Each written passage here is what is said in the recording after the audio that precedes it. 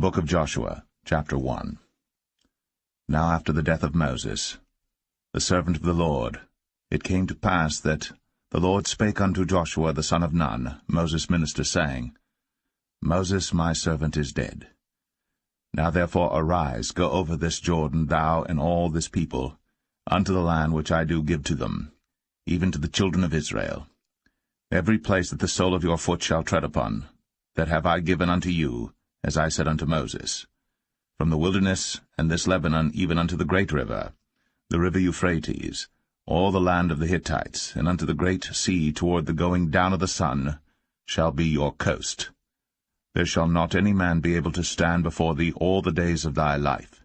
As I was with Moses, so I will be with thee. I will not fail thee nor forsake thee. Be strong, and of a good courage. For unto this people shalt thou divide for an inheritance the land which I swear unto their fathers to give them. Only be thou strong and very courageous, that thou mayest observe to do, according to all the law, which Moses my servant commanded thee. Turn not from it to the right hand or to the left, that thou mayest prosper whithersoever thou goest. This book of the law shall not depart out of thy mouth, but thou shalt meditate therein day and night, that thou mayest observe to do according to all that is written therein. For then thou shalt make thy way prosperous, and then thou shalt have good success. Have not I commanded thee? Be strong, and of a good courage. Be not afraid, neither be thou dismayed. For the Lord thy God is with thee whithersoever thou goest. Then Joshua commanded the officers of the people, saying, Pass through the host, and command the people, saying, Prepare you victuals, for within 3 days ye shall pass over this Jordan to go in to possess the land, which the Lord your God giveth you to possess it.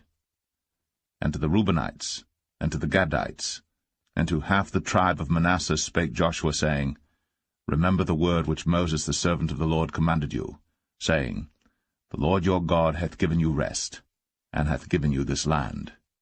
Your wives, your little ones, and your cattle shall remain in the land which Moses gave you on this side Jordan. But ye shall pass before your brethren armed, all the mighty men of valor, and help them, until the Lord have given your brethren rest, as he hath given you. And they also have possessed the land which the Lord your God giveth them. Then ye shall return unto the land of your possession, and enjoy it, which Moses the Lord's servant gave you on this side Jordan toward the sunrising. And they answered Joshua, saying, All that thou commandest us we will do, and whithersoever thou sendest us we will go. According as we hearkened unto Moses in all things, so will we hearken unto thee. Only the Lord thy God be with thee, as he was with Moses. Whosoever he be that doth rebel against thy commandment, and will not hearken unto thy words in all that thou commandest him, he shall be put to death. Only be strong, and of a good courage.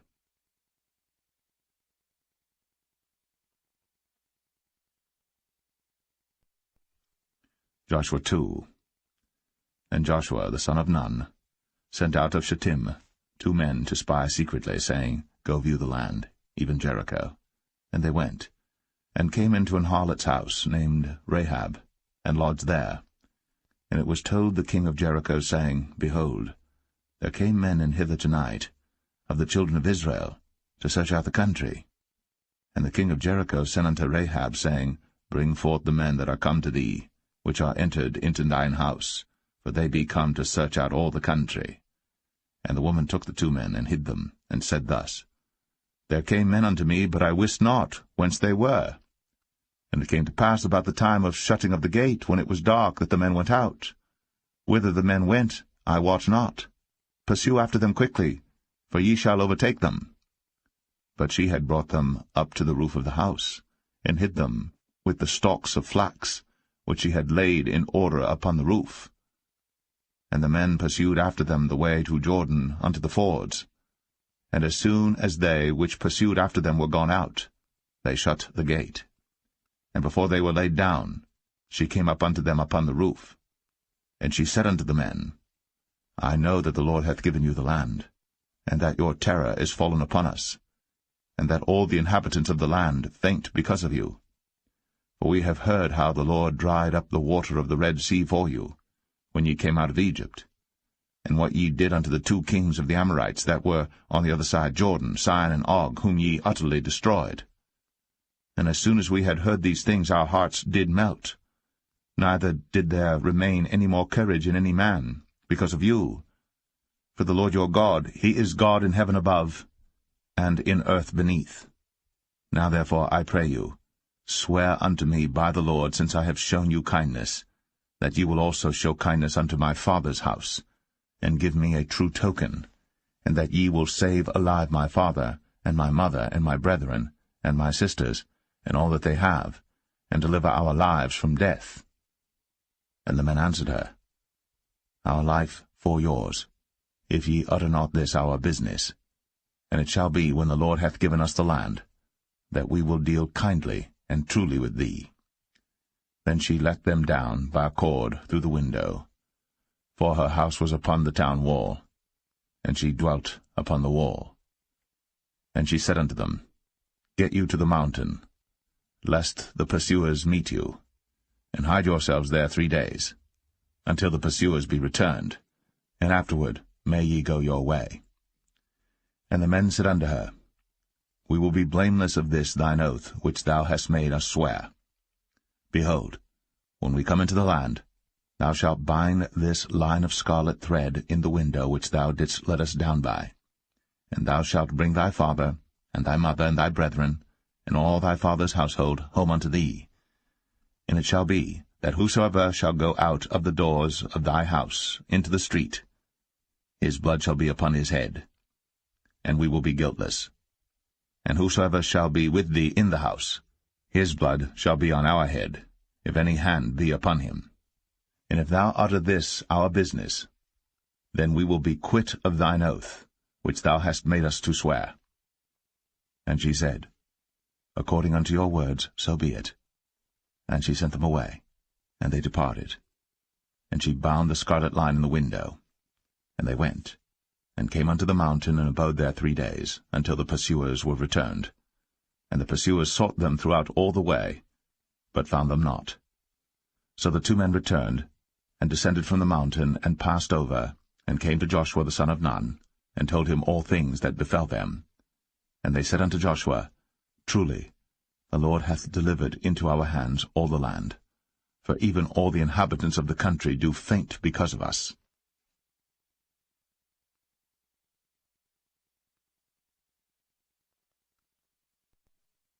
Joshua 3. And Joshua rose early in the morning, and they removed from Shittim, and came to Jordan, he and all the children of Israel, and lodged there before they passed over. And it came to pass after 3 days that the officers went through the host. And they commanded the people, saying, When ye see the ark of the covenant of the Lord your God, and the priests, the Levites, bearing it, then ye shall remove from your place, and go after it. Yet there shall be a space between you and it, about 2,000 cubits by measure. Come not near unto it, that ye may know the way by which ye must go. For ye have not passed this way heretofore. And Joshua said unto the people, Sanctify yourselves, for tomorrow the Lord will do wonders among you. And Joshua spake unto the priests, saying, Take up the ark of the covenant, and pass over before the people. And they took up the ark of the covenant, and went before the people. And the Lord said unto Joshua, This day will I begin to magnify thee in the sight of all Israel, that they may know that, as I was with Moses, so I will be with thee. And thou shalt command the priests that bear the ark of the covenant, saying, When ye are come to the brink of the water of Jordan, ye shall stand still in Jordan. And Joshua said unto the children of Israel, Come hither, and hear the words of the Lord your God. And Joshua said, Hereby ye shall know that the living God is among you, and that he will without fail drive out from before you the Canaanites, and the Hittites, and the Hivites, and the Perizzites, and the Girgashites, and the Amorites, and the Jebusites. Behold, the ark of the covenant of the Lord of all the earth passeth over before you into Jordan. Now therefore take you 12 men out of the tribes of Israel, out of every tribe a man. And it shall come to pass, as soon as the soles of the feet of the priests that bear the ark of the Lord of all the earth, shall rest in the waters of Jordan, that the waters of the Jordan shall be cut off from the waters that come down from above, and they shall stand upon an heap. And it came to pass, when the people removed from their tents, to pass over Jordan, and the priests, bearing the ark of the covenant before the people, and as they that bear the ark were come unto Jordan, and the feet of the priests that bear the ark were dipped in the brim of the water, for Jordan overfloweth all his banks all the time of harvest, that the waters which came down from above stood and rose up upon an heap very far from the city Adam, that is beside Zaratan, and those that came down toward the sea of the plain, even the salt sea, failed, and were cut off, and the people passed over right against Jericho. And the priests that bare the ark of the covenant of the Lord stood firm on dry ground in the midst of Jordan, and all the Israelites passed over on dry ground, until all the people were passed clean over Jordan.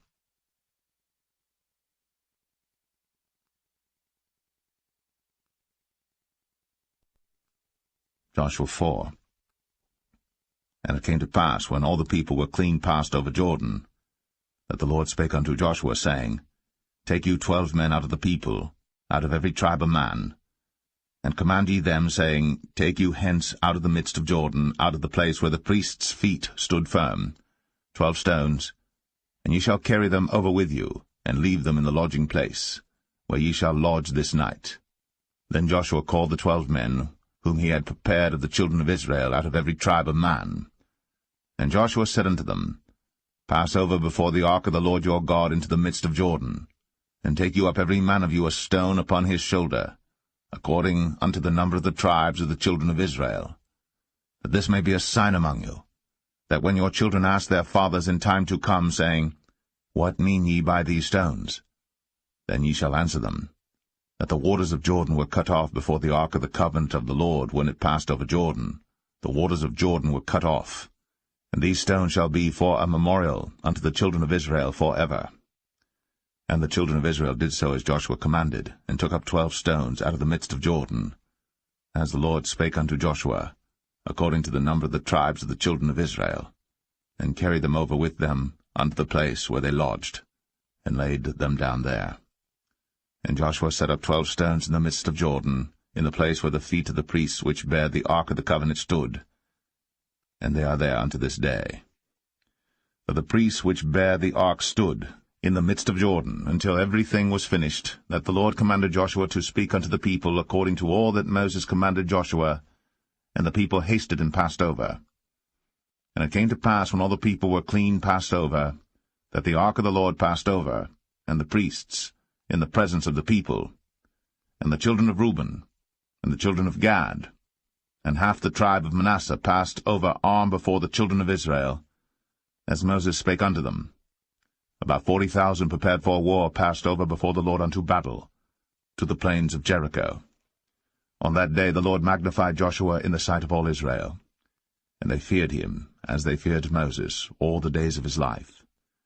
And the Lord spake unto Joshua, saying, Command the priests that bear the ark of the testimony, that they come up out of Jordan. Joshua therefore commanded the priests, saying, Come ye up out of Jordan.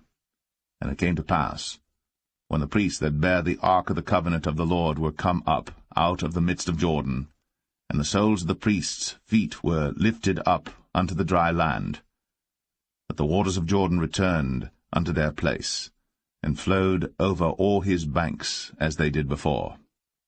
And the people came up out of Jordan on the 10th day of the 1st month, and encamped in Gilgal, in the east border of Jericho. And those 12 stones which they took out of Jordan did Joshua pitch in Gilgal.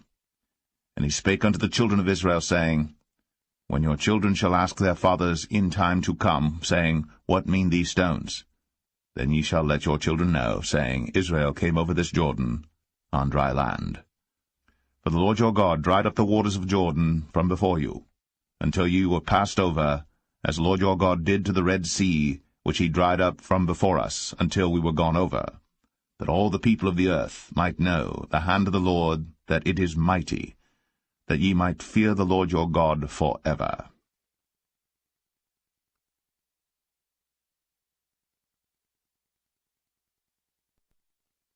Joshua 5. And it came to pass, when all the kings of the Amorites which were on the side of Jordan westward, and all the kings of the Canaanites which were by the sea, heard that the Lord had dried up the waters of the Jordan from before the children of Israel, until we were passed over, that their heart melted, neither was their spirit in them any more because of the children of Israel. At that time the Lord said unto Joshua, Make thee sharp knives, and circumcise again the children of Israel the second time.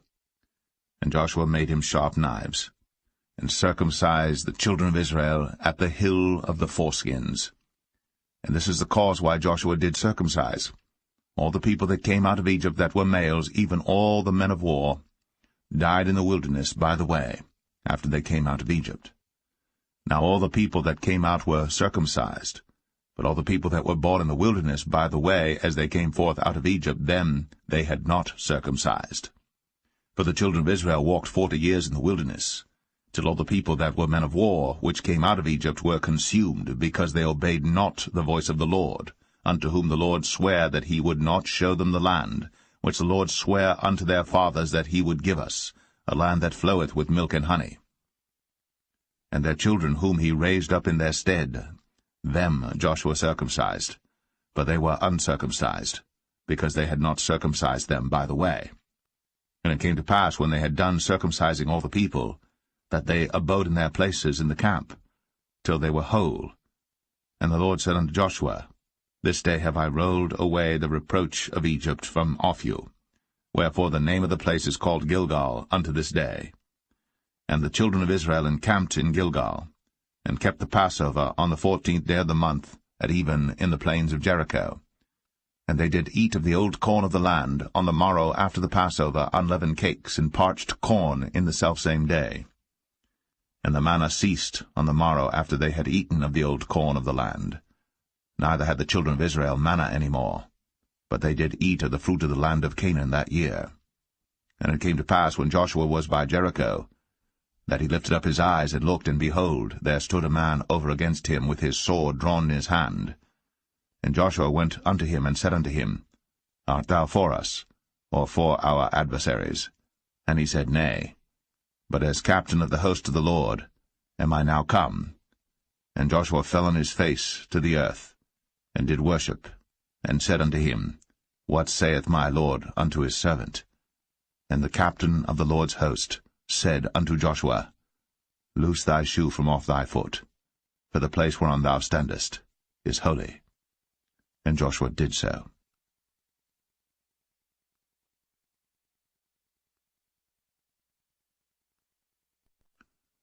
Joshua 6. Now Jericho was straitly shut up because of the children of Israel. None went out, and none came in. And the Lord said unto Joshua, See, I have given into thine hand Jericho, and the king thereof, and the mighty men of valor. And ye shall compass the city, all ye men of war, and go round about the city once. Thus shalt thou do 6 days. And 7 priests shall bear before the ark 7 trumpets of ram's horns. And the 7th day ye shall compass the city 7 times, and the priests shall blow with the trumpets. And it shall come to pass, that when they make a long blast with the ram's horn, and when ye hear the sound of the trumpet, all the people shall shout with a great shout, and the wall of the city shall fall down flat. And the people shall ascend up every man straight before him. And Joshua the son of Nun called the priests, and said unto them, Take up the ark of the covenant, and let 7 priests bear 7 trumpets of ram's horns before the ark of the Lord. And he said unto the people, Pass on, and compass the city, and let him that is armed pass on before the ark of the Lord. And it came to pass, when Joshua had spoken unto the people, that the 7 priests bearing the 7 trumpets of ram's horns passed on before the Lord, and blew with the trumpets, and the ark of the covenant of the Lord followed them. And the armed men went before the priests that blew with the trumpets, and the rearward came after the ark, the priests going on, and blowing with the trumpets. And Joshua had commanded the people, saying, Ye shall not shout, nor make any noise with your voice, neither shall any word proceed out of your mouth, until the day I bid you shout. Then shall ye shout. So the ark of the Lord compassed the city, going about it once. And they came into the camp, and lodge in the camp. And Joshua rose early in the morning, and the priests took up the ark of the Lord. And 7 priests bearing 7 trumpets of ram's horns before the ark of the Lord went on continually, and blew with the trumpets. And the armed men went before them. But the rearward came after the ark of the Lord, the priests going on and blowing with the trumpets. And the second day they compassed the city once, and returned into the camp. So they did 6 days. And it came to pass on the 7th day that they rose early about the dawning of the day, and compassed the city after the same manner 7 times. Only on that day they compassed the city 7 times. And it came to pass at the 7th time, when the priests blew with the trumpets, Joshua said unto the people, Shout, for the Lord hath given you the city. And the city shall be accursed, even it, and all that are therein to the Lord. Only Rahab the harlot shall live, she and all that are with her in the house, because she hid the messengers that we sent.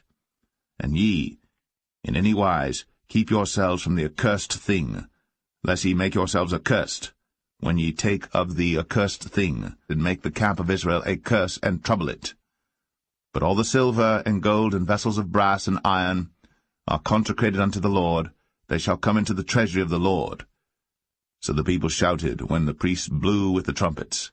And it came to pass, when the people heard the sound of the trumpet, and the people shouted with a great shout, that the wall fell down flat, so that the people went up into the city, every man straight before him, and they took the city. And they utterly destroyed all that was in the city, both man and woman, young and old, and ox and sheep and ass, with the edge of the sword. But Joshua had said unto the 2 men that had spied out the country, Go into the harlot's house, and bring out thence the woman, and all that she hath, as ye swear unto her. And the young men that were spies went in, and brought out Rahab, and her father, and her mother, and her brethren, and all that she had. And they brought out all her kindred, and left them without the camp of Israel. And they burnt the city with fire, and all that was therein, only the silver and the gold, and the vessels of brass and of iron, they put into the treasury of the house of the Lord. And Joshua saved Rahab the harlot alive, and her father's household, and all that she had.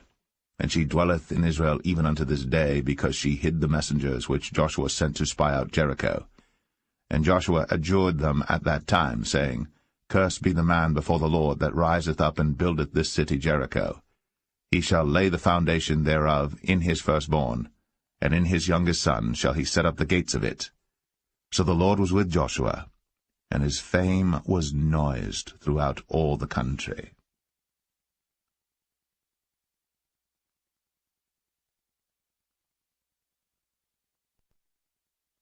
Joshua 7. But the children of Israel committed a trespass in the accursed thing. For Achan the son of Carmi, the son of Zabdi, the son of Zerah, of the tribe of Judah, took of the accursed thing, and the anger of the Lord was kindled against the children of Israel. And Joshua sent men from Jericho to Ai, which is beside Bethaven, on the east side of Bethel, and spake unto them, saying, Go up, and view the country. And the men went up and viewed Ai. And they returned to Joshua, and said unto him, Let not all the people go up, but let about 2,000 or 3,000 men go up and smite Ai. And make not all the people to labor thither, for they are but few.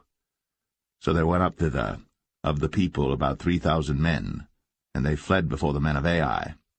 And the men of Ai smote of them about 36 men. For they chased them from before the gate even unto Shebarim, and smote them in the going down, wherefore the hearts of the people melted, and became as water. And Joshua rent his clothes, and fell to the earth upon his face before the ark of the Lord until the eventide, he and the elders of Israel, and put dust upon their heads. And Joshua said, Alas, O Lord God, wherefore hast thou at all brought this people over Jordan to deliver us into the hand of the Amorites to destroy us? Would to God we had been content, and dwelt on the other side Jordan. O Lord, what shall I say when Israel turneth their backs before their enemies? For the Canaanites and all the inhabitants of the land shall hear of it, and shall environ us round, and cut off our name from the earth. And what wilt thou do unto thy great name? And the Lord said unto Joshua, Get thee up. Wherefore liest thou thus upon thy face? Israel hath sinned, and they have also transgressed my covenant which I commanded them. For they have even taken of the accursed thing, and have also stolen, and dissembled also, and they have put it even among their own stuff. Therefore the children of Israel could not stand before their enemies, but turned their backs before their enemies, because they were accursed. Neither will I be with you any more, except ye destroy the accursed from among you. Up, sanctify the people, and say, Sanctify yourselves against tomorrow. For thus saith the Lord God of Israel, There is an accursed thing in the midst of thee, O Israel. Thou canst not stand before thine enemies, until ye take away the accursed thing from among you. In the morning therefore ye shall be brought according to your tribes. And it shall be, that the tribe which the Lord taketh shall come according to the families thereof. And the family which the Lord shall take shall come by households, and the household which the Lord shall take shall come man by man. And it shall be that he that is taken with the accursed thing shall be burnt with fire, he and all that he hath, because he hath transgressed the covenant of the Lord, and because he hath wrought folly in Israel. So Joshua rose up early in the morning, and brought Israel by their tribes, and the tribe of Judah was taken. And he brought the family of Judah, and he took the family of the Zarhites, and he brought the family of the Zarhites man by man, and Zabdi was taken, and he brought his household man by man, and Achan the son of Carmi, the son of Zabdi, the son of Zerah, of the tribe of Judah was taken. And Joshua said unto Achan, My son, give, I pray thee, glory to the Lord God of Israel, and make confession unto him, and tell me now what thou hast done, hide it not from me. And Achan answered Joshua, and said, Indeed, I have sinned against the Lord God of Israel, and thus have I done. When I saw among the spoils a goodly Babylonish garment, and 200 shekels of silver, and a wedge of gold of 50 shekels weight, then I coveted them, and took them, and behold, they are hid in the earth in the midst of my tent, and the silver under it. So Joshua sent messengers, and they ran into the tent, and behold, it was hid in his tent, and the silver under it. And they took them out of the midst of the tent, and brought them unto Joshua, and unto all the children of Israel, and laid them out before the Lord.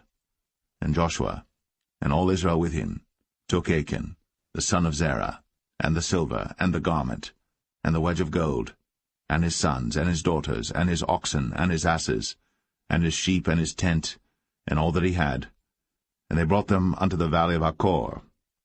And Joshua said, Why hast thou troubled us? The Lord shall trouble thee this day. And all Israel stoned him with stones, and burned them with fire, after they had stoned them with stones. And they raised over him a great heap of stones unto this day. So the Lord turned from the fierceness of his anger, wherefore the name of that place was called the Valley of Achor unto this day.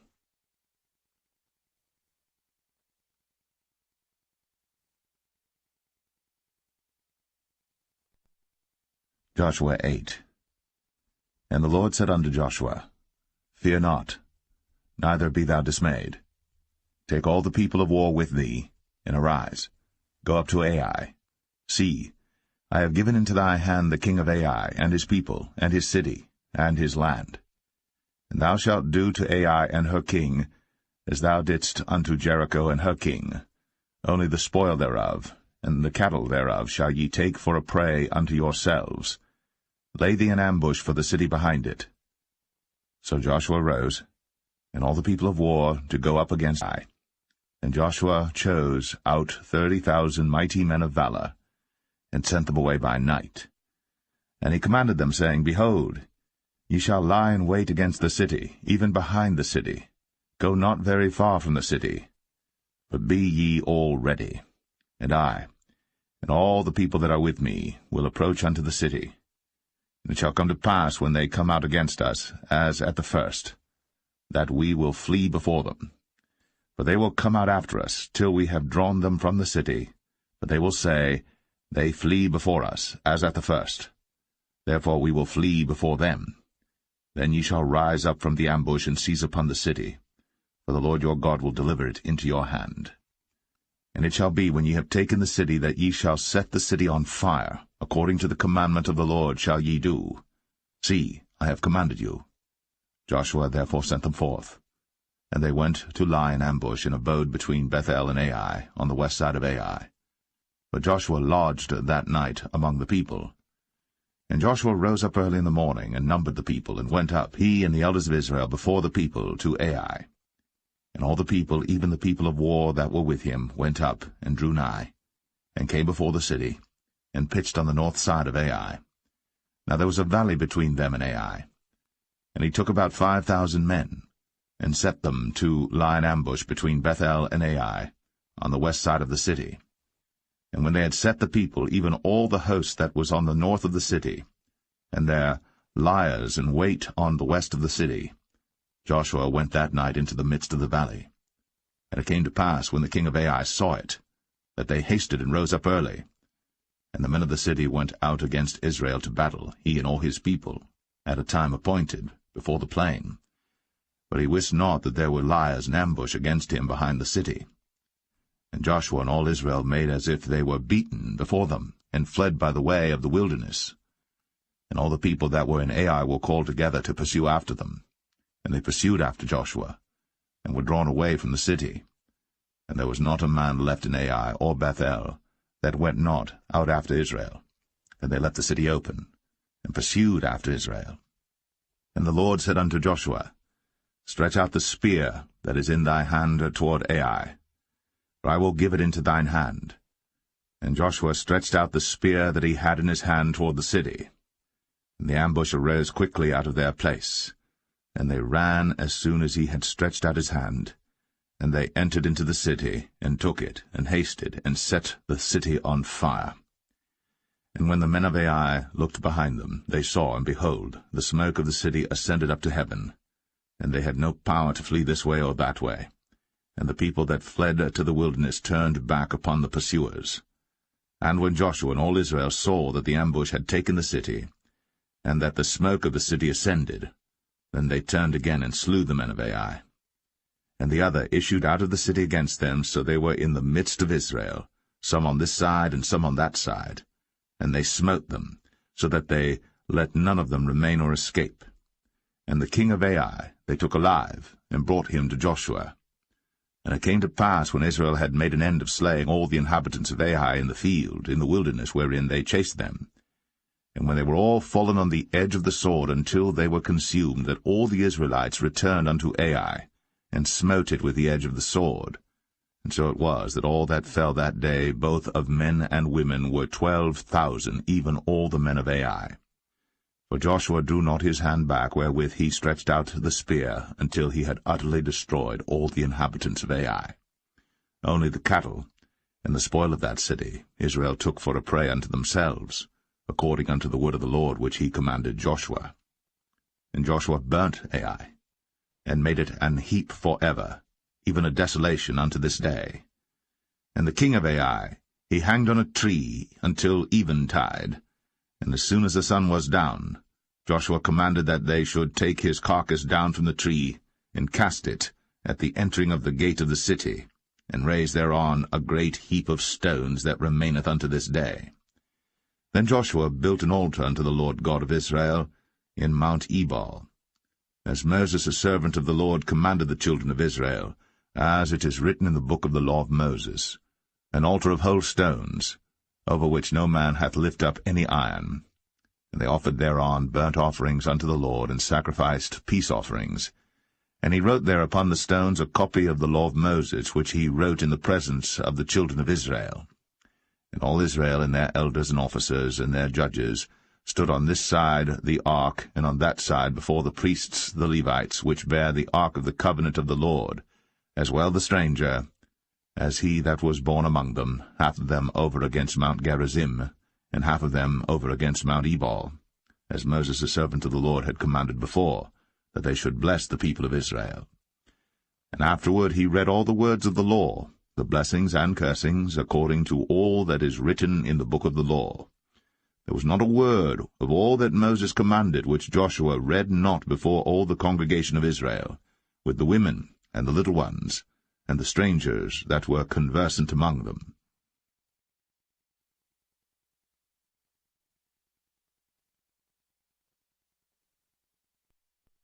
Joshua 9. And it came to pass, when all the kings which were on this side Jordan, in the hills and in the valleys, and in all the coasts of the great sea over against Lebanon, the Hittite and the Amorite, the Canaanite, the Perizzite, the Hivite, and the Jebusite, heard thereof, that they gathered themselves together to fight with Joshua and with Israel, with one accord. And when the inhabitants of Gibeon heard what Joshua had done unto Jericho, and to Ai, they did work wilily, and went and made as if they had been ambassadors, and took old sacks upon their asses, and wine bottles, old and rent and bound up, and old shoes, and clouted upon their feet, and old garments upon them, and all the bread of their provision was dry and mouldy. And they went to Joshua unto the camp at Gilgal, and said unto him, and to the men of Israel, We be come from a far country. Now therefore make ye a league with us. And the men of Israel said unto the Hivites, Peradventure ye dwell among us, and how shall we make a league with you? And they said unto Joshua, We are thy servants. And Joshua said unto them, Who are ye? And from whence come ye? And they said unto him, From a very far country thy servants are come because of the name of the Lord thy God. For we have heard the fame of him, and all that he did in Egypt, and all that he did to the 2 kings of the Amorites, that were beyond Jordan, to Sihon king of Heshbon, and to Og king of Bashan, which was at Ashtaroth. Wherefore our elders and all the inhabitants of our country spake to us, saying, Take victuals with you for the journey, and go to meet them, and say unto them, We are your servants, therefore now make ye a league with us. This our bread we took hot for our provision out of our houses on the day we came forth to go unto you. But now, behold, it is dry, and it is mouldy. And these bottles of wine which we filled were new, and behold, they be rent. And these our garments and our shoes are become old by reason of the very long journey. And the men took of their victuals, and asked not counsel at the mouth of the Lord. And Joshua made peace with them, and made a league with them, to let them live. And the princes of the congregation sware unto them. And it came to pass at the end of 3 days, after they had made a league with them, that they heard that they were their neighbors, and that they dwelt among them. And the children of Israel journeyed, and came unto their cities on the 3rd day. Now their cities were Gibeon, and Shephirah, and Beeroth, and Kirjath-jearim. And the children of Israel smote them not, because the princes of the congregation had sworn unto them by the Lord God of Israel. And all the congregation murmured against the princes. But all the princes said unto all the congregation, We have sworn unto them by the Lord God of Israel. Now therefore we may not touch them. This we will do to them. We will even let them live, lest wrath be upon us, because of the oath which we swear unto them. And the princes said unto them, Let them live, but let them be hewers of wood and drawers of water unto all the congregation, as the princes had promised them. And Joshua called for them, and he spake unto them, saying, Wherefore have ye beguiled us, saying, We are very far from you, when ye dwell among us? Now therefore ye are cursed, and there shall none of you be freed from being bondmen, and hewers of wood and drawers of water for the house of my God. And they answered Joshua, and said, Because it was certainly told thy servants how that the Lord thy God commanded his servant Moses to give you all the land, and to destroy all the inhabitants of the land from before you. Therefore we were sore afraid of our lives because of you, and have done this thing. And now behold, we are in thine hand, as it seemeth good and right unto thee to do unto us, do. And so did he unto them, and delivered them out of the hand of the children of Israel, that they slew them not. And Joshua made them that day hewers of wood, and drawers of water for the congregation, and for the altar of the Lord, even unto this day, in the place which he should choose.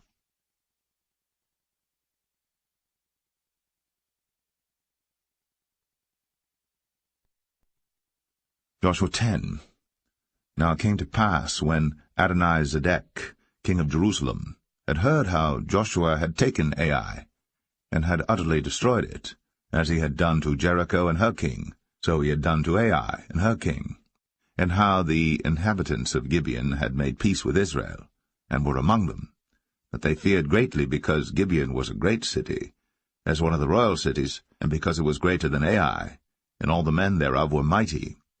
Wherefore Adonizedek, king of Jerusalem, sent unto Hoam, king of Hebron, and unto Piram, king of Jarmuth, and unto Japhia, king of Lachish, and unto Debir, king of Eglon, saying, Come up unto me, and help me, that we may smite Gibeon, for it hath made peace with Joshua and with the children of Israel.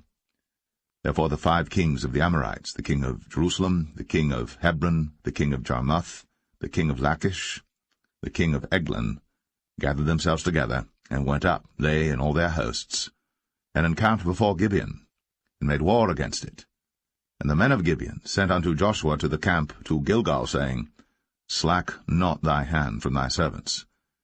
Come up to us quickly, and save us and help us, for all the kings of the Amorites that dwell in the mountains are gathered together against us. So Joshua ascended from Gilgal, he and all the people of war with him, and all the mighty men of valor. And the Lord said unto Joshua, Fear them not, for I have delivered them into thine hand. There shall not a man of them stand before thee. Joshua therefore came unto them suddenly, and went up from Gilgal all night. And the Lord discomfited them before Israel, and slew them with a great slaughter at Gibeon, and chased them along the way that goeth up to Beth-horon, and smote them to Azekah and unto Makkedah.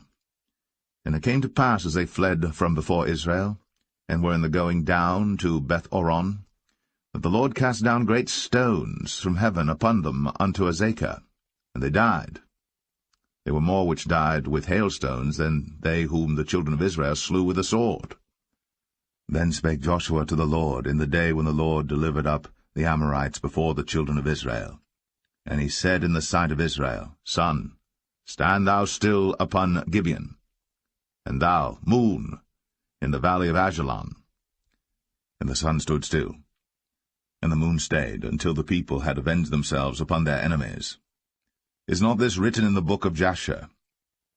So the sun stood still in the midst of heaven, and hasted not to go down about a whole day. And there was no day like that before it or after it, that the Lord hearkened unto the voice of a man, for the Lord fought for Israel. And Joshua returned, and all Israel with him, unto the camp to Gilgal. But these 5 kings fled, and hid themselves in the cave at Makkedah. And it was told Joshua, saying, The 5 kings are found hid in a cave at Makkedah. And Joshua said, Roll great stones upon the mouth of the cave, and set men by it for to keep them. And stay ye not, but pursue after your enemies, and smite the hindmost of them. Suffer them not to enter into their cities, for the Lord your God hath delivered them into your hand. And it came to pass, when Joshua and the children of Israel had made an end of slaying them with a very great slaughter, till they were consumed, that the rest which remained of them entered into fenced cities. And all the people returned to the camp to Joshua at Makkedah in peace. None moved his tongue against any of the children of Israel. Then said Joshua, Open the mouth of the cave, and bring out those 5 kings unto me out of the cave. And they did so, and brought forth those 5 kings unto him out of the cave, the king of Jerusalem, the king of Hebron, the king of Jarmuth, the king of Lachish, and the king of Eglon. And it came to pass, when they brought out those kings unto Joshua, that Joshua called for all the men of Israel, and said unto the captains of the men of war which went with him, Come near, put your feet upon the necks of these kings. And they came near, and put their feet upon the necks of them. And Joshua said unto them, Fear not, nor be dismayed. Be strong and of good courage. For thus shall the Lord do to all your enemies against whom ye fight. And afterward Joshua smote them, and slew them, and hanged them on 5 trees. And they were hanging upon the trees until the evening. And it came to pass at the time of the going down of the sun, that Joshua commanded, and they took them down off the trees, and cast them into the cave wherein they had been hid, and laid great stones in the cave's mouth, which remain until this very day. And that day Joshua took Makkedah, and smote it with the edge of the sword. And the king thereof he utterly destroyed them, and all the souls that were therein. He let none remain. And he did to the king of Makkedah as he did unto the king of Jericho. Then Joshua passed from Makkedah, and all Israel with him, unto Libnah, and fought against Libnah. And the Lord delivered it also, and the king thereof, into the hand of Israel. And he smote it with the edge of the sword, and all the souls that were therein. He let none remain in it, but did unto the king thereof as he did unto the king of Jericho. And Joshua passed from Libnah, and all Israel with him, unto Lachish, and encamped against it, and fought against it. And the Lord delivered Lachish into the hand of Israel, which took it on the second day, and smote it with the edge of the sword, and all the souls that were therein, according to all that he had done to Libnah. Then Oram, king of Gezer, came up to help Lachish. And Joshua smote him and his people until he had left him none remaining. And from Lachish Joshua passed unto Eglon, and all Israel with him, and then camped against it, and fought against it. And they took it on that day, and smote it with the edge of the sword, and all the souls that were therein he utterly destroyed that day, according to all that he had done to Lachish. And Joshua went up from Eglon, and all Israel with him, unto Hebron, and they fought against it. And they took it, and smote it with the edge of the sword, and the king thereof, and all the cities thereof. And all the souls that were therein he left none remaining, according to all that he had done to Eglon, but destroyed it utterly, and all the souls that were therein. And Joshua returned, and all Israel with him, to Debir, and fought against it. And he took it, and the king thereof, and all the cities thereof, and they smote them with the edge of the sword, and utterly destroyed all the souls that were therein. He left none remaining, as he had done to Hebron, so he did to Debir, and to the king thereof, as he had done also to Libnah, and to her king. So Joshua smote all the country of the hills, and of the south, and of the vale, and of the springs, and all their kings. He left none remaining, but utterly destroyed all that breathed, as the Lord God of Israel commanded. And Joshua smote them from Kadesh-barnea, even unto Gaza, and all the country of Goshen, even unto Gibeon. And all these kings in their land did Joshua take at one time, because the Lord God of Israel fought for Israel. And Joshua returned, and all Israel with him, unto the camp to Gilgal.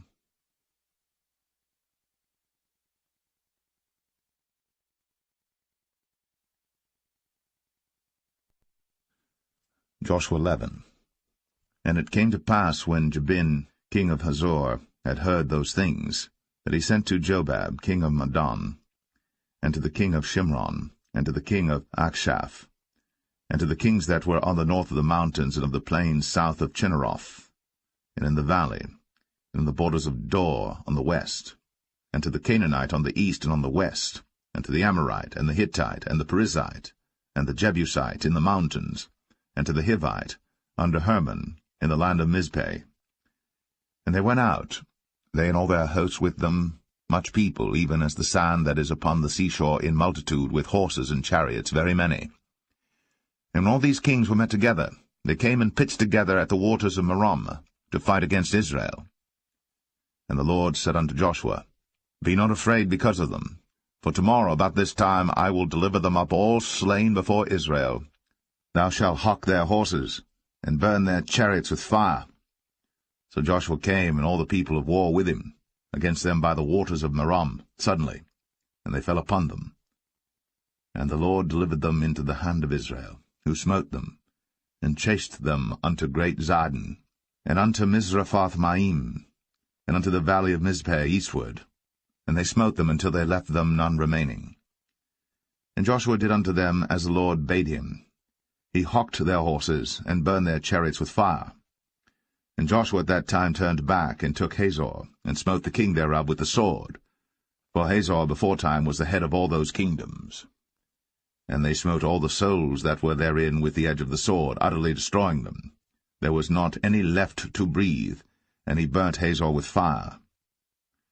And all the cities of those kings, and all the kings of them, did Joshua take, and smote them with the edge of the sword, and he utterly destroyed them, as Moses the servant of the Lord commanded. But as for the cities that stood still in their strength, Israel burned none of them, save Hazor only. That did Joshua burn. And all the spoil of these cities, and the cattle, the children of Israel took for a prey unto themselves. But every man they smote with the edge of the sword until they had destroyed them, neither left they any to breathe. As the Lord commanded Moses his servant, so did Moses command Joshua, and so did Joshua. He left nothing undone of all that the Lord commanded Moses. So Joshua took all that land, the hills, and all the south country, and all the land of Goshen, and the valley, and the plain, and the mountain of Israel, and the valley the same, even from the Mount Halak that goeth up to Sire, even unto Baal-Gad, in the valley of Lebanon, under Mount Hermon, and all their kings he took, and smote them, and slew them. Joshua made war a long time with all those kings. There was not a city that made peace with the children of Israel, save the Hivites, the inhabitants of Gibeon. All other they took in battle. For it was of the Lord to harden their hearts, that they should come against Israel in battle, that he might destroy them utterly, and that they might have no favor, but that he might destroy them as the Lord commanded Moses. And at that time came Joshua, and cut off the Anakims, from the mountains, from Hebron, from Debir, from Anab, and from all the mountains of Judah, and from all the mountains of Israel. Joshua destroyed them utterly with their cities. There was none of the Anakims left in the land of the children of Israel. Only in Gaza, and Gath, and in Ashdod there remained. So Joshua took the whole land, according to all that the Lord said unto Moses, and Joshua gave it for an inheritance unto Israel according to their divisions by their tribes. And the land rested from war.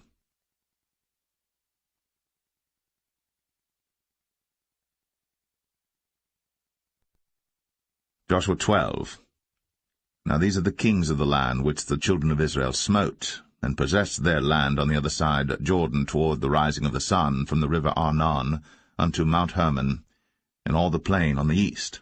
Sihon king of the Amorites, who dwelt in Heshbon, and ruled from Aroer, which is upon the bank of the river Arnon, and from the middle of the river, and from half Gilead even unto the river Jabbok, which is the border of the children of Ammon, and from the plain of the sea of Chinneroth on the east, and unto the sea of the plain, even the salt sea on the east, the way to Beth Jeshemeth, and from the south under Ashtath Pisgah, and the coast of Og king of Bashan, which was of the remnant of the giants that dwelt in Ashtaroth, and at Edrei, and reigned in Mount Hermon, and in Salcah, and in all Bashan, unto the border of the Geshurites, and the Maacathites, and half Gilead, the border of Sihon king of Heshbon. Them did Moses the servant of the Lord, and the children of Israel smite. And Moses the servant of the Lord gave it for a possession unto the Reubenites, and the Gadites, and the half-tribe of Manasseh. And these are the kings of the country which Joshua and the children of Israel smote on this side Jordan on the west, from Baal-Gad in the valley of Lebanon even unto the Mount Halak, that goeth up to Sire, which Joshua gave unto the tribes of Israel for possession according to their divisions, in the mountains, and in the valleys, and in the plains, and in the springs, and in the wilderness, and in the south country, the Hittites, the Amorites, and the Canaanites, the Perizzites, the Hivites, and the Jebusites. The king of Jericho won. The king of Ai, which is beside Bethel, won. The king of Jerusalem won. The king of Hebron won. The king of Jarmuth won. The king of Lachish won. The king of Eglon won. The king of Gezer won. The king of Debir won. The king of Geder won. The king of Hormah won. The king of Arad won. The king of Libnah won. The king of Adullam won. The king of Makkedah won. The king of Bethel won. The king of Tappuah won. The king of Hepher won. The king of Aphek won. The king of Lasharon won. The king of Madon won. The king of Hazor won. The king of Shimron Meron won. The king of Akshaph won. The king of Tanakh won. The king of Megiddo won. The king of Kadesh won. The king of Jokneam of Carmel won. The king of Dor in the coast of Dor won. The king of the nations of Gilgal won. The king of Tirzah won. All the kings 31.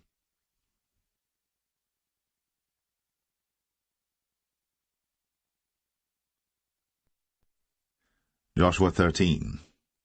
Now Joshua was old, and stricken in years. And the Lord said unto him, Thou art old and stricken in years, and there remaineth yet very much land to be possessed. This is the land that yet remaineth, all the borders of the Philistines, and all Geshuri, from Sehor, which is before Egypt, even unto the borders of Ekron northward, which is counted to the Canaanite, 5 lords of the Philistines, the Gazathites, and the Astathites, the Ashkolanites, the Gittites, and the Ekronites, also the Avites.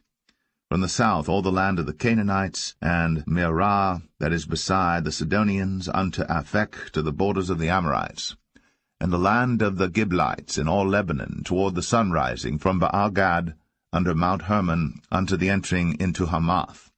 All the inhabitants of the hill country from Lebanon unto Misrephoth-Maim, and all the Sidonians, them will I drive out before the children of Israel. Only divide thou it by lot unto the Israelites for an inheritance, as I have commanded thee. Now therefore divide this land for an inheritance unto the 9 tribes, and the half-tribe of Manasseh, with whom the Reubenites and the Gadites have received their inheritance, which Moses gave them, beyond Jordan eastward, even as Moses the servant of the Lord gave them, from Aroer, that is upon the bank of the river Arnon, and the city that is in the midst of the river, and all the plain of Medeba, unto Dibon, and all the cities of Sihon, king of the Amorites, which reigned in Heshbon, unto the border of the children of Ammon, and Gilead, and the border of the Geshurites and Maacathites, and all Mount Hermon, and all Bashan, unto Salcah, all the kingdom of Og and Bashan, which reigned in Ashtaroth and in Edrei, who remained of the remnant of the giants, for these did Moses smite and cast them out. Nevertheless the children of Israel expelled not the Geshurites, nor the Maacathites, but the Geshurites and the Maacathites dwell among the Israelites until this day. Only unto the tribe of Levi he gave none inheritance. The sacrifices of the Lord God of Israel, made by fire, are their inheritance, as he said unto them. And Moses gave unto the tribe of the children of Reuben inheritance according to their families.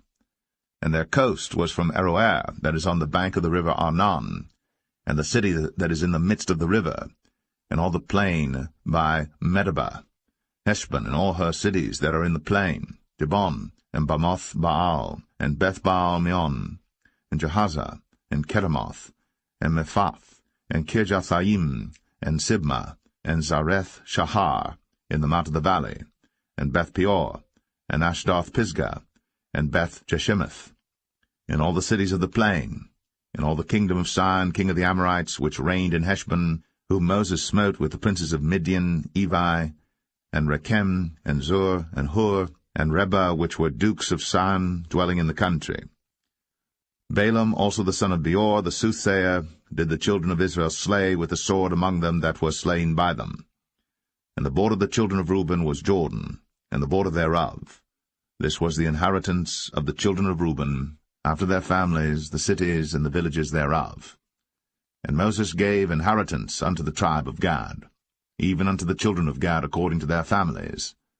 And their coast was Jazer, and all the cities of Gilead, and half the land of the children of Ammon unto Aroer, that is before Rabbah, and from Heshbon unto Ramath-Mizpah, and Betonim, and from Mahanaim unto the border of Debir, and in the valley Beth-Aram and Beth-Nimrah, and Succoth and Zaphon, the rest of the kingdom of Sihon, king of Heshbon, Jordan and his border, even unto the edge of the sea of Chinnereth, on the other side Jordan eastward.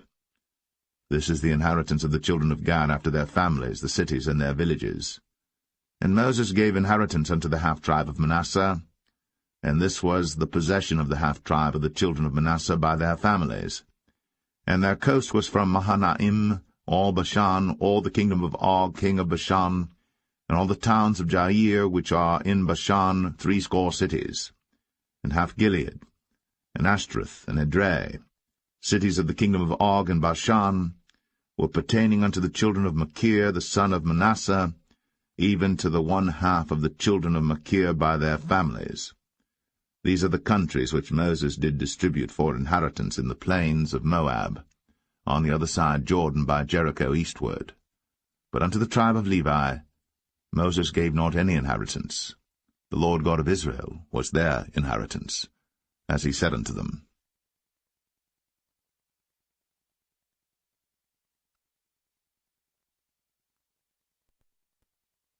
Joshua 14. And these are the countries which the children of Israel inherited in the land of Canaan, which Eleazar the priest, and Joshua the son of Nun, and the heads of the fathers of the tribes of the children of Israel, distributed for inheritance to them. By lot was their inheritance, as the Lord commanded by the hand of Moses, for the 9 tribes and for the half-tribe. For Moses had given the inheritance of 2 tribes and an half-tribe on the other side Jordan, but unto the Levites he gave none inheritance among them. For the children of Joseph were 2 tribes, Manasseh and Ephraim. Therefore they gave no part unto the Levites in the land, save cities to dwell in, with their suburbs for their cattle and for their substance. As the Lord commanded Moses, so the children of Israel did, and they divided the land. Then the children of Judah came unto Joshua in Gilgal, and Caleb the son of Jephunneh the Kenizzite said unto him, Thou knowest the thing that the Lord said unto Moses, the man of God, concerning me and thee in Kadesh-barnea. 40 years old was I, when Moses, the servant of the Lord, sent me from Kadesh-barnea to espy out the land, and I brought him word again, as it was in mine heart. Nevertheless my brethren, that went up with me, made the heart of the people melt, but I wholly followed the Lord my God. And Moses sware on that day, saying, Surely the land whereon thy feet have trodden shall be thine inheritance, and thy children's for ever, because thou hast wholly followed the Lord my God. And now behold, the Lord hath kept me alive, as he said, these 45 years, even since the Lord spake this word unto Moses, while the children of Israel wandered in the wilderness. And now, lo, I am this day 85 years old. As yet I am as strong this day as I was in the day that Moses sent me. As my strength was then, even so is my strength now, for war, both to go out and to come in. Now therefore give me this mountain, whereof the Lord spake in that day, for thou heardest in that day how the Anakims were there, and that the cities were great and fenced. If so be the Lord will be with me, then I shall be able to drive them out, as the Lord said. And Joshua blessed him, and gave unto Caleb the son of Jephunneh Hebron for an inheritance. Hebron therefore became the inheritance of Caleb the son of Jephunneh the Kenizzite unto this day, because that he wholly followed the Lord God of Israel.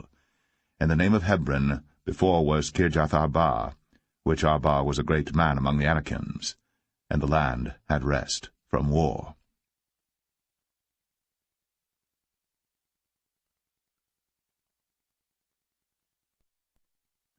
Joshua 15. This then was the lot of the tribe of the children of Judah by their families, even to the border of Edom, the wilderness of Zin. Southward was the uttermost part of the south coast. And their south border was from the shore of the salt sea, from the bay that looketh southward. And it went out to the south side to Male Akrabim, and passed along to Zin, and descended up on the south side unto Kadesh-barnea, and passed along to Hezron, and went up to Adar, and fenced a compass to Karkah.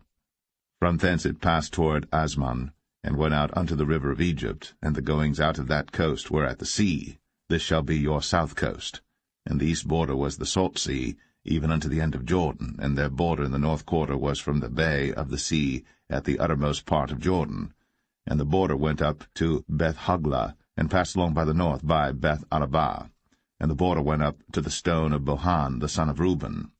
And the border went up toward Debir from the valley of Achor, and so northward, looking toward Gilgal, that is, before the going up to Adamim, which is on the south side of the river. And the border passed toward the waters of En-shemesh, and the goings out thereof were at En-rogel. And the border went up by the valley of the son of Hinnom, unto the south side of the Jebusite, the same as Jerusalem. And the border went up to the top of the mountain that lieth before the valley of Hinnom, westward, which is at the end of the valley of the giants, northward. And the border was drawn from the top of the hill unto the fountain of the water of Nephtoah, and went out to the cities of Mount Ephron, and the border was drawn to Baal-ah, which is Kirjath-jearim, and the border compassed from Baal-ah westward unto Mount Seir, and passed along unto the side of Mount Jearim, which is Chesalon, on the north side, and went down to Beth-shemesh, and passed on to Timnah. And the border went out unto the side of Ekron northward, and the border was drawn to Shikron, and passed along to Mount Baalah, and went out unto Jabneel, and the goings out of the border were at the sea. And the west border was to the great sea, and the coast thereof. This is the coast of the children of Judah, round about according to their families. And unto Caleb the son of Jephunneh he gave a part among the children of Judah, according to the commandment of the Lord to Joshua, even the city of Arba, the father of Anak, which city is Hebron. And Caleb drove thence the 3 sons of Anak, Sheshai, and Ahiman, and Talmai, the children of Anak. And he went up thence to the inhabitants of Debir, and the name of Debir before was Kirjath-sepher. And Caleb said, He that smiteth Kirjath-sepher, and taketh it, to him will I give Achsah my daughter to wife. And Othniel, the son of Kenaz, the brother of Caleb, took it, and he gave him Achsah his daughter to wife. And it came to pass, as she came unto him, that she moved him to ask of her father a field. And she lighted off her ass. And Caleb said unto her, What wouldest thou? Who answered, Give me a blessing, for thou hast given me a south land, give me also springs of water. And he gave her the upper springs, and the nether springs. This is the inheritance of the tribe of the children of Judah according to their families. And the uttermost cities of the tribe of the children of Judah toward the coast of Edom southward were Kabzeel, and Adair, and Jagur, and Kinnah, and Dimnah, and Aradah, and Kadesh, and Hazor, and Ithnan, Ziph, and Telem, and Bealoth, and Hazor, and Haratah, and Kirioth, and Hezron, which is Hazor, Amam, and Shema, and Maladah, and Hazar Gadah, and Heshmon, and Beth Paulett, and Hazar Shual, and Beersheba, and Bizjothjah, Baalah, and Aim, and Azem, and El-Talad, and Chesil, and Hormah, and Ziklag, and Madmanah, and Sansanah, and Lebaoth, and Shilhim, and Ain, and Rimmon. All the cities are 29, with their villages. And in the valley, Eshtaol, and Zoreah, and Ashnah, and Zanoah, and Enganim, Tapua, and Anam, Jarmuth, and Adullam, Sokoh, and Azekah, and Shadaim, and Adathaim, and Gederah, and Gederothaim, 14 cities with their villages, Zenan, and Hadashah, and Migdal-Gad, and Dilian, and Mespah, and Joktheel, Lachish, and Bozkath, and Eglon, and Kabon, and Lamam, and Kitlish, and Gederoth, Beth-Dagon, and Naamah, and Makkedah, 16 cities with their villages, Libnah, and Ether, and Ashan, and Jiphthah, and Ashnah, and Nazib, and Keilah, and Akzib, and Maresha, 9 cities with their villages, Ekron with her towns and her villages. From Ekron even unto the sea all that lay near Ashdod with their villages, Ashdod with her towns and her villages, Gaza with her towns and her villages, unto the river of Egypt, and the great sea and the border thereof. And in the mountains Shamir, and Jatir, and Sokoh, and Danah, and Kirjath-sanah, which is Debir, and Anab, and Eshtema, and Anim, and Goshen, and Holon, and Gilo, 11 cities with their villages, Arab, and Dumah, and Eshan, and Janum, and Beth-Tapua, and Aphekah, and Humtah, and Kirjath-arba, which is Hebron, and Zior, 9 cities with their villages, Maon, Carmel, and Ziph, and Juttah, and Jezreel, and Jokdeam, and Zanoah, Cain, Gibeah, and Timnah, 10 cities with their villages, Halhal, Beth-zur, and Gedor, and Marath, and Beth-anoth, and El-Tekon, 6 cities with their villages, Kirjath-baal, which is Kirjath-jearim, and Rabbah, 2 cities with their villages. In the wilderness, Beth-arabah, Medin, and Sekaka, and Nibshan, and the city of Salt, and En-gedi, 6 cities with their villages. As for the Jebusites, the inhabitants of Jerusalem, the children of Judah could not drive them out, but the Jebusites dwell with the children of Judah at Jerusalem unto this day.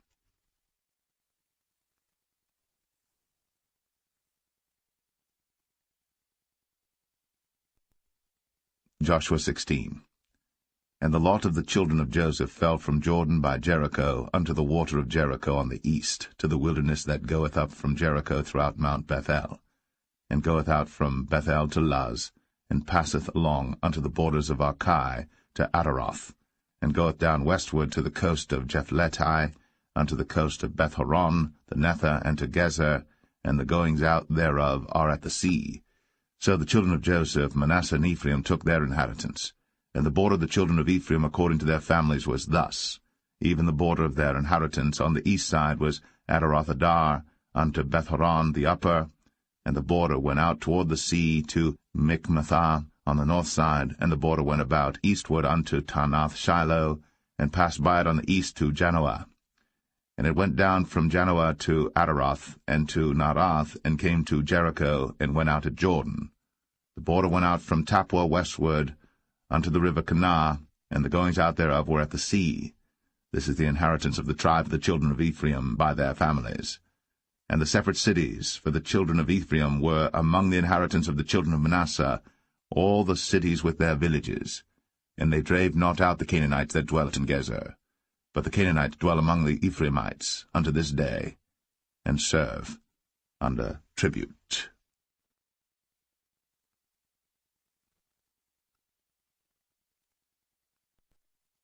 Joshua 17.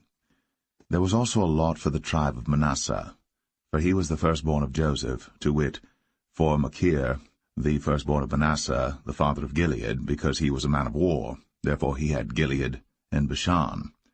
There was also a lot for the rest of the children of Manasseh by their families, for the children of Abiezer, and for the children of Helek, and for the children of Azriel, and for the children of Shechem, and for the children of Hepher, and for the children of Shemida.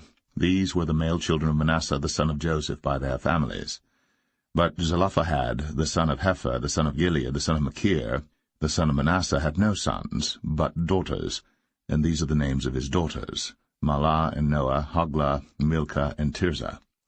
And they came near before Eleazar the priest, and before Joshua the son of Nun, and before the princes, saying, The Lord commanded Moses to give us an inheritance among our brethren.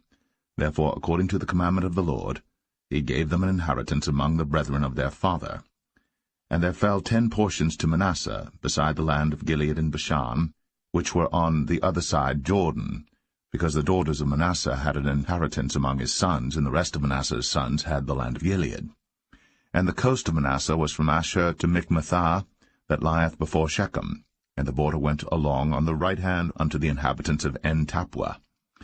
Now Manasseh had the land of Tappuah, but Tappuah on the border of Manasseh belonged to the children of Ephraim. And the coast descended unto the river Kanah, southward of the river. These cities of Ephraim are among the cities of Manasseh. The coast of Manasseh also was on the north side of the river, and the outgoings of it were at the sea. Southward it was Ephraim's, and northward it was Manasseh's, and the sea is his border. And they met together in Asher on the north, and in Issachar on the east. And Manasseh had in Issachar and in Asher Beth-shean and her towns, and Ibleam and her towns, and the inhabitants of Dor and her towns, and the inhabitants of Endor and her towns, and the inhabitants of Taanach and her towns, and the inhabitants of Megiddo and her towns, even 3 countries.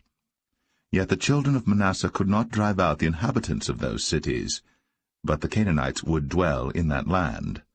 Yet it came to pass, when the children of Israel were waxen strong, that they put the Canaanites to tribute, but did not utterly drive them out.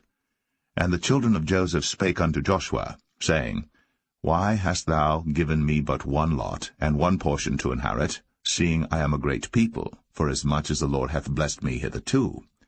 And Joshua answered them, If thou be a great people, then get thee up to the wood country, and cut down for thyself there in the land of the Perizzites, and of the giants, if Mount Ephraim be too narrow for thee. And the children of Joseph said, The hill is not enough for us.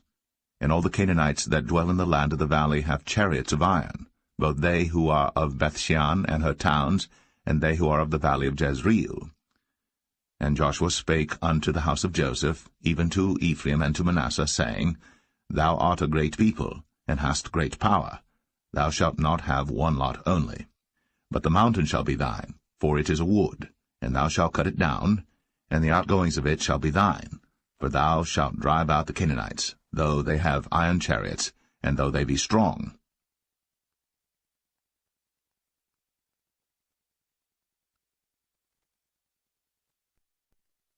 Joshua 18. And the whole congregation of the children of Israel assembled together at Shiloh, and set up the tabernacle of the congregation there. And the land was subdued before them. And there remained among the children of Israel 7 tribes, which had not yet received their inheritance. And Joshua said unto the children of Israel, How long are ye slack to go to possess the land which the Lord God of your fathers hath given you? Give out from among you 3 men for each tribe, and I will send them. And they shall rise, and go through the land, and describe it according to the inheritance of them, and they shall come again to me.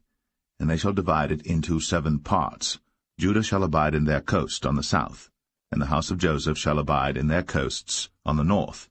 Ye shall therefore describe the land into 7 parts, and bring the description hither to me, that I may cast lots for you here before the Lord our God. But the Levites have no part among you, for the priesthood of the Lord is their inheritance. And Gad and Reuben, and half the tribe of Manasseh, have received their inheritance beyond Jordan on the east, which Moses, a servant of the Lord, gave them. And the men arose and went away. And Joshua charged them that went to describe the land, saying, Go and walk through the land, and describe it, and come again to me, that I may here cast lots for you before the Lord in Shiloh.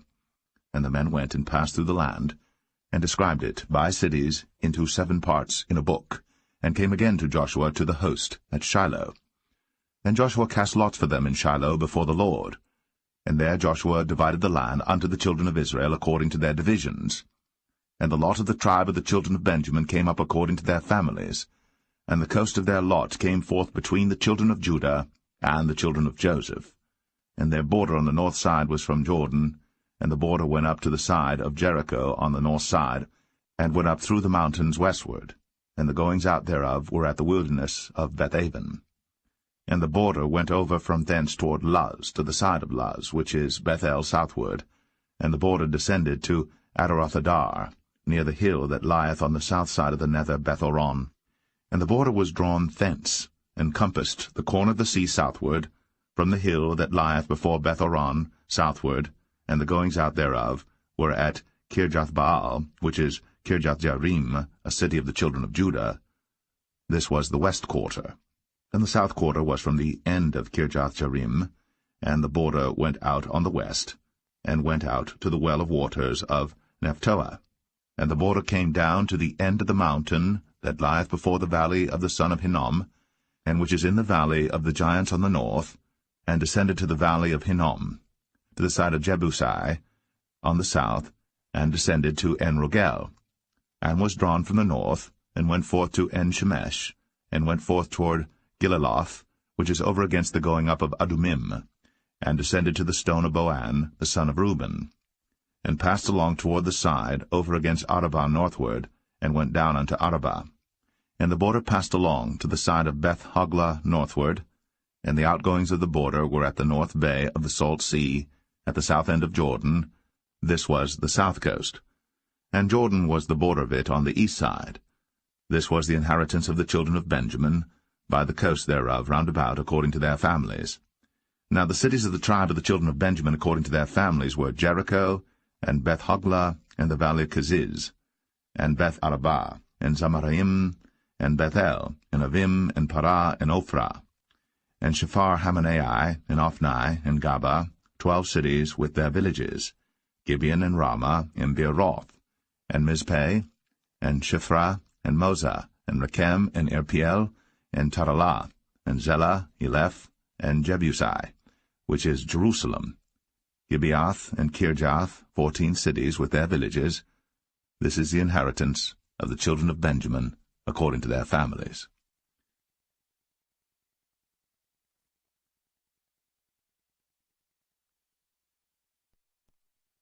Joshua 19. And the second lot came forth to Simeon, even for the tribe of the children of Simeon according to their families, and their inheritance was within the inheritance of the children of Judah. And they had in their inheritance Beersheba, or Sheba, and Moladah, and Hazar-Shual, and Bala, and Azem, and El-Talad, and Bethul, and Hormah, and Ziklag, and Beth-Makabath, and Hazar-Susa, and Beth-Lebaoth, and Sharuim, 13 cities in their villages, Ain, Rimmon, and Ether, and Ashan, 4 cities in their villages, and all the villages that were round about these cities to Balath-beer, Ramath of the south. This is the inheritance of the tribe of the children of Simeon according to their families. Out of the portion of the children of Judah was the inheritance of the children of Simeon, for the part of the children of Judah was too much for them. Therefore the children of Simeon had their inheritance within the inheritance of them. And the third lot came up for the children of Zebulun according to their families, and the border of their inheritance was unto Sarid.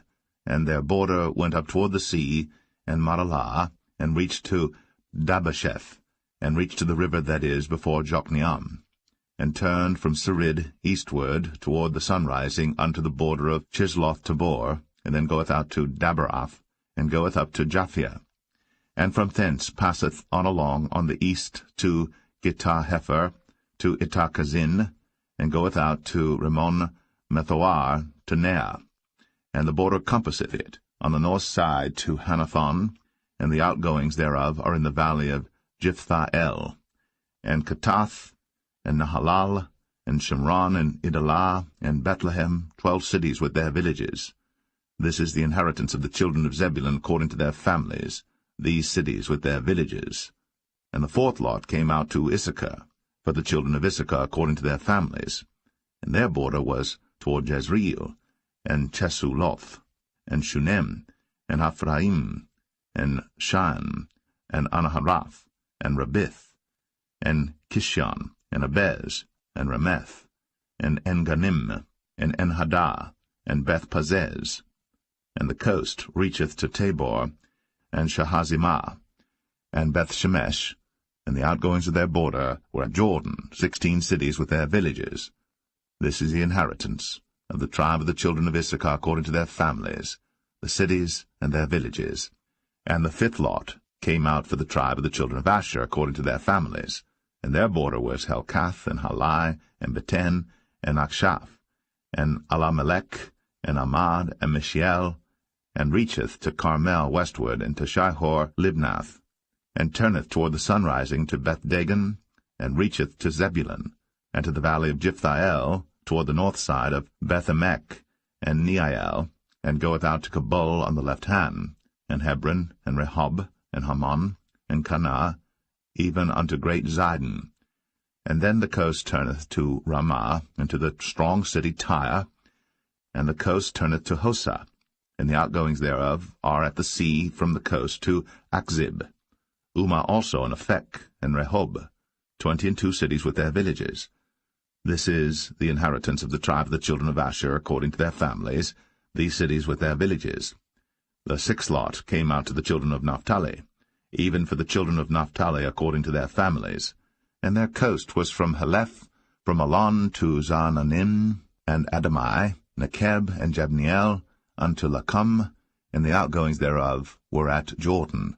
And then the coast turneth westward to Aznoth-Tabor, and goeth out from thence to Hukok, and reacheth to Zebulun on the south side, and reacheth to Asher on the west side, and to Judah upon Jordan toward the sunrising.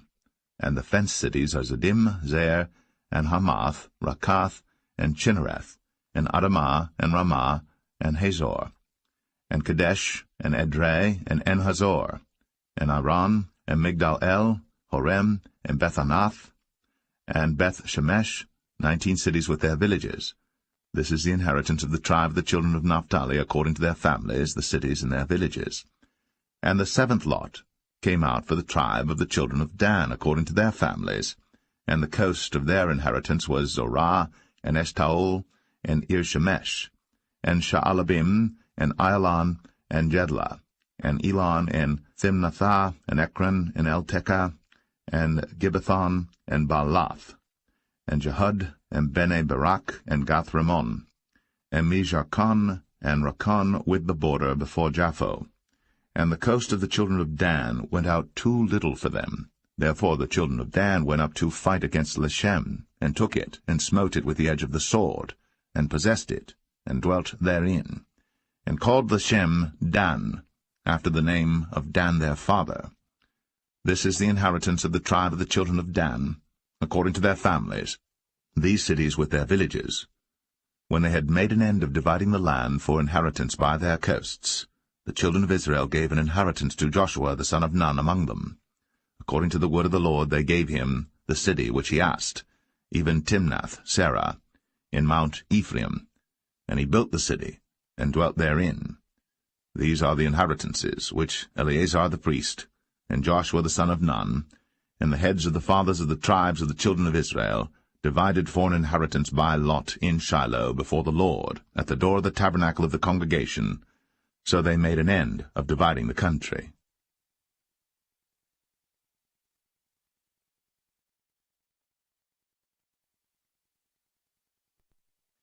Joshua 20. The Lord also spake unto Joshua, saying, Speak to the children of Israel, saying, Appoint out for you cities of refuge, whereof I spake unto you by the hand of Moses, that the slayer that killeth any person unawares, and unwittingly, may flee thither, and they shall be your refuge from the avenger of blood. And when he that doth flee unto one of those cities shall stand at the entering of the gate of the city, and shall declare his cause in the ears of the elders of that city, they shall take him into the city unto them, and give him a place that he may dwell among them. And if the avenger of blood pursue after him, then they shall not deliver the slayer up into his hand, because he smote his neighbor unwittingly, and hated him not beforetime. And he shall dwell in that city, until he stand before the congregation for judgment, and until the death of the high priest that shall be in those days. Then shall the slayer return, and come unto his own city, and unto his own house, unto the city from whence he fled. And they appointed Kadesh in Galilee, in Mount Naphtali, and Shechem in Mount Ephraim, and Kirjath-Arba, which is Hebron, in the mountain of Judah. And on the other side Jordan by Jericho eastward they assigned Bezer in the wilderness upon the plain, out of the tribe of Reuben, and Ramoth and Gilead, out of the tribe of Gad, and Golan and Bashan, out of the tribe of Manasseh. These were the cities appointed for all the children of Israel, and for the stranger that sojourneth among them, that whosoever killeth any person at unawares might flee thither, and not die by the hand of the avenger of blood, until he stood before the congregation.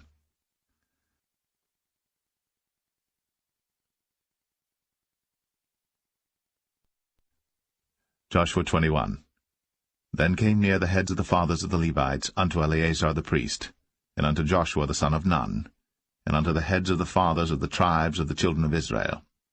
And they spake unto them at Shiloh in the land of Canaan, saying, The Lord commanded by the hand of Moses to give us cities to dwell in, with the suburbs thereof for our cattle. And the children of Israel gave unto the Levites out of their inheritance, at the commandment of the Lord, these cities and their suburbs. And the lot came out for the families of the Kohathites, and the children of Aaron the priest, which were of the Levites, had by lot out of the tribe of Judah, and out of the tribe of Simeon, and out of the tribe of Benjamin 13 cities. And the rest of the children of Kohath had by lot out of the families of the tribe of Ephraim, and out of the tribe of Dan, and out of the half-tribe of Manasseh 10 cities. And the children of Gershon had by lot out of the families of the tribe of Issachar, and out of the tribe of Asher, and out of the tribe of Naphtali, and out of the half-tribe of Manasseh and Bashan 13 cities. The children of Merari by their families had out of the tribe of Reuben, and out of the tribe of Gad, and out of the tribe of Zebulun 12 cities. And the children of Israel gave by lot unto the Levites these cities with their suburbs, as the Lord commanded by the hand of Moses. And they gave out of the tribe of the children of Judah, and out of the tribe of the children of Simeon, these cities which are here mentioned by name, which the children of Aaron, being of the families of the Kohathites, who were of the children of Levi, had, for theirs was the first lot. And they gave them the city of Arba, the father of Anak, which city is Hebron, in the hill country of Judah, with the suburbs thereof round about it. But the fields of the city and the villages thereof gave they to Caleb the son of Jephunneh for his possession. Thus they gave to the children of Aaron the priest Hebron with her suburbs, to be a city of refuge for the slayer, and Libnah with her suburbs, and Jatir with her suburbs, and Eshtemoa with her suburbs, and Holon with her suburbs, and Debir with her suburbs, and Ain with her suburbs, and Jutah with her suburbs, and Beth-Shemesh with her suburbs, 9 cities out of those 2 tribes. And out of the tribe of Benjamin, Gibeon with her suburbs, Geba with her suburbs, Anathoth with her suburbs, and Almon with her suburbs, 4 cities. All the cities of the children of Aaron, the priests, were 13 cities with their suburbs. And the families of the children of Kohath, the Levites which remained of the children of Kohath, even they had the cities of their lot out of the tribe of Ephraim. For they gave them Shechem with her suburbs in Mount Ephraim, to be a city of refuge for the slayer, and Gezer with her suburbs, and Kibzaim with her suburbs, and Beth-horon with her suburbs, 4 cities.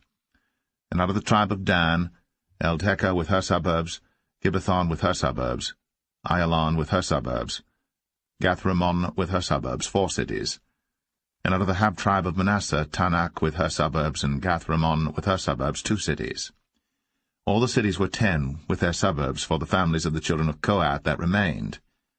And unto the children of Gershon of the families of the Levites, out of the other half-tribe of Manasseh, they gave Golan in Bashan with her suburbs to be a city of refuge for the slayer, and Beeshterah with her suburbs, 2 cities. And out of the tribe of Issachar, Kishon with her suburbs, Dabarah with her suburbs, Jarmuth with her suburbs, En-ganim with her suburbs, 4 cities. And out of the tribe of Asher, Mishal with her suburbs, Abdon with her suburbs, Helkath with her suburbs, and Rehob with her suburbs, 4 cities. And out of the tribe of Naphtali, Kadesh in Galilee with her suburbs, to be a city of refuge for the slayer, and Hamath-dor with her suburbs, and Kartan with her suburbs, 3 cities. All the cities of the Gershonites according to their families, with 13 cities with their suburbs. And unto the families of the children of Merari, the rest of the Levites, out of the tribe of Zebulun, Jokneam with her suburbs, and Kartar with her suburbs, Dimnah with her suburbs, Nahalal with her suburbs, 4 cities. And out of the tribe of Reuben, Bezer with her suburbs, and Jahazah with her suburbs, Kedemoth with her suburbs, Mephaath with her suburbs, 4 cities. And out of the tribe of Gad, Ramoth and Gilead with her suburbs, to be a city of refuge for the slayer, and Mahanaim with her suburbs, Heshbon with her suburbs, Jazer with her suburbs, 4 cities in all. So all the cities for the children of Merari by their families, which were remaining of the families of the Levites, were by their lot 12 cities. All the cities of the Levites within the possession of the children of Israel were 40, and 8 cities with their suburbs. These cities were every one with their suburbs round about them. Thus were all these cities. And the Lord gave unto Israel all the land which he sware to give unto their fathers, and they possessed it, and dwelt therein. And the Lord gave them rest round about, according to all that he sware unto their fathers, and there stood not a man of all their enemies before them. The Lord delivered all their enemies into their hand. There failed not aught of any good thing which the Lord had spoken unto the house of Israel. All came to pass.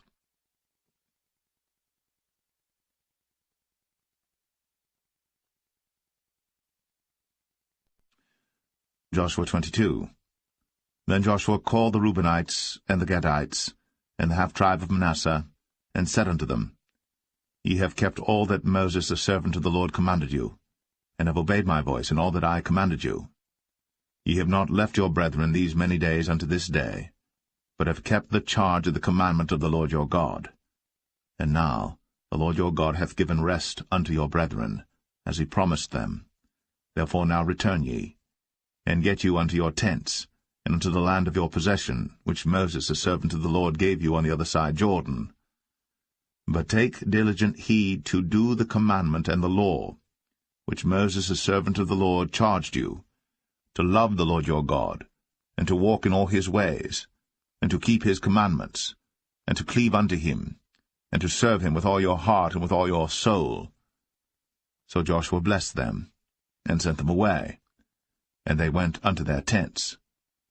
Now to the 1/2 of the tribe of Manasseh Moses had given possession in Bashan, but unto the other half thereof gave Joshua among their brethren on this side Jordan westward. And when Joshua sent them away also unto their tents, then he blessed them. And he spake unto them, saying, Return with much riches unto your tents, and with very much cattle, with silver, and with gold, and with brass, and with iron, and with very much raiment. Divide the spoil of your enemies with your brethren. And the children of Reuben and the children of Gad, and the half-tribe of Manasseh returned, and departed from the children of Israel, out of Shiloh, which is in the land of Canaan, to go unto the country of Gilead, to the land of their possession, whereof they were possessed, according to the word of the Lord by the hand of Moses. And when they came unto the borders of Jordan, that are in the land of Canaan, the children of Reuben and the children of Gad, and the half-tribe of Manasseh, built there an altar by Jordan, a great altar to see to. And the children of Israel heard say, Behold, the children of Reuben and the children of Gad, And the half-tribe of Manasseh have built an altar over against the land of Canaan, in the borders of Jordan, at the passage of the children of Israel. And when the children of Israel heard of it, the whole congregation of the children of Israel gathered themselves together at Shiloh to go up to war against them. And the children of Israel sent unto the children of Reuben, and to the children of Gad, and to the half-tribe of Manasseh, into the land of Gilead, Phinehas the son of Eleazar the priest, and with him 10 princes, of each chief house a prince throughout all the tribes of Israel. And each one was an head of the house of their fathers among the thousands of Israel. And they came unto the children of Reuben, and to the children of Gad, and to the half-tribe of Manasseh, unto the land of Gilead. And they spake with them, saying, Thus saith the whole congregation of the Lord, What trespass is this that ye have committed against the God of Israel, to turn away this day from following the Lord, in that ye have builded you an altar, that ye might rebel this day against the Lord? Is the iniquity of Peor too little for us, from which we are not cleansed until this day, although there was a plague in the congregation of the Lord, but that ye must turn away this day from following the Lord? And it will be, seeing ye rebel today against the Lord, that tomorrow he will be wroth with the whole congregation of Israel. Notwithstanding, if the land of your possession be unclean, then pass ye over unto the land of the possession of the Lord, wherein the Lord's tabernacle dwelleth, and take possession among us. But rebel not against the Lord, nor rebel against us, in building you an altar beside the altar of the Lord our God. Did not Achan the son of Zerah commit a trespass in the accursed thing, and wrath fell on all the congregation of Israel? And that man perished not alone in his iniquity. Then the children of Reuben, and the children of Gad, and the half-tribe of Manasseh answered and said unto the heads of the thousands of Israel, The Lord God of gods, the Lord God of gods, he knoweth, and Israel he shall know, if it be in rebellion, or if in transgression against the Lord, save us not this day, that we have built us an altar to turn from following the Lord, or if to offer thereon burnt offering, or meat offering, or if to offer peace offerings thereon. Let the Lord himself require it. And if we have not rather done it for fear of this thing, saying, In time to come your children might speak unto our children, saying, What have ye to do with the Lord God of Israel? For the Lord hath made Jordan a border between us and you. Ye children of Reuben, and children of Gad, ye have no part in the Lord. So shall your children make our children cease from fearing the Lord. Therefore we said, Let us now prepare to build us an altar, not for burnt offering, nor for sacrifice, but that it may be a witness between us and you and our generations after us, that we might do the service of the Lord before him with our burnt offerings, and with our sacrifices, and with our peace offerings, that your children may not say to our children in time to come, Ye have no part in the Lord. Therefore said we that it shall be, when they should so say to us, or to our generations in time to come, that we may say again, Behold, the pattern of the altar of the Lord, which our fathers made, not for burnt offerings, nor for sacrifices, but it is a witness between us and you. God forbid that we should rebel against the Lord, and turn this day from following the Lord, to build an altar for burnt offerings, for meat offerings, or for sacrifices beside the altar of the Lord our God, that is before his tabernacle. And when Phinehas the priest, and the princes of the congregation, and heads of the thousands of Israel which were with him, heard the words that the children of Reuben, and the children of Gad, and the children of Manasseh spake, it pleased them. And Phinehas the son of Eleazar the priest said unto the children of Reuben, and to the children of Gad, and to the children of Manasseh, This day we perceive that the Lord is among us, because ye have not committed this trespass against the Lord. Now ye have delivered the children of Israel out of the hand of the Lord. And Phinehas the son of Eleazar the priest, and the princes, returned from the children of Reuben, and from the children of Gad, out of the land of Gilead, unto the land of Canaan, to the children of Israel, and brought them word again. And the thing pleased the children of Israel. And the children of Israel blessed God, and did not intend to go up against them in battle, to destroy the land wherein the children of Reuben and Gad dwelt.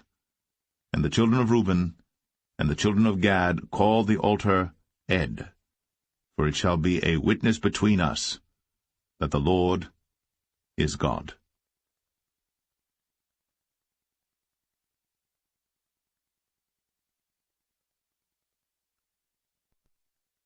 Joshua 23. And it came to pass a long time after that the Lord had given rest unto Israel from all their enemies round about, that Joshua waxed old and stricken in age. And Joshua called for all Israel, and for their elders, and for their heads, and for their judges, and for their officers, and said unto them, I am old and stricken in age. And ye have seen all that the Lord your God hath done unto all these nations because of you. For the Lord your God is he that hath fought for you. Behold, I have divided unto you by lot these nations that remain, to be an inheritance for your tribes, from Jordan with all the nations that I have cut off, even unto the great sea westward. And the Lord your God, he shall expel them from before you, and drive them from out of your sight. And ye shall possess their land, as the Lord your God hath promised unto you. Be ye therefore very courageous to keep and to do all that is written in the book of the law of Moses, that ye turn not aside therefrom to the right hand or to the left, that ye come not among these nations, these that remain among you, neither make mention of the name of their gods, nor cause to swear by them, neither serve them, nor bow yourselves unto them, but cleave unto the Lord your God, as ye have done unto this day. For the Lord hath driven out from before you great nations and strong. But as for you, no man hath been able to stand before you unto this day. One man of you shall chase 1,000, but the Lord your God, he it is that fighteth for you, as he hath promised you. Take good heed therefore unto yourselves, that ye love the Lord your God. Else, if ye do in any wise go back, and cleave unto the remnant of these nations, even these that remain among you, and shall make marriages with them, and go in unto them, and they to you, know for a certainty that the Lord your God will no more drive out any of these nations from before you, but they shall be snares and traps unto you, and scourges in your sides, and thorns in your eyes, until ye perish from off this good land which the Lord your God hath given you. And behold, this day I am going the way of all the earth, and ye know in all your hearts and in all your souls that not one thing hath failed of all the good things which the Lord your God spake concerning you. All are come to pass unto you, and not one thing hath failed thereof.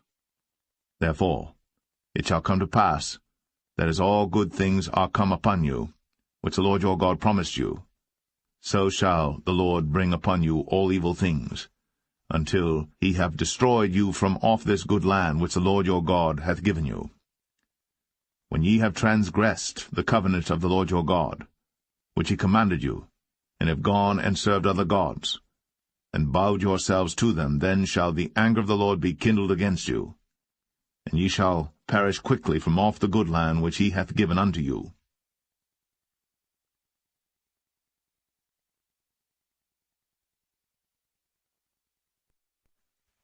Joshua 24.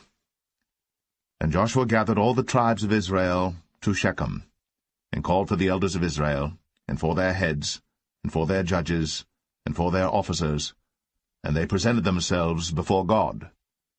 And Joshua said unto all the people, Thus saith the Lord God of Israel, Your fathers dwelt on the other side of the flood in old time, even Terah, the father of Abraham, and the father of Nachor, and they served other gods. And I took your father Abraham from the other side of the flood, and led him throughout all the land of Canaan, and multiplied his seed, and gave him Isaac. And I gave unto Isaac Jacob and Esau. And I gave unto Esau Mount Seir to possess it. But Jacob and his children went down into Egypt. I sent Moses also, and Aaron, and I plagued Egypt, according to that which I did among them. And afterward I brought you out. And I brought your fathers out of Egypt, and ye came unto the sea. And the Egyptians pursued after your fathers with chariots and horsemen unto the Red Sea. And when they cried unto the Lord, he put darkness between you and the Egyptians, and brought the sea upon them, and covered them. And your eyes have seen what I have done in Egypt, and ye dwelt in the wilderness a long season. And I brought you into the land of the Amorites, which dwelt on the other side Jordan, and they fought with you, and I gave them into your hand, that ye might possess their land, and I destroyed them from before you. Then Balak the son of Zippor, king of Moab, arose and warred against Israel, and sent and called Balaam the son of Beor to curse you. But I would not hearken unto Balaam, therefore he blessed you still. So I delivered you out of his hand. And ye went over Jordan, and came unto Jericho, and the men of Jericho fought against you, the Amorites, and the Perizzites, and the Canaanites, and the Hittites, and the Girgashites, the Hivites, and the Jebusites, and I delivered them into your hand. And I sent the hornet before you, which drave them out from before you, even the 2 kings of the Amorites, but not with thy sword, nor with thy bow. And I have given you a land for which ye did not labor, and cities which ye built not, and ye dwell in them. Of the vineyards and oliveyards which ye planted not do ye eat. Now therefore fear the Lord, and serve him in sincerity and in truth, and put away the gods which your fathers served on the other side of the flood and in Egypt, and serve ye the Lord. And if it seem evil unto you to serve the Lord, choose you this day whom ye will serve, whether the gods which your fathers served that were on the other side of the flood, or the gods of the Amorites, in whose land ye dwell. But as for me and my house, we will serve the Lord. And the people answered and said, God forbid that we should forsake the Lord, to serve other gods. For the Lord our God, he it is that brought us up and our fathers out of the land of Egypt, from the house of bondage, and which did those great signs in our sight, and preserved us in all the way wherein we went, and among all the people through whom we passed. And the Lord drave out from before us all the people, even the Amorites which dwelt in the land. Therefore will we also serve the Lord, for he is our God. And Joshua said unto the people, Ye cannot serve the Lord, for he is an holy God. He is a jealous God. He will not forgive your transgressions nor your sins. If ye forsake the Lord, and serve strange gods, then he will turn, and do you hurt, and consume you. After that he hath done you good. And the people said unto Joshua, Nay, but we will serve the Lord. And Joshua said unto the people, Ye are witnesses against yourselves, that ye have chosen you the Lord to serve him. And they said, We are witnesses. Now therefore put away, said he, the strange gods which are among you, and incline your heart unto the Lord God of Israel. And the people said unto Joshua, The Lord our God will we serve, and his voice will we obey. So Joshua made a covenant with the people that day, and set them a statute and an ordinance in Shechem. And Joshua wrote these words in the book of the law of God, and took a great stone, and set it up there under an oak that was by the sanctuary of the Lord. And Joshua said unto all the people, Behold, this stone shall be a witness unto us, for it hath heard all the words of the Lord which he spake unto us. It shall be therefore a witness unto you, lest ye deny your God. So Joshua let the people depart, every man unto his inheritance. And it came to pass after these things that Joshua the son of Nun, the servant of the Lord, died, being 110 years old. And they buried him in the border of his inheritance in Timnath-serah, which is in Mount Ephraim, on the north side of the hill of Gaash. And Israel served the Lord all the days of Joshua, and all the days of the elders that overlived Joshua, and which had known all the works of the Lord that he had done for Israel.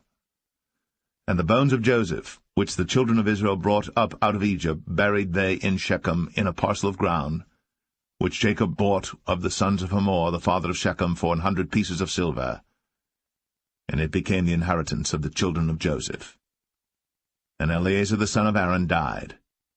And they buried him in a hill that pertained to Phinehas his son, which was given him in Mount Ephraim.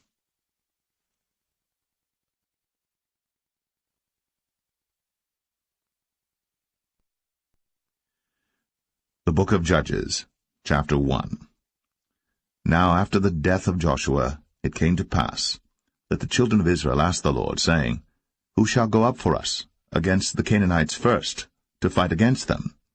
And the Lord said, Judah shall go up. Behold, I have delivered the land into his hand. And Judah said unto Simeon his brother, Come up with me into my lot, that we may fight against the Canaanites, and I likewise will go with thee into thy lot. So Simeon went with him, and Judah went up, and the Lord delivered the Canaanites and the Perizzites into their hand, and they slew of them in Bezek 10,000 men. And they found Adoni-Bezek in Bezek, and they fought against him, and they slew the Canaanites and the Perizzites. But Adoni-Bezek fled, and they pursued after him, and caught him, and cut off his thumbs and his great toes. And Adoni-Bezek said, 60 kings, having their thumbs and their great toes cut off, gathered their meat under my table, as I have done, so God hath requited me. And they brought him to Jerusalem, and there he died. Now the children of Judah had fought against Jerusalem, and had taken it, and smitten it with the edge of the sword, and set the city on fire. And afterward the children of Judah went down to fight against the Canaanites, that dwelt in the mountain, and in the south, and in the valley. And Judah went against the Canaanites that dwelt in Hebron. Now the name of Hebron before was Kirjath-Arba. And they slew Sheshai, and Ahiman, and Talmai. And from thence he went against the inhabitants of Debir. And the name of Debir before was Kirjath-Sepher. And Caleb said, He that smiteth Kirjath-Sepher, and taketh it, to him will I give Achsah my daughter to wife. And Othniel the son of Kenaz, Caleb's younger brother, took it. And he gave him Achsah his daughter to wife. And it came to pass, when she came to him, that she moved him to ask of her father a field. And she lighted from off her ass. And Caleb said unto her, What wilt thou? And she said unto him, Give me a blessing, for thou hast given me a southland. Give me also springs of water. And Caleb gave her the upper springs and the nether springs. And the children of the Kenite, Moses' father-in-law, went up out of the city of palm trees, with the children of Judah into the wilderness of Judah, which lieth in the south of Arad. And they went and dwelt among the people. And Judah went with Simeon his brother, and they slew the Canaanites that inhabited Zephath, and utterly destroyed it. And the name of the city was called Hormah. Also Judah took Gaza with the coast thereof, and Askelon with the coast thereof, and Ekron with the coast thereof. And the Lord was with Judah, and he drave out the inhabitants of the mountain, but could not drive out the inhabitants of the valley, because they had chariots of iron. And they gave Hebron unto Caleb, as Moses said. And he expelled thence the 3 sons of Anak. And the children of Benjamin did not drive out the Jebusites that inhabited Jerusalem, but the Jebusites dwell with the children of Benjamin in Jerusalem unto this day. And the house of Joseph, they also went up against Bethel, and the Lord was with them. And the house of Joseph sent to describe Bethel. Now the name of the city before was Luz. And the spies saw a man come forth out of the city, and they said unto him, Show us, we pray thee, the entrance into the city, and we will show thee mercy. And when he showed them the entrance into the city, they smote the city with the edge of the sword, but they let go the man and all his family. And the man went into the land of the Hittites, and built a city, and called the name thereof Luz, which is the name thereof unto this day. Neither did Manasseh drive out the inhabitants of Beth-shan and her towns, nor Tanakh and her towns, nor the inhabitants of Dor and her towns, nor the inhabitants of Ibleam and her towns, nor the inhabitants of Megiddo and her towns, but the Canaanites would dwell in that land. And it came to pass, when Israel was strong, that they put the Canaanites to tribute, and did not utterly drive them out. Neither did Ephraim drive out the Canaanites that dwelt in Gezer, but the Canaanites dwelt in Gezer among them. Neither did Zebulun drive out the inhabitants of Kitron, nor the inhabitants of Nahalol, but the Canaanites dwelt among them, and became tributaries. Neither did Asher drive out the inhabitants of Akko, nor the inhabitants of Zidon, nor of Alab, nor of Agzib, nor of Helba, nor of Aphik, nor of Rehob. But the Asherites dwelt among the Canaanites, the inhabitants of the land, for they did not drive them out. Neither did Naphtali drive out the inhabitants of Beth-Shemesh, nor the inhabitants of Beth-Anath, but he dwelt among the Canaanites, the inhabitants of the land. Nevertheless the inhabitants of Beth-Shemesh and of Beth-Anath became tributaries unto them. And the Amorites forced the children of Dan into the mountain, for they would not suffer them to come down to the valley. But the Amorites would dwell in Mount Eres, in Ayalon, and in Shaalbim. Yet the hand of the house of Joseph prevailed, so that they became tributaries. And the coast of the Amorites was from the going up to Akrabim, from the rock and upward.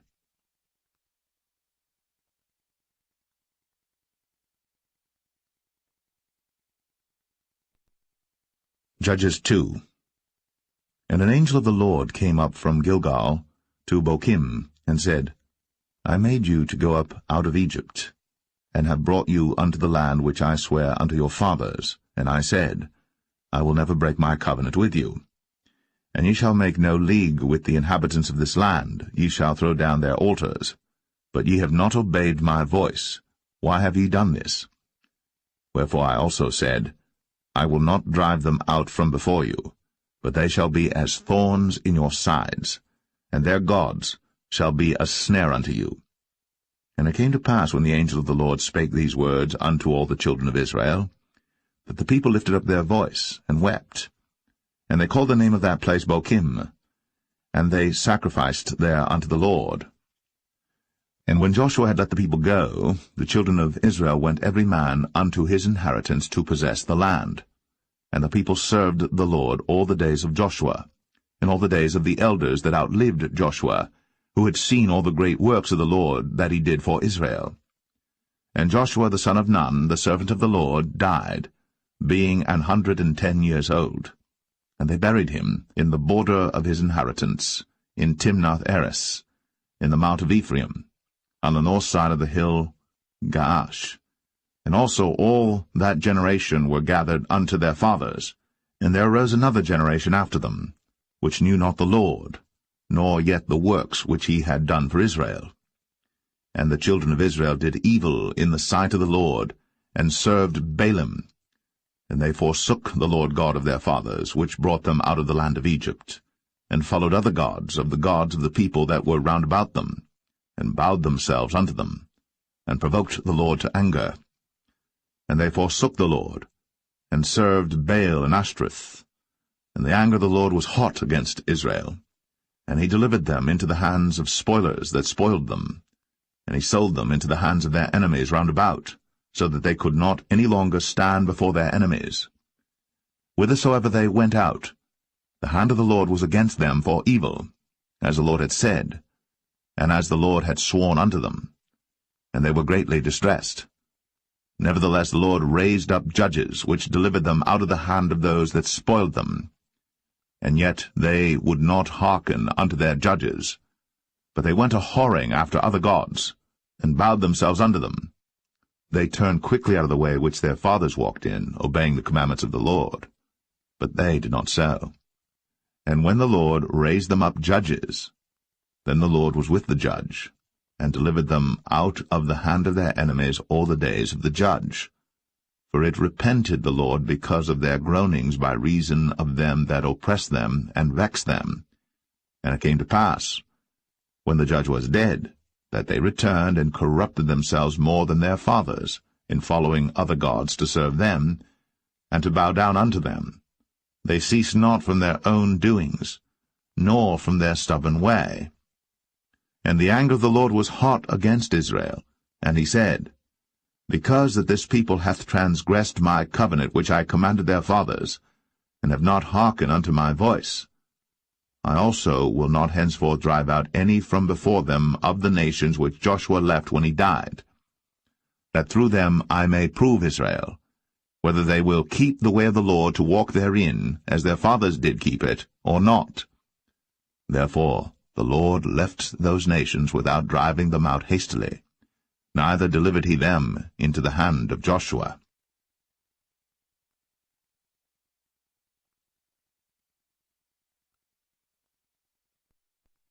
Judges 3. Now these are the nations which the Lord left, to prove Israel by them, even as many of Israel as had not known all the wars of Canaan, only that the generations of the children of Israel might know, to teach them war, at the least such as before knew nothing thereof. Namely, 5 lords of the Philistines, and all the Canaanites, and the Sidonians, and the Hivites that dwelt in Mount Lebanon, from Mount Baal-Hermon unto the entering in of Hamath. And they were to prove Israel by them, to know whether they would hearken unto the commandments of the Lord, which he commanded their fathers by the hand of Moses. And the children of Israel dwelt among the Canaanites, Hittites, and Amorites, and Perizzites, and Hivites, and Jebusites. And they took their daughters to be their wives, and gave their daughters to their sons, and served their gods. And the children of Israel did evil in the sight of the Lord, and forgat the Lord their God, and served Baalim and the groves. Therefore the anger of the Lord was hot against Israel, and he sold them into the hand of Shushan-Rishathaim, king of Mesopotamia. And the children of Israel served Shushan-Rishathaim 8 years.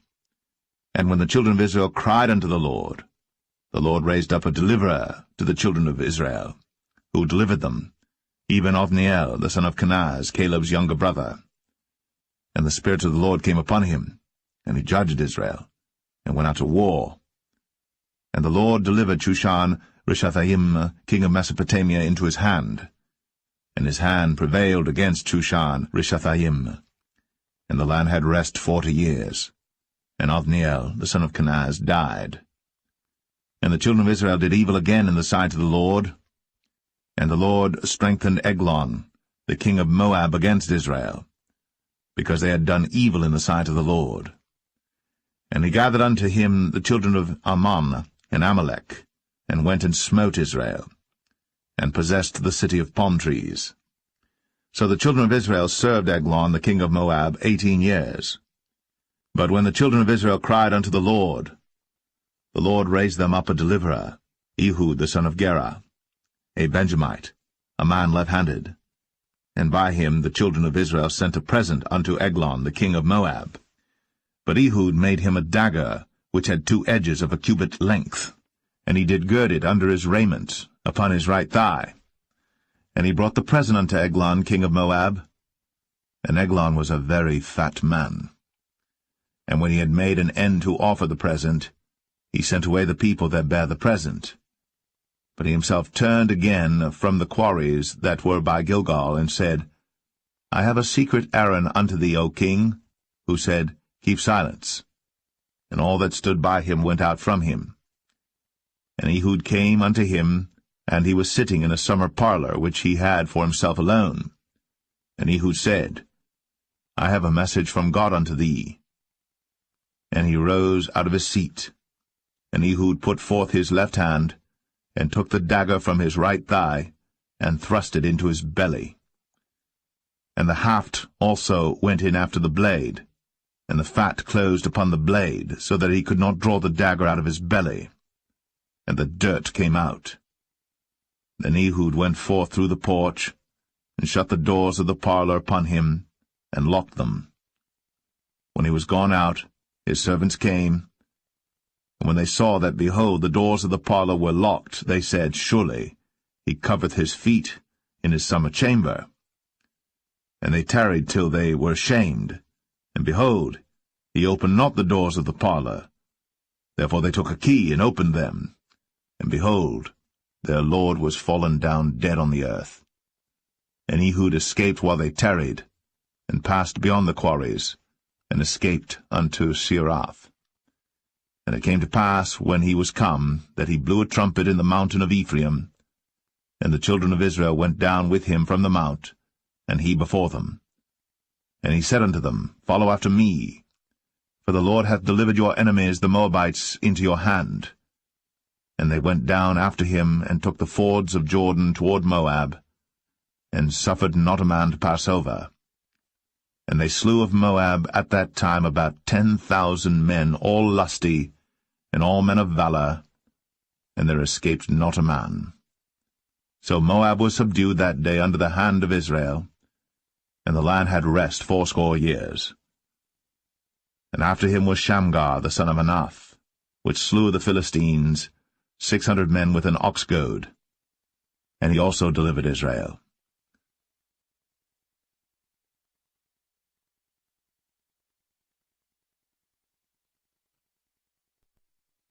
Judges 4.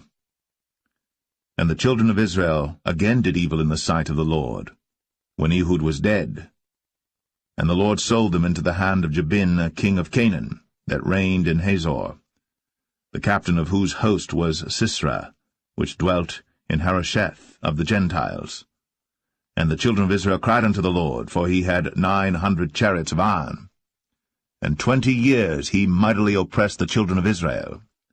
And Deborah prophetess, the wife of Lapidoth, she judged Israel at that time. And she dwelt under the palm tree of Deborah between Ramah and Bethel in Mount Ephraim.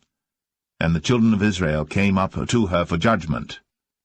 And she sent and called Barak, the son of Abinoam, out of Kadesh Naphtali, and said unto him, Hath not the Lord God of Israel commanded, saying, Go and draw toward Mount Tabor, and take with thee 10,000 men of the children of Naphtali and of the children of Zebulun?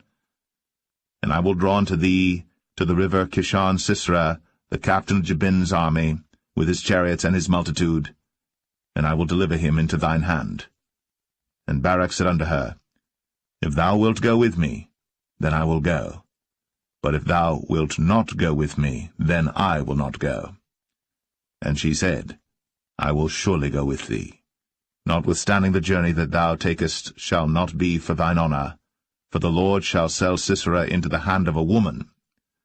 And Deborah rose, and went with Barak to Kadesh. And Barak called Zebulun and Naphtali to Kadesh. And he went up with 10,000 men at his feet, and Deborah went up with him. Now Heber the Kenite, which was of the children of Hobab, the father-in-law of Moses, had severed himself from the Kenites, and pitched his tent unto the plain of Zanaim, which is by Kadesh. And they showed Sisera that Barak the son of Abinoam was gone up to Mount Tabor.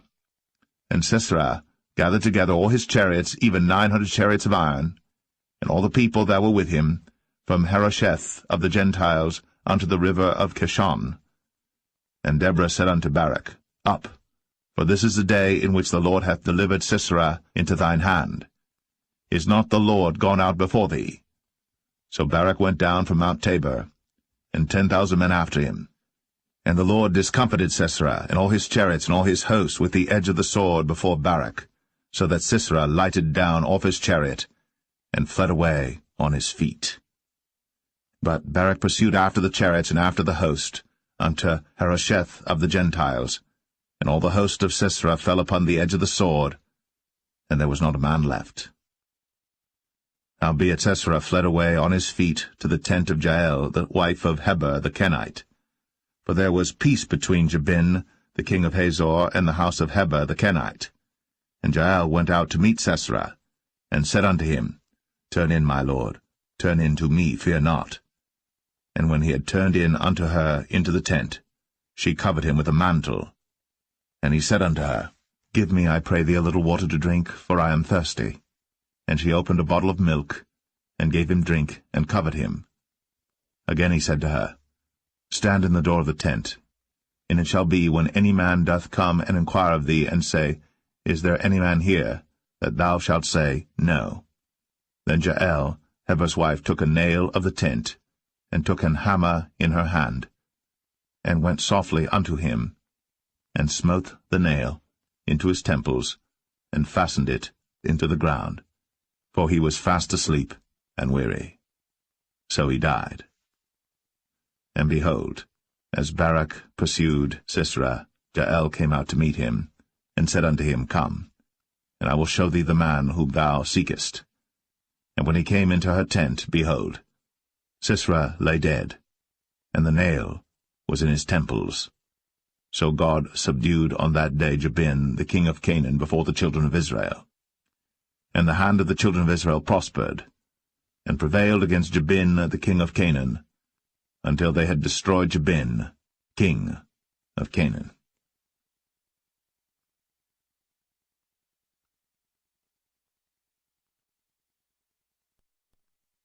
Judges 5. Then sang Deborah and Barak, the son of Abinoam, on that day, saying, Praise ye the Lord for the avenging of Israel, when the people willingly offered themselves. Hear, O ye kings, give ear, O ye princes. I, even I, will sing unto the Lord. I will sing praise to the Lord God of Israel. Lord, when thou wentest out of Seir, when thou marchedst out of the field of Edom, the earth trembled, and the heavens dropped. The clouds also dropped water. The mountains melted from before the Lord, even that Sinai from before the Lord God of Israel. In the days of Shamgar the son of Anath, in the days of Jael, the highways were unoccupied, and the travelers walked through byways. The inhabitants of the villages ceased. They ceased in Israel, until that I, Deborah, arose, that I arose a mother in Israel. They chose new gods. Then was war in the gates. Was there a shield or spear seen among 40,000 in Israel? My heart is toward the governors of Israel, that offered themselves willingly among the people. Bless ye the Lord. Speak, ye that ride on white asses, ye that sit in judgment, and walk by the way. They that are delivered from the noise of archers in the places of drawing water. There shall they rehearse the righteous acts of the Lord, even the righteous acts toward the inhabitants of his villages in Israel. Then shall the people of the Lord go down to the gates. Awake, awake, Deborah. Awake, awake, utter a song, arise, Barak, and lead thy captivity captive, thou son of Abinoam. Then he made him that remaineth have dominion over the nobles among the people. The Lord made me have dominion over the mighty. Out of Ephraim was there a root of them against Amalek, after thee Benjamin among thy people. Out of Machir came down governors, and out of Zebulun they that handle the pen of the writer. And the princes of Issachar were with Deborah, even Issachar, and also Barak. He was sent on foot into the valley. For the divisions of Reuben there were great thoughts of heart. Why abodest thou among the sheepfolds, to hear the bleatings of the flocks? For the divisions of Reuben there were great searchings of heart. Gilead abode beyond Jordan. And why did Dan remain in ships? Asher continued on the seashore, and abode in his breaches. Zebulun and Naphtali were a people that jeoparded their lives unto the death in the high places of the field. The kings came and fought. Then fought the kings of Canaan in Tanakh by the waters of Megiddo. They took no gain of money. They fought from heaven. The stars in their courses fought against Sisera. The river of Kishon swept them away, that ancient river, the river Kishon. O my soul, thou hast trodden down strength. Then were the horse hoofs broken by the means of the prancings of their mighty ones. Curse ye Maros, said the angel of the Lord. Curse ye bitterly the inhabitants thereof, because they came not to the help of the Lord, against the mighty. Blessed above women shall Jael the wife of Heber the Kenite be. Blessed shall she be above women in the tent. He asked water, and she gave him milk. She brought forth butter in a lordly dish. She put her hand to the nail, and her right hand to the workman's hammer. And with the hammer she smote Sisera. She smote off his head, when she had pierced and stricken through his temples. At her feet he bowed, he fell, he lay down. At her feet he bowed, he fell. Where he bowed, there he fell down dead. The mother of Sisera looked out at a window, and cried through the lattice, Why is his chariot so long in coming? Why tarry the wheels of his chariot? Her wise ladies answered her, yea, she returned, answered to herself. Have they not sped? Have they not divided the prey? To every man a damsel or two? To Sisera a prey of divers colours, a prey of divers colours of needlework, of divers colours of needlework on both sides, meat for the necks of them that take the spoil? So let all thine enemies perish, O Lord, but let them that love him be as the sun when he goeth forth in his might. And the land had rest 40 years.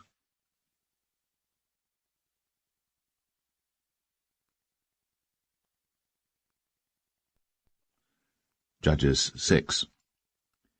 And the children of Israel did evil in the sight of the Lord, and the Lord delivered them into the hand of Midian 7 years. And the hand of Midian prevailed against Israel, and because of the Midianites, the children of Israel made them the dens which are in the mountains and caves and strongholds. And so it was, when Israel had sown, that the Midianites came up, and the Amalekites and the children of the east, even they came up against them, and they encamped against them, and destroyed the increase of the earth, till thou come unto Gaza, and left no sustenance for Israel, neither sheep, nor ox, nor ass. For they came up with their cattle and their tents, and they came as grasshoppers for multitude, for both they and their camels were without number. And they entered into the land to destroy it. And Israel was greatly impoverished because of the Midianites, and the children of Israel cried unto the Lord. And it came to pass, when the children of Israel cried unto the Lord because of the Midianites, that the Lord sent a prophet unto the children of Israel, which said unto them, Thus saith the Lord God of Israel, I brought you up from Egypt, and brought you forth out of the house of bondage. And I delivered you out of the hand of the Egyptians, and out of the hand of all that oppressed you, and drave them out from before you, and gave you their land. I said unto you, I am the Lord your God. Fear not the gods of the Amorites, in whose land ye dwell. But ye have not obeyed my voice. And there came an angel of the Lord, and sat under an oak which was in Ophrah, that pertained unto Joash the Abiezrite. And his son Gideon threshed wheat by the winepress to hide it from the Midianites.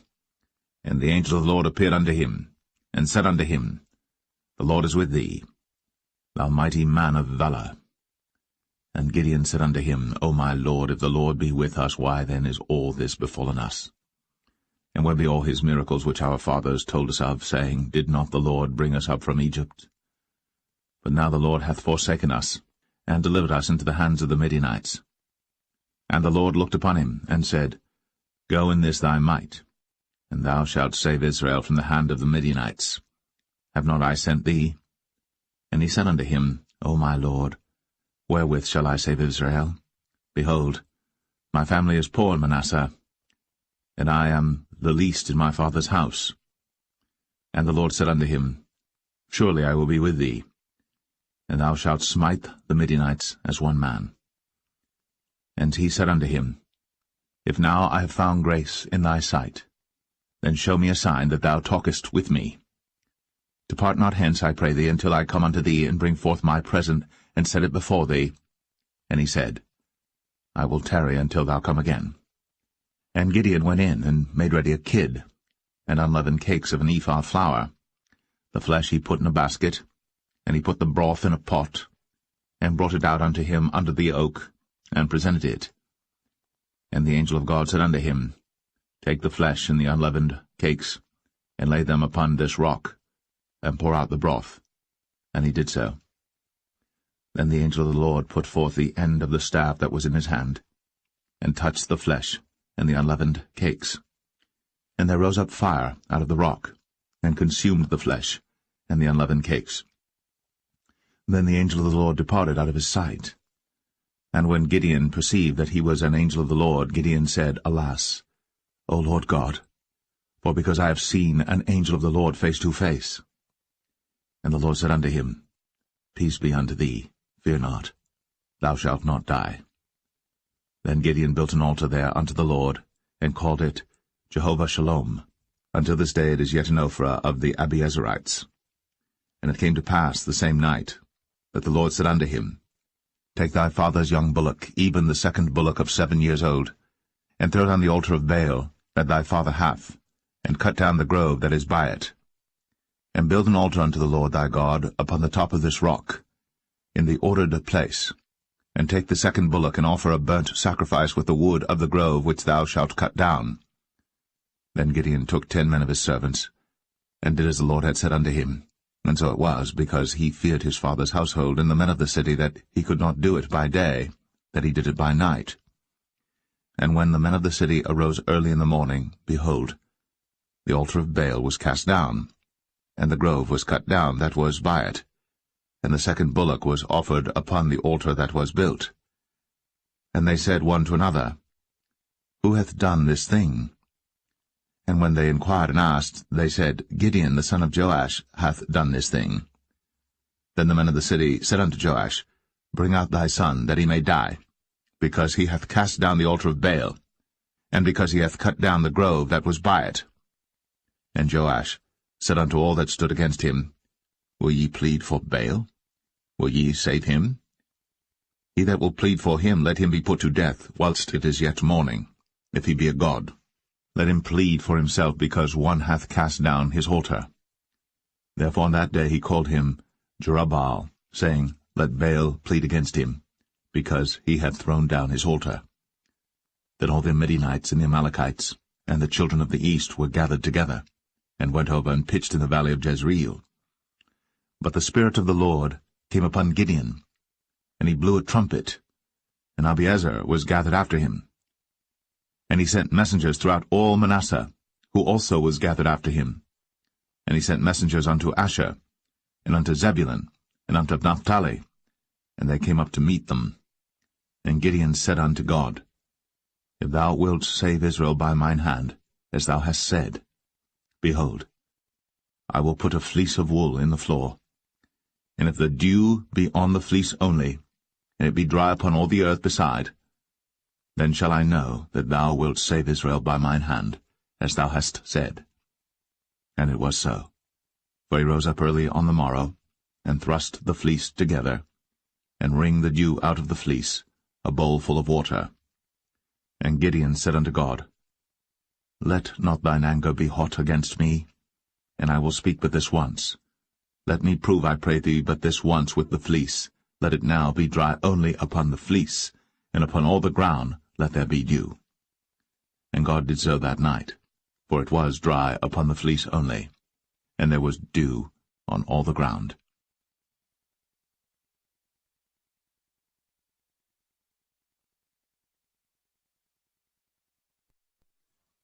Judges 7. Then Jerubbaal, who is Gideon, and all the people that were with him, rose up early, and pitched beside the well of Harod, so that the host of the Midianites were on the north side of them, by the hill of Moreh in the valley. And the Lord said unto Gideon, The people that are with thee are too many for me to give the Midianites into their hands, lest Israel vaunt themselves against me, saying, Mine own hand hath saved me. Now therefore go to, proclaim in the ears of the people, saying, Whosoever is fearful and afraid, let him return and depart early from Mount Gilead. And there returned to the people 22,000, and there remained 10,000. And the Lord said unto Gideon, The people are yet too many. Bring them down unto the water, and I will try them for thee there. And it shall be that of whom I say unto thee, This shall go with thee, the same shall go with thee. And of whomsoever I say unto thee, This shall not go with thee, the same shall not go. So he brought down the people unto the water. And the Lord said unto Gideon, Every one that lappeth of the water with his tongue, as a dog lappeth, him shalt thou set by himself, likewise every one that boweth down upon his knees to drink. And the number of them that lapped, putting their hand to their mouth, were 300 men. But all the rest of the people bowed down upon their knees to drink water. And the Lord said unto Gideon, By the 300 men that lapped will I save you, and deliver the Midianites into thine hand, and let all the other people go every man unto his place. So the people took victuals in their hand, and their trumpets, and he sent all the rest of Israel every man unto his tent, and retained those 300 men, and the host of Midian was beneath him in the valley.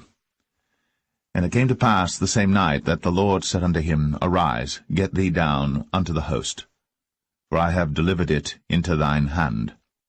But if thou fear to go down, go thou with Phurah thy servant down to the host. And thou shalt hear what they say, and afterward shall thine hands be strengthened to go down unto the host. Then went he down with Phurah his servant unto the outside of the armed men that were in the host.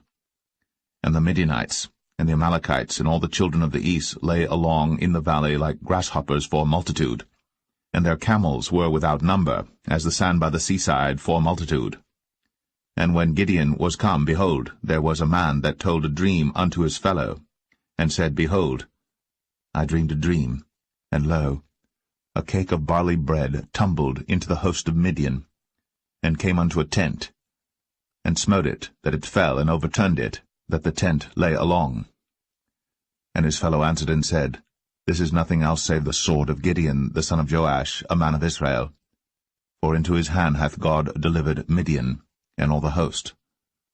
And it was so, when Gideon heard the telling of the dream and the interpretation thereof, that he worshipped and returned into the host of Israel, and said, Arise, for the Lord hath delivered into your hand the host of Midian.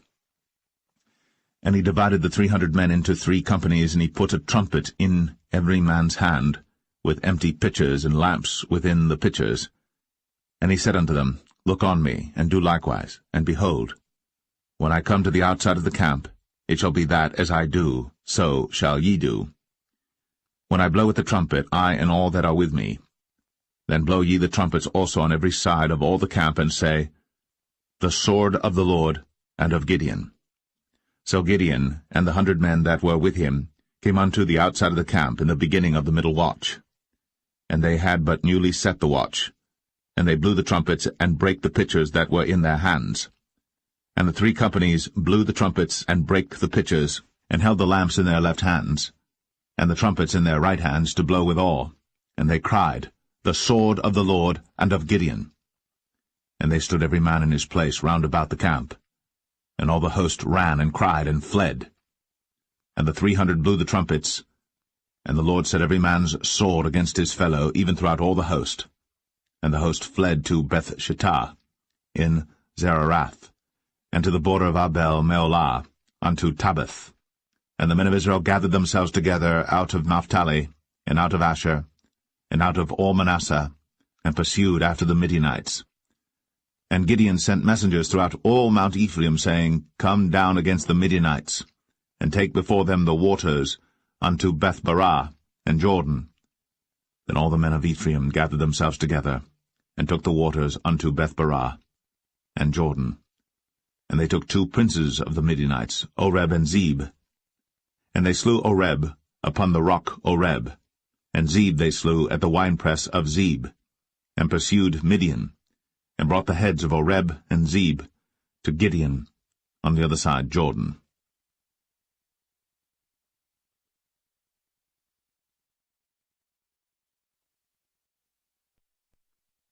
Judges 8. And the men of Ephraim said unto him, Why hast thou served us thus, that thou callest us not, when thou wentest to fight with the Midianites? And they did chide with him sharply.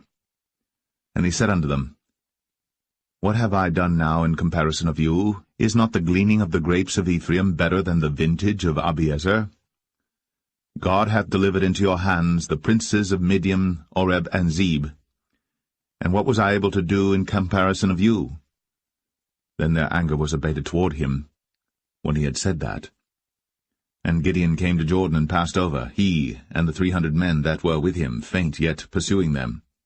And he said unto the men of Succoth, Give, I pray you, loaves of bread unto the people that follow me, for they be faint, and I am pursuing after Zebah and Zalmunna, kings of Midian.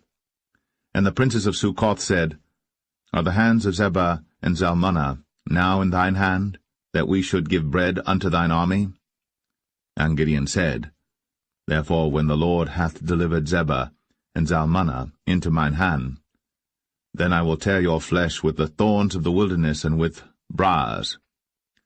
And he went up thence to Penuel, and spake unto them likewise. And the men of Penuel answered him as the men of Succoth had answered him.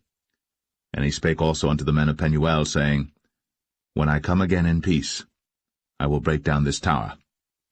Now Zebah and Zalmunna were in Karkor, and their hosts with them, about 15,000 men, all that were left of all the hosts of the children of the east.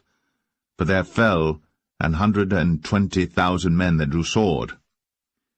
And Gideon went up by the way of them that dwelt in tents on the east of Nobah and Jogbeah, and smote the host, for the host was secure. And when Zebah and Zalmunna fled, he pursued after them, and took the 2 kings of Midian, Zebah and Zalmunna, and discomfited all the host. And Gideon the son of Joash returned from battle before the sun was up, and caught a young man of the men of Succoth, and inquired of him. And he described unto him the princes of Succoth and the elders thereof, even 70 men. And he came unto the men of Succoth, and said, Behold, Zebah and Zalmunna, with whom ye did upbraid me, saying, Are the hands of Zebah and Zalmunna now in thine hand, that we should give bread unto thy men that are weary? And he took the elders of the city, and thorns of the wilderness, and briars, and with them he taught the men of Succoth. And he beat down the tower of Penuel, and slew the men of the city. Then said he unto Zebah and Zalmunna, What manner of men were they whom ye slew at Tabor? And they answered, As thou art, so were they. Each one resembled the children of a king. And he said, They were my brethren, even the sons of my mother. As the Lord liveth, if ye had saved them alive, I would not slay you. And he said unto Jether his firstborn, Up, and slay them. But the youth drew not his sword, for he feared, because he was yet a youth. Then Zebah and Zalmunna said, Rise thou, and fall upon us, for as the man is, so is his strength. And Gideon arose, and slew Zebah and Zalmunna, and took away the ornaments that were on their camels' necks. Then the men of Israel said unto Gideon, Rule thou over us, both thou and thy son, and thy son's son also, for thou hast delivered us from the hand of Midian. And Gideon said unto them, I will not rule over you, neither shall my son rule over you. The Lord shall rule over you. And Gideon said unto them, I would desire a request of you, that ye would give me every man the earrings of his prey. For they had golden earrings, because they were Ishmaelites. And they answered, We will willingly give them. And they spread a garment, and did cast therein every man the earrings of his prey. And the weight of the golden earrings that he requested was 1,700 shekels of gold, beside ornaments and collars and purple raiment that was on the king of Midian, and beside the chains that were about their camels' necks. And Gideon made an ephod thereof, and put it in his city, even in Ophrah. And all Israel went thither a-whoring after it, which thing became a snare unto Gideon and to his house. Thus was Midian subdued before the children of Israel, so that they lifted up their heads no more. And the country was in quietness 40 years in the days of Gideon. And Jerubbaal the son of Joash went and dwelt in his own house. And Gideon had 70 sons of his body begotten, for he had many wives. And his concubine that was in Shechem, she also bare him a son, whose name he called Abimelech. And Gideon the son of Joash died in a good old age, and was buried in the sepulchre of Joash his father, in Ophrah of the Abiezerites. And it came to pass, as soon as Gideon was dead, that the children of Israel turned again, and went a-whoring after Baalim, and made Baal-berith their god. And the children of Israel remembered not the Lord their God, who had delivered them out of the hands of all their enemies on every side. Neither showed they kindness to the house of Jerubbaal, namely Gideon, according to all the goodness which he had shown unto Israel.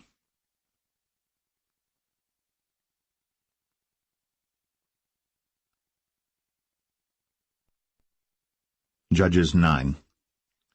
And Abimelech the son of Jerubbaal went to Shechem unto his mother's brethren, and communed with them and with all the family of the house of his mother's father, saying, Speak, I pray you, in the ears of all the men of Shechem, whether is better for you either that all the sons of Jerubbaal, which are 70 persons, reign over you, or that one reign over you? Remember also that I am your bone and your flesh. And his mother's brethren spake of him in the ears of all the men of Shechem all these words. And their hearts inclined to follow Abimelech, for they said, He is our brother. And they gave him 70 pieces of silver out of the house of Baal-berith, wherewith Abimelech hired vain and light persons which followed him. And he went unto his father's house at Ophrah, and slew his brethren the sons of Jerubbaal, being 70 persons, upon one stone. Notwithstanding yet Jotham, the youngest son of Jerubbaal, was left, for he hid himself. And all the men of Shechem gathered together, and all the house of Millo, and went, and made Abimelech king by the plain of the pillar that was in Shechem. And when they told it to Jotham, he went and stood in the top of Mount Gerizim, and lifted up his voice, and cried and said unto them, Hearken unto me, ye men of Shechem, that God may hearken unto you. The trees went forth on a time to anoint a king over them, and they said unto the olive tree, Reign thou over us. But the olive tree said unto them, Should I leave my fatness, wherewith by me they honour God and man, and go to be promoted over the trees?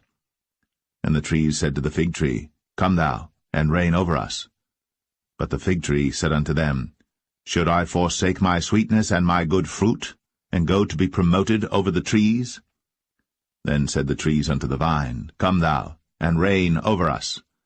And the vine said unto them, Should I leave my wine, which cheereth God and man, and go to be promoted over the trees? Then said all the trees unto the bramble, Come thou, and reign over us.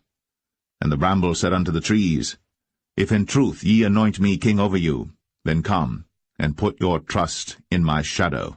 And if not, ye are risen up against my father's house this day, and have slain his sons, 70 persons, upon one stone, and have made Abimelech the son of his maidservant king over the men of Shechem, because he is your brother.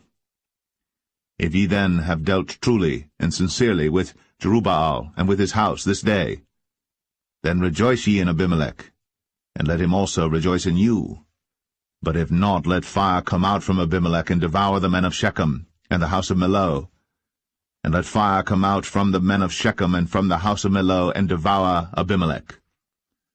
And Jotham ran away, and fled, and went to Beer, and dwelt there for fear of Abimelech his brother. When Abimelech had reigned 3 years over Israel, then God sent an evil spirit between Abimelech and the men of Shechem. And the men of Shechem dealt treacherously with Abimelech, that the cruelty done to the 70 sons of Jerubbaal might come, and their blood be laid upon Abimelech their brother, which slew them, and upon the men of Shechem, which aided him in the killing of his brethren. And the men of Shechem set liers in wait for him in the top of the mountains, and they robbed all that came along that way by them. And it was told Abimelech. And Gaal, the son of Ebed, came with his brethren, and went over to Shechem. And the men of Shechem put their confidence in him. And they went out into the fields, and gathered their vineyards, and trod the grapes, and made merry, and went to the house of their God, and did eat and drink, and cursed Abimelech. And Gaal the son of Ebed said, Who is Abimelech, and who is Shechem, that we should serve him? Is not he the son of Jerubbaal, and Zebul his officer? Serve the men of Hamor, the father of Shechem, for why should we serve him? And would to God this people were under my hand. Then would I remove Abimelech. And he said to Abimelech, Increase thine army, and come out. And when Zebul, the ruler of the city, heard the words of Gaal the son of Ebed, his anger was kindled.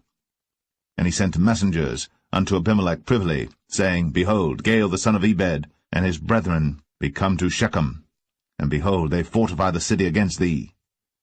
Now therefore up by night thou and the people that is with thee, and lie in wait in the field. And it shall be that in the morning, as soon as the sun is up, thou shalt rise early, and set upon the city, and behold, when he and the people that is with him come out against thee, then mayest thou do to them as thou shalt find occasion. And Abimelech rose up, and all the people that were with him by night, and they laid wait against Shechem in 4 companies. And Gaal the son of Ebed went out, and stood in the entering of the gate of the city. And Abimelech rose up, and the people that were with him, from lying in wait. And when Gaal saw the people, he said to Zebul, Behold, there come people down from the top of the mountains. And Zebul said unto him, Thou seest the shadow of the mountains, as if they were men. And Gaal spake again, and said, See, there come people down by the middle of the land, and another company come along by the plain of Meonim. Then said Zebul unto him, Where is now thy mouth wherewith thou saidst, Who is Abimelech, that we should serve him? Is not this the people that thou hast despised? Go out, I pray now, and fight with them. And Gaal went out before the men of Shechem, and fought with Abimelech.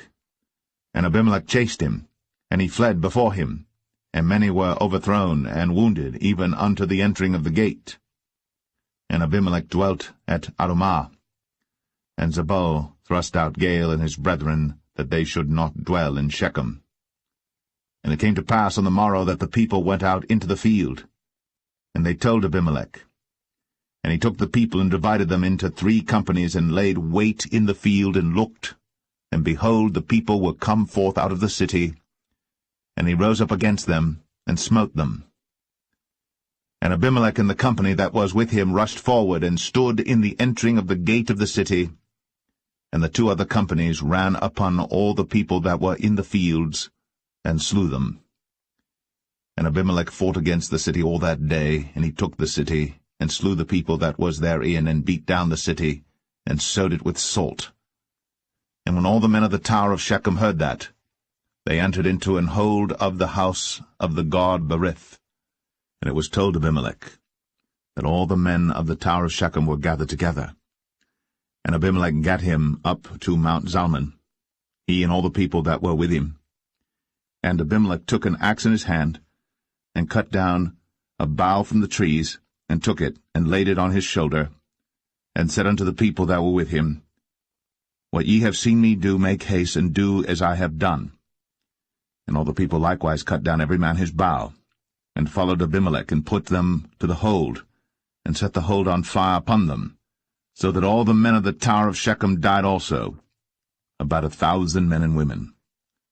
Then went Abimelech to Thebez, and encamped against Thebez, and took it. But there was a strong tower within the city, and thither fled all the men and women, and all they of the city, and shut it to them, and gat them up to the top of the tower. And Abimelech came unto the tower, and fought against it, and went hard unto the door of the tower to burn it with fire. And a certain woman cast a piece of a millstone upon Abimelech's head, and all to break his skull. Then he called hastily unto the young man his armor-bearer, and said unto him, Draw thy sword, and slay me, that men say not of me, A woman slew him. And his young man thrust him through, and he died. And when the men of Israel saw that Abimelech was dead, they departed every man unto his place. Thus God rendered the wickedness of Abimelech, which he did unto his father, in slaying his 70 brethren. And all the evil of the men of Shechem did God render upon their heads, and upon them came the curse of Jotham, the son of Jerubbaal.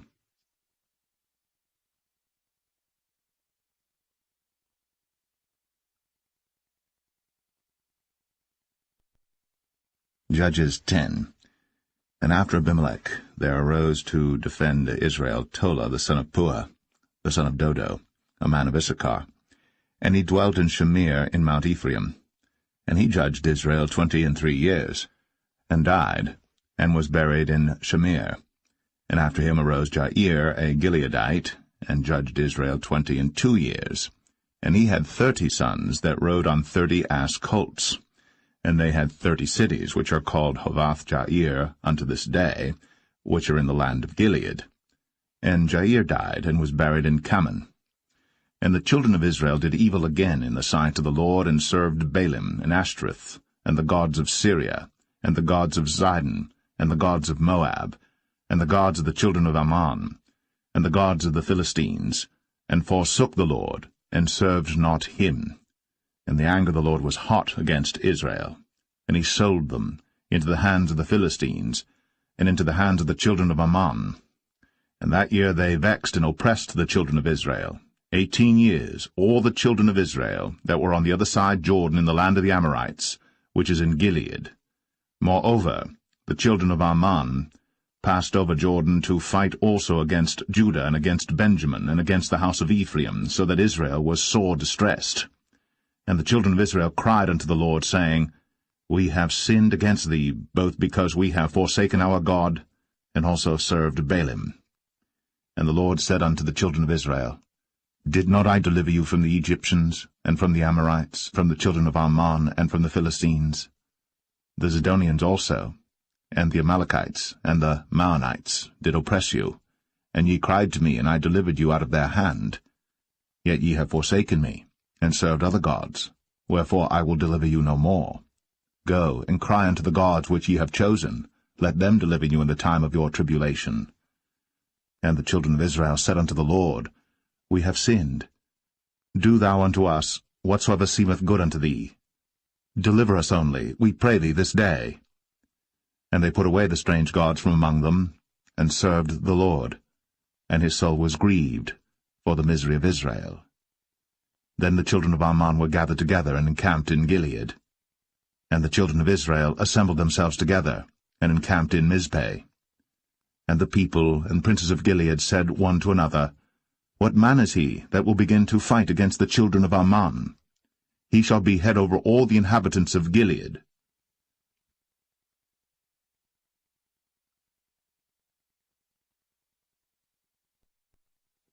Judges 11. Now Jephthah, the Gileadite, was a mighty man of valor, and he was the son of an harlot. And Gilead begat Jephthah. And Gilead's wife bare him sons, and his wife's sons grew up. And they thrust out Jephthah, and said unto him, Thou shalt not inherit in our father's house, for thou art the son of a strange woman. Then Jephthah fled from his brethren, and dwelt in the land of Tob. And there were gathered vain men to Jephthah, and went out with him. And it came to pass in process of time, that the children of Ammon made war against Israel. And it was so that when the children of Ammon made war against Israel, the elders of Gilead went to fetch Jephthah out of the land of Tob. And they said unto Jephthah, Come, and be our captain, that we may fight with the children of Ammon. And Jephthah said unto the elders of Gilead, Did not ye hate me, and expel me out of my father's house? And why are ye come unto me now, when ye are in distress? And the elders of Gilead said unto Jephthah, Therefore we turn again to thee now, that thou mayest go with us, and fight against the children of Ammon, and be our head over all the inhabitants of Gilead.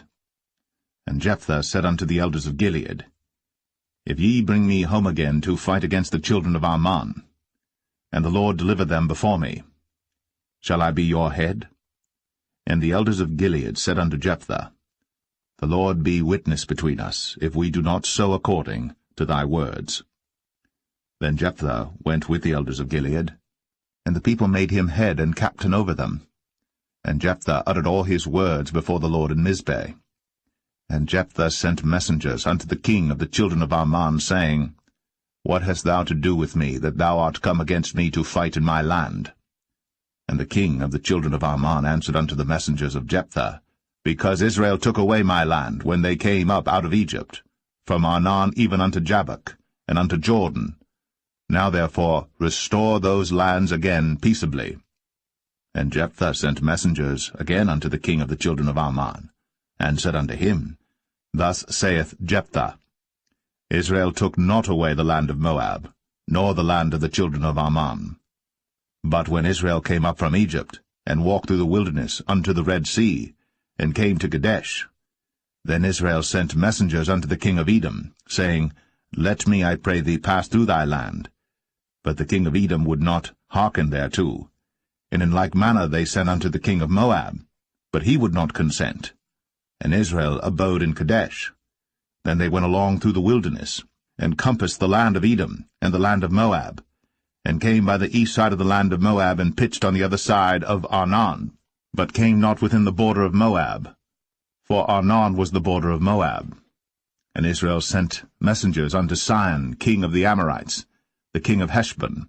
And Israel said unto him, Let us pass, we pray thee, through thy land into my place. But Sihon trusted not Israel to pass through his coast. But Sihon gathered all his people together, and pitched in Jahaz, and fought against Israel. And the Lord God of Israel delivered Sihon and all his people into the hand of Israel, and they smote them. So Israel possessed all the land of the Amorites, the inhabitants of that country. And they possessed all the coasts of the Amorites, from Arnon even unto Jabbok, and from the wilderness even unto Jordan. So now the Lord God of Israel hath dispossessed the Amorites from before his people Israel. And shouldst thou possess it? Wilt not thou possess that which Chemosh thy God giveth thee to possess? So, whomsoever the Lord our God shall drive out from before us, then will we possess. And now, art thou anything better than Balak the son of Zippor, king of Moab? Did he ever strive against Israel, or did he ever fight against them? While Israel dwelt in Heshbon and her towns, and in Aroer and her towns, and in all the cities that be along by the coasts of Arnon, 300 years? Why therefore did ye not recover them within that time? Wherefore I have not sinned against thee, but thou dost me wrong to war against me. The Lord, the judge, be judged this day between the children of Israel and the children of Ammon. Howbeit the king of the children of Ammon hearkened not unto the words of Jephthah, which he sent him. Then the Spirit of the Lord came upon Jephthah, and he passed over Gilead and Manasseh, and passed over Mizpeh of Gilead, and from Mizpeh of Gilead he passed over unto the children of Ammon. And Jephthah vowed a vow unto the Lord, and said, If thou shalt without fail deliver the children of Ammon into mine hands, then it shall be, that whatsoever cometh forth of the doors of my house to meet me, when I return in peace from the children of Ammon, shall surely be the Lord's, and I will offer it up for a burnt offering. So Jephthah passed over unto the children of Ammon to fight against them, and the Lord delivered them into his hands. And he smote them from Aroer, even till thou come to Minnith, even 20 cities, and unto the plain of the vineyards, with a very great slaughter. Thus the children of Ammon were subdued before the children of Israel. And Jephthah came to Mizpeh unto his house, and behold, his daughter came out to meet him, with timbrels and with dances, and she was his only child. Beside her he had neither son nor daughter. And it came to pass, when he saw her, that he rent his clothes, and said, Alas, my daughter, thou hast brought me very low, and thou art one of them that trouble me. For I have opened my mouth unto the Lord, and I cannot go back. And she said unto him, My father, if thou hast opened thy mouth unto the Lord, do to me according to that which hath proceeded out of thy mouth. For as much as the Lord hath taken vengeance for thee of thine enemies, even of the children of Ammon. And she said unto her father, Let this thing be done for me. Let me alone 2 months, that I may go up and down upon the mountains and bewail my virginity, I and my fellows. And he said, Go. And he sent her away for 2 months. And she went with her companions, and bewailed her virginity upon the mountains. And it came to pass at the end of 2 months, that she returned unto her father, who did with her according to his vow which he had vowed. And she knew no man. And it was a custom in Israel, that the daughters of Israel went yearly to lament the daughter of Jephthah the Gileadite, 4 days in a year.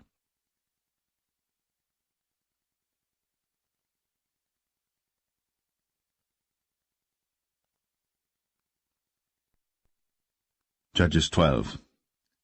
And the men of Ephraim gathered themselves together, and went northward, and said unto Jephthah, Wherefore passedst thou over to fight against the children of Ammon, and didst not call us to go with thee?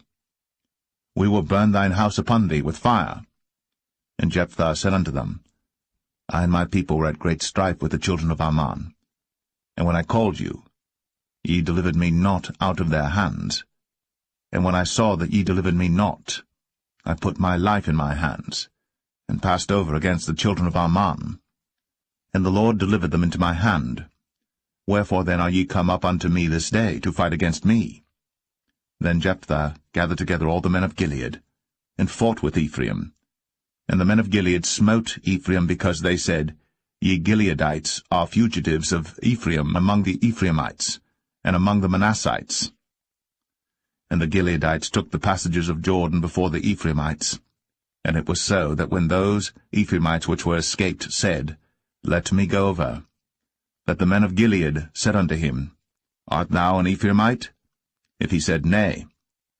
Then said they unto him, Say now, Shibboleth. And he said, Sibboleth, for he could not frame to pronounce it right. Then they took him, and slew him at the passages of Jordan. And there fell at that time of the Ephraimites 42,000. And Jephthah judged Israel 6 years. Then died Jephthah the Gileadite, and was buried in one of the cities of Gilead.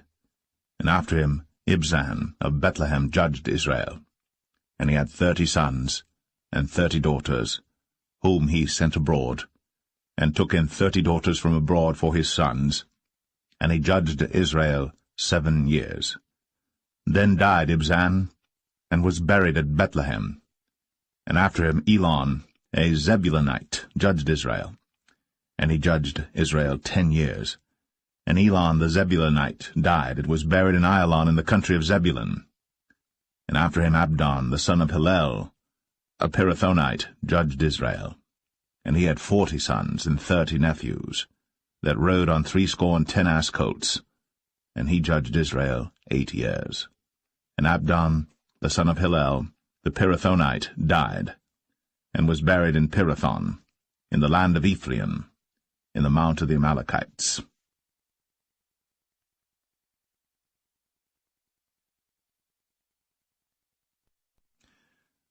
Judges 13.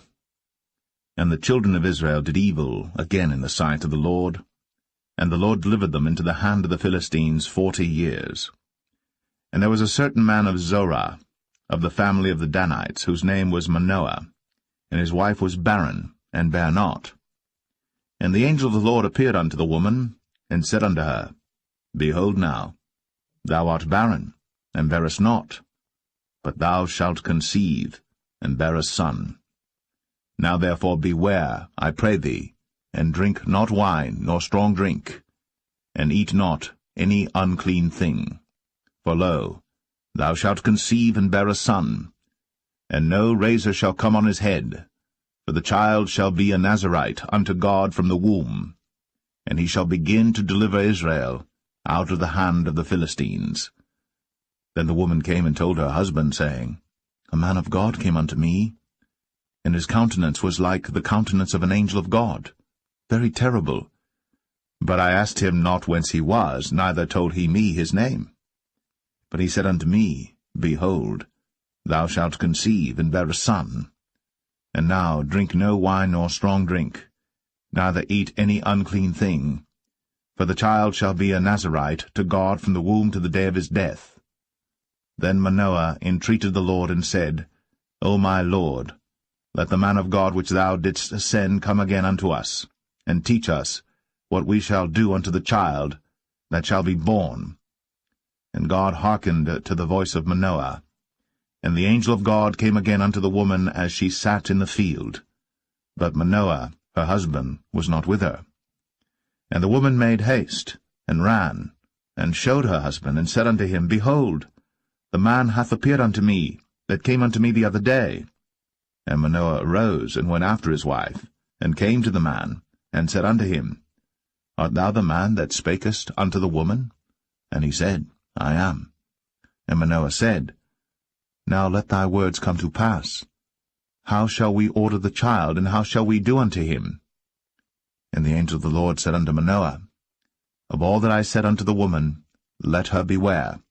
She may not eat of anything that cometh of the vine, neither let her drink wine or strong drink, nor eat any unclean thing. All that I commanded her, let her observe. And Manoah said unto the angel of the Lord, I pray thee, let us detain thee, until we shall have made ready a kid for thee. And the angel of the Lord said unto Manoah, Though thou detain me, I will not eat of thy bread, and if thou wilt offer a burnt offering, thou must offer it unto the Lord. For Manoah knew not that he was an angel of the Lord. And Manoah said unto the angel of the Lord, What is thy name, that when thy sayings come to pass, we may do thee honor? And the angel of the Lord said unto him, Why askest thou thus after my name, seeing it is secret?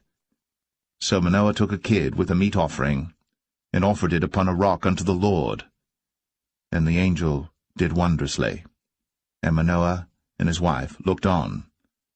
For it came to pass, when the flame went up toward heaven from off the altar, that the angel of the Lord ascended in the flame of the altar. And Manoah and his wife looked on it, and fell on their faces to the ground.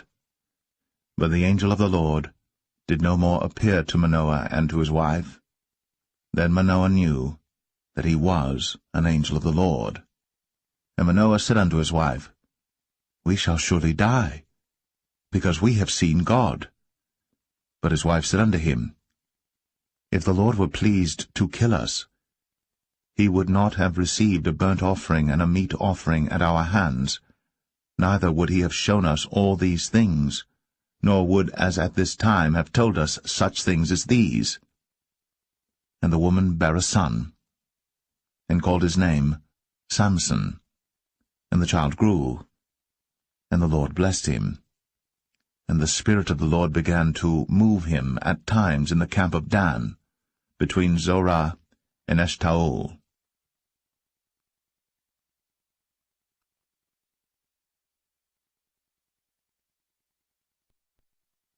Judges 14.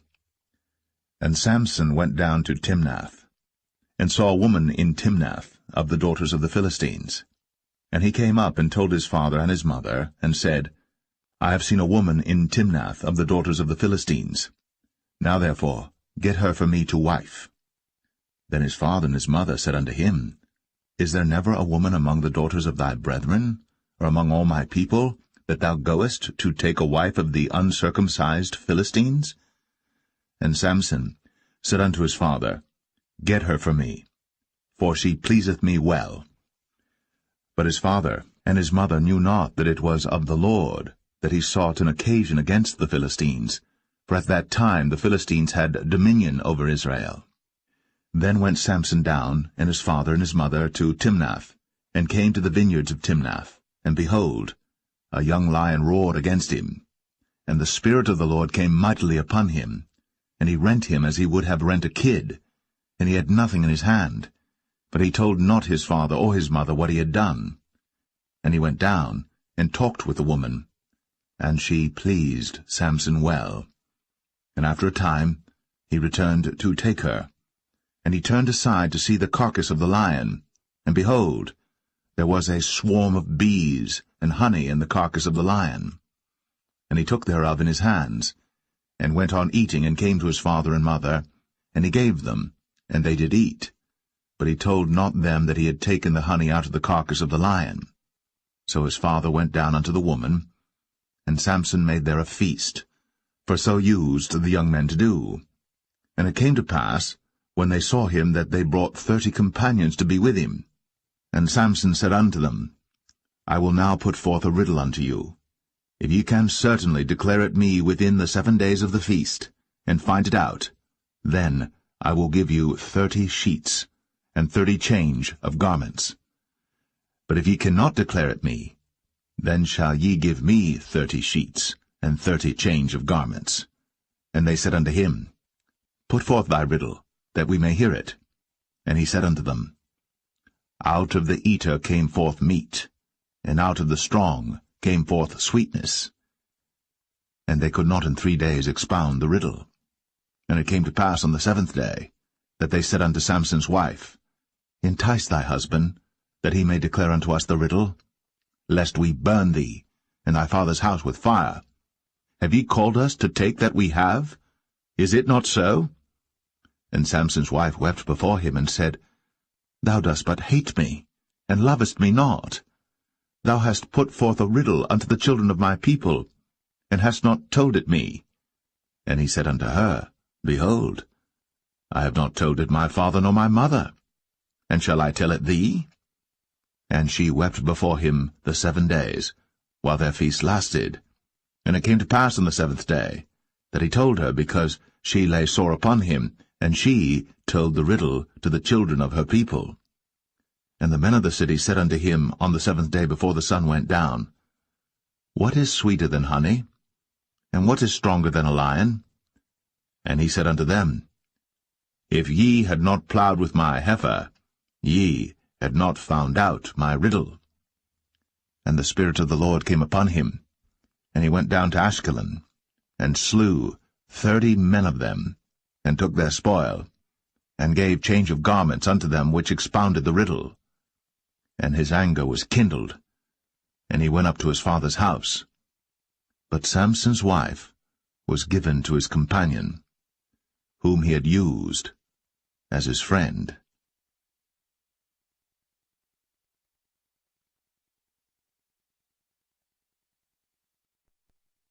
Judges 15. But it came to pass within a while after, in the time of wheat harvest, that Samson visited his wife with a kid, and he said, I will go in to my wife into the chamber.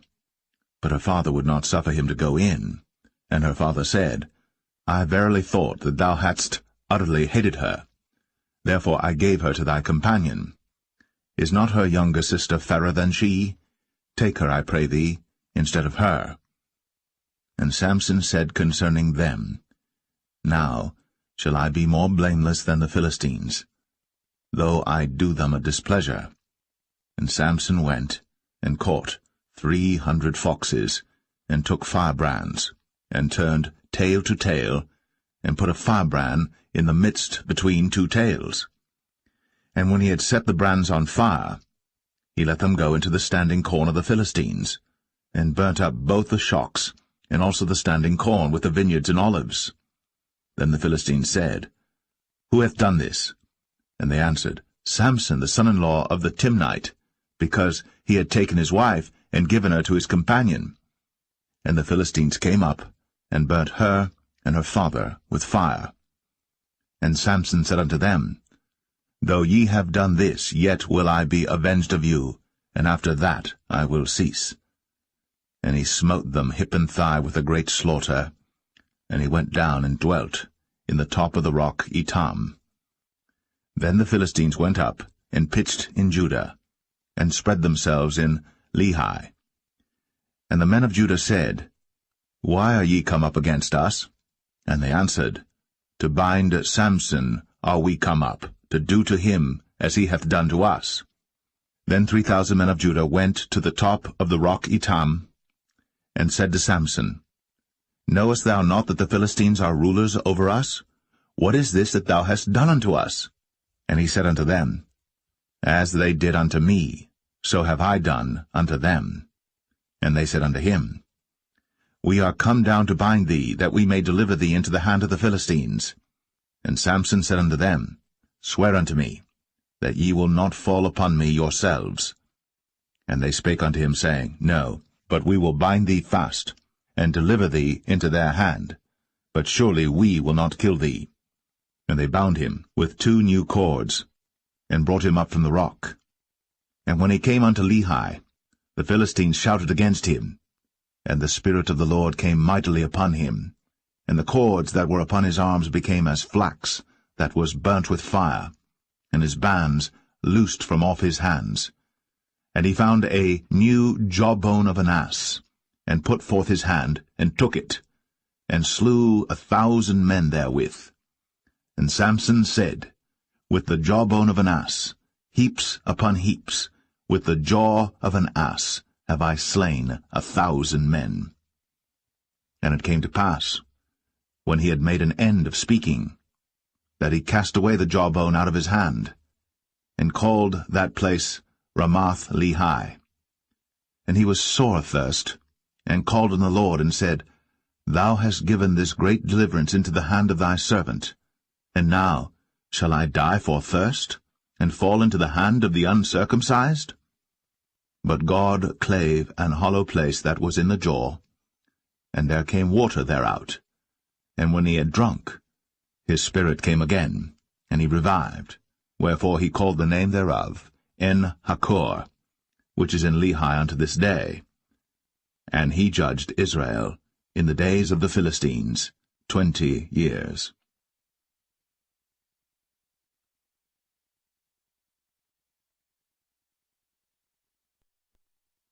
Judges 16. Then went Samson to Gaza, and saw there an harlot, and went in unto her. And it was told the Gazites, saying, Samson is come hither. And they compassed him in, and laid wait for him all night in the gate of the city, and were quiet all the night, saying, In the morning, when it is day, we shall kill him. And Samson lay till midnight, and arose at midnight, and took the doors of the gate of the city, and the 2 posts, and went away with them, bar and all, and put them upon his shoulders, and carried them up to the top of an hill that is before Hebron. And it came to pass afterward, that he loved a woman in the valley of Sorek, whose name was Delilah. And the lords of the Philistines came up unto her, and said unto her, Entice him, and see wherein his great strength lieth, and by what means we may prevail against him, that we may bind him to afflict him. And we will give thee every one of us 1,100 pieces of silver. And Delilah said to Samson, Tell me, I pray thee, wherein thy great strength lieth, and wherewith thou mightest be bound to afflict thee? And Samson said unto her, If they bind me with 7 green withs that were never dried, then shall I be weak, and be as another man. Then the lords of the Philistines brought up to her 7 green withs, which had not been dried, and she bound him with them. Now there were men lying in wait, abiding with her in the chamber. And she said unto him, The Philistines be upon thee, Samson. And he brake the withs, as a thread of tow is broken when it toucheth the fire. So his strength was not known. And Delilah said unto Samson, Behold, thou hast mocked me, and told me lies. Now tell me, I pray thee, wherewith thou mightest be bound. And he said unto her, If they bind me fast with new ropes, that never were occupied, then shall I be weak, and be as another man. Delilah therefore took new ropes, and bound him therewith, and said unto him, The Philistines be upon thee, Samson. And there were liers in wait, abiding in the chamber. And he brake them from off his arms like a thread. And Delilah said unto Samson, Hitherto thou hast mocked me, and told me lies. Tell me wherewith thou mightest be bound. And he said unto her, If thou weavest the 7 locks of my head with the web. And she fastened it with the pin, and said unto him, The Philistines be upon thee, Samson. And he awaked out of his sleep, and went away with the pin of the beam, and with the web. And she said unto him, How canst thou say, I love thee, when thine heart is not with me? Thou hast mocked me these 3 times, and hast not told me wherein thy great strength lieth. And it came to pass, when she pressed him daily with her words, and urged him, so that his soul was vexed unto death, that he told her all his heart, and said unto her, There hath not come a razor upon mine head, for I have been a Nazarite unto God from my mother's womb. If I be shaven, then my strength will go from me, and I shall become weak, and be like any other man. And when Delilah saw that he had told her all his heart, she sent and called for the lords of the Philistines, saying, Come up this once, for he hath shown me all his heart. Then the lords of the Philistines came up unto her, and brought money in their hand. And she made him sleep upon her knees, and she called for a man, and she caused him to shave off the 7 locks of his head, and she began to afflict him, and his strength went from him. And she said, The Philistines be upon thee, Samson. And he awoke out of his sleep, and said, I will go out as at other times before, and shake myself. And he wist not that the Lord was departed from him. But the Philistines took him, and put out his eyes, and brought him down to Gaza, and bound him with fetters of brass, and he did grind in the prison house.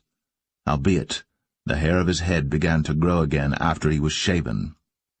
Then the lords of the Philistines gathered them together, for to offer a great sacrifice unto Dagon their god, and to rejoice, for they said, Our God hath delivered Samson our enemy into our hand.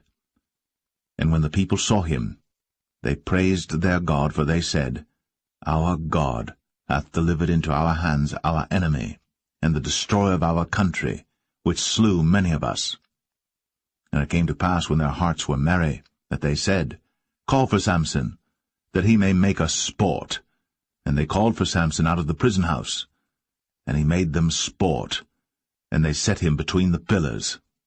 And Samson said unto the lad that held him by the hand, Suffer me, that I may feel the pillars whereupon the house standeth, that I may lean upon them. Now the house was full of men and women, and all the lords of the Philistines were there. And there were upon the roof about 3,000 men and women that beheld while Samson made sport. And Samson called unto the Lord, and said, O Lord God, remember me, I pray thee, and strengthen me, I pray thee, only this once, O God, that I may be at once avenged of the Philistines for my 2 eyes. And Samson took hold of the 2 middle pillars upon which the house stood, and on which it was borne up, of the one with his right hand, and of the other with his left. And Samson said, Let me die with the Philistines. And he bowed himself with all his might. And the house fell upon the lords, and upon all the people that were therein. So the dead which he slew at his death were more than they which he slew in his life. Then his brethren and all the house of his father came down, and took him, and brought him up, and buried him between Zorah and Eshtaol, in the burying place of Manoah his father. And he judged Israel 20 years.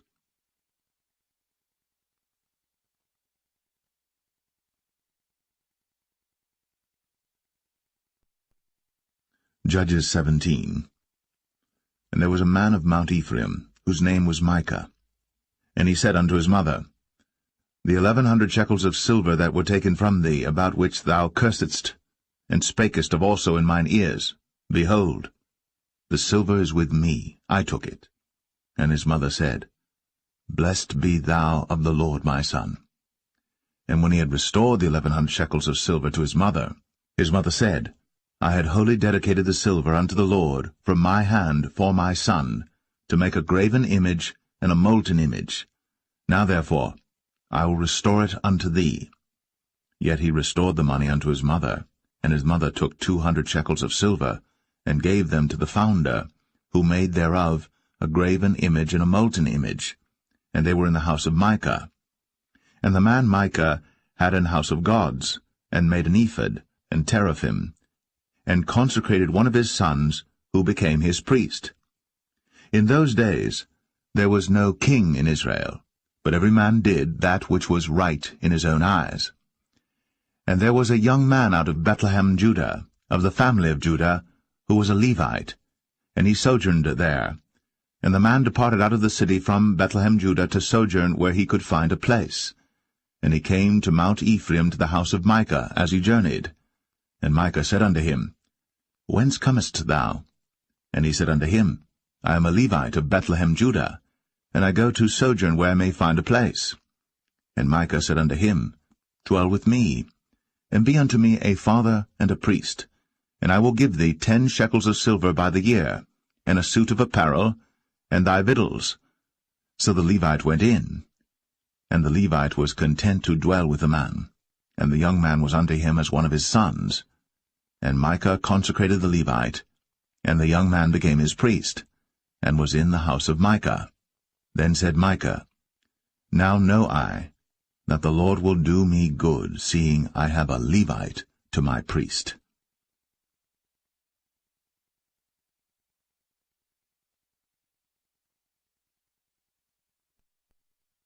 Judges 18.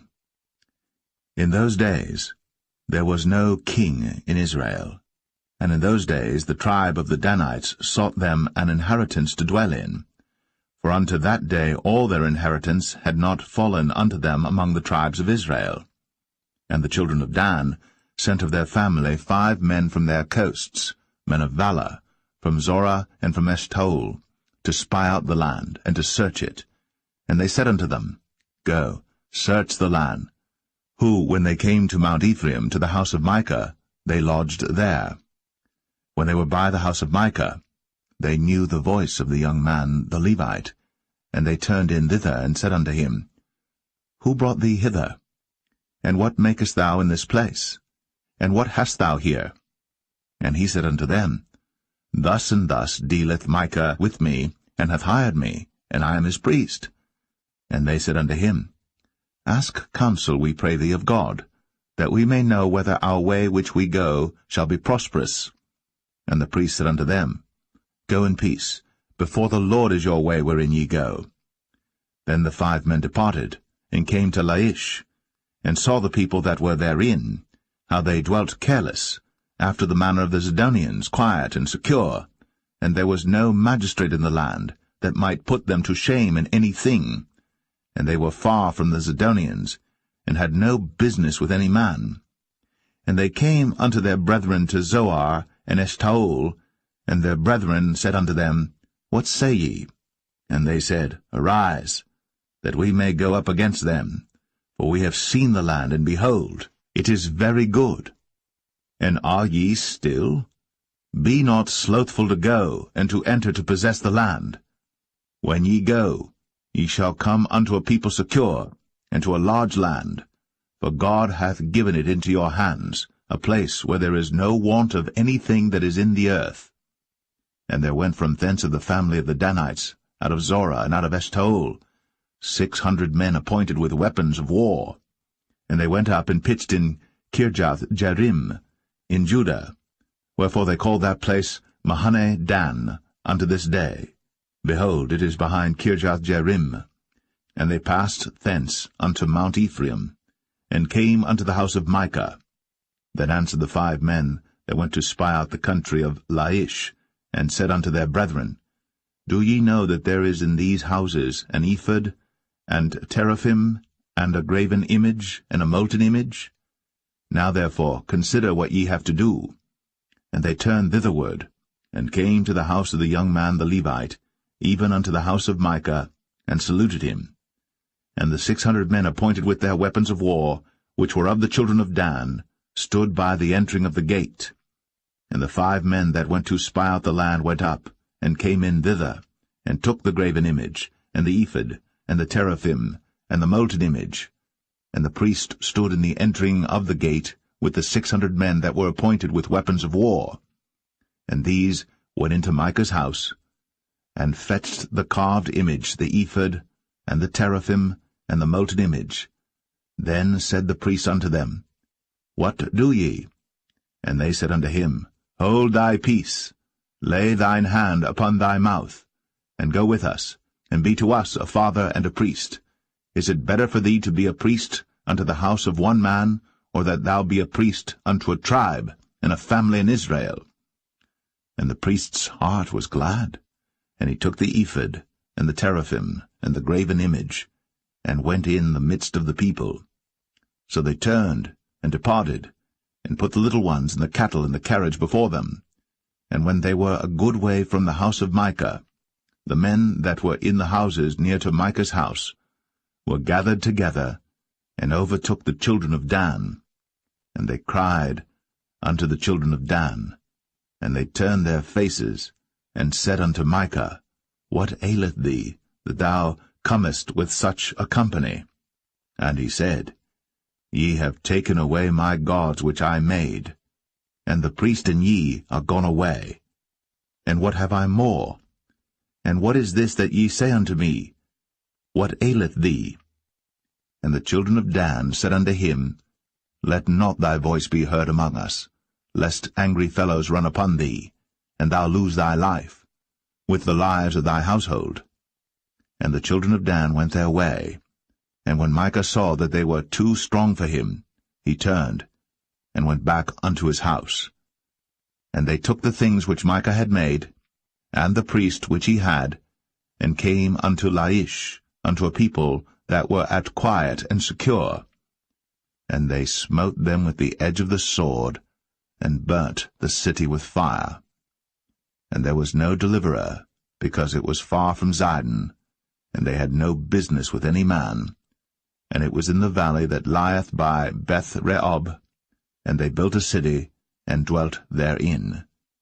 And they called the name of the city Dan, after the name of Dan their father, who was born unto Israel. Howbeit, the name of the city was Laish at the first. And the children of Dan set up the graven image, and Jonathan the son of Gershom, the son of Manasseh, he and his sons were priests to the tribe of Dan, until the day of the captivity of the land. And they set them up, Micah's graven image, which he made, all the time that the house of God was in Shiloh.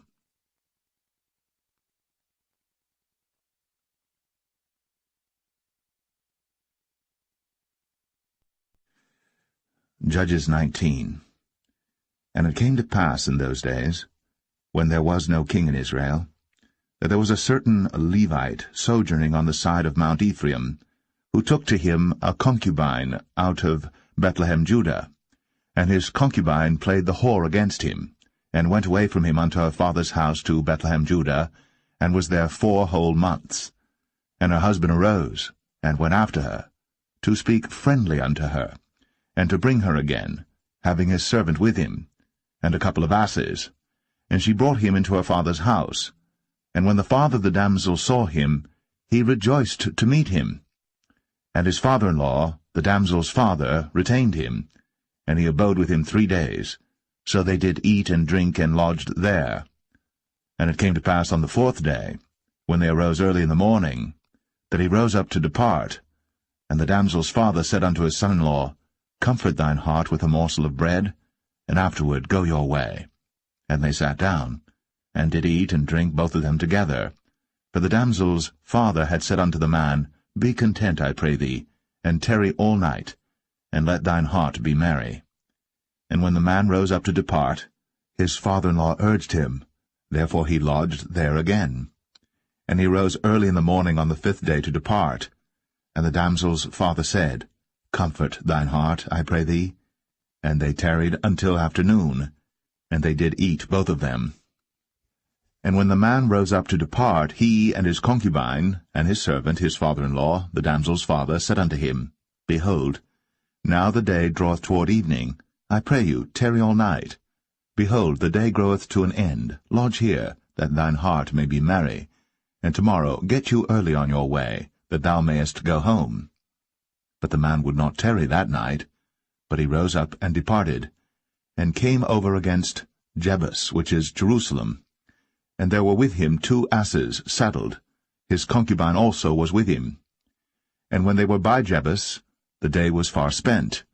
And the servant said unto his master, Come, I pray thee, and let us turn into this city of the Jebusites, and lodge in it. And his master said unto him, We will not turn aside hither into the city of a stranger, that is not of the children of Israel. We will pass over to Gibeah. And he said unto his servant, Come, and let us draw near to one of these places to lodge all night in Gibeah, or in Ramah. And they passed on, and went their way. And the sun went down upon them when they were by Gibeah, which belongeth to Benjamin. And they turned aside thither, to go in and to lodge in Gibeah. And when he went in, he sat him down in a street of the city, for there was no man that took them into his house to lodging. And behold, there came an old man from his work out of the field at even, which was also of Mount Ephraim, and he sojourned in Gibeah. But the men of the place were Benjamites. And when he had lifted up his eyes, he saw a wayfaring man in the street of the city. And the old man said, Whither goest thou? And whence comest thou? And he said unto him, We are passing from Bethlehem, Judah, toward the side of Mount Ephraim. From thence am I. And I went to Bethlehem, Judah. But I am now going to the house of the Lord, and there is no man that receiveth me to house. Yet there is both straw and provender for our asses, and there is bread and wine also for me, and for thy handmaid, and for the young man which is with thy servants. There is no want of anything. And the old man said, Peace be with thee. Howsoever let all thy wants lie upon me, only lodge not in the street. So he brought him into his house, and gave provender unto the asses, and they washed their feet, and did eat and drink. Now as they were making their hearts merry, behold, the men of the city, certain sons of Belial, beset the house round about, and beat at the door, and spake to the master of the house, the old man, saying, Bring forth the man that came into thine house, that we may know him. And the man, the master of the house, went out unto them, and said unto them, Nay, my brethren, nay, I pray you, do not so wickedly, seeing that this man is come into mine house. Do not this folly. Behold, here is my daughter, a maiden, and his concubine. Them I will bring out now, and humble ye them, and do with them what seemeth good unto you. But unto this man do not so vile a thing. But the men would not hearken to him. So the man took his concubine, and brought her forth unto them. And they knew her, and abused her all the night until the morning. And when the day began to spring, they let her go. Then came the woman in the dawning of the day, and fell down at the door of the man's house, where her lord was, till it was light. And her lord rose up in the morning, and opened the doors of the house, and went out to go his way. And behold, the woman, his concubine, was fallen down at the door of the house, and her hands were upon the threshold. And he said unto her, Up, and let us be going. But none answered. Then the man took her up upon an ass, and the man rose up, and gat him unto his place. And when he was come into his house, he took a knife, and laid hold on his concubine, and divided her, together with her bones, into 12 pieces, and sent her into all the coasts of Israel. And it was so, that all that saw it said, There was no such deed done, nor seen from the day that the children of Israel came up out of the land of Egypt, unto this day. Consider of it, take advice, and speak your minds.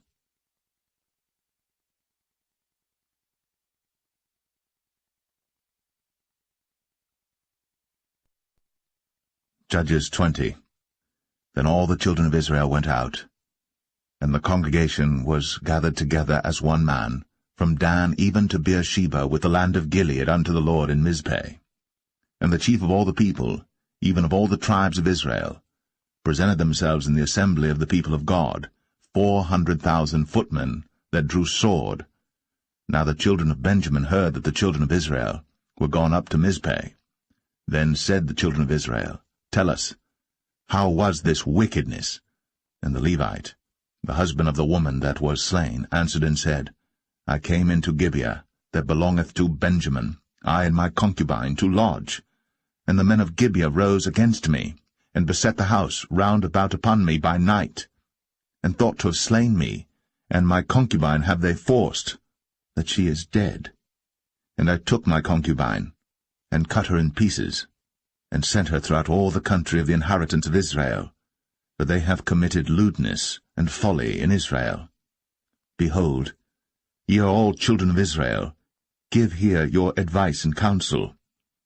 And all the people arose as one man, saying, We will not any of us go to his tent, neither will we any of us turn into his house. But now this shall be the thing which we will do to Gibeah. We will go up by lot against it. And we will take 10 men of 100 throughout all the tribes of Israel, and 100 of 1,000, and 1,000 out of 10,000, to fetch victual for the people, that they may do, when they come to Gibeah Benjamin, according to all the folly that they have wrought in Israel. So all the men of Israel were gathered against the city, knit together as one man. And the tribes of Israel sent men through all the tribe of Benjamin, saying, What wickedness is this that is done among you? Now therefore, deliver us the men, the children of Belial, which are in Gibeah, that we may put them to death, and put away evil from Israel. But the children of Benjamin would not hearken to the voice of their brethren, the children of Israel. But the children of Benjamin gathered themselves together out of the cities unto Gibeah, to go out to battle against the children of Israel. And the children of Benjamin were numbered at that time out of the cities 26,000 men that drew sword, beside the inhabitants of Gibeah, which were numbered 700 chosen men. Among all this people there were 700 chosen men left-handed. Every one could sling stones at an hairbreadth, and not miss. And the men of Israel, beside Benjamin, were numbered 400,000 men that drew sword. All these were men of war. And the children of Israel arose, and went up to the house of God, and asked counsel of God, and said, Which of us shall go up first to the battle against the children of Benjamin? And the Lord said, Judah shall go up first. And the children of Israel rose up in the morning, and encamped against Gibeah. And the men of Israel went out to battle against Benjamin. And the men of Israel put themselves in array to fight against them at Gibeah. And the children of Benjamin came forth out of Gibeah, and destroyed down to the ground of the Israelites that day 22,000 men. And the people, the men of Israel, encouraged themselves, and set their battle again in array in the place where they put themselves in array the first day. And the children of Israel went up and wept before the Lord until even, and asked counsel of the Lord, saying, Shall I go up again to battle against the children of Benjamin my brother? And the Lord said, Go up against him. And the children of Israel came near against the children of Benjamin the second day. And Benjamin went forth against them out of Gibeah the second day, and destroyed down to the ground of the children of Israel again 18,000 men. All these drew the sword. Then all the children of Israel and all the people went up, and came unto the house of God, and wept, and sat there before the Lord, and fasted that day until even, and offered burnt offerings and peace offerings before the Lord. And the children of Israel inquired of the Lord, for the ark of the covenant of God was there in those days. And Phinehas, the son of Eleazar, the son of Aaron, stood before it in those days, saying, Shall I yet again go out to battle against the children of Benjamin my brother? Or shall I cease? And the Lord said, Go up, for tomorrow I will deliver them into thine hand. And Israel set liers in wait round about Gibeah. And the children of Israel went up against the children of Benjamin on the third day, and put themselves in array against Gibeah, as at other times. And the children of Benjamin went out against the people, and were drawn away from the city. And they began to smite of the people, and kill, as at other times, in the highways, of which one goeth up to the house of God, and the other to Gibeah in the field, about 30 men of Israel. And the children of Benjamin said, They are smitten down before us, as at the first. But the children of Israel said, Let us flee, and draw them from the city unto the highways. And all the men of Israel rose up out of their place, and put themselves in array at Baal-Tamar.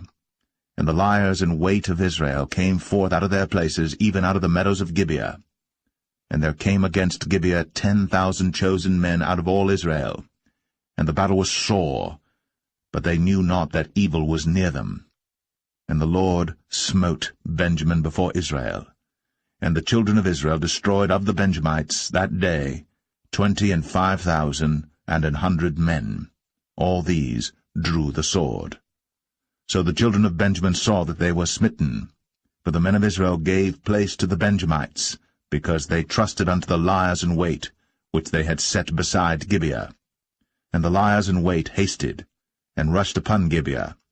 And the liers in wait drew themselves along, and smote all the city with the edge of the sword. Now there was an appointed sign between the men of Israel and the liers in wait, that they should make a great flame with smoke rise up out of the city. And when the men of Israel retired in the battle, Benjamin began to smite and kill of the men of Israel about 30 persons, for they said, Surely they are smitten down before us, as in the first battle. But when the flame began to arise up out of the city with a pillar of smoke, the Benjamites looked behind them, and behold, the flame of the city ascended up to heaven. And when the men of Israel turned again, the men of Benjamin were amazed, for they saw that evil was come upon them. Therefore they turned their backs before the men of Israel unto the way of the wilderness. But the battle overtook them, and them which came out of the cities they destroyed in the midst of them. Thus they enclosed the Benjamites round about, and chased them, and trod them down with ease over against Gibeah toward the sunrising. And there fell of Benjamin 18,000 men. All these were men of valor. And they turned and fled toward the wilderness, unto the rock of Rimmon. And they gleaned of them in the highways 5,000 men, and pursued hard after them unto Kidom, and slew 2,000 men of them. So that all which fell that day of Benjamin were 25,000 men that drew the sword. All these were men of valor. But 600 men turned and fled to the wilderness unto the rock Rimmon, and abode in the rock Rimmon 4 months. And the men of Israel turned again upon the children of Benjamin, and smote them with the edge of the sword, as well the men of every city as the beast, and all that came to hand. Also they set on fire all the cities that they came to.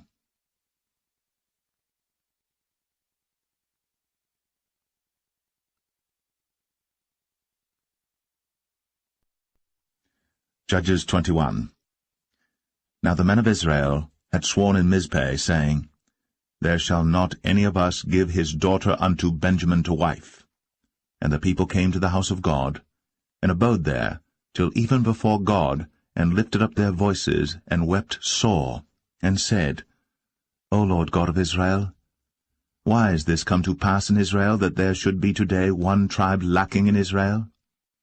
And it came to pass on the morrow, that the people rose early, and built there an altar, and offered burnt offerings, and peace offerings. And the children of Israel said, Who is there among all the tribes of Israel, that came not up with the congregation unto the Lord? For they had made a great oath concerning him that came not up to the Lord to Mizpeh, saying, He shall surely be put to death. And the children of Israel repented them for Benjamin their brother, and said, There is one tribe cut off from Israel this day. How shall we do for wives for them that remain, seeing we have sworn by the Lord, that we will not give them of our daughters to wives? And they said, What one is there of the tribes of Israel, that came not up to Mizpeh to the Lord? And behold, there came none to the camp, from Jabesh-Gilead to the assembly. For the people were numbered, and behold, there were none of the inhabitants of Jabesh-Gilead there. And the congregation sent thither 12,000 men, of the valiantest, and commanded them, saying, Go, and smite the inhabitants of Jabesh-Gilead with the edge of the sword, with the women and the children. And this is the thing that ye shall do. Ye shall utterly destroy every male, and every woman that hath lain by man. And they found among the inhabitants of Jabesh-Gilead 400 young virgins, that had known no man by lying with any male.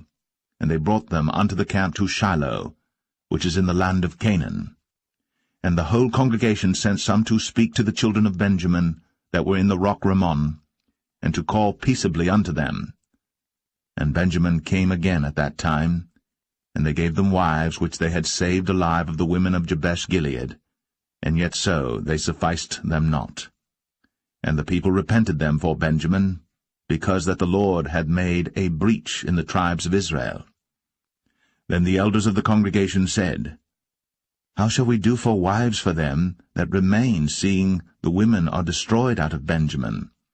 And they said, There must be an inheritance for them that be escaped of Benjamin, that a tribe be not destroyed out of Israel. Howbeit we may not give them wives of our daughters, for the children of Israel have sworn, saying, Cursed be he that giveth a wife to Benjamin. Then they said, Behold, there is a feast of the Lord in Shiloh yearly, in a place which is on the north side of Bethel, on the east side of the highway that goeth up from Bethel to Shechem, and on the south of Lebonah.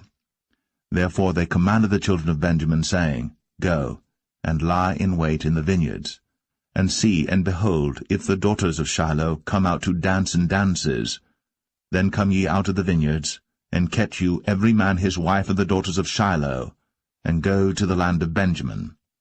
And it shall be, when their fathers or their brethren come unto us to complain, that we will say unto them, Be favorable unto them for our sakes, because we reserved not to each man his wife in the war, for ye did not give unto them at this time, that ye should be guilty.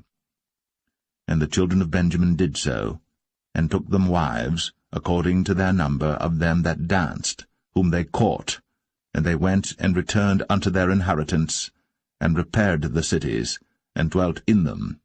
And the children of Israel departed thence at that time, every man to his tribe and to his family, and they went out from thence every man to his inheritance. In those days there was no king in Israel. Every man did that which was right in his own eyes.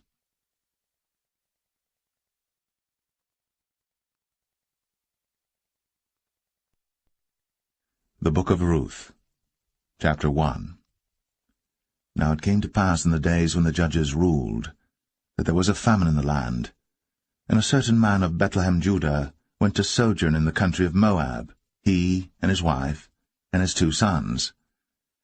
And the name of the man was Elimelech, and the name of his wife Naomi, and the name of his 2 sons Mahlon and Chilion, Ephrathites of Bethlehem, Judah. And they came into the country of Moab, and continued there. And Elimelech, Naomi's husband, died, and she was left, and her 2 sons. And they took them wives of the women of Moab. The name of the one was Orpah, and the name of the other Ruth. And they dwelled there about 10 years. And Mahlon and Chilion died also, both of them. And the woman was left of her 2 sons and her husband. Then she arose with her daughters-in-law, that she might return from the country of Moab. For she had heard in the country of Moab how that the Lord had visited his people in giving them bread. Wherefore she went forth out of the place where she was, and her 2 daughters-in-law with her. And they went on the way to return unto the land of Judah. And Naomi said unto her 2 daughters-in-law, Go, return each to her mother's house. The Lord deal kindly with you, as ye have dealt with the dead, and with me. The Lord grant you that ye may find rest, each of you, in the house of her husband. Then she kissed them, and they lifted up their voice, and wept. And they said unto her, Surely we will return with thee unto thy people. And Naomi said, Turn again, my daughters, why will ye go with me?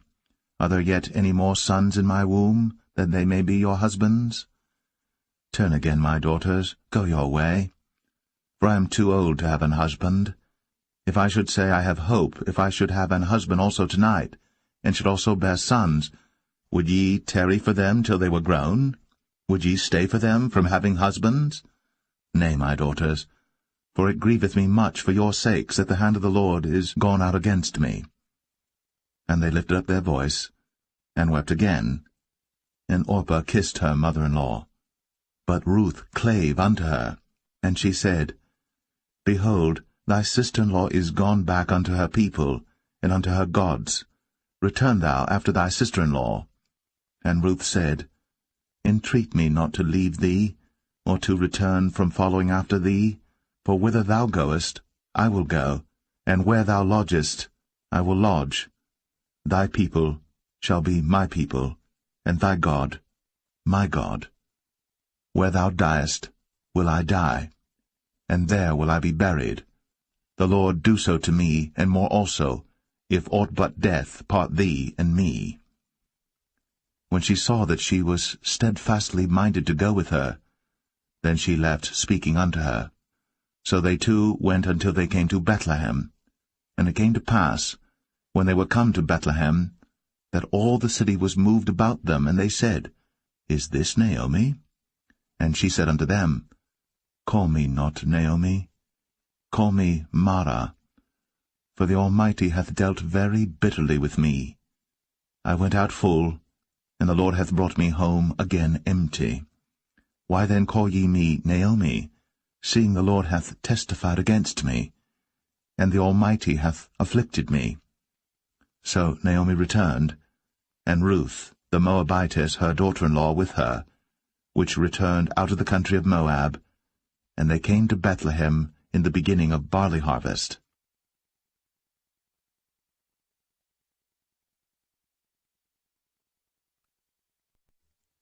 Ruth 2. And Naomi had a kinsman of her husband's, a mighty man of wealth, of the family of Elimelech, and his name was Boaz. And Ruth the Moabitess said unto Naomi, Let me now go to the field, and glean ears of corn after him in whose sight I shall find grace. And she said unto her, Go, my daughter. And she went and came and gleaned in the field after the reapers, and her hap was to light on a part of the field belonging unto Boaz, who was of the kindred of Elimelech. And behold, Boaz came from Bethlehem, and said unto the reapers, The Lord be with you. And they answered him, The Lord bless thee. Then said Boaz unto his servant that was set over the reapers, Whose damsel is this? And the servant that was set over the reapers answered and said, It is the Moabitish damsel that came back with Naomi out of the country of Moab. And she said, I pray you, let me glean and gather after the reapers among the sheaves. So she came, and hath continued even from the morning until now, that she tarried a little in the house. Then said Boaz unto Ruth, Hearest thou not, my daughter? Go not to glean in another field, neither go from hence. but abide here fast by my maidens. Let thine eyes be on the field that they do reap, and go thou after them. Have I not charged the young men that they shall not touch thee? And when thou art athirst, go unto the vessels, and drink of that which the young men have drawn. Then she fell on her face, and bowed herself to the ground, and said unto him, Why have I found grace in thine eyes, that thou shouldst take knowledge of me, seeing I am a stranger? And Boaz answered and said unto her, It hath fully been shown me all that thou hast done unto thy mother-in-law since the death of thine husband, and how thou hast left thy father and thy mother, and the land of thy nativity, and art come unto a people which thou knewest not heretofore. The Lord recompense thy work, and a full reward be given thee of the Lord God of Israel, under whose wings thou art come to trust. Then she said, Let me find favor in thy sight, my lord, for that thou hast comforted me, and for that thou hast spoken friendly unto thine handmaid, though I be not like unto one of thine handmaidens. And Boaz said unto her, At mealtime come thou hither, and eat of the bread, and dip thy morsel in the vinegar. And she sat beside the reapers, and he reached her parched corn, and she did eat, and was sufficed, and left. And when she was risen up to glean, Boaz commanded his young men, saying, Let her glean even among the sheaves, and reproach her not. And let fall also some of the handfuls of purpose for her, and leave them, that she may glean them, and rebuke her not. So she gleaned in the field until even, and beat out that she had gleaned, and it was about an ephah of barley. And she took it up, and went into the city, and her mother-in-law saw what she had gleaned, and she brought forth, and gave to her that she had reserved after she was sufficed. And her mother-in-law said unto her, Where hast thou gleaned today? And where wroughtest thou? Blessed be he that did take knowledge of thee. And she showed her mother-in-law with whom she had wrought, and said, The man's name with whom I wrought today is Boaz. And Naomi said unto her daughter-in-law, Blessed be he of the Lord, who hath not left off his kindness to the living and to the dead. And Naomi said unto her, The man is near of kin unto us, one of our next kinsmen. And Ruth, the Moabitess, said, He said unto me also, Thou shalt keep fast by my young men, until they have ended all my harvest. And Naomi said unto Ruth her daughter-in-law, It is good, my daughter, that thou go out with his maidens, that they meet thee not in any other field. So she kept fast by the maidens of Boaz to glean unto the end of barley harvest and of wheat harvest, and dwelt with her mother-in-law.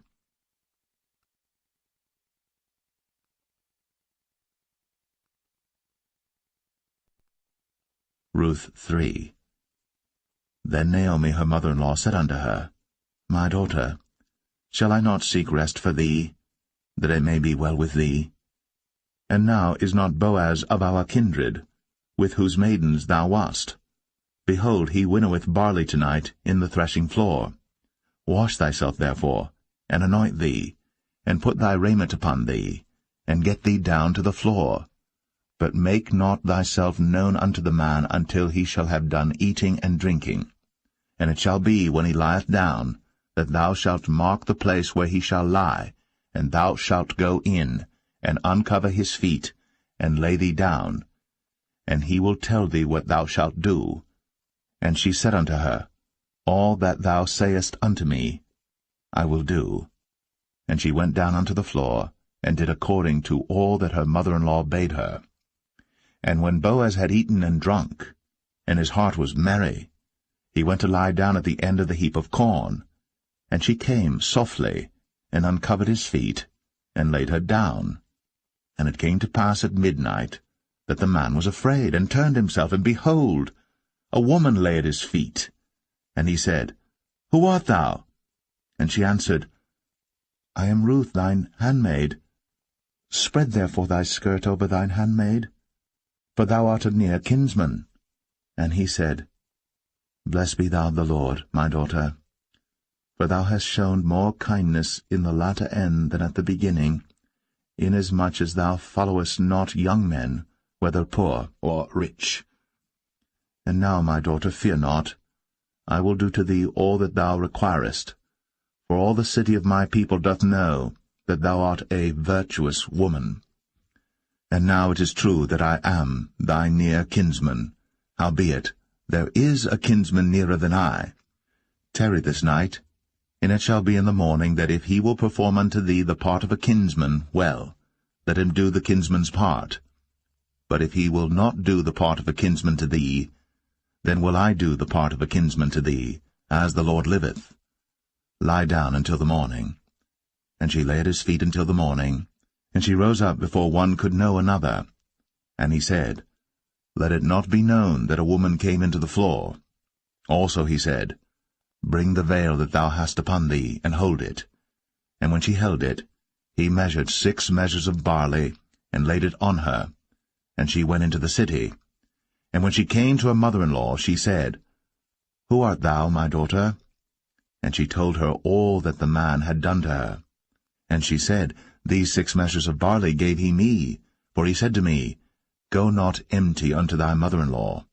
Then said she, Sit still, my daughter, until thou know how the matter will fall, for the man will not be in rest until he have finished the thing this day.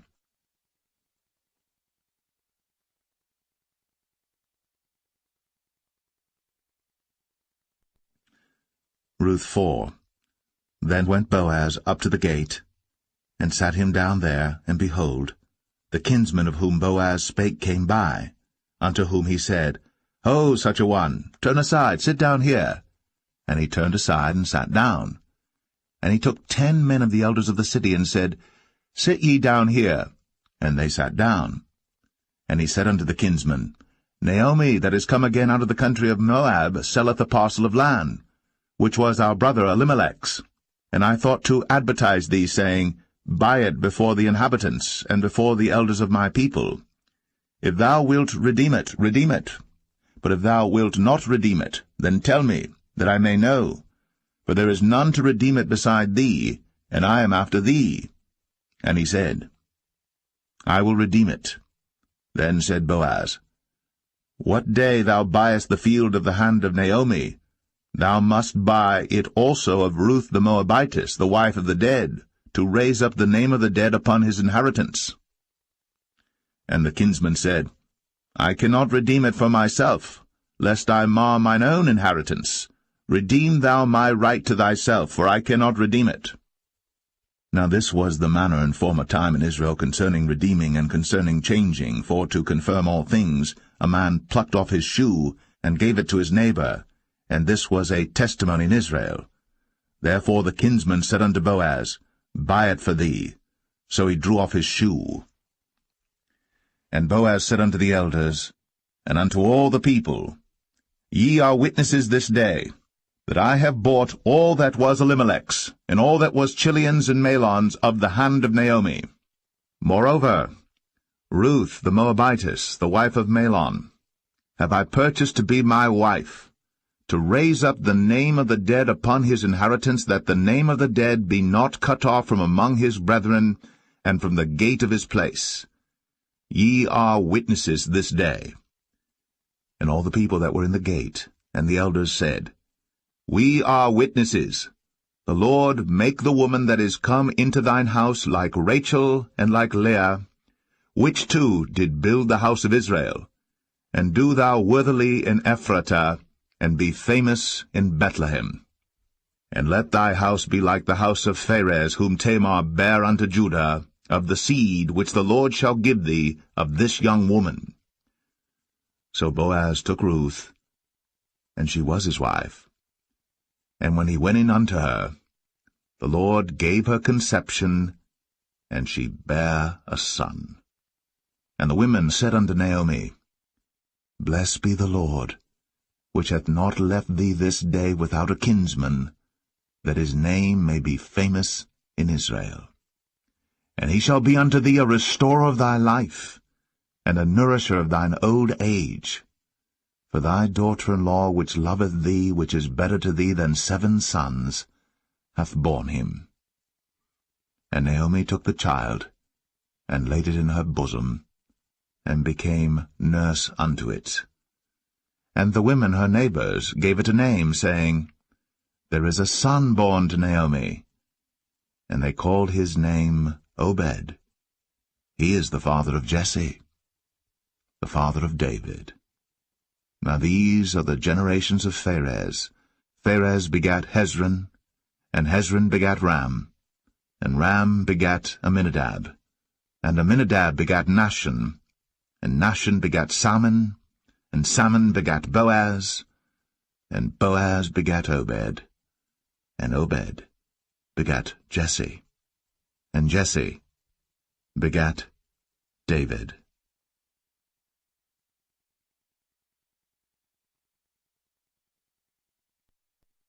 The first book of Samuel, chapter 1.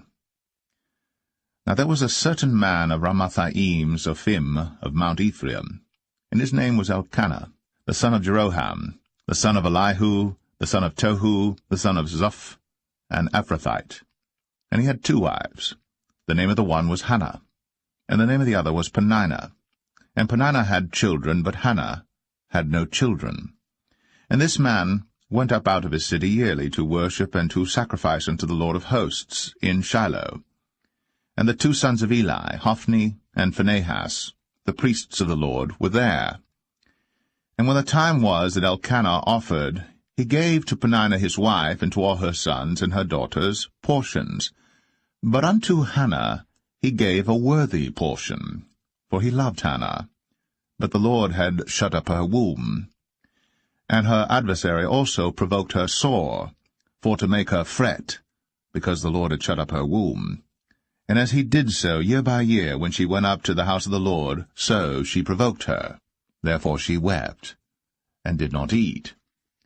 Then said Elkanah her husband to her, Hannah, why weepest thou? And why eatest thou not? And why is thy heart grieved? Am not I better to thee than 10 sons? So Hannah rose up after they had eaten in Shiloh, and after they had drunk. Now Eli the priest sat upon a seat by a post of the temple of the Lord. And she was in bitterness of soul, and prayed unto the Lord, and wept sore. And she vowed a vow, and said, O Lord of hosts, if thou wilt indeed look on the affliction of thine handmaid, and remember me, and not forget thine handmaid, but wilt give unto thine handmaid a man-child, then I will give him unto the Lord all the days of his life, and there shall no razor come upon his head. And it came to pass, as she continued praying before the Lord, that Eli marked her mouth. Now Hannah, she spake in her heart, only her lips moved, but her voice was not heard. Therefore Eli thought she had been drunken. And Eli said unto her, How long wilt thou be drunken? Put away thy wine from thee. And Hannah answered and said, No, my lord, I am a woman of a sorrowful spirit. I have drunk neither wine nor strong drink, but have poured out my soul before the Lord. Count not thine handmaid for a daughter of Belial, for out of the abundance of my complaint and grief have I spoken hitherto. Then Eli answered and said, Go in peace, and the God of Israel grant thee thy petition that thou hast asked of him. And she said, Let thine handmaid find grace in thy sight. So the woman went her way, and did eat, and her countenance was no more sad. And they rose up in the morning early, and worshipped before the Lord, and returned, and came to their house to Ramah. And Elkanah knew Hannah his wife, and the Lord remembered her. Wherefore it came to pass, when the time was come about after Hannah had conceived, that she bare a son, and called his name Samuel, saying, Because I have asked him of the Lord. And the man Elkanah and all his house went up to offer unto the Lord the yearly sacrifice and his vow. But Hannah went not up. For she said unto her husband, I will not go up until the child be weaned, and then I will bring him, that he may appear before the Lord, and there abide for ever. And Elkanah her husband said unto her, Do what seemeth thee good. Tarry until thou have weaned him. Only the Lord establish his word. So the woman abode, and gave her son suck, until she weaned him. And when she had weaned him, she took him up with her, with 3 bullocks, and 1 ephah of flour, and a bottle of wine, and brought him unto the house of the Lord in Shiloh. And the child was young. And they slew a bullock, and brought the child to Eli. And she said, O my Lord, as thy soul liveth, my Lord, I am the woman that stood by thee here, praying unto the Lord. For this child I prayed, and the Lord hath given me my petition, which I asked of him. Therefore also I have lent him to the Lord. As long as he liveth, he shall be lent to the Lord. And he worshipped the Lord there.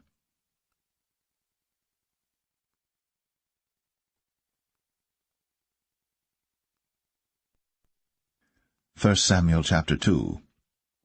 And Hannah prayed and said, My heart rejoiceth in the Lord. Mine horn is exalted in the Lord. My mouth is enlarged over mine enemies, because I rejoice in thy salvation. There is none holy as the Lord, for there is none beside thee, neither is there any rock like our God. Talk no more so exceeding proudly. Let not arrogancy come out of your mouth. For the Lord is a God of knowledge, and by him actions are weighed.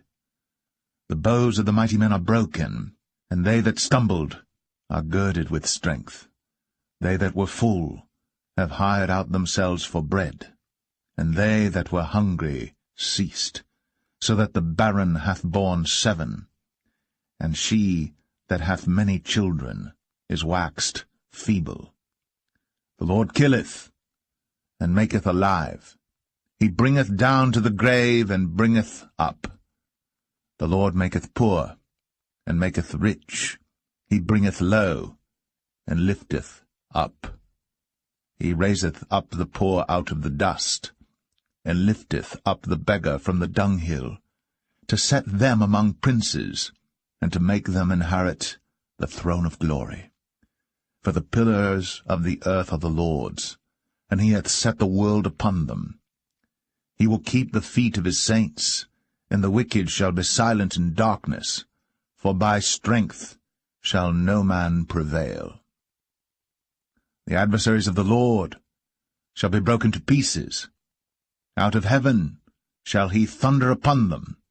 The Lord shall judge the ends of the earth, and he shall give strength unto his king, and exalt the horn of his anointed.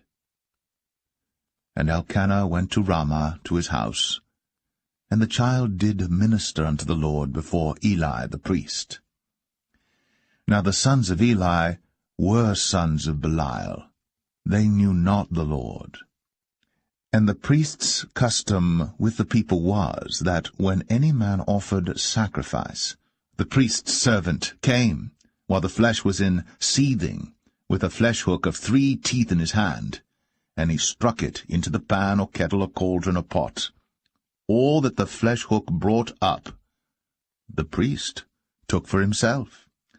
So they did in Shiloh unto all the Israelites that came thither. Also before they burnt the fat, the priest's servant came and said to the man that sacrificed, Give flesh to roast for the priest, for he will not have sodden flesh of thee, but raw. And if any man said unto him, Let them not fail to burn the fat presently, and then take as much as thy soul desireth, then he would answer him, Nay, but thou shalt give it me now, and if not, I will take it by force. Wherefore the sin of the young men was very great before the Lord, for men abhorred the offering of the Lord.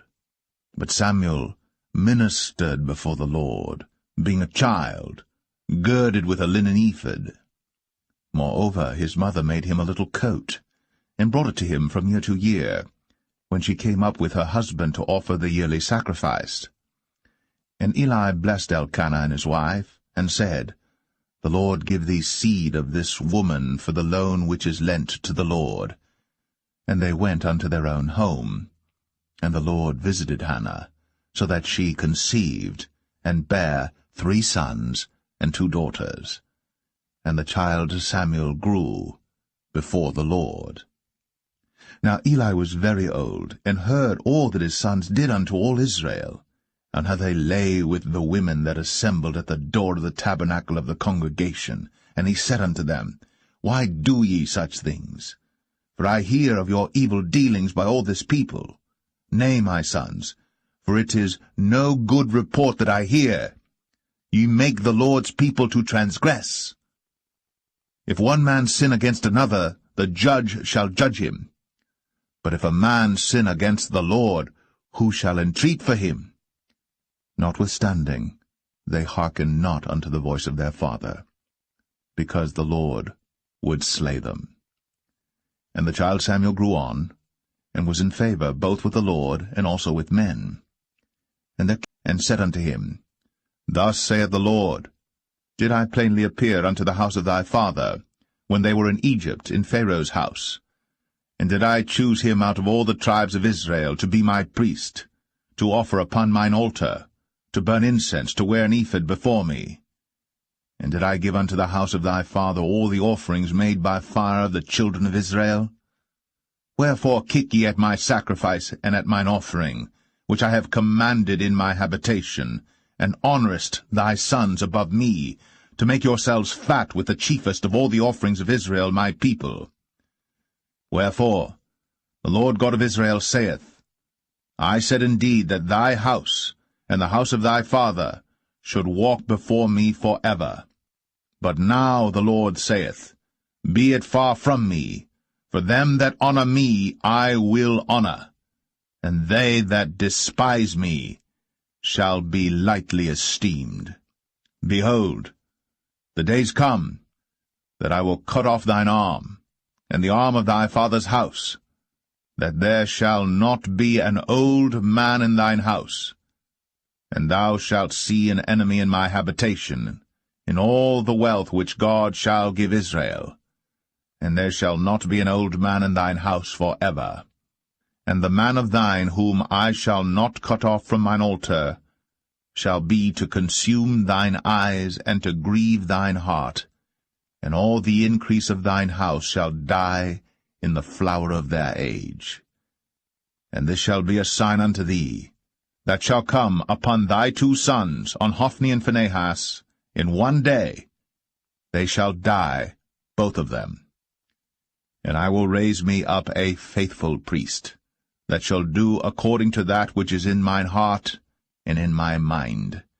And I will build him a sure house, and he shall walk before mine anointed for ever. And it shall come to pass, that every one that is left in thine house shall come and crouch to him for a piece of silver and a morsel of bread, and shall say, Put me, I pray thee, into one of the priest's offices, that I may eat a piece of bread.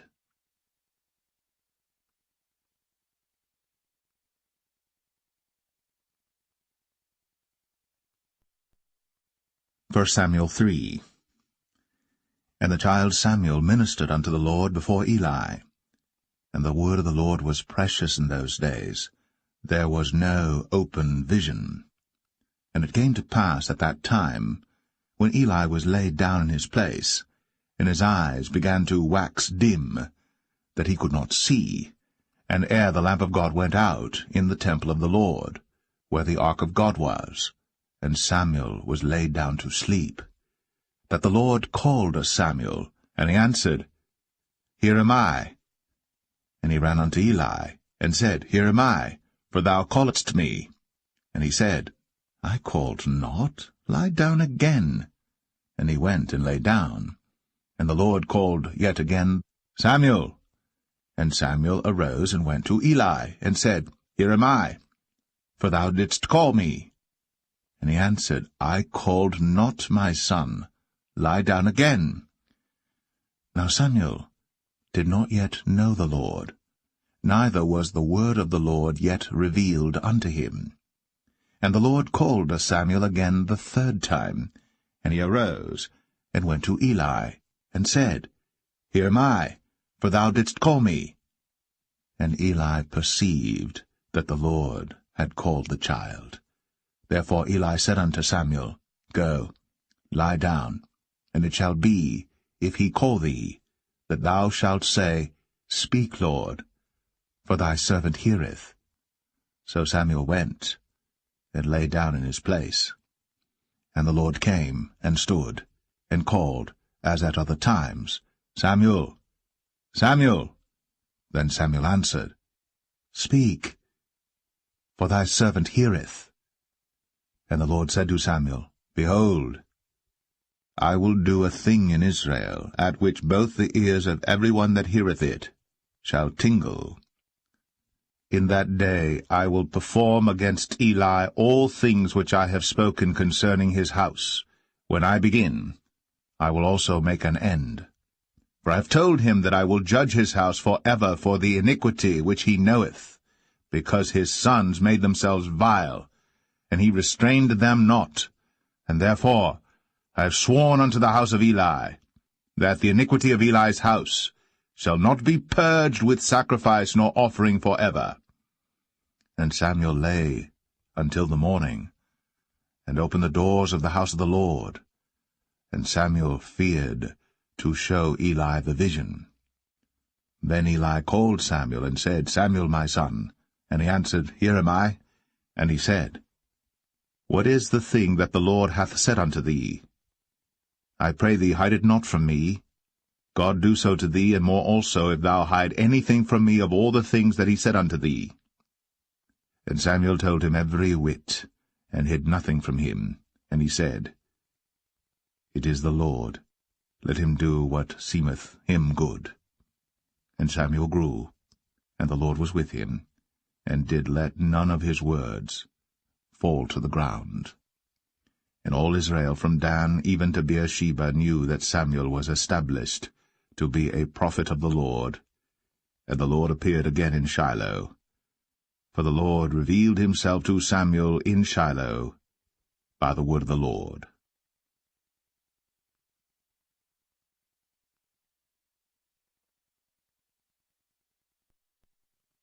1 Samuel 4. And the word of Samuel came to all Israel.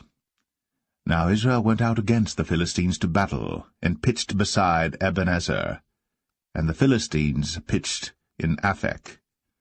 And the Philistines put themselves in array against Israel. And when they joined battle, Israel was smitten before the Philistines, and they slew of the army in the field about 4,000 men. And when the people were come into the camp, the elders of Israel said, Wherefore hath the Lord smitten us today before the Philistines? Let us fetch the ark of the covenant of the Lord out of Shiloh unto us, that, when it cometh among us, it may save us out of the hand of our enemies. So the people sent to Shiloh, that they might bring from thence the ark of the covenant of the Lord of hosts, which dwelleth between the cherubims. And the two sons of Eli, Hophni and Phinehas, were there with the ark of the covenant of God. And when the ark of the covenant of the Lord came into the camp, all Israel shouted with a great shout, so that the earth rang again. And when the Philistines heard the noise of the shout, they said, What meaneth the noise of this great shout in the camp of the Hebrews? And they understood that the ark of the Lord was come into the camp. And the Philistines were afraid, for they said, God is come into the camp. And they said, Woe unto us! For there hath not been such a thing heretofore. Woe unto us! Who shall deliver us out of the hand of these mighty gods? These are the gods that smote the Egyptians with all the plagues in the wilderness. Be strong, and quit yourselves like men, O ye Philistines, that ye be not servants unto the Hebrews, as they have been to you. Quit yourselves like men, and fight. And the Philistines fought. And Israel was smitten, and they fled every man into his tent. And there was a very great slaughter, for there fell of Israel 30,000 footmen. And the ark of God was taken, and the 2 sons of Eli, Hophni and Phinehas, were slain. And there ran a man of Benjamin out of the army, and came to Shiloh the same day with his clothes rent, and with earth upon his head. And when he came, lo, Eli sat upon a seat by the wayside, watching, for his heart trembled for the ark of God. And when the man came into the city and told it, all the city cried out. And when Eli heard the noise of the crying, he said, What meaneth the noise of this tumult? And the man came in hastily, and told Eli. Now Eli was 98 years old, and his eyes were dim, that he could not see.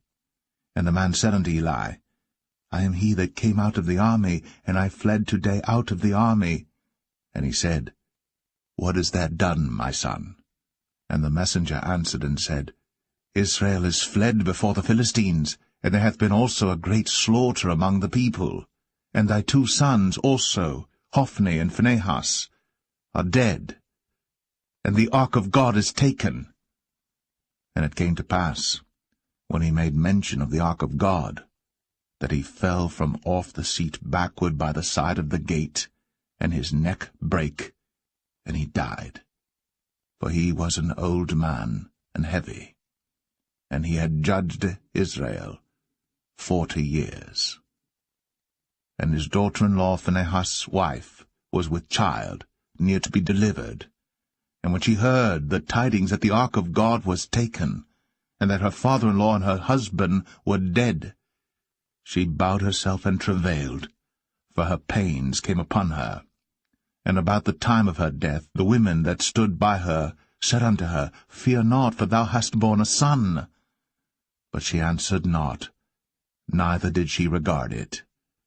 And she named the child Ichabod, saying, The glory is departed from Israel, because the ark of God was taken, and because of her father-in-law and her husband. And she said, The glory is departed from Israel, for the ark of God is taken.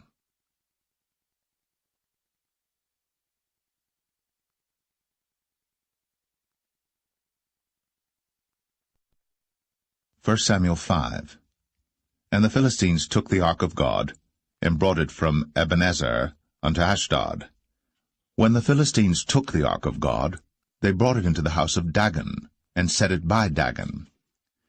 And when they of Ashdod arose early on the morrow, behold, Dagon was fallen upon his face to the earth before the ark of the Lord. And they took Dagon, and set him in his place again. And when they arose early on the morrow morning, behold, Dagon was fallen upon his face to the ground before the ark of the Lord, and the head of Dagon, and both the palms of his hands were cut off upon the threshold. Only the stump of Dagon was left to him. Therefore neither the priests of Dagon, nor any that come into Dagon's house, tread on the threshold of Dagon in Ashdod unto this day. But the hand of the Lord was heavy upon them of Ashdod, and he destroyed them, and smote them with emerods, even Ashdod, and the coast thereof. And when the men of Ashdod saw that it was so, they said, The ark of the God of Israel shall not abide with us, for his hand is sore upon us, and upon Dagon our God. They sent therefore, and gathered all the lords of the Philistines unto them, and said, What shall we do with the ark of the God of Israel? And they answered, Let the ark of the God of Israel be carried about unto Gath. And they carried the ark of the God of Israel about thither. And it was so, that after they had carried it about, the hand of the Lord was against the city with a very great destruction, and he smote the men of the city, both small and great, and they had emerods in their secret parts. Therefore they sent the ark of God to Ekron. And it came to pass, as the ark of God came to Ekron, that the Ekronites cried out, saying, They have brought about the ark of the God of Israel to us, to slay us and our people. So they sent and gathered together all the lords of the Philistines, and said, Send away the ark of the God of Israel, and let it go again to his own place, that it slay us not and our people. For there was a deadly destruction throughout all the city. the hand of God was very heavy there. And the men that died not were smitten with the emerods, and the cry of the city went up to heaven.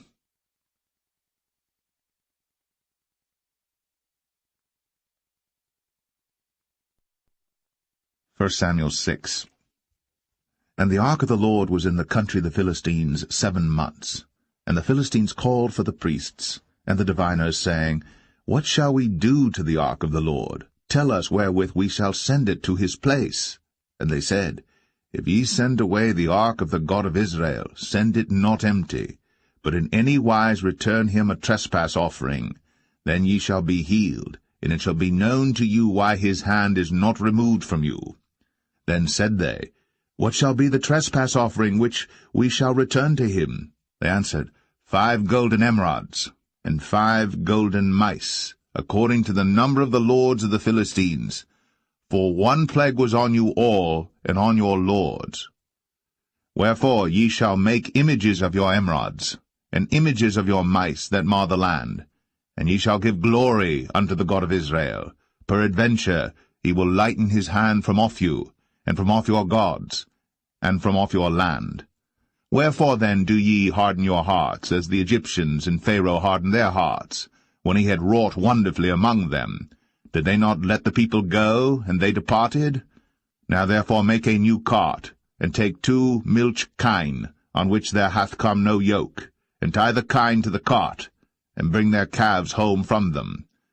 And take the ark of the Lord, and lay it upon the cart, and put the jewels of gold, which ye return him for a trespass offering, in a coffer by the side thereof, and send it away, that it may go.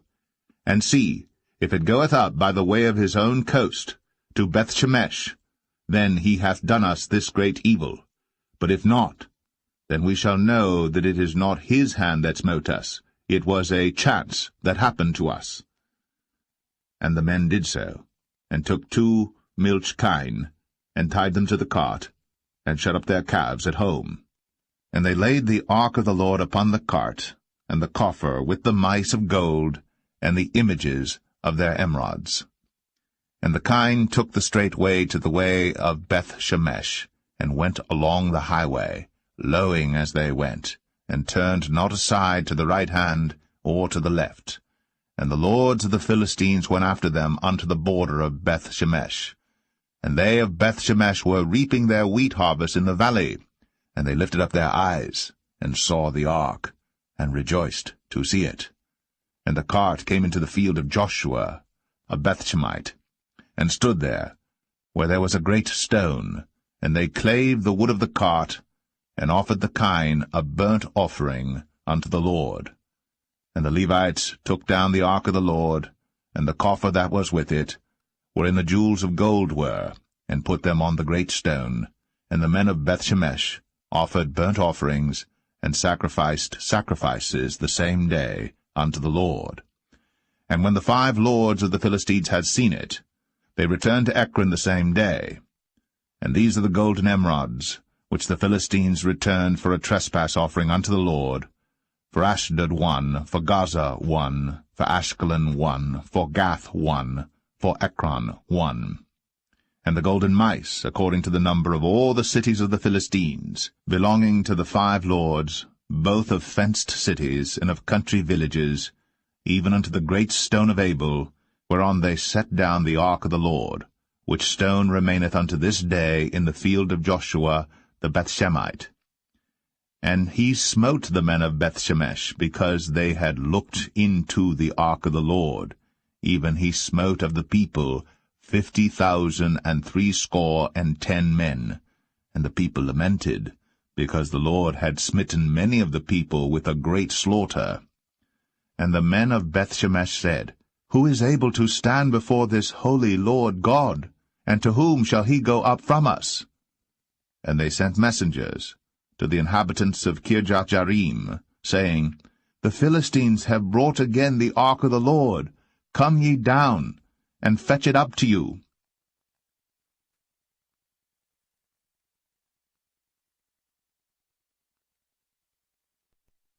First Samuel 7. And the men of Kirjath-jearim came and fetched up the ark of the Lord, and brought it into the house of Abinadab in the hill, and sanctified Eleazar his son to keep the ark of the Lord. And it came to pass, while the ark abode in Kirjath-jearim, that the time was long, for it was 20 years. And all the house of Israel lamented after the Lord.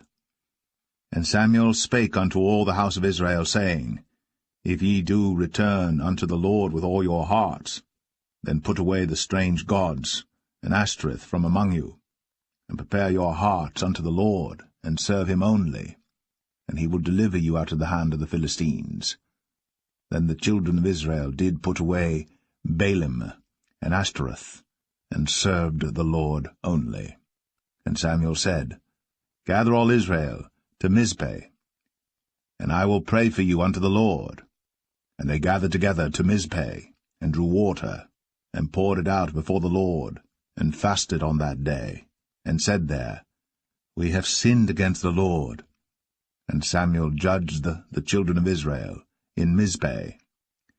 And when the Philistines heard that the children of Israel were gathered together to Mizpeh, the lords of the Philistines went up against Israel. And when the children of Israel heard it, they were afraid of the Philistines. And the children of Israel said to Samuel, Cease not to cry unto the Lord our God for us, that he will save us out of the hand of the Philistines. And Samuel took a sucking lamb, and offered it for a burnt offering holy unto the Lord. And Samuel cried unto the Lord for Israel. And the Lord heard him. And as Samuel was offering up the burnt offering, the Philistines drew near to battle against Israel. But the Lord thundered with a great thunder on that day upon the Philistines, and discomfited them, and they were smitten before Israel. And the men of Israel went out of Mizpeh, and pursued the Philistines, and smote them until they came unto Bethkar. Then Samuel took a stone, and set it between Mizpeh and Shen, and called the name of it Ebenezer, saying, Hitherto hath the Lord helped us. So the Philistines were subdued, and they came no more into the coast of Israel. And the hand of the Lord was against the Philistines all the days of Samuel. And the cities which the Philistines had taken from Israel were restored to Israel, from Ekron even unto Gath. And the coasts thereof did Israel deliver out of the hands of the Philistines. And there was peace between Israel and the Amorites. And Samuel judged Israel all the days of his life. And he went from year to year in circuit to Bethel, and Gilgal, and Mizpeh, and judged Israel in all those places.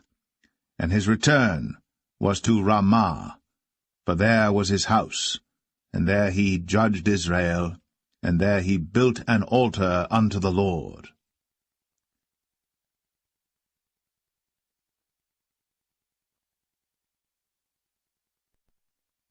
1 Samuel 8. And it came to pass, when Samuel was old, that he made his sons judges over Israel. Now the name of his firstborn was Joel, and the name of his second Abiah. They were judges in Beersheba. And his sons walked not in his ways, but turned aside after lucre, and took bribes, and perverted judgment. And all the elders of Israel gathered themselves together, and came to Samuel unto Ramah, and said unto him, Behold, thou art old, and thy sons walk not in thy ways. Now make us a king to judge us like all the nations. But the thing displeased Samuel, when they said, Give us a king to judge us. And Samuel prayed unto the Lord. And the Lord said unto Samuel, Hearken unto the voice of the people in all that they say unto thee. For they have not rejected thee, but they have rejected me, that I should not reign over them. According to all the works which they have done since the day that I brought them up out of Egypt, even unto this day, wherewith they have forsaken me, and served other gods, so do they also unto thee. Now therefore hearken unto their voice, howbeit yet protest solemnly unto them, and show them the manner of the king that shall reign over them. And Samuel told all the words of the Lord unto the people that asked of him a king. And he said, This will be the manner of the king that shall reign over you. He will take your sons, and appoint them for himself, for his chariots, and to be his horsemen, and some shall run before his chariots. And he will appoint him captains over thousands, and captains over 50s, and will set them to ear his ground, and to reap his harvest, and to make his instruments of war, and instruments of his chariots. And he will take your daughters to be confectionaries, and to be cooks, and to be bakers. And he will take your fields, and your vineyards, and your oliveyards, even the best of them, and give them to his servants. And he will take the 10th of your seed, and of your vineyards, and give to his officers, and to his servants. And he will take your men-servants, and your maid-servants, and your goodliest young men, and your asses, and put them to his work. He will take the 10th of your sheep, and ye shall be his servants. And ye shall cry out in that day because of your king which ye shall have chosen you. And the Lord will not hear you in that day. Nevertheless, the people refused to obey the voice of Samuel, and they said, Nay, but we will have a king over us, that we also may be like all the nations, and that our king may judge us, and go out before us, and fight our battles. And Samuel heard all the words of the people, and he rehearsed them in the ears of the Lord. And the Lord said to Samuel, Hearken unto their voice, and make them a king. And Samuel said unto the men of Israel, Go ye every man unto his city.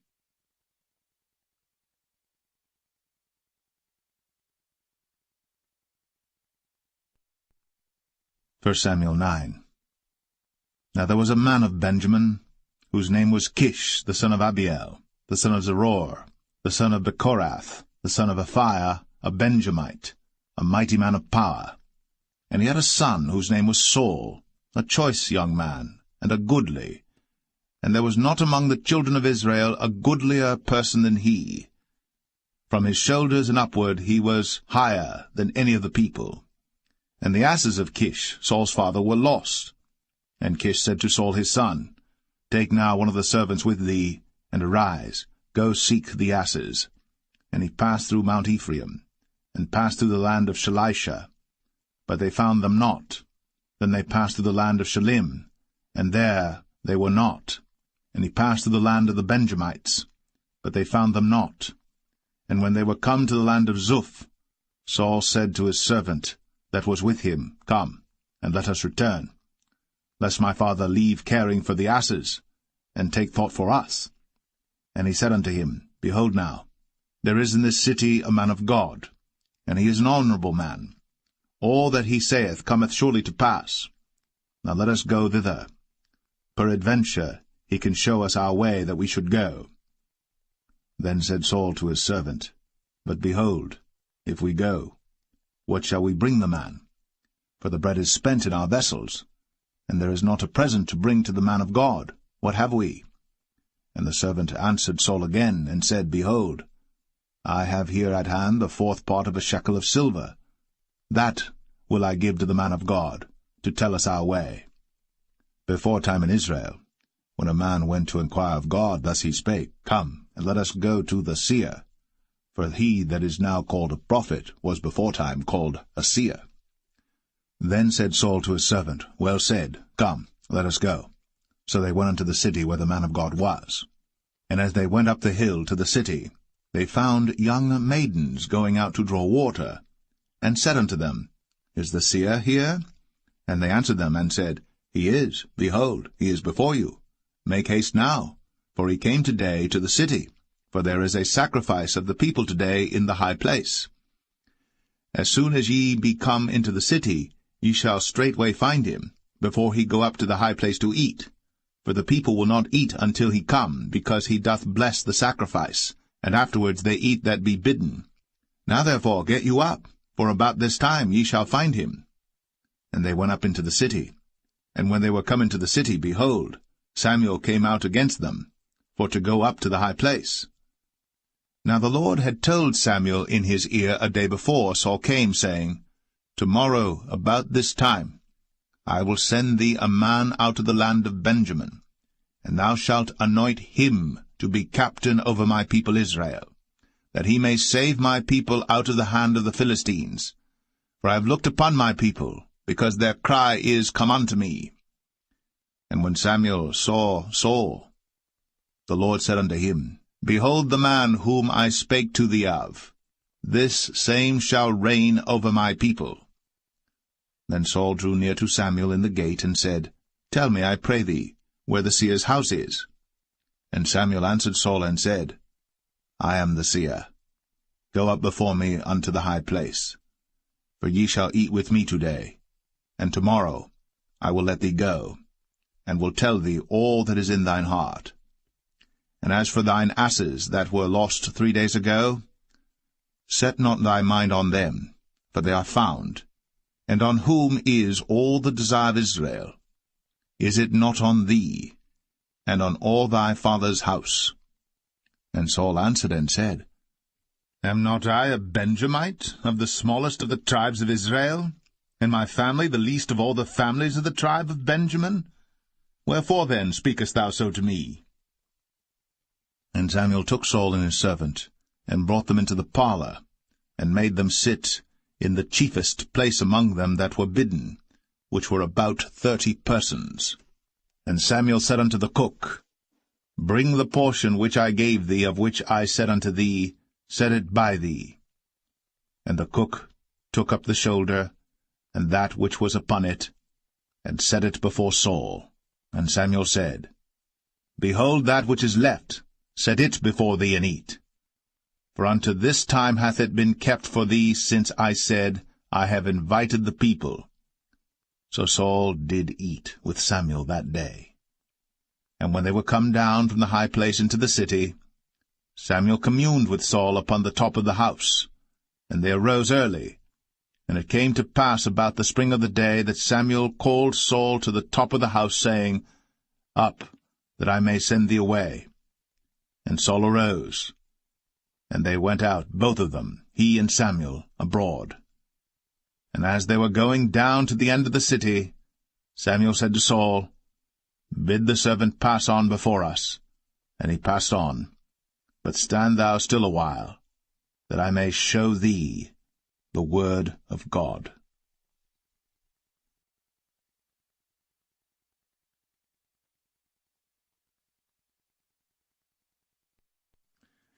1 Samuel 10.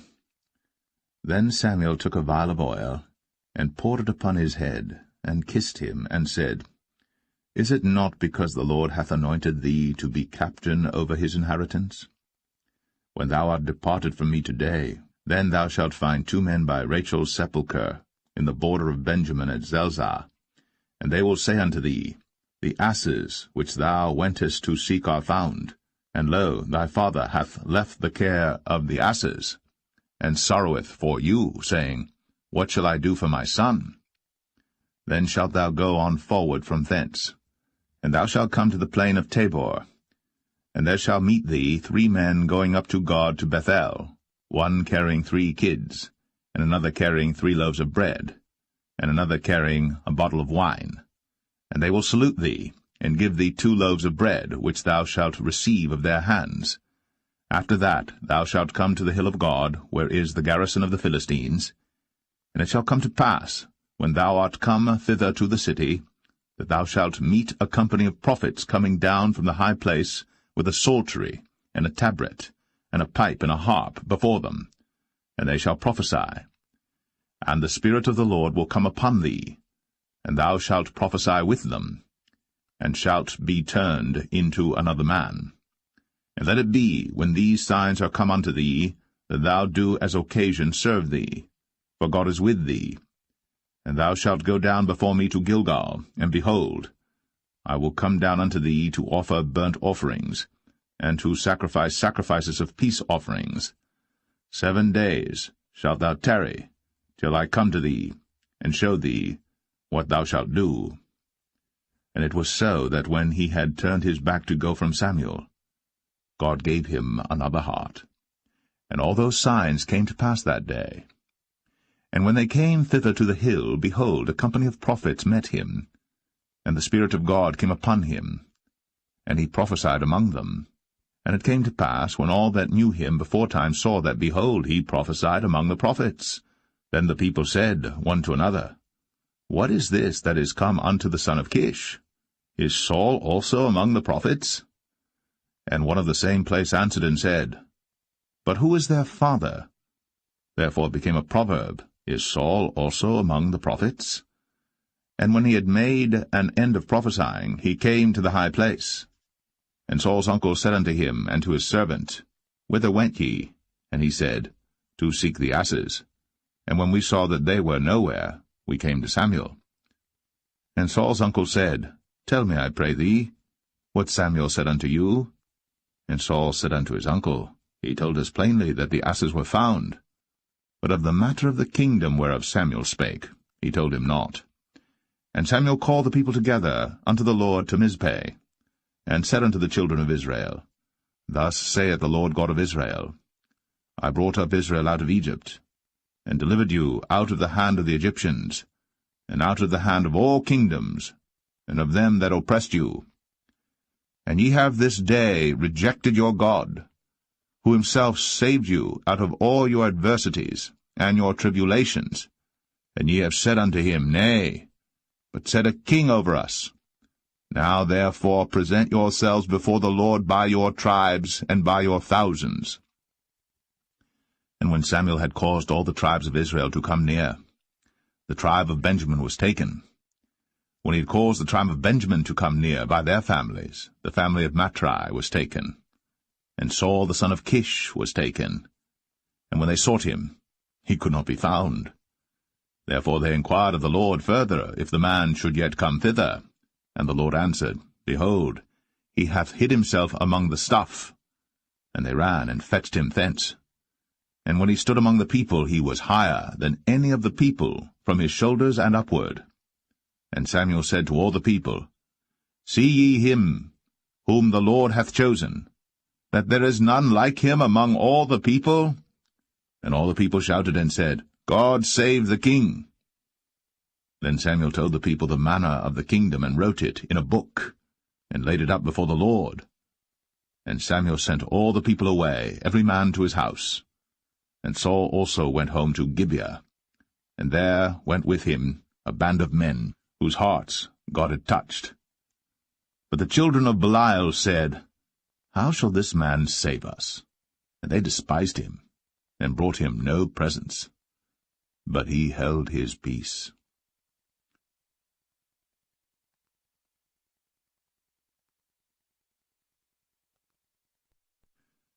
1 Samuel 11. Then Nahash the Ammonite came up, and encamped against Jabesh-Gilead. And all the men of Jabesh said unto Nahash, Make a covenant with us, and we will serve thee. And Nahash the Ammonite answered them, On this condition will I make a covenant with you, that I may thrust out all your right eyes, and lay it for a reproach upon all Israel. And the elders of Jabesh said unto him, Give us 7 days' respite, that we may send messengers unto all the coasts of Israel, and then, if there be no man to save us, we will come out to thee. Then came the messengers to Gibeah of Saul, and told the tidings in the ears of the people. And all the people lifted up their voices and wept. And behold, Saul came after the herd out of the field, and Saul said, What aileth the people that they weep? And they told him the tidings of the men of Jabesh. And the Spirit of God came upon Saul when he heard those tidings, and his anger was kindled greatly. And he took a yoke of oxen, and hewed them in pieces, and sent them throughout all the coast of Israel by the hands of messengers, saying, Whosoever cometh not forth after Saul and after Samuel, so shall it be done unto his oxen. And the fear of the Lord fell on the people, and they came out with one consent. And when he numbered them in Bezek, the children of Israel were 300,000, and the men of Judah 30,000. And they said unto the messengers that came, Thus shall ye say unto the men of Jabesh-Gilead, Tomorrow by that time the sun be hot, ye shall have help. And the messengers came and showed it to the men of Jabesh, and they were glad. Therefore the men of Jabesh said, Tomorrow we will come out unto you, and ye shall do with us all that seemeth good unto you. And it was so in the morrow, that Saul put the people in 3 companies, and they came into the midst of the host in the morning watch, and slew the Ammonites until the heat of the day. And it came to pass that they which remained were scattered, so that 2 of them were not left together. And the people said unto Samuel, Who is he that said, Shall Saul reign over us? Bring the men, that we may put them to death. And Saul said, There shall not a man be put to death this day, for today the Lord hath wrought salvation in Israel. Then said Samuel to the people, Come, and let us go to Gilgal, and renew the kingdom there. And all the people went to Gilgal, and there they made Saul king before the Lord in Gilgal, and there they sacrificed sacrifices of peace offerings before the Lord. And there Saul and all the men of Israel rejoiced greatly.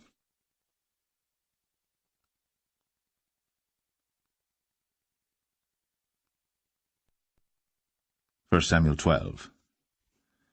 And Samuel said unto all Israel, Behold, I have hearkened unto your voice in all that ye said unto me, and have made a king over you. And now, behold, the king walketh before you, and I am old and grey-headed, and behold, my sons are with you. And I have walked before you from my childhood unto this day. Behold, here I am. Witness against me before the Lord and before his anointed, whose ox have I taken? Or whose ass have I taken? Or whom have I defrauded? Whom have I oppressed?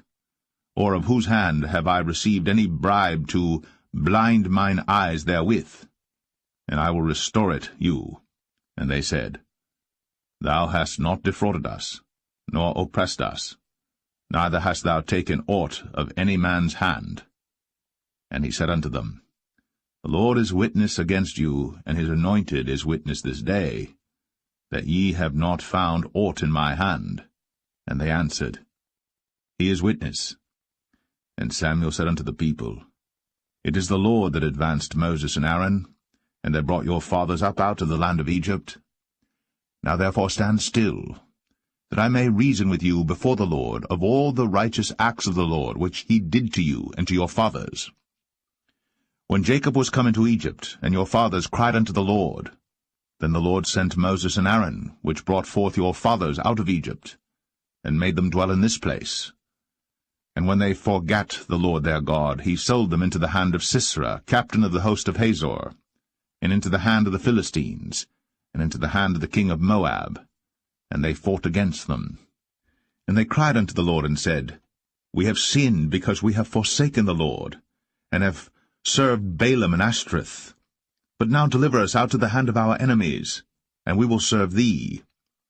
And the Lord sent Jerubbaal, and Bedan, and Jephthah, and Samuel, and delivered you out of the hand of your enemies on every side, and ye dwelled safe.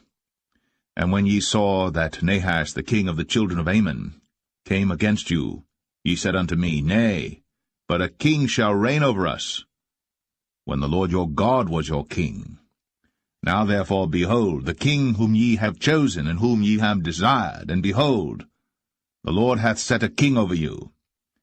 If ye will fear the Lord, and serve him, and obey his voice, and not rebel against the commandment of the Lord, then shall both ye and also the king that reigneth over you continue following the Lord your God. But if ye will not obey the voice of the Lord, but rebel against the commandment of the Lord, then shall the hand of the Lord be against you, as it was against your fathers. Now therefore stand and see this great thing which the Lord will do before your eyes. Is it not wheat harvest today? I will call unto the Lord, and he shall send thunder and rain, that ye may perceive and see that your wickedness is great, which ye have done in the sight of the Lord in asking you a king. So Samuel called unto the Lord, and the Lord sent thunder and rain that day. And all the people greatly feared the Lord and Samuel. And all the people said unto Samuel, Pray for thy servants unto the Lord thy God, that we die not. For we have added unto all our sins this evil, to ask us a king. And Samuel said unto the people, Fear not. Ye have done all this wickedness. Yet turn not aside from following the Lord, but serve the Lord with all your heart. And turn ye not aside, For then should ye go after vain things which cannot profit nor deliver, for they are vain. For the Lord will not forsake his people for his great name's sake, because it hath pleased the Lord to make you his people. Moreover, as for me, God forbid that I should sin against the Lord in ceasing to pray for you. But I will teach you the good and the right way. Only fear the Lord, and serve him in truth with all your heart. For consider how great things he hath done for you. But if ye shall still do wickedly, ye shall be consumed, both ye and your king.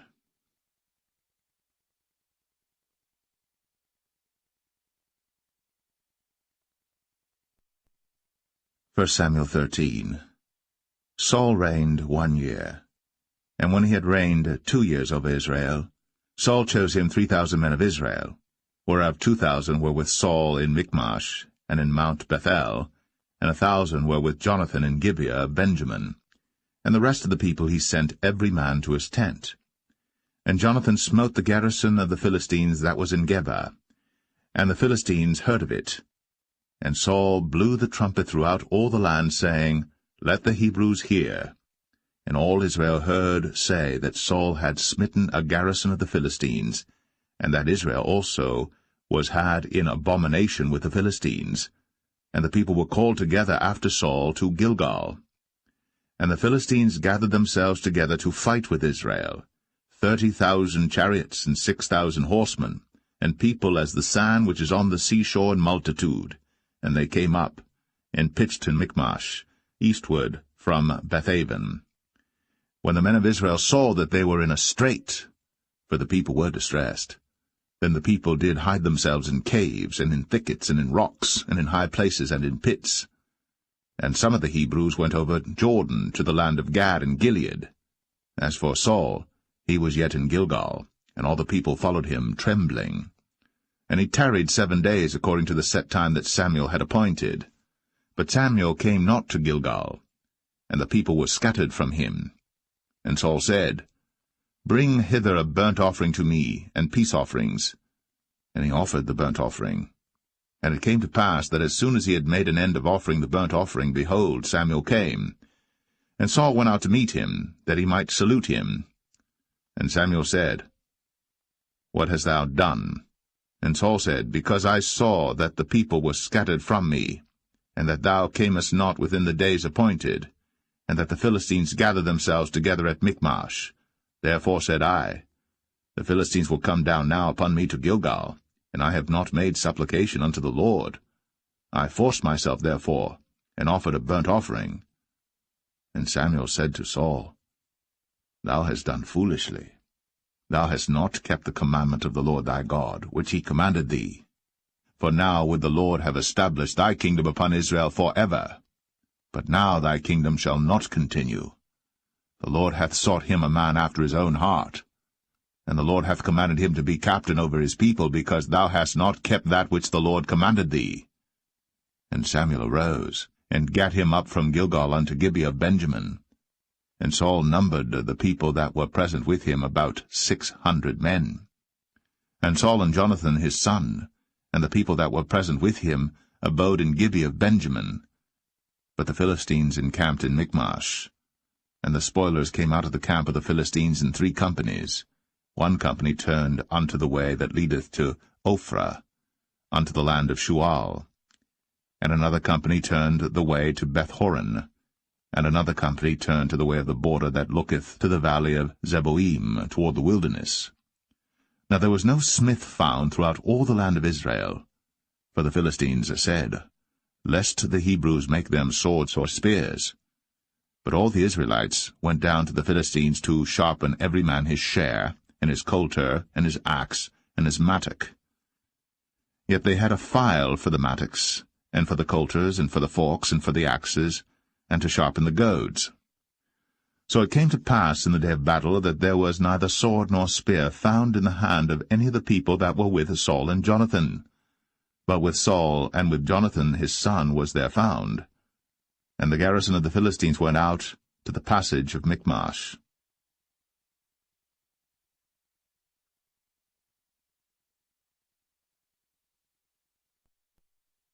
1 Samuel 14.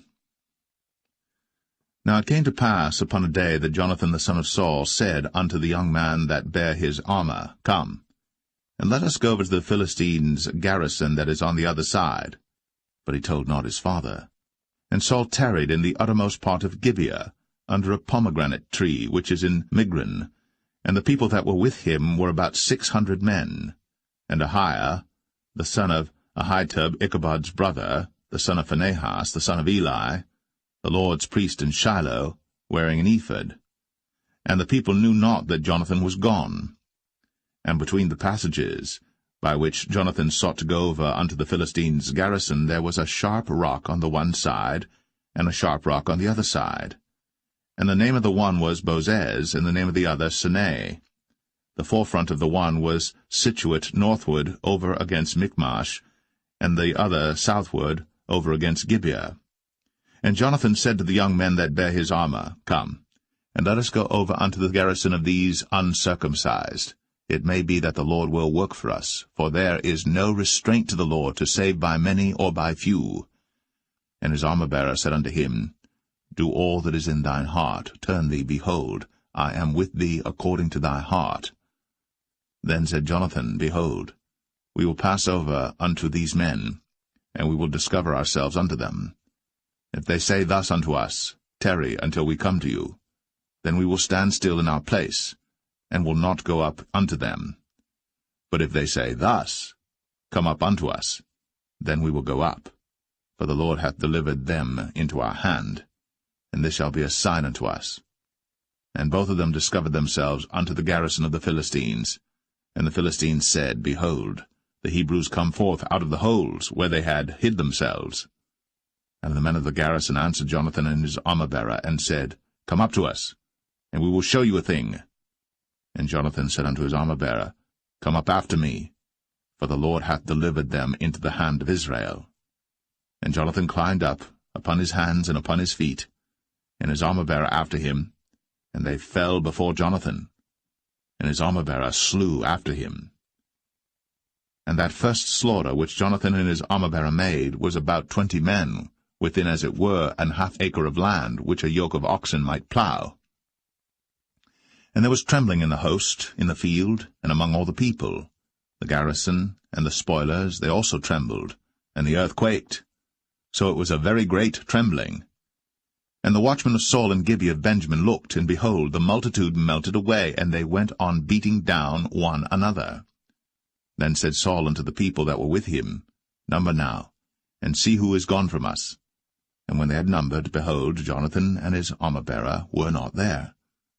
And Saul said unto Ahiah, Bring hither the ark of God. For the ark of God was at that time with the children of Israel. And it came to pass, while Saul talked unto the priest, that the noise that was in the host of the Philistines went on and increased. And Saul said unto the priest, Withdraw thine hand. And Saul and all the people that were with him assembled themselves. And they came to the battle. And behold, every man's sword was against his fellow, and there was a very great discomfiture. Moreover, the Hebrews that were with the Philistines before that time, which went up with them into the camp from the country round about, even they also turned to be with the Israelites that were with Saul and Jonathan. Likewise all the men of Israel, which had hid themselves in Mount Ephraim, when they heard that the Philistines fled, even they also followed hard after them in the battle. So the Lord saved Israel that day. And the battle passed over unto Bethaven. And the men of Israel were distressed that day. For Saul had adjured the people, saying, Cursed be the man that eateth any food until evening, that I may be avenged on mine enemies. So none of the people tasted any food. And all they of the land came to a wood, and there was honey upon the ground. And when the people were come into the wood, behold, the honey dropped. But no man put his hand to his mouth, for the people feared the oath. But Jonathan heard not, when his father charged the people with the oath, wherefore he put forth the end of the rod that was in his hand, and dipped it in an honeycomb, and put his hand to his mouth, and his eyes were enlightened. Then answered one of the people, and said, Thy father straitly charged the people with an oath, saying, Cursed be the man that eateth any food this day. And the people were faint. Then said Jonathan, My father hath troubled the land, See, I pray you, how mine eyes have been enlightened, because I tasted a little of this honey. How much more, if haply the people had eaten freely today of the spoil of their enemies which they found? For had there not been now a much greater slaughter among the Philistines? And they smote the Philistines that day, from Michmash to Ailon, and the people were very faint. And the people flew upon the spoil, and took sheep and oxen and calves, and slew them on the ground. And the people did eat them with the blood. Then they told Saul, saying, Behold, the people sin against the Lord, in that they eat with the blood. And he said, Ye have transgressed. Roll a great stone unto me this day. And Saul said, Disperse yourselves among the people, and say unto them, Bring me hither every man his ox, and every man his sheep, and slay them here, and eat, and sin not against the Lord in eating with the blood. And all the people brought every man his ox with him that night, and slew them there. And Saul built an altar unto the Lord. The same was the first altar that he built unto the Lord. And Saul said, Let us go down after the Philistines by night, and spoil them until the morning light, and let us not leave a man of them. And they said, Do whatsoever seemeth good unto thee. Then said the priest, Let us draw near hither unto God. And Saul asked counsel of God, Shall I go down after the Philistines? Wilt thou deliver them into the hand of Israel? But he answered him not that day. And Saul said, Draw ye near hither, all the chief of the people, and know and see wherein this sin hath been this day. For as the Lord liveth, which saveth Israel, though it be in Jonathan my son, he shall surely die. But there was not a man among all the people that answered him. Then said he unto all Israel, Be ye on one side, and I and Jonathan my son will be on the other side. And the people said unto Saul, Do what seemeth good unto thee. Therefore Saul said unto the Lord God of Israel, Give a perfect lot. And Saul and Jonathan were taken, but the people escaped. And Saul said, Cast lots between me and Jonathan my son. And Jonathan was taken. Then Saul said to Jonathan, Tell me what thou hast done. And Jonathan told him, and said, I did but taste a little honey with the end of the rod that was in mine hand, and lo, I must die. And Saul answered, God do so, and more also, for thou shalt surely die, Jonathan. And the people said unto Saul, Shall Jonathan die, who hath wrought this great salvation in Israel? God forbid, as the Lord liveth. There shall not one hair of his head fall to the ground, for he hath wrought with God this day. So the people rescued Jonathan, that he died not. Then Saul went up from following the Philistines, and the Philistines went to their own place. So Saul took the kingdom over Israel, and fought against all his enemies on every side, against Moab, and against the children of Ammon, and against Edom, and against the kings of Zobah, and against the Philistines. And whithersoever he turned himself, he vexed them. And he gathered an host, and smote the Amalekites, and delivered Israel out of the hands of them that spoiled them. Now the sons of Saul were Jonathan and Ishui, and Melch-Ishui. And the names of his two daughters were these, the name of the firstborn Merab, and the name of the younger Michal. And the name of Saul's wife was Ahinoam, the daughter of Ahimaaz. And the name of the captain of his host was Abner, the son of Ner, Saul's uncle. And Kish was the father of Saul, and Ner, the father of Abner, was the son of Abiel. And there was sore war against the Philistines all the days of Saul. And when Saul saw any strong man or any valiant man, he took him unto him.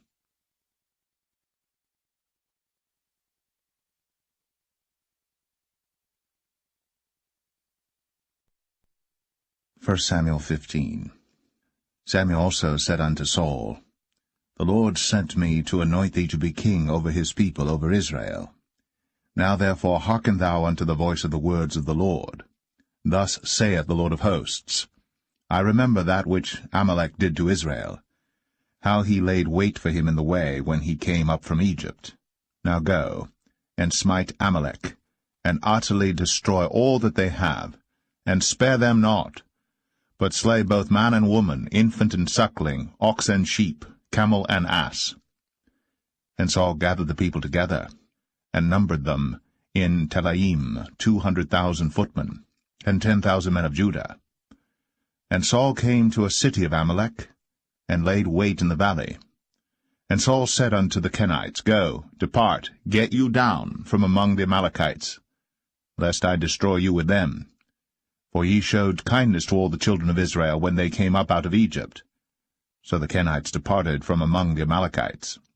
And Saul smote the Amalekites from Havilah until thou comest to Shur, that is over against Egypt. And he took Agag, the king of the Amalekites, alive, and utterly destroyed all the people with the edge of the sword. But Saul and the people spared Agag, and the best of the sheep, and of the oxen, and of the fatlings, and the lambs, and all that was good, and would not utterly destroy them. But everything that was vile and refuse, that they destroyed utterly. Then came the word of the Lord unto Samuel, saying, It repenteth me that I have set up Saul to be king, for he is turned back from following me, and hath not performed my commandments. And it grieved Samuel, and he cried unto the Lord all night. And when Samuel rose early to meet Saul in the morning, it was told Samuel, saying, Saul came to Carmel, and behold, he set him up a place, and is gone about, and passed on, and gone down to Gilgal. And Samuel came to Saul, and Saul said unto him, Blessed be thou of the Lord, I have performed the commandment of the Lord. And Samuel said, What meaneth then this bleating of the sheep in mine ears, and the lowing of the oxen which I hear? And Saul said, They have brought them from the Amalekites, for the people spared the best of the sheep and of the oxen to sacrifice unto the Lord thy God, and the rest we have utterly destroyed. Then Samuel said unto Saul, Stay, and I will tell thee what the Lord hath said to me this night. And he said unto him, Say on. And Samuel said, When thou wast little in thine own sight, wast thou not made the head of the tribes of Israel? And the Lord anointed thee king over Israel? And the Lord sent thee on a journey, and said, Go, and utterly destroy the sinners, the Amalekites, and fight against them until they be consumed. Wherefore then didst thou not obey the voice of the Lord, but didst fly upon the spoil, and didst evil in the sight of the Lord? And Saul said unto Samuel, Yea, I have obeyed the voice of the Lord, and have gone the way which the Lord sent me, and have brought Agag, the king of Amalek, and have utterly destroyed the Amalekites. But the people took of the spoil sheep and oxen, the chief of the things which should have been utterly destroyed, to sacrifice unto the Lord thy God in Gilgal. And Samuel said, Hath the Lord as great delight in burnt offerings and sacrifices as in obeying the voice of the Lord? Behold, to obey is better than sacrifice, and to hearken than the fat of rams. For rebellion is as the sin of witchcraft, and stubbornness is as iniquity and idolatry, because thou hast rejected the word of the Lord. He hath also rejected thee from being king. And Saul said unto Samuel, I have sinned, for I have transgressed the commandment of the Lord, and thy words, because I feared the people, and obeyed their voice. Now therefore, I pray thee, pardon my sin, and turn again with me, that I may worship the Lord. And Samuel said unto Saul, I will not return with thee, for thou hast rejected the word of the Lord, and the Lord hath rejected thee from being king over Israel. And as Samuel turned about to go away, he laid hold upon the skirt of his mantle, and it rent. And Samuel said unto him, The Lord hath rent the kingdom of Israel from thee this day, and hath given it to a neighbor of thine, that is better than thou. And also the strength of Israel will not lie nor repent, for he is not a man that he should repent. Then he said, I have sinned. Yet honor me now, I pray thee, before the elders of my people, and before Israel, and turn again with me, that I may worship the Lord thy God. So Samuel turned again after Saul, and Saul worshipped the Lord. Then said Samuel, Bring ye hither to me Agag the king of the Amalekites. And Agag came unto him delicately, and Agag said, Surely the bitterness of death is past. And Samuel said, As thy sword hath made women childless, so shall thy mother be childless among women. And Samuel hewed Agag in pieces before the Lord in Gilgal. Then Samuel went to Ramah, and Saul went up to his house to Gibeah of Saul. And Samuel came no more to see Saul until the day of his death. Nevertheless Samuel mourned for Saul, and the Lord repented that he had made Saul king over Israel.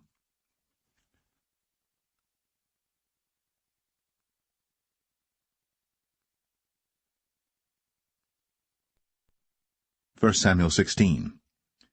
And the Lord said unto Samuel, How long wilt thou mourn for Saul, seeing I have rejected him from reigning over Israel? Fill thine horn with oil, and go. I will send thee to Jesse the Bethlehemite, for I have provided me a king among his sons. And Samuel said, How can I go? If Saul hear it, he will kill me. And the Lord said, Take an heifer with thee, and say, I am come to sacrifice to the Lord. And call Jesse to the sacrifice. And I will show thee what thou shalt do, and thou shalt anoint unto me him whom I name unto thee. And Samuel did that which the Lord spake, and came to Bethlehem. And the elders of the town trembled at his coming, and said, Comest thou peaceably? And he said, Peaceably.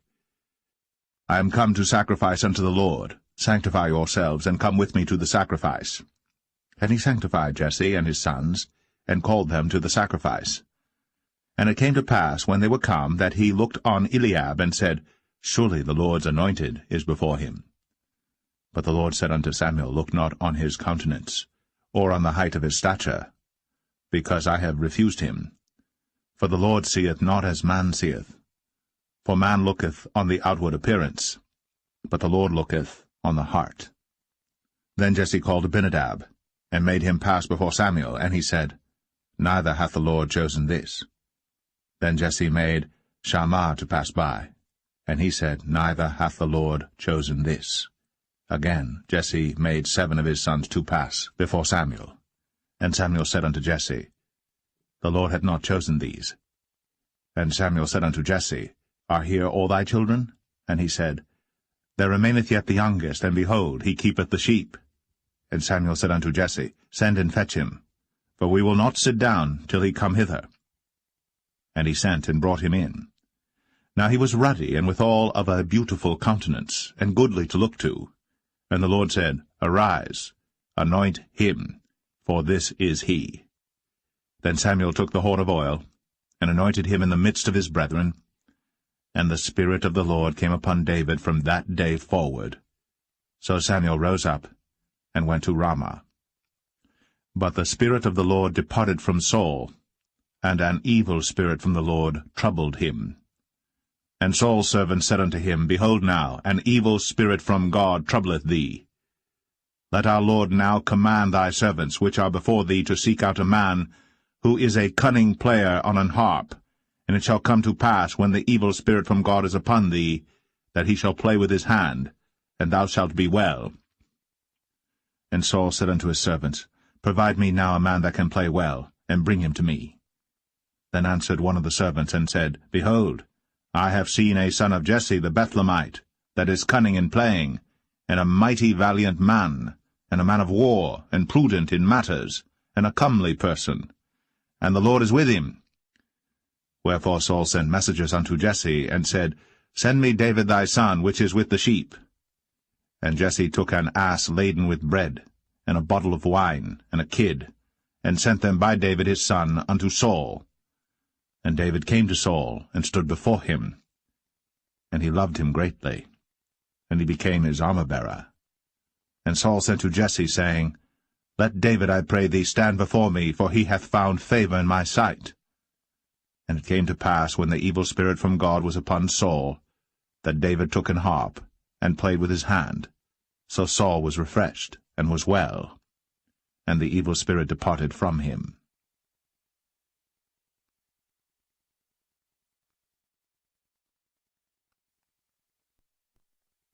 1 Samuel 17. Now the Philistines gathered together their armies to battle, and were gathered together at Shochoh, which belongeth to Judah, and pitched between Shochoh and Azekah in Ephes-dammim. And Saul and the men of Israel were gathered together and pitched by the valley of Elah, and set the battle in array against the Philistines. And the Philistines stood on a mountain on the one side, and Israel stood on a mountain on the other side, and there was a valley between them.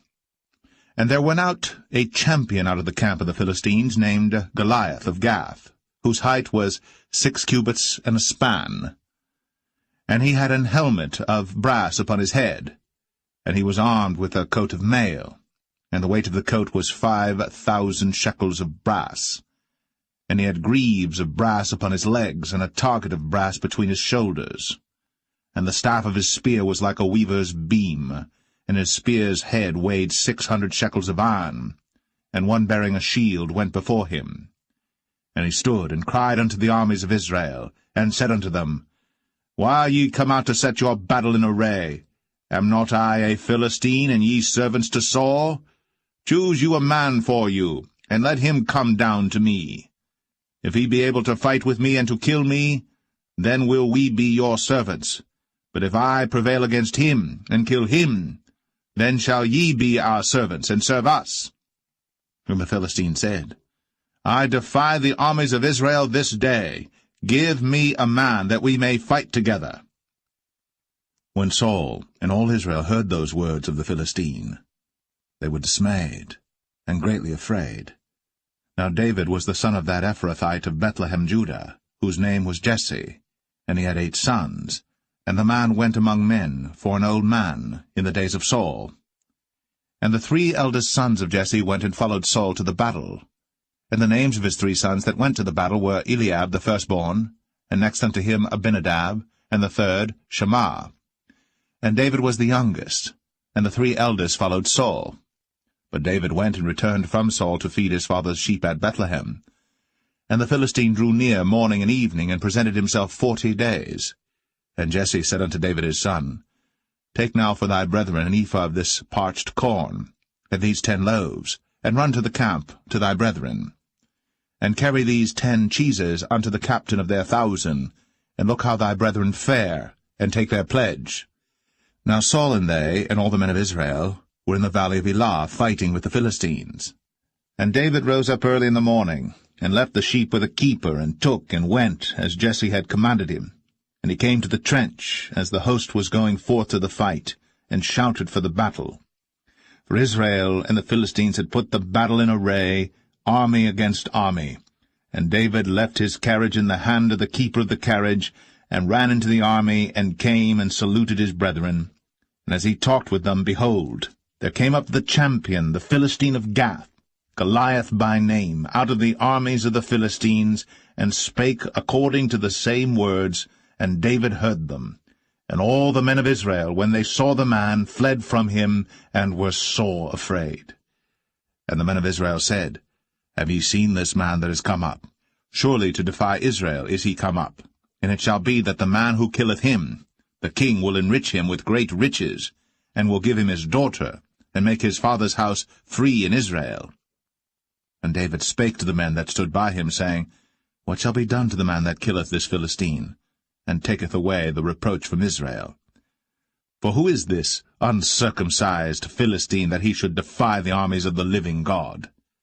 And the people answered him after this manner, saying, So shall it be done to the man that killeth him.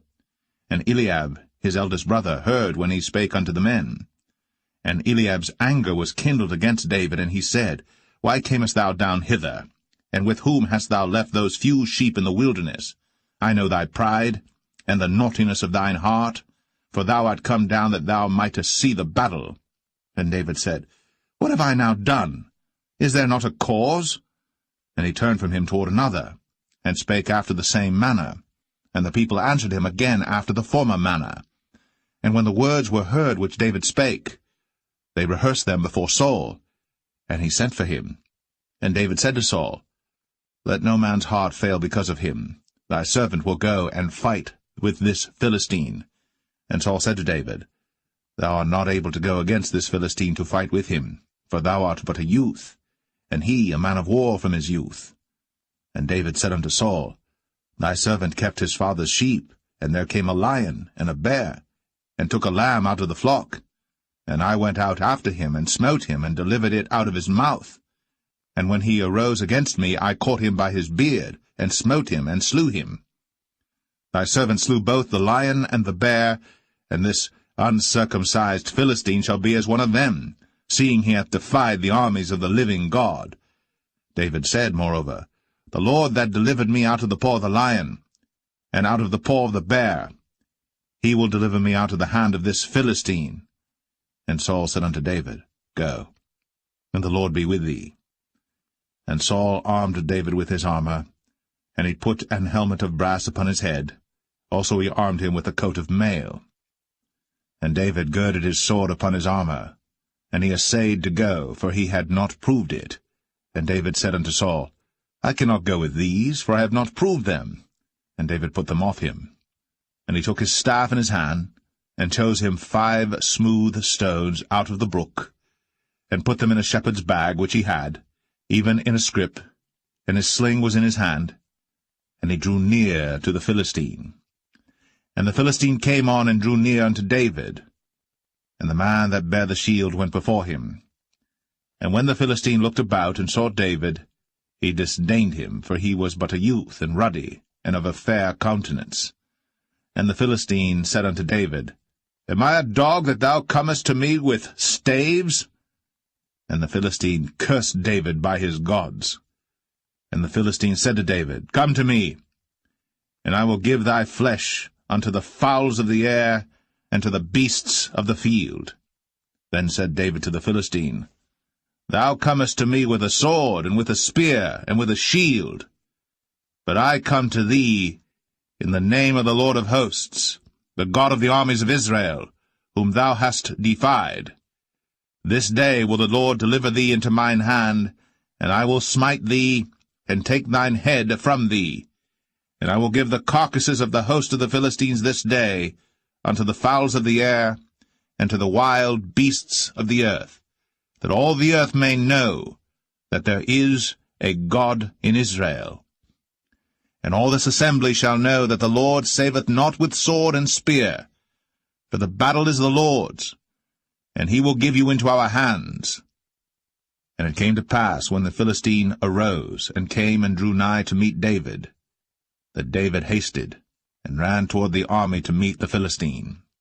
And David put his hand in his bag, and took thence a stone, and slang it, and smote the Philistine in his forehead, that the stone sunk into his forehead, and he fell upon his face to the earth.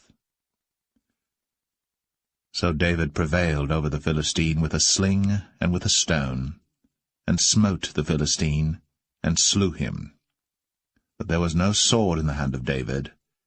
Therefore David ran, and stood upon the Philistine, and took his sword, and drew it out of the sheath thereof, and slew him, and cut off his head therewith.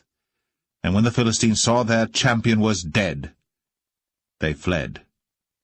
And the men of Israel and of Judah arose, and shouted, and pursued the Philistines until thou come to the valley, and to the gates of Ekron. And the wounded of the Philistines fell down by the way to Sharaim, even unto Gath and unto Ekron. And the children of Israel returned from chasing after the Philistines, and they spoiled their tents. And David took the head of the Philistine, and brought it to Jerusalem, but he put his armor in his tent. And when Saul saw David go forth against the Philistines, he said unto Abner, the captain of the host, Abner, whose son is this youth? And Abner said, As thy soul liveth, O king, I cannot tell. And the king said, Inquire thou whose son the stripling is. And as David returned from the slaughter of the Philistine, Abner took him, and brought him before Saul with the head of the Philistine in his hand. And Saul said to him, Whose son art thou, thou young man? And David answered, I am the son of thy servant Jesse, the Bethlehemite.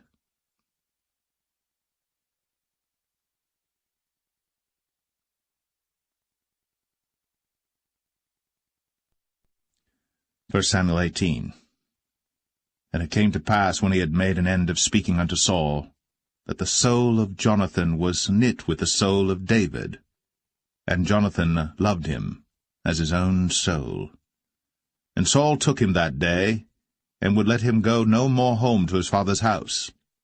Then Jonathan and David made a covenant, because he loved him as his own soul. And Jonathan stripped himself of the robe that was upon him, and gave it to David, and his garments, even to his sword, and to his bow, and to his girdle. And David went out whithersoever Saul sent him, and behaved himself wisely. And Saul set him over the men of war, and he was accepted in the sight of all the people, and also in the sight of Saul's servants. And it came to pass, as they came, when David was returned from the slaughter of the Philistine, that women came out of all cities of Israel, singing and dancing to meet King Saul, with tabrets, with joy, and with instruments of music. And the women answered one another as they played, and said, Saul hath slain his thousands, and David his 10,000s. And Saul was very wroth, and the saying displeased him, and he said, They have ascribed unto David 10,000s, and to me they have ascribed but thousands. And what can he have more but the kingdom? And Saul eyed David from that day and forward. And it came to pass on the morrow that the evil spirit from God came upon Saul, and he prophesied in the midst of the house. And David played with his hand, as at other times. And there was a javelin in Saul's hand. And Saul cast the javelin, for he said, I will smite David even to the wall with it. And David avoided out of his presence twice. And Saul was afraid of David, because the Lord was with him, and was departed from Saul. Therefore Saul removed him from him, and made him his captain over 1,000, and he went out and came in before the people. And David behaved himself wisely in all his ways, and the Lord was with him. Wherefore when Saul saw that he behaved himself very wisely, he was afraid of him. But all Israel and Judah loved David, because he went out and came in before them. And Saul said to David, Behold, my elder daughter Merab, her will I give thee to wife. Only be thou valiant for me, and fight the Lord's battles. For Saul said, Let not mine hand be upon him, but let the hand of the Philistines be upon him. And David said unto Saul, Who am I, and what is my life, or my father's family in Israel, that I should be son-in-law to the king? But it came to pass at the time when Merab, Saul's daughter, should have been given to David, that she was given unto Adriel, the Maholathite, to wife. And Michal, Saul's daughter, loved David. And they told Saul, and the thing pleased him. And Saul said, I will give him her, that she may be a snare to him, and that the hand of the Philistines may be against him. Wherefore Saul said to David, Thou shalt this day be my son-in-law in the one of the twain. And Saul commanded his servants, saying, Commune with David secretly, and say, Behold, the king hath delight in thee, and all his servants love thee. Now therefore be the king's son-in-law. And Saul's servant spake those words in the ears of David. And David said, Seemeth it to you a light thing to be a king's son-in-law, seeing that I am a poor man, and lightly esteemed? And the servants of Saul told him, saying, On this manner spake David. And Saul said, Thus shall ye say to David, The king desireth not any dowry, but 100 foreskins of the Philistines, to be avenged of the king's enemies. But Saul thought to make David fall by the hand of the Philistines. And when his servants told David these words, it pleased David well to be the king's son-in-law, and the days were not expired. Wherefore David arose, and went, he and his men, and slew of the Philistines 200 men. And David brought their foreskins, and they gave them in full tale to the king, that he might be the king's son-in-law. And Saul gave him Michal his daughter to wife. And Saul saw and knew that the Lord was with David, and that Michal, Saul's daughter, loved him. And Saul was yet the more afraid of David, and Saul became David's enemy continually.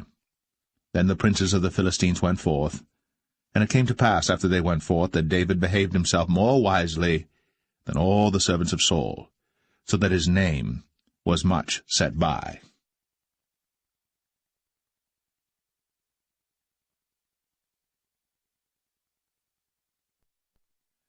1 Samuel 19.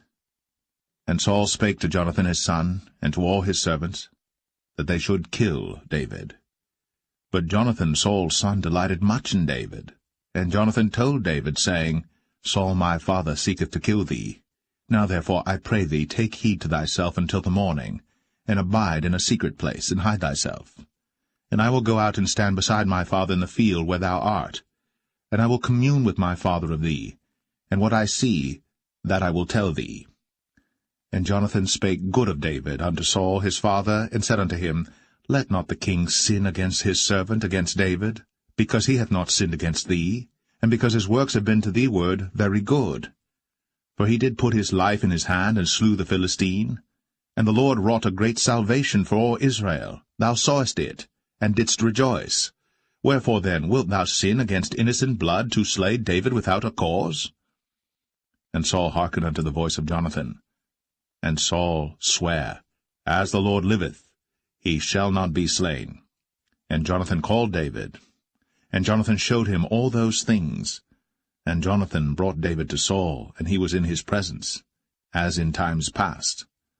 And there was war again, and David went out and fought with the Philistines, and slew them with a great slaughter, and they fled from him.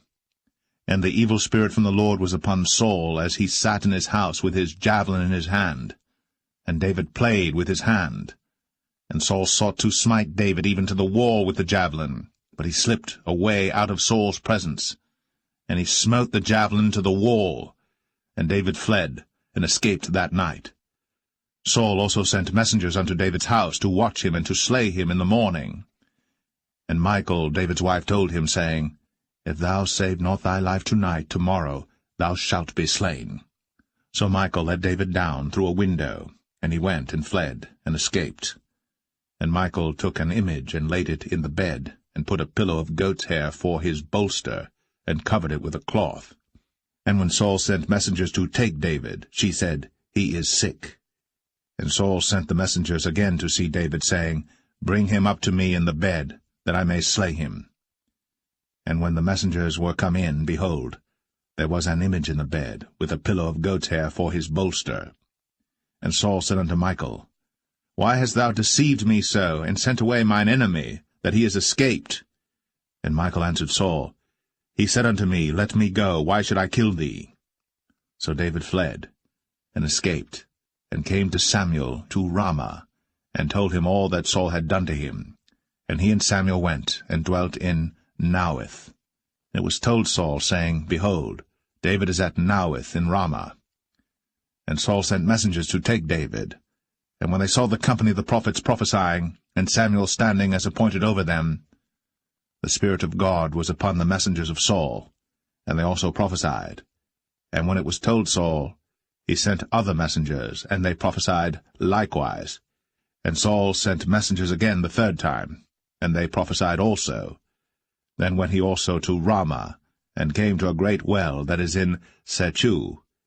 And he asked and said, Where are Samuel and David? And one said, Behold, they be at Naueth in Ramah. And he went thither to Naueth in Ramah. And the Spirit of God was upon him also. And he went on, and prophesied, until he came to Naueth in Ramah. And he stripped off his clothes also, and prophesied before Samuel in like manner, and lay down naked all that day, and all that night. Wherefore they say, Is Saul also among the prophets?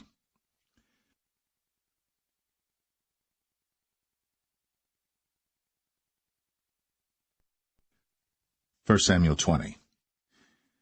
And David fled from Naueth in Ramah, and came and said before Jonathan, What have I done? What is mine iniquity? And what is my sin before thy father, that he seeketh my life? And he said unto him, God forbid, thou shalt not die. Behold, my father will do nothing either great or small, but that he will show it me. And why should my father hide this thing from me? It is not so. And David sware moreover, and said, Thy father certainly knoweth that I have found grace in thine eyes. And he saith, Let not Jonathan know this, lest he be grieved. But truly as the Lord liveth, and as thy soul liveth, there is but a step between me and death. Then said Jonathan unto David, Whatsoever thy soul desireth, I will even do it for thee. And David said unto Jonathan, Behold, tomorrow is the new moon, and I should not fail to sit with the king at meat, but let me go, that I may hide myself in the field unto the third day at even. If thy father at all miss me, then say, David earnestly asked leave of me that he might run to Bethlehem his city, for there is a yearly sacrifice there for all the family. If he say thus, it is well, thy servant shall have peace. But if he be very wroth, then be sure that evil is determined by him. Therefore thou shalt deal kindly with thy servant, for thou hast brought thy servant into a covenant of the Lord with thee. Notwithstanding, if there be in me iniquity, slay me thyself. For why shouldest thou bring me to thy father? And Jonathan said, Far be it from thee, for if I knew certainly that evil were determined by my father to come upon thee, then would not I tell it thee? Then said David to Jonathan, Who shall tell me? Or what if thy father answer thee roughly? And Jonathan said unto David, Come, and let us go out into the field. And they went out, both of them, into the field.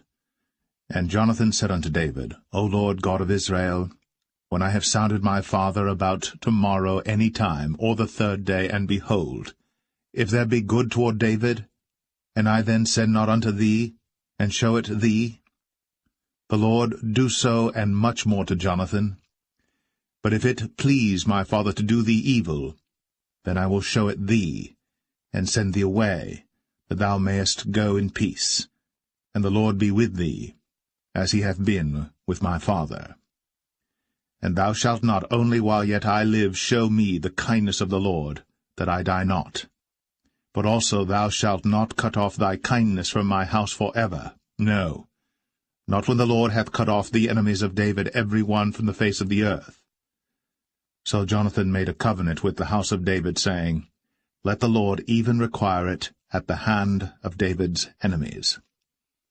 And Jonathan caused David to swear again, because he loved him, for he loved him as he loved his own soul. Then Jonathan said to David, Tomorrow is the new moon, and thou shalt be missed, because thy seat will be empty.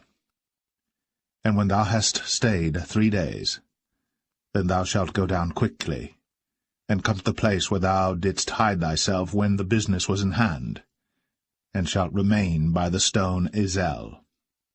And I will shoot 3 arrows on the side thereof, as though I shot at a mark, and behold, I will send a lad, saying, Go, find out the arrows. If I expressly say unto the lad, Behold, the arrows are on this side of thee, take them, then come thou. For there is peace to thee, and no hurt, as the Lord liveth. But if I say thus unto the young man, Behold, the arrows are beyond thee, go thy way, for the Lord hath sent thee away. And as touching the matter which thou and I have spoken of, behold, the Lord be between thee and me for ever. So David hid himself in the field. And when the new moon was come, the king sat him down to eat meat. And the king sat upon his seat as at other times, even upon a seat by the wall. And Jonathan arose, and Abner sat by Saul's side, and David's place was empty. Nevertheless Saul spake not anything that day, for he thought, Something hath befallen him. He is not clean. Surely he is not clean. And it came to pass on the morrow, which was the 2nd day of the month, that David's place was empty. And Saul said unto Jonathan his son, Wherefore cometh not the son of Jesse to meat, neither yesterday, nor today? And Jonathan answered Saul, David earnestly asked leave of me to go to Bethlehem. And he said, Let me go, I pray thee. For our family hath a sacrifice in the city, and my brother, he hath commanded me to be there. And now, if I have found favor in thine eyes, let me get away, I pray thee, and see my brethren.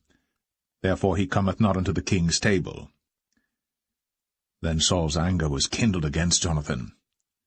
And he said unto him, Thou son of the perverse, rebellious woman, do not I know that thou hast chosen the son of Jesse to thine own confusion, and unto the confusion of thy mother's nakedness? For as long as the son of Jesse liveth upon the ground, thou shalt not be established, nor thy kingdom. Wherefore, now send and fetch him unto me, for he shall surely die. And Jonathan answered Saul his father, and said unto him, Wherefore shall he be slain? What hath he done? And Saul cast a javelin at him to smite him, whereby Jonathan knew that it was determined of his father to slay David. So Jonathan arose from the table in fierce anger, and did eat no meat the 2nd day of the month, for he was grieved for David, because his father had done him shame. And it came to pass in the morning that Jonathan went out into the field at the time appointed with David, and a little lad with him. And he said unto his lad, Run, find out now the arrows which I shoot. And as the lad ran, he shot an arrow beyond him. And when the lad was come to the place of the arrow which Jonathan had shot, Jonathan cried after the lad, and said, Is not the arrow beyond thee? And Jonathan cried after the lad, Make speed, haste, stay not. And Jonathan's lad gathered up the arrows, and came to his master. But the lad knew not anything, only Jonathan and David knew the matter. And Jonathan gave his artillery unto his lad, and said unto him, Go, carry them to the city. And as soon as the lad was gone, David arose out of a place toward the south, and fell on his face to the ground, and bowed himself 3 times. And they kissed one another, and wept one with another, until David exceeded. And Jonathan said to David, Go in peace, for as much as we have sworn both of us in the name of the Lord, saying, The Lord be between me and thee, and between my seed and thy seed forever. And he arose, and departed. And Jonathan went into the city.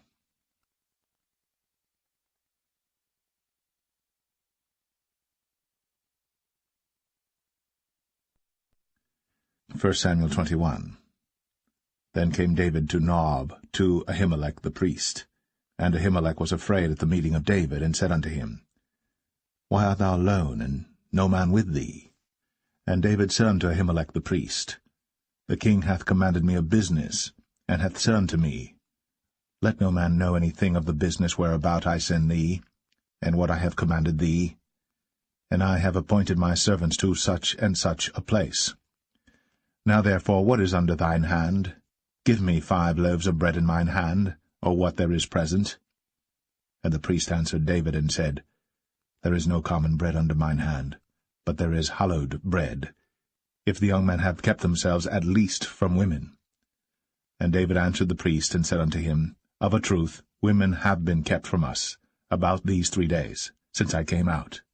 And the vessels of the young men are holy, and the bread is in a manner common, yea, though it was sanctified this day in the vessel. So the priests gave him hallowed bread, for there was no bread there but the showbread, that was taken from before the Lord, to put hot bread in the day when it was taken away. Now a certain man of the servants of Saul was there that day, detained before the Lord, and his name was Doeg, an Edomite, the chiefest of the herdmen that belonged to Saul. And David said unto Ahimelech, And is there not here under thine hand spear or sword? For I have neither brought my sword nor my weapons with me, because the king's business required haste. And the priest said, The sword of Goliath the Philistine, whom thou slewest in the valley of Elah, behold, it is here, wrapped in a cloth behind the ephod. If thou wilt take that, take it, for there is no other save that here. And David said, There is none like that, give it me. And David arose, and fled that day for fear of Saul, and went to Achish, the king of Gath. And the servants of Achish said unto him, Is not this David the king of the land? Did they not sing one to another of him in dances, saying, Saul hath slain his thousands, and David his 10,000s?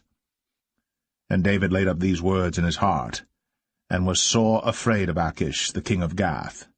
And he changed his behavior before them, and feigned himself mad in their hands, and scrabbled on the doors of the gate, and let his spittle fall down upon his beard.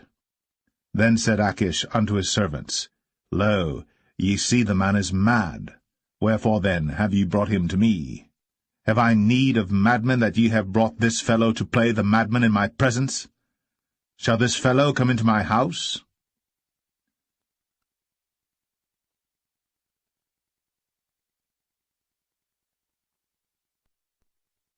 1 Samuel 22. David therefore departed thence, and escaped to the cave Adullam. And when his brethren and all his father's house heard it, they went down thither to him. And every one that was in distress, and every one that was in debt, and every one that was discontented gathered themselves unto him. And he became a captain over them. And there were with him about 400 men. And David went thence to Mizpeh of Moab. And he said unto the king of Moab, Let my father and my mother, I pray thee, come forth, and be with you, till I know what God will do for me. And he brought them before the king of Moab, and they dwelt with him all the while that David was in the hold. And the prophet Gad said unto David, Abide not in the hold, depart, and get thee into the land of Judah. Then David departed, and came into the forest of Hareth. When Saul heard that David was discovered, and the men that were with him. Now Saul abode in Gibeah under a tree in Ramah, having his spear in his hand, and all his servants were standing about him. Then Saul said unto his servants that stood about him, Hear now, ye Benjamites, will the son of Jesse give every one of you fields and vineyards, and make you all captains of thousands and captains of hundreds, that all of you have conspired against me? And there is none that showeth me that my son hath made a league with the son of Jesse. And there is none of you that is sorry for me, or showeth unto me that my son hath stirred up my servant against me, to lie in wait, as at this day. Then answered Doeg the Edomite, which was set over the servants of Saul, and said, I saw the son of Jesse coming to Nob, to Ahimelech, the son of Ahitub. And he inquired of the Lord for him, and gave him victuals, and gave him the sword of Goliath the Philistine. Then the king sent to call Ahimelech the priest, the son of Ahitub, and all his father's house, the priests that were in Nob, and they came all of them to the king. And Saul said, Hear now, thou son of Ahitub. And he answered, Here I am, my lord. And Saul said unto him, Why have ye conspired against me, thou and the son of Jesse, in that thou hast given him bread and a sword, and hast inquired of God for him, that he should rise against me to lie in wait, as at this day? Then Ahimelech answered the king, and said, And who is so faithful among all thy servants as David, which is the king's son-in-law, and goeth at thy bidding, and is honourable in thine house? Did I then begin to inquire of God for him? Be it far from me. Let not the king impute anything unto his servant, nor to all the house of my father, for thy servant knew nothing of all this, less or more. And the king said, Thou shalt surely die, Ahimelech, thou, and all thy father's house.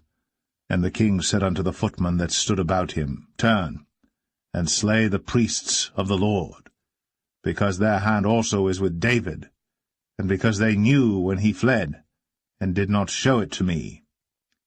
But the servants of the king would not put forth their hand to fall upon the priests of the Lord. And the king said to Doeg, Turn thou, and fall upon the priests. And Doeg the Edomite turned, and he fell upon the priests, and slew on that day 75 persons that did wear a linen ephod. And Nob, the city of the priests, smote he with the edge of the sword, both men and women, children and sucklings, and oxen and asses, and sheep, with the edge of the sword. And one of the sons of Ahimelech, the son of Ahitub, named Abiathar, escaped, and fled after David. And Abiathar showed David that Saul had slain the Lord's priests. And David said unto Abiathar, I knew it that day when Doeg the Edomite was there, that he would surely tell Saul, I have occasioned the death of all the persons of thy father's house. Abide thou with me. Fear not, for he that seeketh my life seeketh thy life. But with me thou shalt be in safeguard.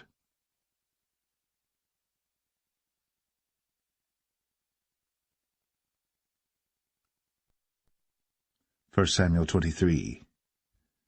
Then they told David, saying, Behold, the Philistines fight against Keilah, and they rob the threshing floors. Therefore David inquired of the Lord, saying, Shall I go and smite these Philistines?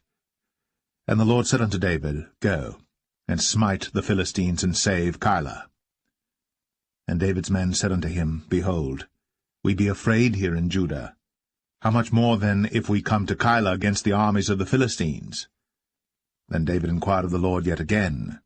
And the Lord answered him and said, Arise, go down to Keilah, for I will deliver the Philistines into thine hand. So David and his men went to Keilah, and fought with the Philistines, and brought away their cattle, and smote them with a great slaughter. So David saved the inhabitants of Keilah.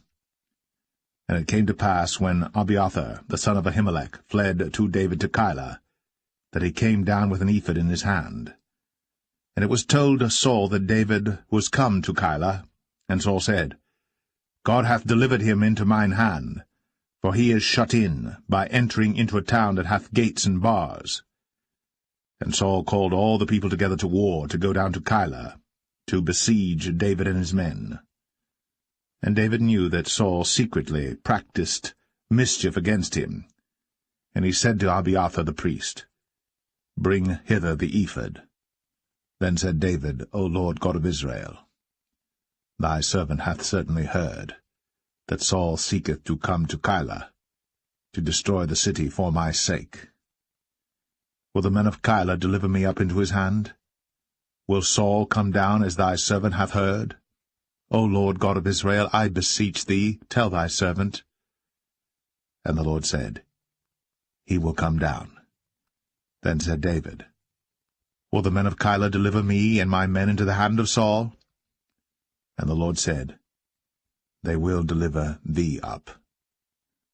Then David and his men, which were about 600, arose, and departed out of Keilah, and went whithersoever they could go. And it was told Saul that David was escaped from Keilah, and he forbare to go forth.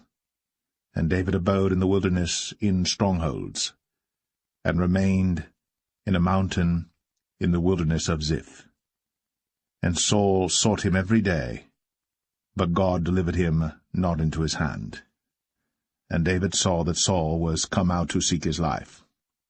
And David was in the wilderness of Ziph in a wood.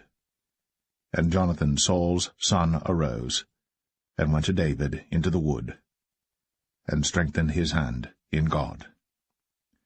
And he said unto him, Fear not, but the hand of Saul my father shall not find thee, and thou shalt be king over Israel, and I shall be next unto thee, and that also Saul my father knoweth. And they two made a covenant before the Lord.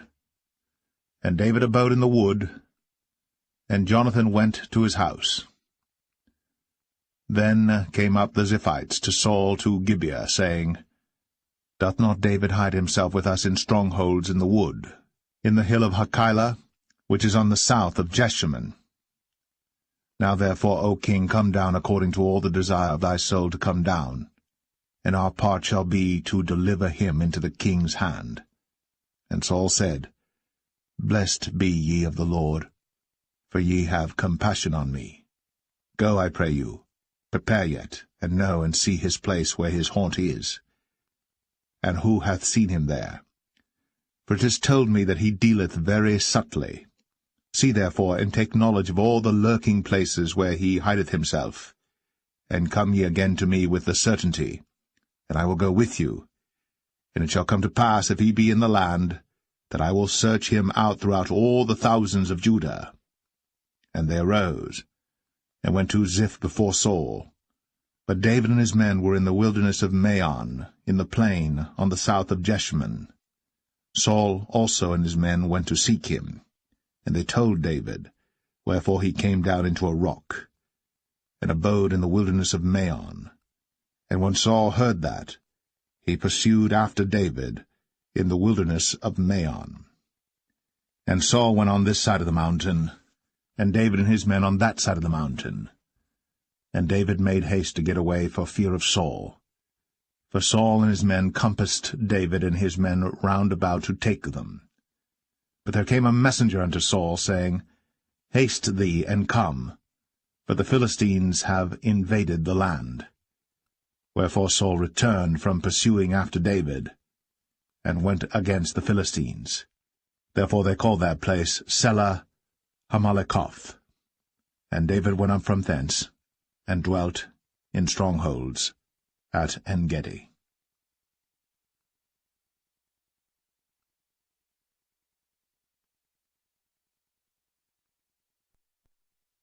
1 Samuel 24. And it came to pass, when Saul was returned from following the Philistines, that it was told him, saying, Behold, David is in the wilderness of En-gedi. Then Saul took 3,000 chosen men out of all Israel, and went to seek David and his men upon the rocks of the wild goats. And he came to the sheepcotes by the way, where was a cave, and Saul went in to cover his feet, and David and his men remained in the sides of the cave.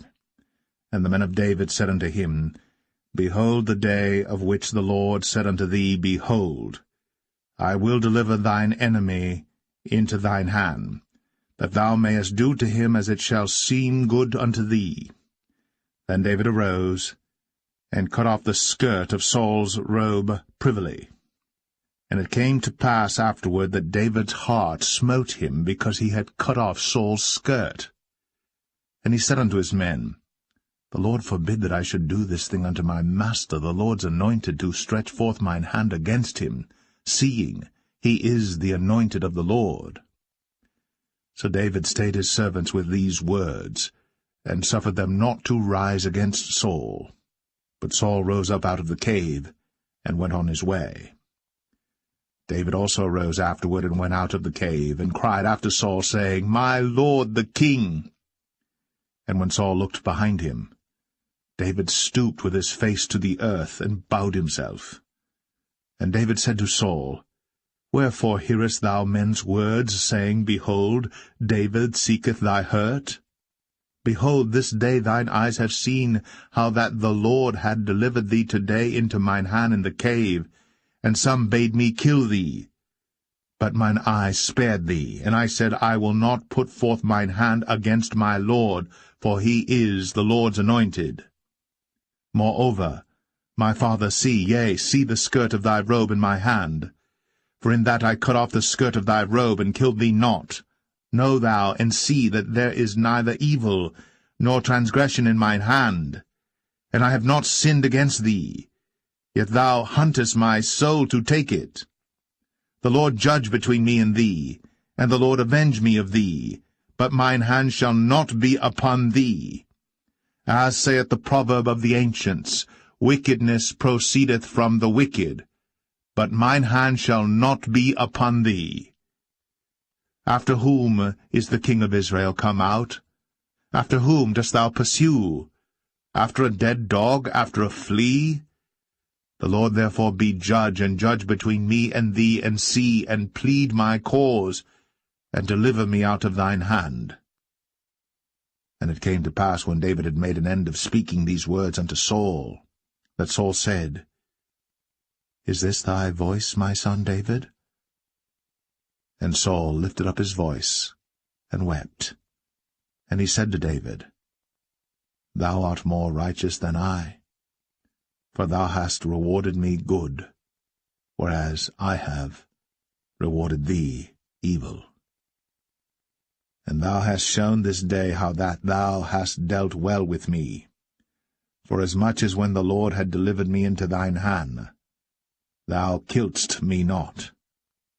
For if a man find his enemy, will he let him go well away? Wherefore the Lord reward thee good for that thou hast done unto me this day. And now behold, I know well that thou shalt surely be king, and that the kingdom of Israel shall be established in thine hand. Swear now therefore unto me by the Lord, that thou wilt not cut off my seed after me, and that thou wilt not destroy my name out of my father's house. And David sware unto Saul. And Saul went home, but David and his men gat them up unto the hold.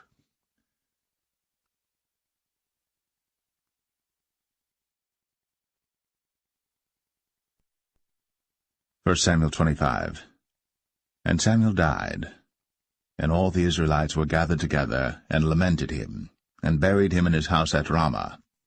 And David arose, and went down to the wilderness of Paran. And there was a man in Maon, whose possessions were in Carmel. And the man was very great. And he had 3,000 sheep and 1,000 goats. And he was shearing his sheep in Carmel. Now the name of the man was Nabal, and the name of his wife Abigail. And she was a woman of good understanding, and of a beautiful countenance. But the man was churlish, and evil in his doings, and he was of the house of Caleb. And David heard in the wilderness that Nabal did shear his sheep. And David sent out 10 young men, and David said unto the young men, Get you up to Carmel, and go to Nabal, and greet him in my name. And thus shall ye say to him that liveth in prosperity, Peace be both to thee, and peace be to thine house, and peace be unto all that thou hast. And now I have heard that thou hast shearers. Now thy shepherds which were with us, we hurt them not, neither was there aught missing unto them all the while they were in Carmel. Ask thy young men, and they will show thee. Wherefore let the young men find favour in thine eyes. For we come in a good day. Give, I pray thee, whatsoever cometh to thine hand unto thy servants, and to thy son David. And when David's young men came, they spake to Nabal according to all those words in the name of David, and ceased. And Nabal answered David's servants, and said, Who is David? And who is the son of Jesse? There be many servants nowadays that break away every man from his master. Shall I then take my bread and my water and my flesh that I have killed for my shearers, and give it unto men whom I know not whence they be? So David's young men turned their way, and went again, and came and told him all those sayings. And David said unto his men, Gird ye on every man his sword. And they girded on every man his sword. And David also girded on his sword. And there went up after David about 400 men, and 200 abode by the stuff. But one of the young men told Abigail, Nabal's wife, saying, Behold, David sent messengers out of the wilderness to salute our master, and he railed on them. But the men were very good unto us, and we were not hurt, neither missed we any thing as long as we were conversant with them when we were in the fields. They were a wall unto us both by night and day. All the while we were with them keeping the sheep. Now therefore know and consider what thou wilt do, for evil is determined against our master, and against all his household. For he is such a son of Belial, that a man cannot speak to him. Then Abigail made haste, and took 200 loaves and 2 bottles of wine, and 5 sheep ready dressed, and 5 measures of parched corn, and 100 clusters of raisins, and 200 cakes of figs, and laid them on asses. And she said unto her servants, Go on before me, behold, I come after you. But she told not her husband Nabal. And it was so, as she rode on the ass, that she came down by the covert of the hill, and behold, David and his men came down against her, and she met them. Now David had said, Surely in vain have I kept all that this fellow hath in the wilderness, so that nothing was missed of all that pertained unto him. And he hath requited me evil for good. So, and more also do God unto the enemies of David, if I leave of all that pertain to him by the morning light any that pisseth against the wall. And when Abigail saw David, she hasted, and lighted off the ass, and fell before David on her face, and bowed herself to the ground, and fell at his feet, and said, Upon me, my lord, upon me let this iniquity be, and let thine handmaid, I pray thee, speak in thine audience, and hear the words of thine handmaid. Let not, my lord, I pray thee, regard this man of Belial, even Nabal. For as his name is, so is he. Nabal is his name, and folly is with him. But I, thine handmaid, saw not the young men of my lord, whom thou didst send. Now therefore, my lord, as the Lord liveth, and as thy soul liveth, seeing the Lord hath withholden thee from coming to shed blood, and from avenging thyself with thine own hand, now let thine enemies, and they that seek evil to my lord, be as Nabal. And now this blessing which thine handmaid hath brought unto my lord, let it even be given unto the young men that follow my lord. I pray thee, forgive the trespass of thine handmaid, for the Lord will certainly make my lord a sure house, because my lord fighteth the battles of the Lord, and evil hath not been found in thee all thy days. Yet a man is risen to pursue thee, and to seek thy soul. But the soul of my Lord shall be bound in the bundle of life with the Lord thy God, and the souls of thine enemies, them shall he sling out, as out of the middle of a sling. And it shall come to pass, when the Lord shall have done to my Lord according to all the good that he hath spoken concerning thee, and shall have appointed thee ruler over Israel, that this shall be no grief unto thee, nor offense of heart unto my Lord, either that thou hast shed blood causeless, or that my Lord hath avenged himself. But when the Lord shall have dealt well with my Lord, then remember thine handmaid. And David said to Abigail, Blessed be the Lord God of Israel, which sent thee this day to meet me. And blessed be thy advice, and blessed be thou, which hast kept me this day from coming to shed blood, and from avenging myself with mine own hand. For in very deed, as the Lord God of Israel liveth, which hath kept me back from hurting thee, except thou hadst hasted and come to meet me, surely there had not been left unto Nabal by the morning light any that pisseth against the wall. So David received of her hand that which she had brought him, and said unto her, Go up in peace to thine house. See, I have hearkened to thy voice, and have accepted thy person. And Abigail came to Nabal, and behold, he held a feast in his house, like the feast of a king. And Nabal's heart was merry within him, for he was very drunken. Wherefore she told him nothing, less or more, until the morning light.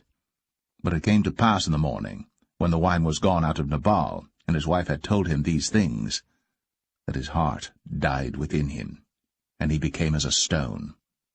And it came to pass about 10 days after, that the Lord smote Nabal, that he died. And when David heard that Nabal was dead, he said, Blessed be the Lord, that hath pleaded the cause of my reproach from the hand of Nabal, and hath kept his servant from evil. For the Lord hath returned the wickedness of Nabal upon his own head. And David sent and communed with Abigail, to take her to him to wife. And when the servants of David were come to Abigail to Carmel, they spake unto her, saying, David sent us unto thee, to take thee to him to wife. And she arose, and bowed herself on her face to the earth, and said, Behold, let thine handmaid be a servant to wash the feet of the servants of my Lord. And Abigail hasted, and arose, and rode upon an ass, with 5 damsels of hers that went after her. And she went after the messengers of David, and became his wife. David also took Ahinoam of Jezreel, and they were also both of them his wives. But Saul had given Michal his daughter, David's wife, to Phalti, the son of Laish, which was of Galim.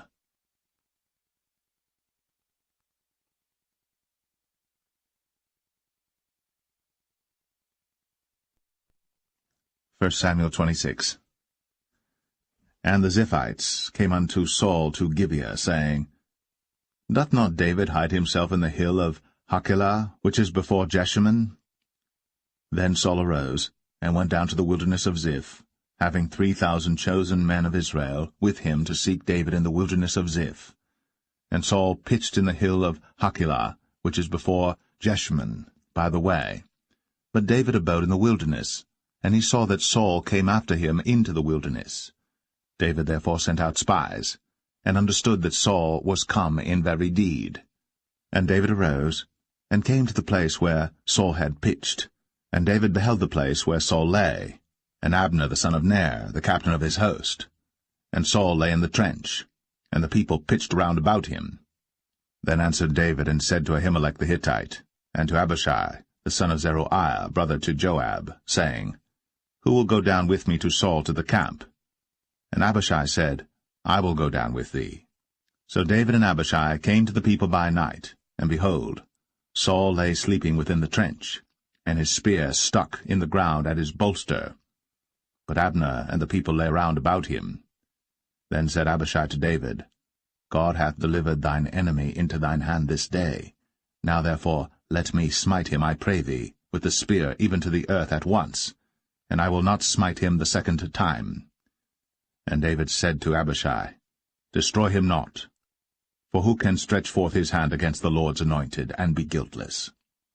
David said furthermore, As the Lord liveth, the Lord shall smite him, or his day shall come to die, or he shall descend into battle and perish. The Lord forbid that I should stretch forth mine hand against the Lord's anointed. But I pray thee, take thou now the spear that is at his bolster, and the cruse of water, and let us go. So David took the spear and the cruse of water from Saul's bolster, and they gat them away.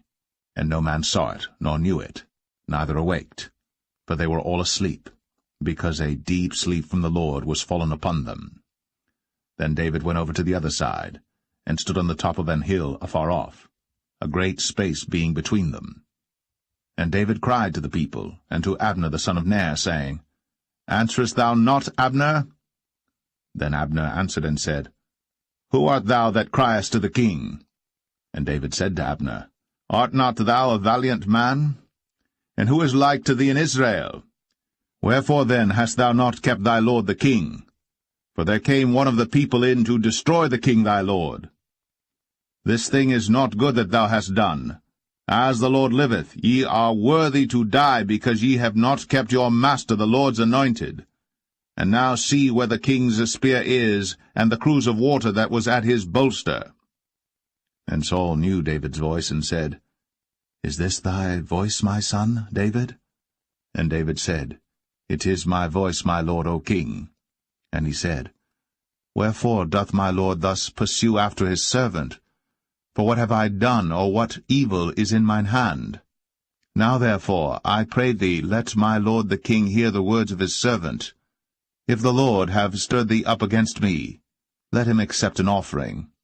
But if they be the children of men, cursed be they before the Lord, for they have driven me out this day from abiding in the inheritance of the Lord, saying, Go serve other gods.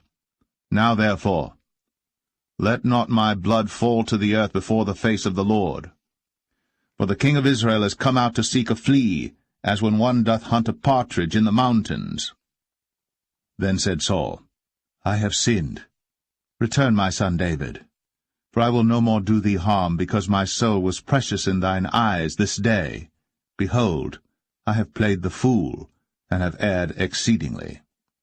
And David answered and said, Behold the king's spear, and let one of the young men come over and fetch it.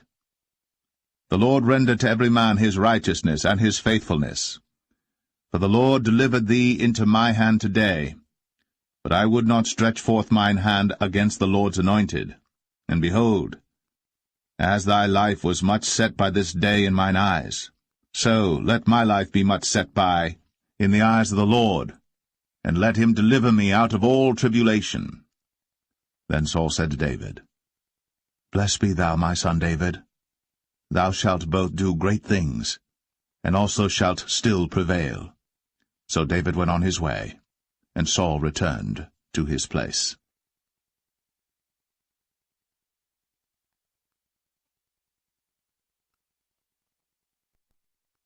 1 Samuel 27. And David said in his heart, I shall now perish one day by the hand of Saul. There is nothing better for me than that I should speedily escape into the land of the Philistines, and Saul shall despair of me, to seek me any more in any coast of Israel. So shall I escape out of his hand. And David arose, and he passed over with the 600 men that were with him unto Achish, the son of Maoch, king of Gath. And David dwelt with Achish at Gath, he and his men, every man with his household, even David with his 2 wives, Ahinoam the Jezreelitess, and Abigail the Carmelitess, Nabal's wife. And it was told Saul that David was fled to Gath, and he sought no more again for him.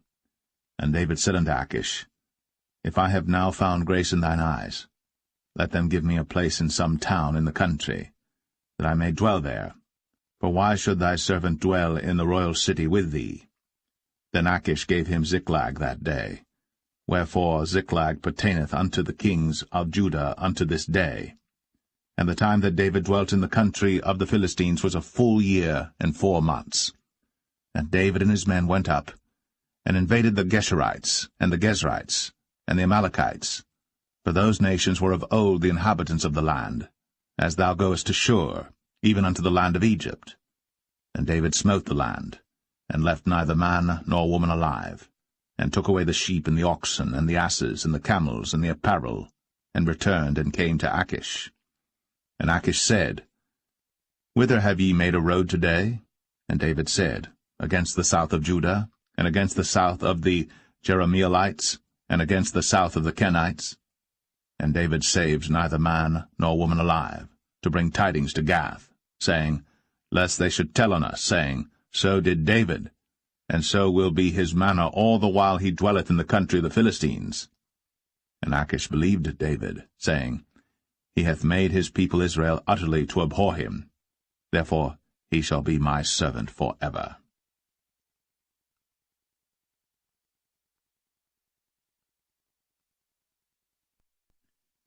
1 Samuel 28. And it came to pass in those days that the Philistines gathered their armies together for warfare, to fight with Israel. And Achish said unto David, Know thou assuredly that thou shalt go out with me to battle, thou and thy men.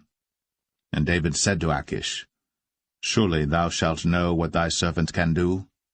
And Achish said to David, Therefore will I make thee keeper of mine head for ever. Now Samuel was dead, and all Israel had lamented him and buried him in Ramah, even in his own city. And Saul had put away those that had familiar spirits, and the wizards out of the land. And the Philistines gathered themselves together, and came and pitched in Shunem. And Saul gathered all Israel together, and they pitched in Gilboa. And when Saul saw the host of the Philistines, he was afraid, and his heart greatly trembled. And when Saul inquired of the Lord answered him not, neither by dreams, nor by Urim, nor by prophets. Then said Saul unto his servants, Seek me a woman that hath a familiar spirit, that I may go to her, and inquire of her. And his servants said to him, Behold, there is a woman that hath a familiar spirit at Endor. And Saul disguised himself, and put on other raiment, and he went, and 2 men with him. And they came to the woman by night. And he said, I pray thee, divine unto me by the familiar spirit, and bring me him up, whom I shall name unto thee. And the woman said unto him, Behold, thou knowest what Saul hath done, how he hath cut off those that have familiar spirits and the wizards out of the land? Wherefore then layest thou a snare for my life, to cause me to die? And Saul sware to her by the Lord, saying, As the Lord liveth, there shall no punishment happen to thee for this thing. Then said the woman, Whom shall I bring up unto thee? And he said, Bring me up Samuel. And when the woman saw Samuel, she cried with a loud voice, and the woman spake to Saul, saying, Why hast thou deceived me, for thou art Saul? And the king said unto her, Be not afraid. For what sawest thou? And the woman said unto Saul, I saw gods ascending out of the earth. And he said unto her, What form is he of? And she said, An old man cometh up, and he is covered with a mantle. And Saul perceived that it was Samuel, and he stooped with his face to the ground, and bowed himself. And Samuel said to Saul, Why hast thou disquieted me to bring me up? And Saul answered, I am sore distressed, for the Philistines make war against me, and God is departed from me, and answereth me no more, neither by prophets nor by dreams. Therefore I have called thee, that thou mayest make known unto me what I shall do.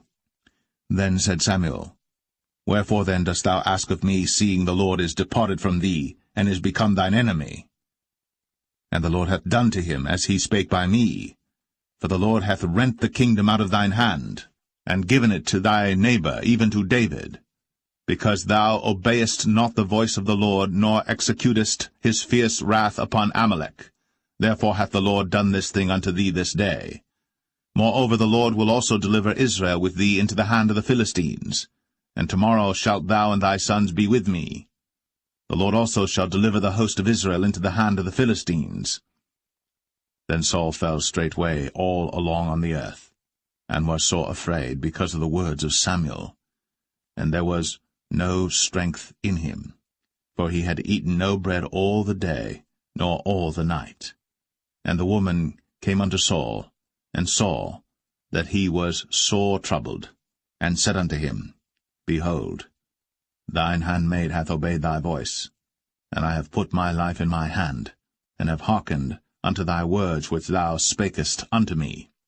Now therefore, I pray thee, hearken thou also unto the voice of thine handmaid, and let me set a morsel of bread before thee, and eat, that thou mayest have strength, when thou goest on thy way. But he refused, and said, I will not eat.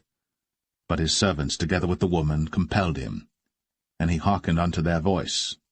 So he arose from the earth, and sat upon the bed. And the woman had a fat calf in the house, and she hasted and killed it, and took flour and kneaded it, and did bake unleavened bread thereof. And she brought it before Saul, and before his servants, and they did eat. Then they rose up, and went away that night.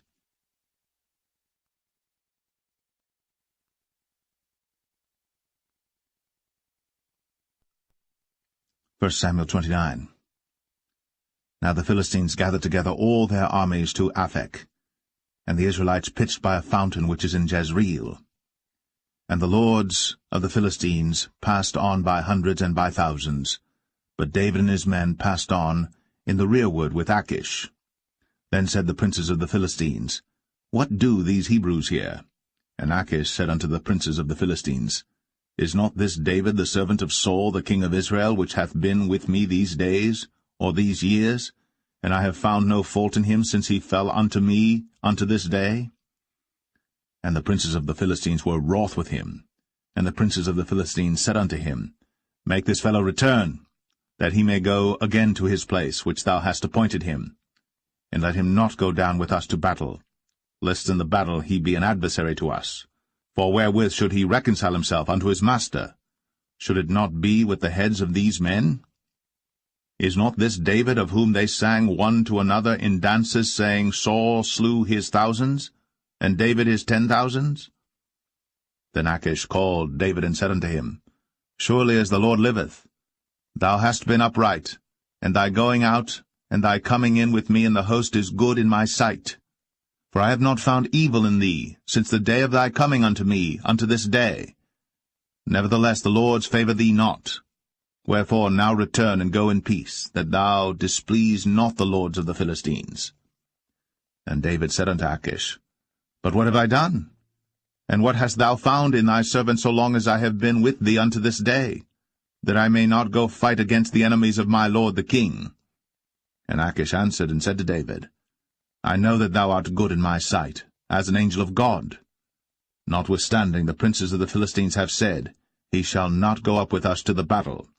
Wherefore now rise up early in the morning with thy master's servants that are come with thee, and as soon as ye be up early in the morning and have light, depart. So David and his men rose up early to depart in the morning, to return into the land of the Philistines. And the Philistines went up to Jezreel.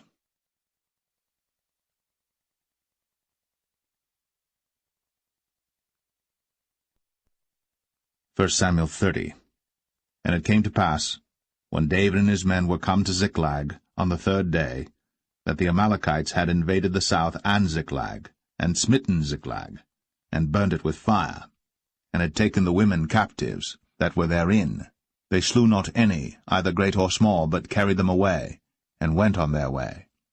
So David and his men came to the city, and behold, it was burned with fire, and their wives and their sons and their daughters were taken captives.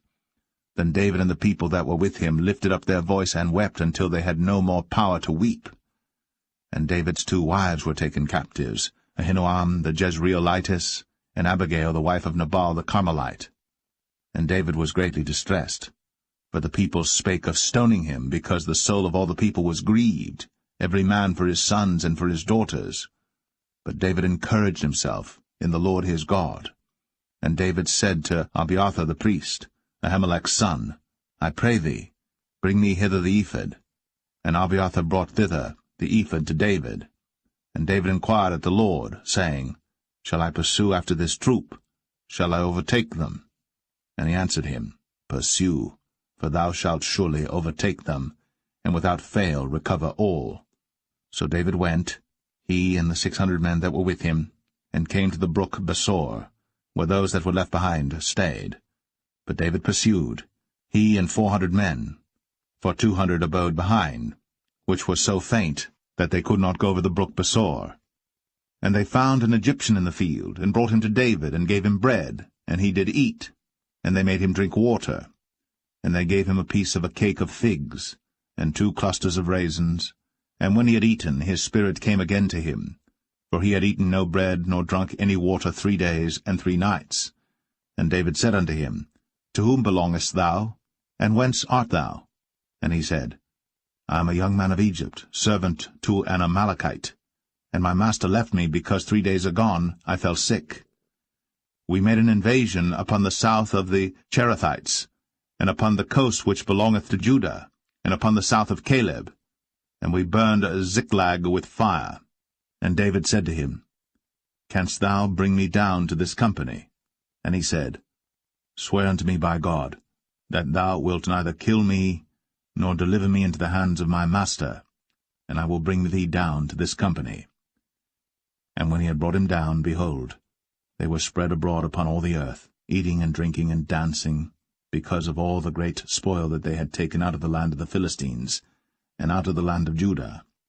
And David smote them from the twilight even unto the evening of the next day. And there escaped not a man of them, save 400 young men which rode upon camels and fled. And David recovered all that the Amalekites had carried away. And David rescued his 2 wives.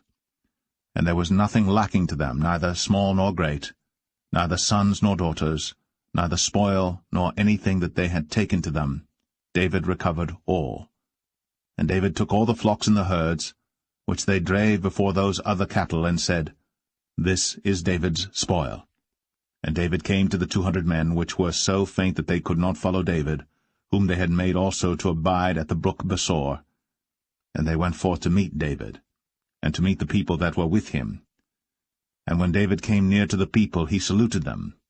Then answered all the wicked men and men of Belial, of those that went with David, and said, Because they went not with us, we will not give them aught of the spoil that we have recovered, save to every man his wife and his children, that they may lead them away and depart. Then said David, Ye shall not do so, my brethren, with that which the Lord hath given us, who hath preserved us, and delivered the company that came against us into our hand. For who will hearken unto you in this matter?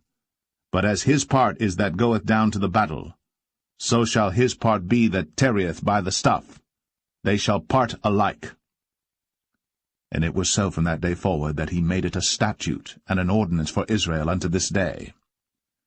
And when David came to Ziklag, he sent of the spoil unto the elders of Judah, even to his friends, saying, Behold, a present for you of the spoil of the enemies of the Lord, to them which were in Bethel, and to them which were in South Ramoth, and to them which were in Jatir, and to them which were in Aroer, and to them which were in Siphmoth, and to them which were in Eshtemoa, and to them which were in Rakal, and to them which were in the cities of the Jerahmeelites, and to them which were in the cities of the Kenites, and to them which were in Hormah, and to them which were in Chor-Ashan, and to them which were in Athak, and to them which were in Hebron, and to all the places where David himself and his men were wont to haunt.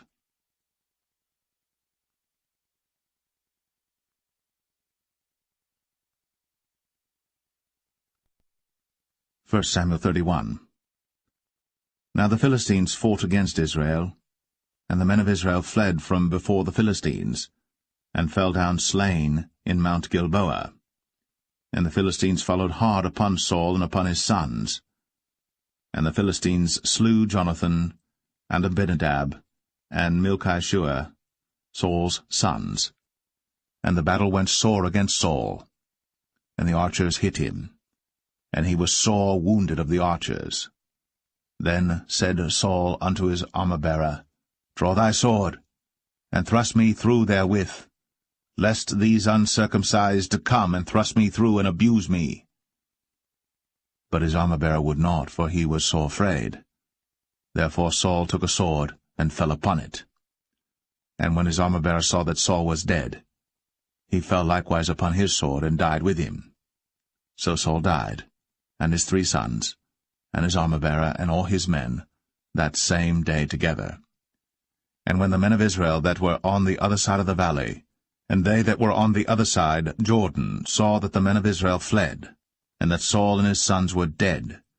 They forsook the cities and fled. And the Philistines came and dwelt in them.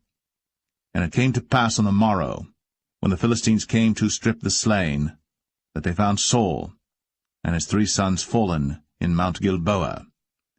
And they cut off his head, and stripped off his armor, and sent into the land of the Philistines round about to publish it in the house of their idols, and among the people.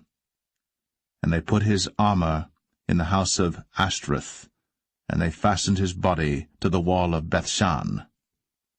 And when the inhabitants of Jabesh-Gilead heard of that which the Philistines had done to Saul, all the valiant men arose, and went all night, and took the body of Saul, and the bodies of his sons from the wall of Bethshan, and came to Jabesh, and burnt them there. And they took their bones, and buried them under a tree at Jabesh, and fasted 7 days.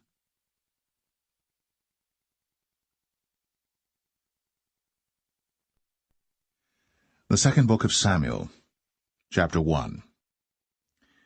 Now it came to pass after the death of Saul, when David was returned from the slaughter of the Amalekites, and David had abode 2 days in Ziklag, it came even to pass on the 3rd day that, behold, a man came out of the camp from Saul with his clothes rent, and earth upon his head. And so it was when he came to David, that he fell to the earth, and did obeisance. And David said unto him, From whence comest thou? And he said unto him, Out of the camp of Israel am I escaped. And David said unto him, How went the matter? I pray thee, tell me. And he answered, That the people are fled from the battle, and many of the people also are fallen and dead. And Saul and Jonathan his son are dead also. Then David said unto the young man that told him, How knowest thou that Saul and Jonathan his son be dead? And the young man that told him said, As I happened by chance upon Mount Gilboa, behold, Saul leaned upon his spear, and lo, the chariots and horsemen followed hard after him. And when he looked behind him, he saw me, and called unto me, and I answered, Here am I. And he said unto me, Who art thou? And I answered him, I am an Amalekite. He said unto me again, Stand, I pray thee, upon me, and slay me, for anguish is come upon me, because my life is yet whole in me. So I stood upon him, and slew him, because I was sure that he could not live after that he was fallen. And I took the crown that was upon his head, and the bracelet that was on his arm, and have brought them hither unto my lord. Then David took hold on his clothes, and rent them, and likewise all the men that were with him. And they mourned, and wept, and fasted until even, for Saul and for Jonathan his son, and for the people of the Lord, and for the house of Israel, because they were fallen by the sword. And David said unto the young man that told him, Whence art thou? And he answered, I am the son of a stranger, an Amalekite. And David said unto him, How wast thou not afraid to stretch forth thine hand to destroy the Lord's anointed? And David called one of the young men, and said, Go near, and fall upon him. And he smote him that he died. And David said unto him, Thy blood be upon thy head. For thy mouth hath testified against thee, saying, I have slain the Lord's anointed. And David lamented with this lamentation over Saul and over Jonathan his son. Also he bade them teach the children of Judah the use of the bow. Behold, it is written in the book of Jasher, The beauty of Israel is slain upon thy high places. How are the mighty fallen! Tell it not in Gath. Publish it not in the streets of Ashkelon, lest the daughters of the Philistines rejoice, lest the daughters of the uncircumcised triumph. Ye mountains of Gilboa, let there be no dew, neither let there be rain upon you, nor fields of offerings. For there the shield of the mighty is vilely cast away, the shield of Saul, as though he had not been anointed with oil. From the blood of the slain, from the fat of the mighty, the bow of Jonathan turned not back, and the sword of Saul returned not empty. Saul and Jonathan were lovely and pleasant in their lives, and in their death they were not divided. They were swifter than eagles. They were stronger than lions. Ye daughters of Israel, weep over Saul, who clothed you in scarlet, with other delights, who put on ornaments of gold upon your apparel. How are the mighty fallen in the midst of the battle, O Jonathan! Thou wast slain in thine high places. I am distressed for thee, my brother Jonathan. Very pleasant hast thou been unto me. Thy love to me was wonderful, passing the love of women. How are the mighty fallen, and the weapons of war perished.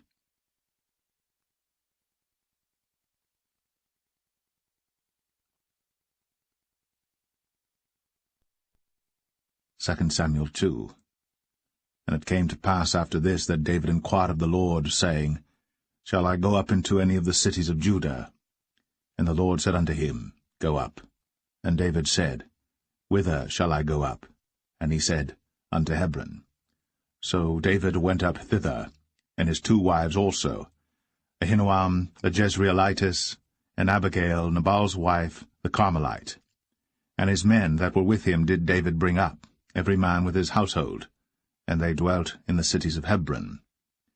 And the men of Judah came, and there they anointed David king over the house of Judah. And they told David, saying, that the men of Jabesh-Gilead were they that buried Saul. And David sent messengers unto the men of Jabesh-Gilead, and said unto them, Blessed be ye of the Lord, that ye have shown this kindness unto your Lord, even unto Saul, and have buried him. And now the Lord show kindness and truth unto you, and I also will requite you this kindness, because ye have done this thing. Therefore now let your hands be strengthened, and be ye valiant, for your master Saul is dead, and also the house of Judah have anointed me king over them. But Abner, the son of Ner, captain of Saul's host, took Ishbosheth, the son of Saul, and brought him over to Mahanaim, and made him king over Gilead, and over the Asherites, and over Jezreel, and over Ephraim, and over Benjamin, and over all Israel. Ishbosheth, Saul's son, was 40 years old when he began to reign over Israel, and reigned 2 years. But the house of Judah followed David. And the time that David was king in Hebron over the house of Judah was 7 years and 6 months. And Abner the son of Ner, and the servants of Ishbosheth the son of Saul, went out from Mahanaim to Gibeon. And Joab the son of Zeruiah, and the servants of David went out, and met together by the pool of Gibeon. And they sat down, the one on the one side of the pool, and the other on the other side of the pool. And Abner said to Joab, Let the young men now arise, and play before us. And Joab said, Let them arise. Then there arose and went over by number 12 of Benjamin, which pertained to Ishbosheth the son of Saul, and 12 of the servants of David. And they caught every one his fellow by the head, and thrust his sword in his fellow's side, so they fell down together. Wherefore that place was called Helkath Hazurim, which is in Gibeon. And there was a very sore battle that day, and Abner was beaten, and the men of Israel, before the servants of David. And there were 3 sons of Zeruiah there, Joab, and Abishai, and Asahel. And Asahel was as light of foot as a wild roe. And Asahel pursued after Abner, and in going he turned not to the right hand nor to the left from following Abner. Then Abner looked behind him, and said, Art thou Asahel? And he answered, I am. And Abner said to him, Turn thee aside to thy right hand or to thy left, and lay thee hold on one of the young men, and take thee his armor. But Asahel would not turn aside from following of him. And Abner said again to Asahel, Turn thee aside from following me. Wherefore should I smite thee to the ground? How then should I hold up my face to Joab thy brother? Howbeit he refused to turn aside. Wherefore Abner, with the hinder end of the spear, smote him under the 5th rib, that the spear came out behind him. And he fell down there, and died in the same place. And it came to pass, that as many as came to the place where Asahel fell down and died stood still. Joab also and Abishai pursued after Abner. And the sun went down when they were come to the hill of Ammah, that lieth before Giah by the way of the wilderness of Gibeon. And the children of Benjamin gathered themselves together after Abner, and became one troop, and stood on the top of an hill. Then Abner called to Joab and said, Shall the sword devour forever? Knowest thou not that it will be bitterness in the latter end? How long shall it be then, ere thou bid the people return from following their brethren? And Joab said, As God liveth, unless thou hadst spoken. Surely then in the morning the people had gone up every one from following his brother. So Joab blew a trumpet, and all the people stood still, and pursued after Israel no more, neither fought they any more. And Abner and his men walked all that night through the plain, and passed over Jordan, and went through all Bithron, and they came to Mahanaim.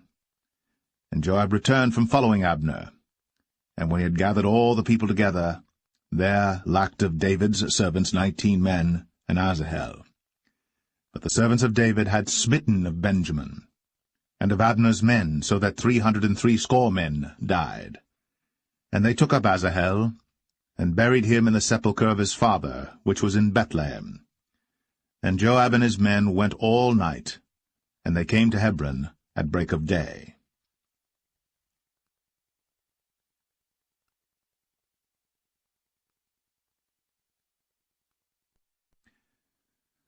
2 Samuel 3. Now there was long war between the house of Saul and the house of David. But David waxed stronger and stronger, and the house of Saul waxed weaker and weaker. And unto David were sons born in Hebron, and his firstborn was Amnon, of Ahinoam the Jezreelitess, and his second Chileab, of Abigail the wife of Nabal the Carmelite, and the third Absalom, the son of Maacah, the daughter of Talmai, king of Geshur, and the fourth Adonijah, the son of Haggith, and the fifth Shephatiah, the son of Abital, and the sixth Ithream, by Eglah, David's wife. These were born to David in Hebron. And it came to pass, while there was war between the house of Saul and the house of David, that Abner made himself strong for the house of Saul. And Saul had a concubine, whose name was Rizpah, the daughter of Ai. And Ishbosheth said to Abner, Wherefore hast thou gone in unto my father's concubine? Then was Abner very wroth for the words of Ishbosheth, and said, Am I a dog's head, which against Judah do show kindness this day unto the house of Saul thy father, to his brethren, and to his friends, and have not delivered thee into the hand of David, that thou chargest me today with a fault concerning this woman? So do God to Abner, and more also, except as the Lord hath sworn to David, even so I do to him, to translate the kingdom from the house of Saul, and to set up the throne of David over Israel and over Judah, from Dan even to Beersheba. And he could not answer Abner a word again, because he feared him. And Abner sent messengers to David on his behalf, saying, Whose is the land? Saying also, Make thy league with me, and behold, my hand shall be with thee, to bring about all Israel unto thee. And he said, Well, I will make a league with thee. But one thing I require of thee, that is, thou shalt not see my face, except thou first bring Michal, Saul's daughter, when thou comest to see my face. And David sent messengers to Ishbosheth, Saul's son, saying, Deliver me my wife Michal, which I espoused to me, for 100 foreskins of the Philistines. And Ishbosheth sent and took her from her husband, even from Phaltiel, the son of Laish. And her husband went with her, along weeping, behind her to Bahurim. Then said Abner unto him, Go, return. And he returned. And Abner had communication with the elders of Israel, saying, Ye sought for David in times past to be king over you. Now then do it. For the Lord hath spoken of David, saying, By the hand of my servant David I will save my people Israel out of the hand of the Philistines, and out of the hand of all their enemies. And Abner also spake in the ears of Benjamin. And Abner went also to speak in the ears of David in Hebron all that seemed good to Israel, and that seemed good to the whole house of Benjamin. So Abner came to David to Hebron, and 20 men with him. And David made Abner and the men that were with him a feast. And Abner said unto David, I will arise and go, and will gather all Israel unto my lord the king, that they may make a league with thee, and that thou mayest reign over all that thine heart desireth. And David sent Abner away, and he went in peace.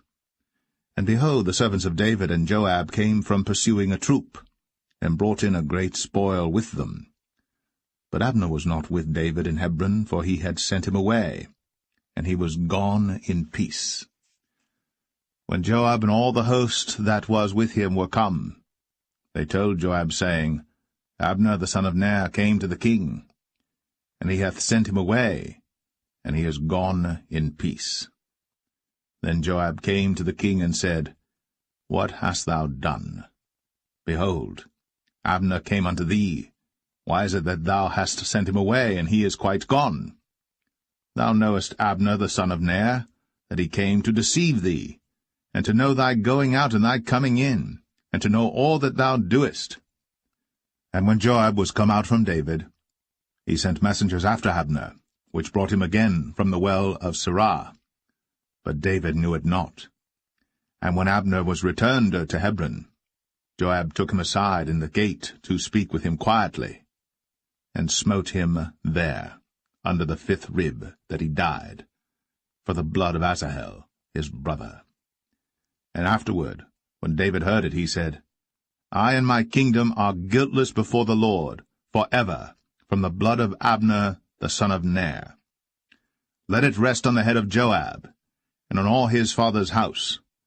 And let there not fail from the house of Joab one that hath an issue, or that is a leper, or that leaneth on a staff, or that falleth on the sword, or that lacketh bread. So Joab and Abishai his brother slew Abner, because he had slain their brother Asahel at Gibeon in the battle. And David said to Joab and to all the people that were with him, Rend your clothes, and gird you with sackcloth, and mourn before Abner. And King David himself followed the bier. And they buried Abner in Hebron. And the king lifted up his voice, and wept at the grave of Abner. And all the people wept. And the king lamented over Abner, and said, Died Abner as a fool dieth. Thy hands were not bound, nor thy feet put into fetters. As a man falleth before wicked men, so fellest thou. And all the people wept again over him. And when all the people came to cause David to eat meat while it was yet day, David sware, saying, So do God to me, and more also, if I taste bread or aught else, till the sun be down. And all the people took notice of it, and it pleased them, as whatsoever the king did pleased all the people. For all the people and all Israel understood that day that it was not of the king to slay Abner the son of Ner. And the king said unto his servants, Know ye not that there is a prince and a great man fallen this day in Israel? And I am this day weak, though anointed king. And these men, the sons of Zeruiah, be too hard for me. The Lord shall reward the doer of evil according to his wickedness.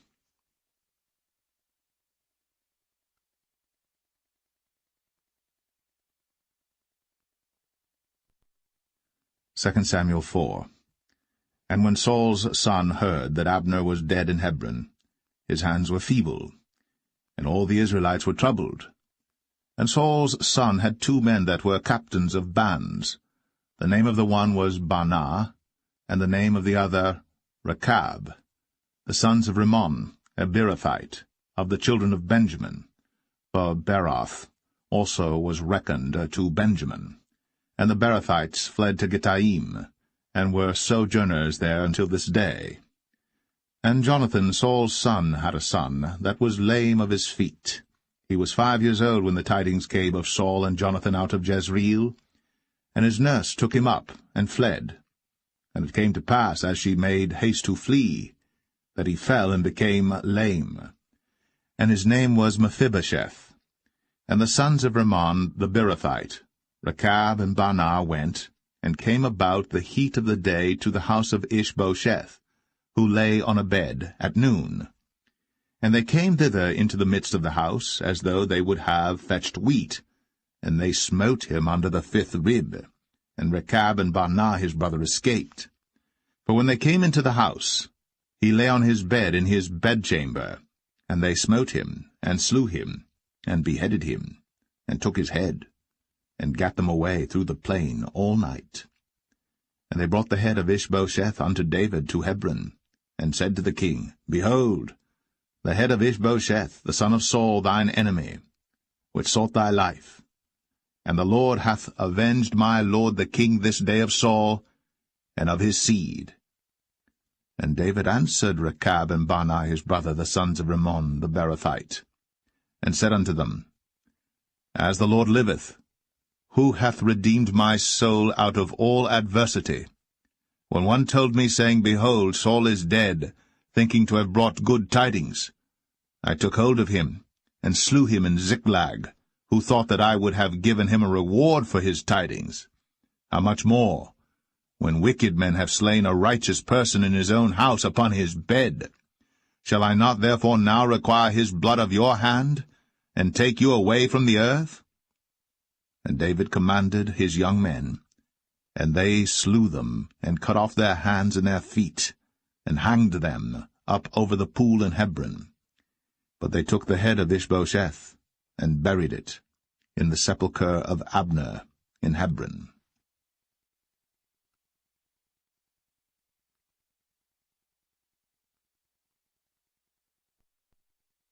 2 Samuel 5. Then came all the tribes of Israel to David unto Hebron, and spake, saying, Behold, we are thy bone and thy flesh. Also in time past, when Saul was king over us, thou wast he that leddest out and broughtest in Israel. And the Lord said to thee, Thou shalt feed my people Israel, and thou shalt be a captain over Israel. So all the elders of Israel came to the king to Hebron, and King David made a league with them in Hebron before the Lord, and they anointed David king over Israel. David was 30 years old when he began to reign, and he reigned 40 years. In Hebron he reigned over Judah 7 years and 6 months, and in Jerusalem he reigned 33 years over all Israel and Judah. And the king and his men went to Jerusalem unto the Jebusites, the inhabitants of the land, which spake unto David, saying, Except thou take away the blind and the lame, thou shalt not come in hither, thinking, David cannot come in hither. Nevertheless, David took the stronghold of Zion, the same is the city of David. And David said on that day, Whosoever getteth up to the gutter, and smiteth the Jebusites, and the lame and the blind, that are hated of David's soul, he shall be chief and captain. Wherefore they said, The blind and the lame shall not come into the house. So David dwelt in the fort, and called it the city of David. And David built round about from Millo and inward. And David went on, and grew great, and the Lord God of hosts was with him. And Hiram king of Tyre sent messengers to David, and cedar trees, and carpenters, and masons, and they built David an house. And David perceived that the Lord had established him king over Israel, and that he had exalted his kingdom for his people Israel's sake. And David took him more concubines and wives out of Jerusalem, after he was come from Hebron, and there were yet sons and daughters born to David. And these be the names of those that were born unto him in Jerusalem, Shammua, and Shobab, and Nathan, and Solomon. Ibhar also, and Elishua, and Nepheg, and Japhia, and Elishama, and Eliada, and Eliphalet. But when the Philistines heard that they had anointed David king over Israel, all the Philistines came up to seek David, and David heard of it, and went down to the hold. The Philistines also came and spread themselves in the valley of Rephaim. And David inquired of the Lord, saying, Shall I go up to the Philistines? Wilt thou deliver them into mine hand? And the Lord said unto David, Go up, for I will doubtless deliver the Philistines into thine hand. And David came to Baal Perazim, and David smote them there, and said, The Lord hath broken forth upon mine enemies before me, as the breach of waters. Therefore he called the name of that place Baal-perazim. And there they left their images, and David and his men burned them. And the Philistines came up yet again, and spread themselves in the valley of Rephaim.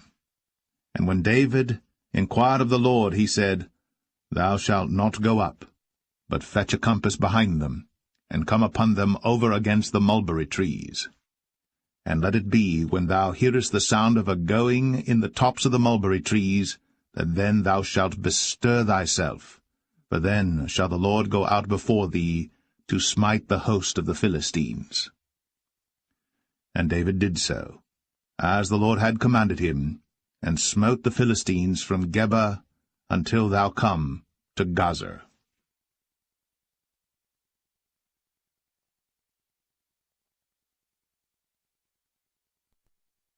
2 Samuel 6.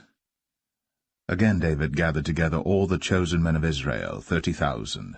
And David arose and went with all the people that were with him from Baale of Judah, to bring up from thence the ark of God, whose name is called by the name of the Lord of hosts, that dwelleth between the cherubims. And they set the ark of God upon a new cart, and brought it out of the house of Abinadab that was in Gibeah. And Uzzah and Ahio, the sons of Abinadab, drave the new cart.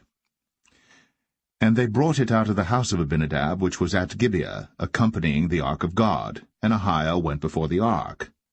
And David and all the house of Israel played before the Lord in all manner of instruments made of fir wood, even on harps, and on psalteries, and on timbrels, and on cornets, and on cymbals. And when they came to Nachon's threshing floor, Uzzah put forth his hand to the ark of God, and took hold of it, for the oxen shook it. And the anger of the Lord was kindled against Uzzah, and God smote him there for his error. And there he died by the ark of God. And David was displeased, because the Lord had made a breach upon Uzzah. And he called the name of the place Perez Uzzah to this day. And David was afraid of the Lord that day, and said, How shall the ark of the Lord come to me? So David would not remove the ark of the Lord unto him into the city of David, but David carried it aside into the house of Obed-Edom the Gittite. And the ark of the Lord continued in the house of Obed-Edom the Gittite 3 months. And the Lord blessed Obed-Edom and all his household. And it was told King David, saying, The Lord hath blessed the house of Obed-Edom, and all that pertaineth unto him, because of the ark of God. So David went and brought up the ark of God from the house of Obed-Edom into the city of David with gladness. And it was so, that when they that bare the ark of the Lord had gone 6 paces, he sacrificed oxen and fatlings. And David danced before the Lord with all his might. And David was girded with a linen ephod. So David and all the house of Israel brought up the ark of the Lord with shouting, and with the sound of the trumpet. And as the ark of the Lord came into the city of David, Michal, Saul's daughter, looked through a window, and saw King David leaping and dancing before the Lord. And she despised him in her heart. And they brought in the ark of the Lord, and set it in his place in the midst of the tabernacle that David had pitched for it. And David offered burnt offerings and peace offerings before the Lord. And as soon as David had made an end of offering burnt offerings and peace offerings, he blessed the people in the name of the Lord of hosts. And he dealt among all the people, even among the whole multitude of Israel, as well to the women as men, to every one a cake of bread, and a good piece of flesh, and a flagon of wine. So all the people departed every one to his house. Then David returned to bless his household, and Michal the daughter of Saul came out to meet David, and said, How glorious was the king of Israel today, who uncovered himself today in the eyes of the handmaids of his servants, as one of the vain fellows shamelessly uncovereth himself. And David said unto Michal, It was before the Lord which chose me before thy father, and before all his house, to appoint me ruler over the people of the Lord, over Israel. Therefore will I play before the Lord. And I will yet be more vile than thus, and will be base in mine own sight. And of the maidservants which thou hast spoken of them shall I be had in honor.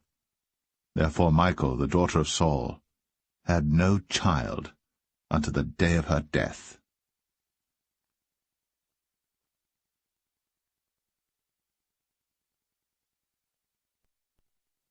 2 Samuel 7.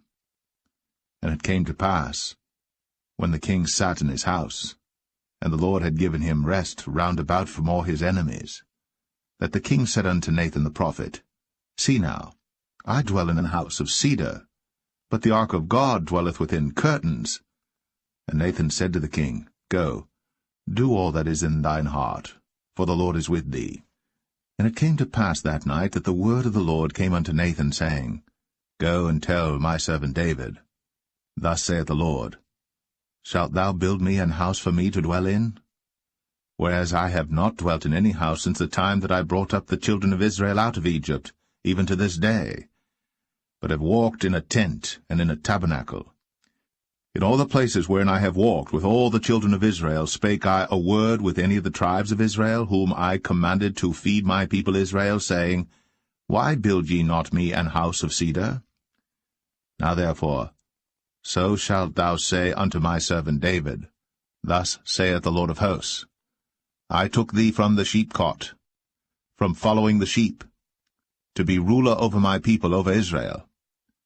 And I was with thee whithersoever thou wentest, and have cut off all thine enemies out of thy sight, and have made thee a great name, like unto the name of the great men that are in the earth. Moreover, I will appoint a place for my people Israel, and will plant them, that they may dwell in a place of their own, and move no more, neither shall the children of wickedness afflict them any more as beforetime. And as since the time that I commanded judges to be over my people Israel, and have caused thee to rest from all thine enemies, also the Lord telleth thee, that he will make thee an house. And when thy days be fulfilled, and thou shalt sleep with thy fathers, I will set up thy seed after thee, which shall proceed out of thy bowels, and I will establish his kingdom. He shall build an house for my name, and I will establish the throne of his kingdom for ever. I will be his father, and he shall be my son. If he commit iniquity, I will chasten him with the rod of men, and with the stripes of the children of men. But my mercy shall not depart away from him, as I took it from Saul, whom I put away before thee. And thine house, and thy kingdom shall be established for ever before thee. Thy throne shall be established for ever. According to all these words, and according to all this vision, so did Nathan speak unto David. Then went King David in, and sat before the Lord, and he said, Who am I, O Lord God? And what is my house that thou hast brought me hitherto? And this was yet a small thing in thy sight, O Lord God. But thou hast spoken also of thy servant's house for a great while to come. And is this the manner of man, O Lord God? And what can David say more unto thee? For thou, Lord God, knowest thy servant.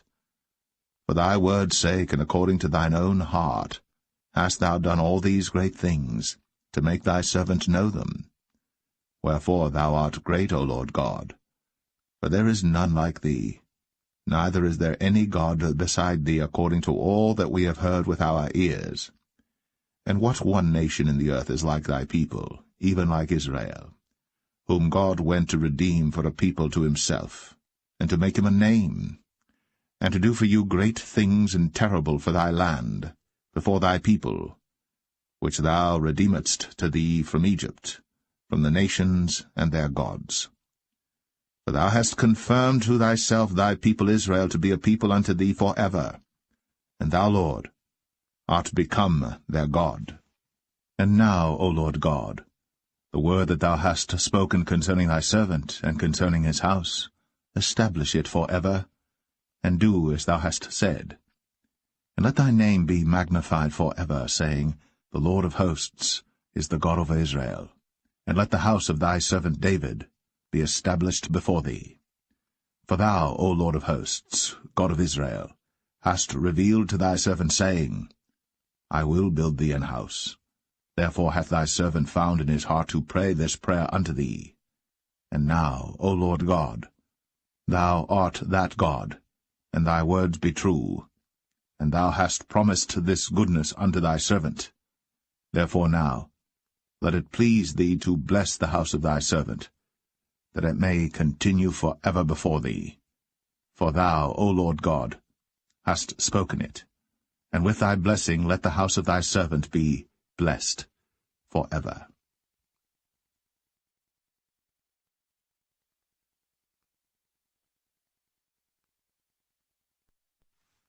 2 Samuel 8. And after this, it came to pass that David smote the Philistines, and subdued them. And David took Metheg Ammah out of the hand of the Philistines. And he smote Moab, and measured them with a line, casting them down to the ground. Even with 2 lines measured he, to put to death, and with 1 full line to keep alive. And so the Moabites became David's servants, and brought gifts. David smote also Hadadezer, the son of Rehob, king of Zobah, as he went to recover his border at the river Euphrates. And David took from him 1,000 chariots, and 700 horsemen, and 20,000 footmen. And David houghed all the chariot horses, but reserved of them 400 chariots. And when the Syrians of Damascus came to succor Hadadezer, king of Zobah, David slew of the Syrians 22,000 men. Then David put garrisons in Syria of Damascus, and the Syrians became servants to David and brought gifts. And the Lord preserved David whithersoever he went. And David took the shields of gold that were on the servants of Hadadezer, and brought them to Jerusalem. And from Betah and from Berothai, cities of Hadadezer, King David took exceeding much brass.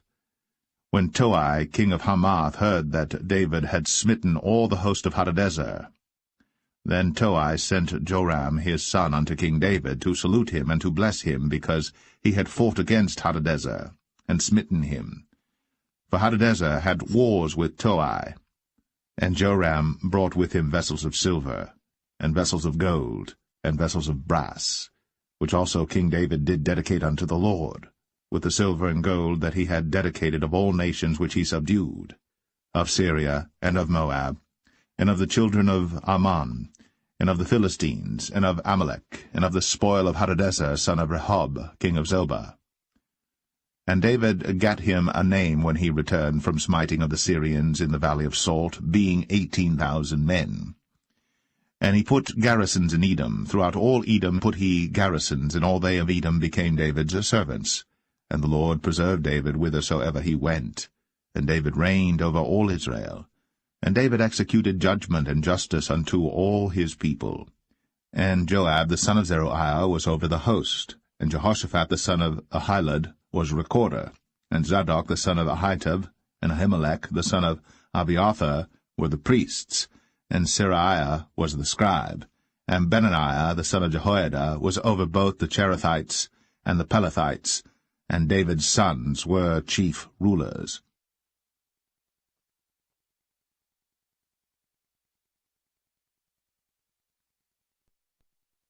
2 Samuel 9. And David said, Is there yet any that is left of the house of Saul, that I may show him kindness for Jonathan's sake? And there was of the house of Saul a servant whose name was Ziba. And when they had called him unto David, the king said unto him, Art thou Ziba? And he said, Thy servant is he. And the king said, Is there not yet any of the house of Saul, that I may show the kindness of God unto him? And Ziba said unto the king, Jonathan hath yet a son which is lame on his feet. And the king said unto him, Where is he? And Ziba said unto the king, Behold, he is in the house of Machir, the son of Ammiel, in Lo-debar. Then King David sent and fetched him out of the house of Machir, the son of Ammiel, from Lo-debar. Now when Mephibosheth, the son of Jonathan, the son of Saul, was come unto David, he fell on his face, and did reverence. And David said, Mephibosheth. And he answered, Behold, thy servant. And David said unto him, Fear not, for I will surely show thee kindness for Jonathan thy father's sake, and will restore thee all the land of Saul thy father, and thou shalt eat bread at my table continually. And he bowed himself, and said, What is thy servant, that thou shouldst look upon such a dead dog as I am? Then the king called to Ziba, Saul's servant, and said unto him, I have given unto thy master's son all that pertained to Saul, and to all his house. Thou therefore, and thy sons and thy servants, shall till the land for him, and thou shalt bring in the fruits, that thy master's son may have food to eat. But Mephibosheth, thy master's son, shall eat bread always at my table. Now Ziba had 15 sons and 20 servants. Then said Ziba unto the king, According to all that my lord the king hath commanded his servant, so shall thy servant do. As for Mephibosheth, said the king, he shall eat at my table as one of the king's sons. And Mephibosheth had a young son whose name was Micah. And all that dwelt in the house of Ziba were servants unto Mephibosheth. So Mephibosheth dwelt in Jerusalem, for he did eat continually at the king's table, and was lame on both his feet.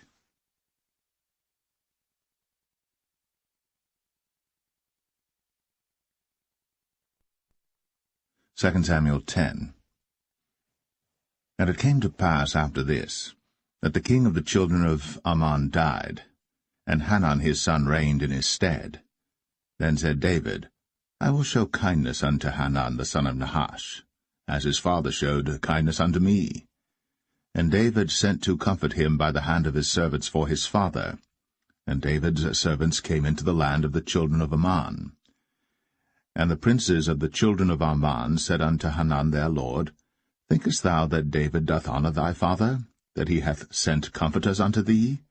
Hath not David rather sent his servants unto thee to search the city, and to spy it out, and to overthrow it? Wherefore Hanun took David's servants, and shaved off the 1/2 of their beards, and cut off their garments in the middle, even to their buttocks, and sent them away. When they told it unto David, he sent to meet them, because the men were greatly ashamed.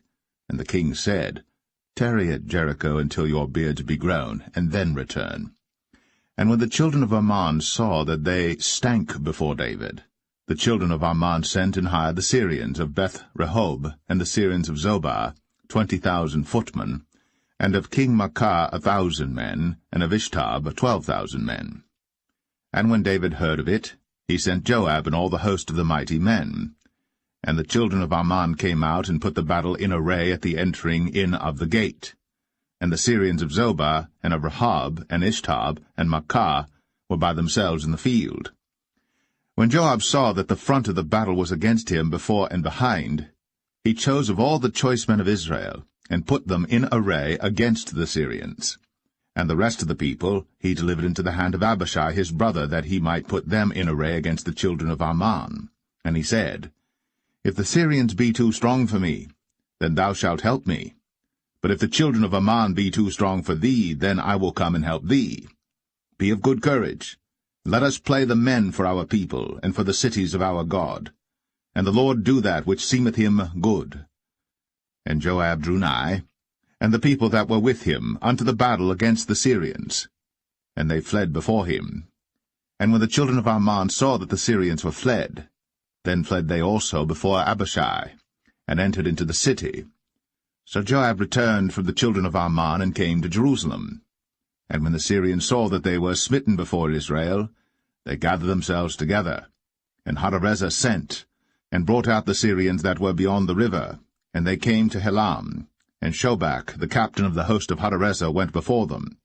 And when it was told David, he gathered all Israel together, and passed over Jordan, and came to Helam. And the Syrians set themselves in array against David, and fought with him. And the Syrians fled before Israel. And David slew the men of 700 chariots of the Syrians, and 40,000 horsemen, and smote Shobach, the captain of their host, who died there. And when all the kings that were servants to Hadarezer saw that they were smitten before Israel, they made peace with Israel, and served them. So the Syrians feared to help the children of Ammon any more.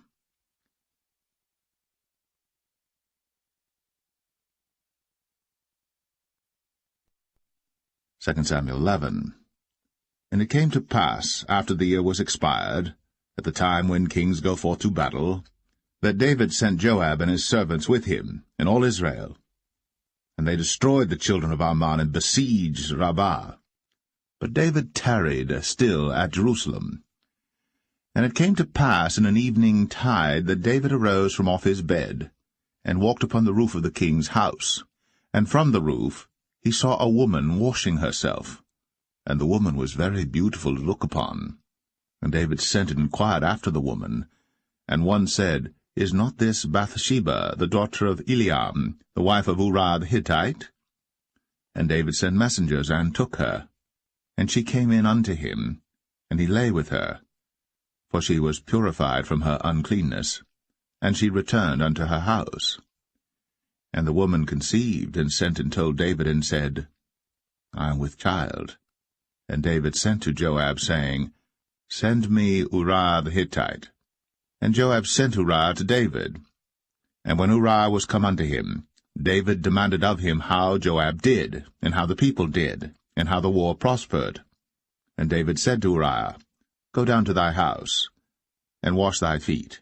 And Uriah departed out of the king's house, and there followed him a mess of meat from the king.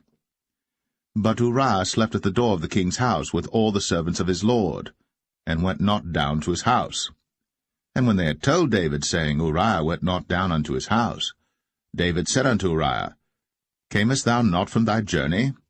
Why then didst thou not go down unto thine house? And Uriah said unto David, The ark and Israel and Judah abide in tents, and my lord Joab and the servants of my lord are encamped in the open fields. Shall I then go into mine house, to eat and to drink and to lie with my wife? As thou livest, and as thy soul liveth, I will not do this thing. And David said to Uriah, Tarry here today also, and tomorrow I will let thee depart. So Uriah abode in Jerusalem that day and the morrow. And when David had called him, he did eat and drink before him, and he made him drunk. And at even he went out to lie on his bed with the servants of his lord, but went not down to his house. And it came to pass in the morning that David wrote a letter to Joab, and sent it by the hand of Uriah. And he wrote in the letter, saying, Set ye Uriah in the forefront of the hottest battle, and retire ye from him, that he may be smitten and die. And it came to pass, when Joab observed the city, that he assigned Uriah unto a place where he knew that valiant men were.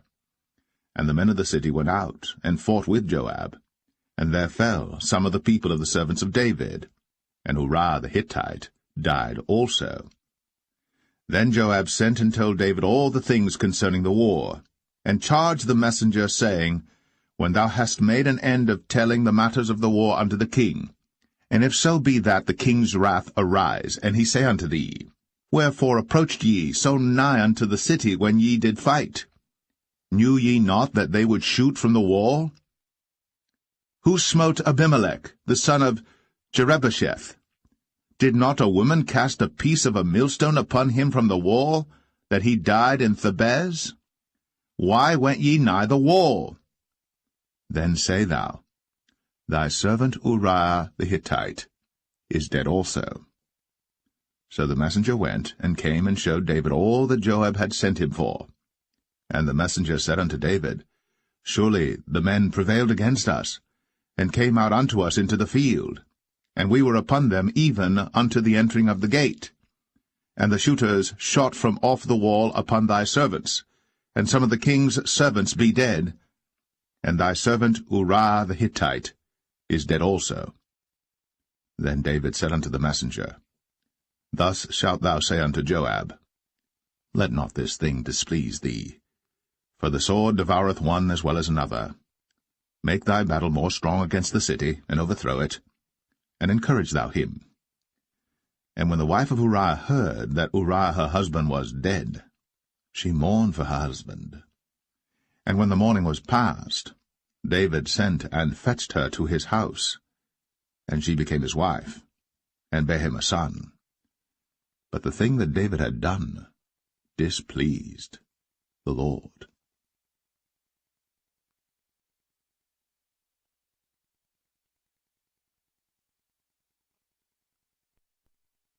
2 Samuel 12. And the Lord sent Nathan unto David. And he came unto him, and said unto him, There were 2 men in one city, the one rich and the other poor. The rich man had exceeding many flocks and herds, But the poor man had nothing save one little ewe lamb, which he had bought and nourished up. And it grew up together with him, and with his children. It did eat of his own meat, and drank of his own cup, and lay in his bosom, and was unto him as a daughter.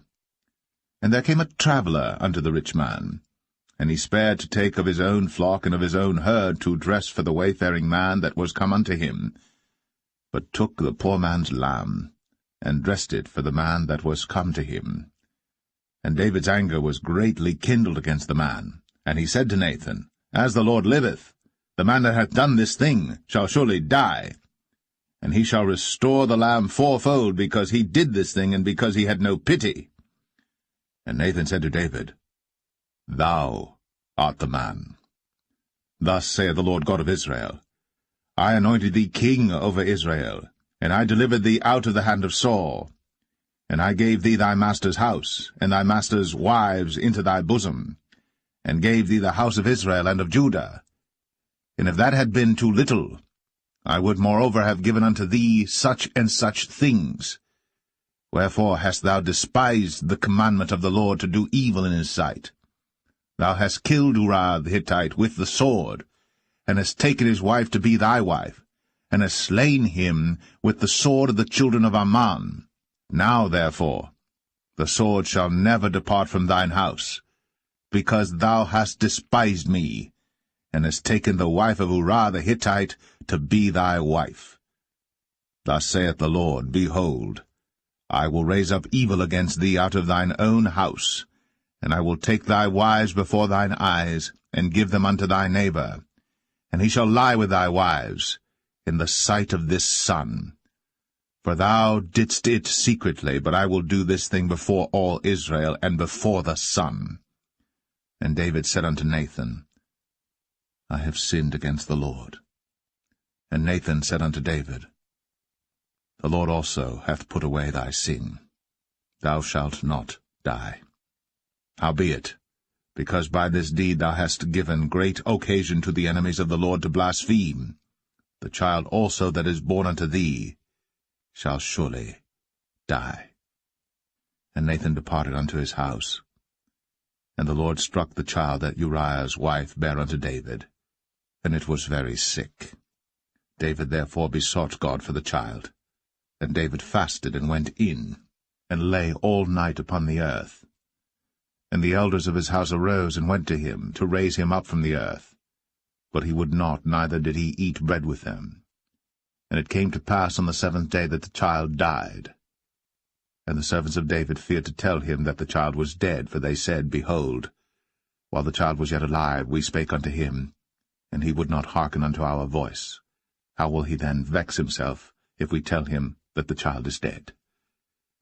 But when David saw that his servants whispered, David perceived that the child was dead. Therefore David said unto his servants, Is the child dead? And they said, He is dead. Then David arose from the earth, and washed, and anointed himself, and changed his apparel, and came into the house of the Lord, and worshipped.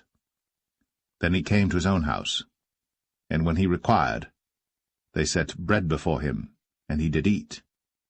Then said his servants unto him, What thing is this that thou hast done? Thou didst fast and weep for the child while it was alive, but when the child was dead thou didst rise and eat bread.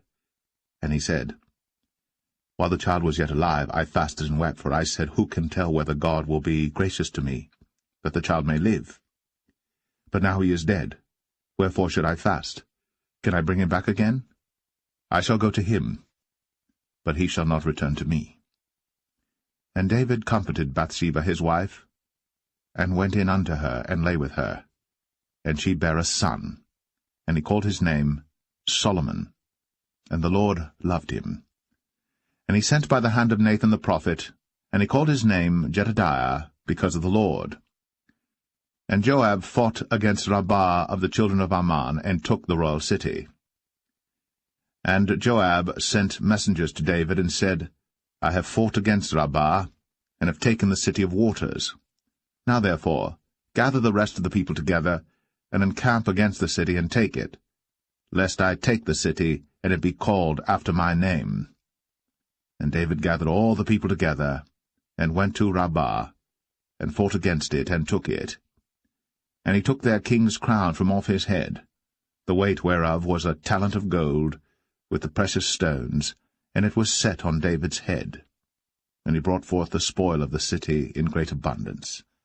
And he brought forth the people that were therein, and put them under saws, and under harrows of iron, and under axes of iron, and made them pass through the brick kiln. And thus did he unto all the cities of the children of Ammon. So David and all the people returned unto Jerusalem.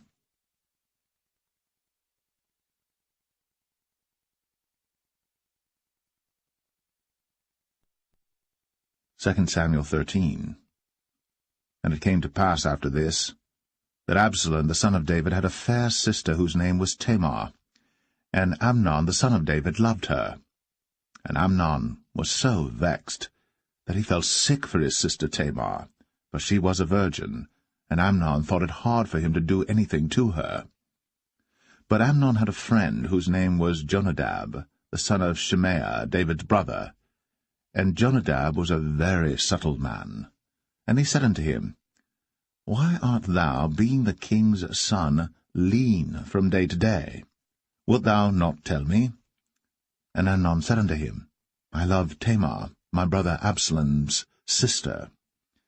And Jonadab said unto him, Lay thee down on thy bed, and make thyself sick.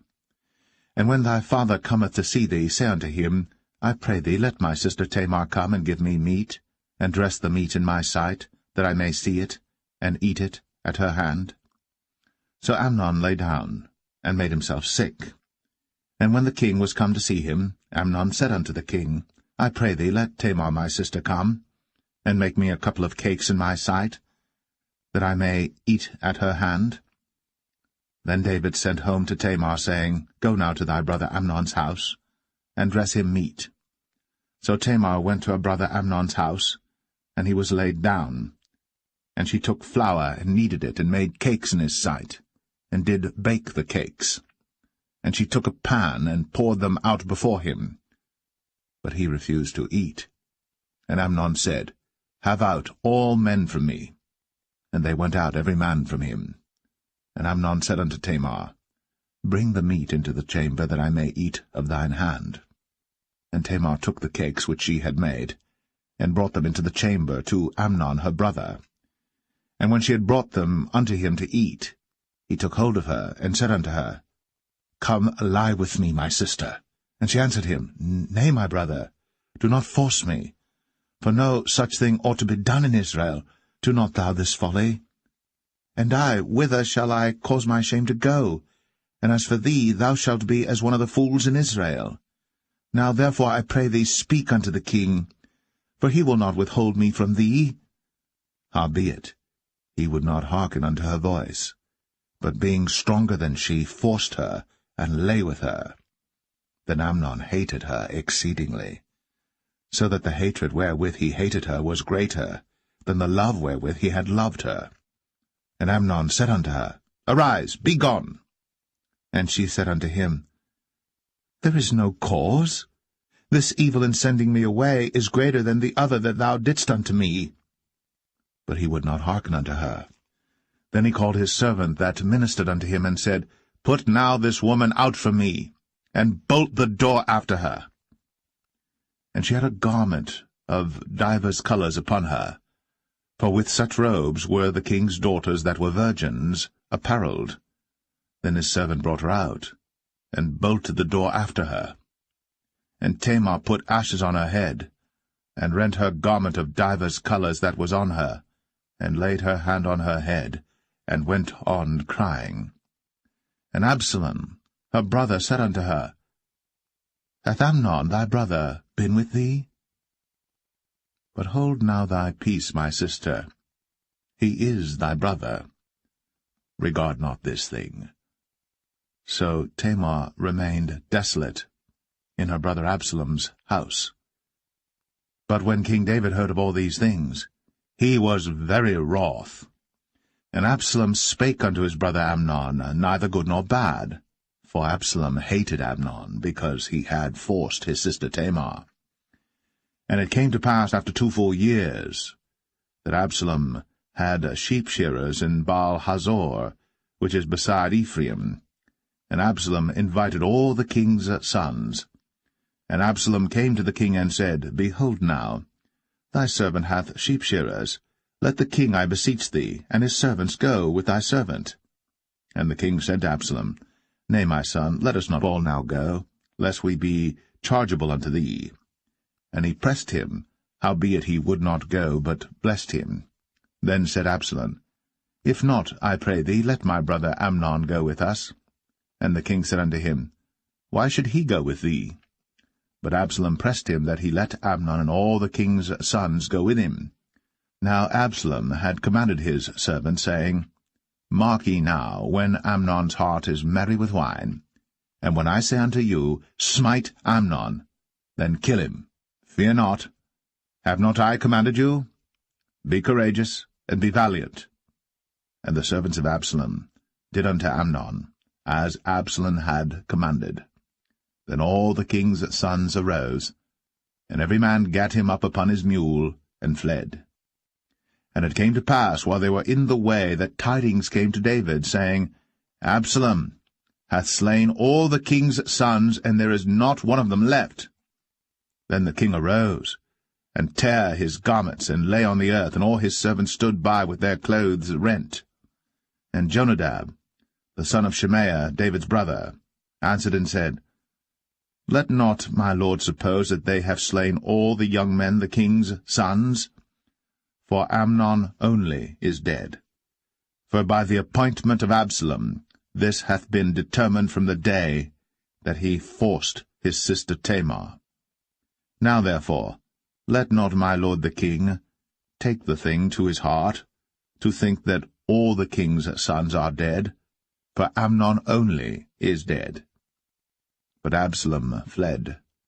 And the young man that kept the watch lifted up his eyes, and looked, and behold, there came much people by the way of the hillside behind him. And Jonadab said unto the king, Behold, the king's sons come, as thy servant said, so it is. And it came to pass, as soon as he had made an end of speaking, that, behold, the king's sons came, and lifted up their voice, and wept. And the king also and all his servants wept very sore. But Absalom fled and went to Talmai, the son of Ammihud, king of Geshur. And David mourned for his son every day. So Absalom fled, and went to Geshur, and was there 3 years. And the soul of King David longed to go forth unto Absalom, for he was comforted concerning Amnon, seeing he was dead.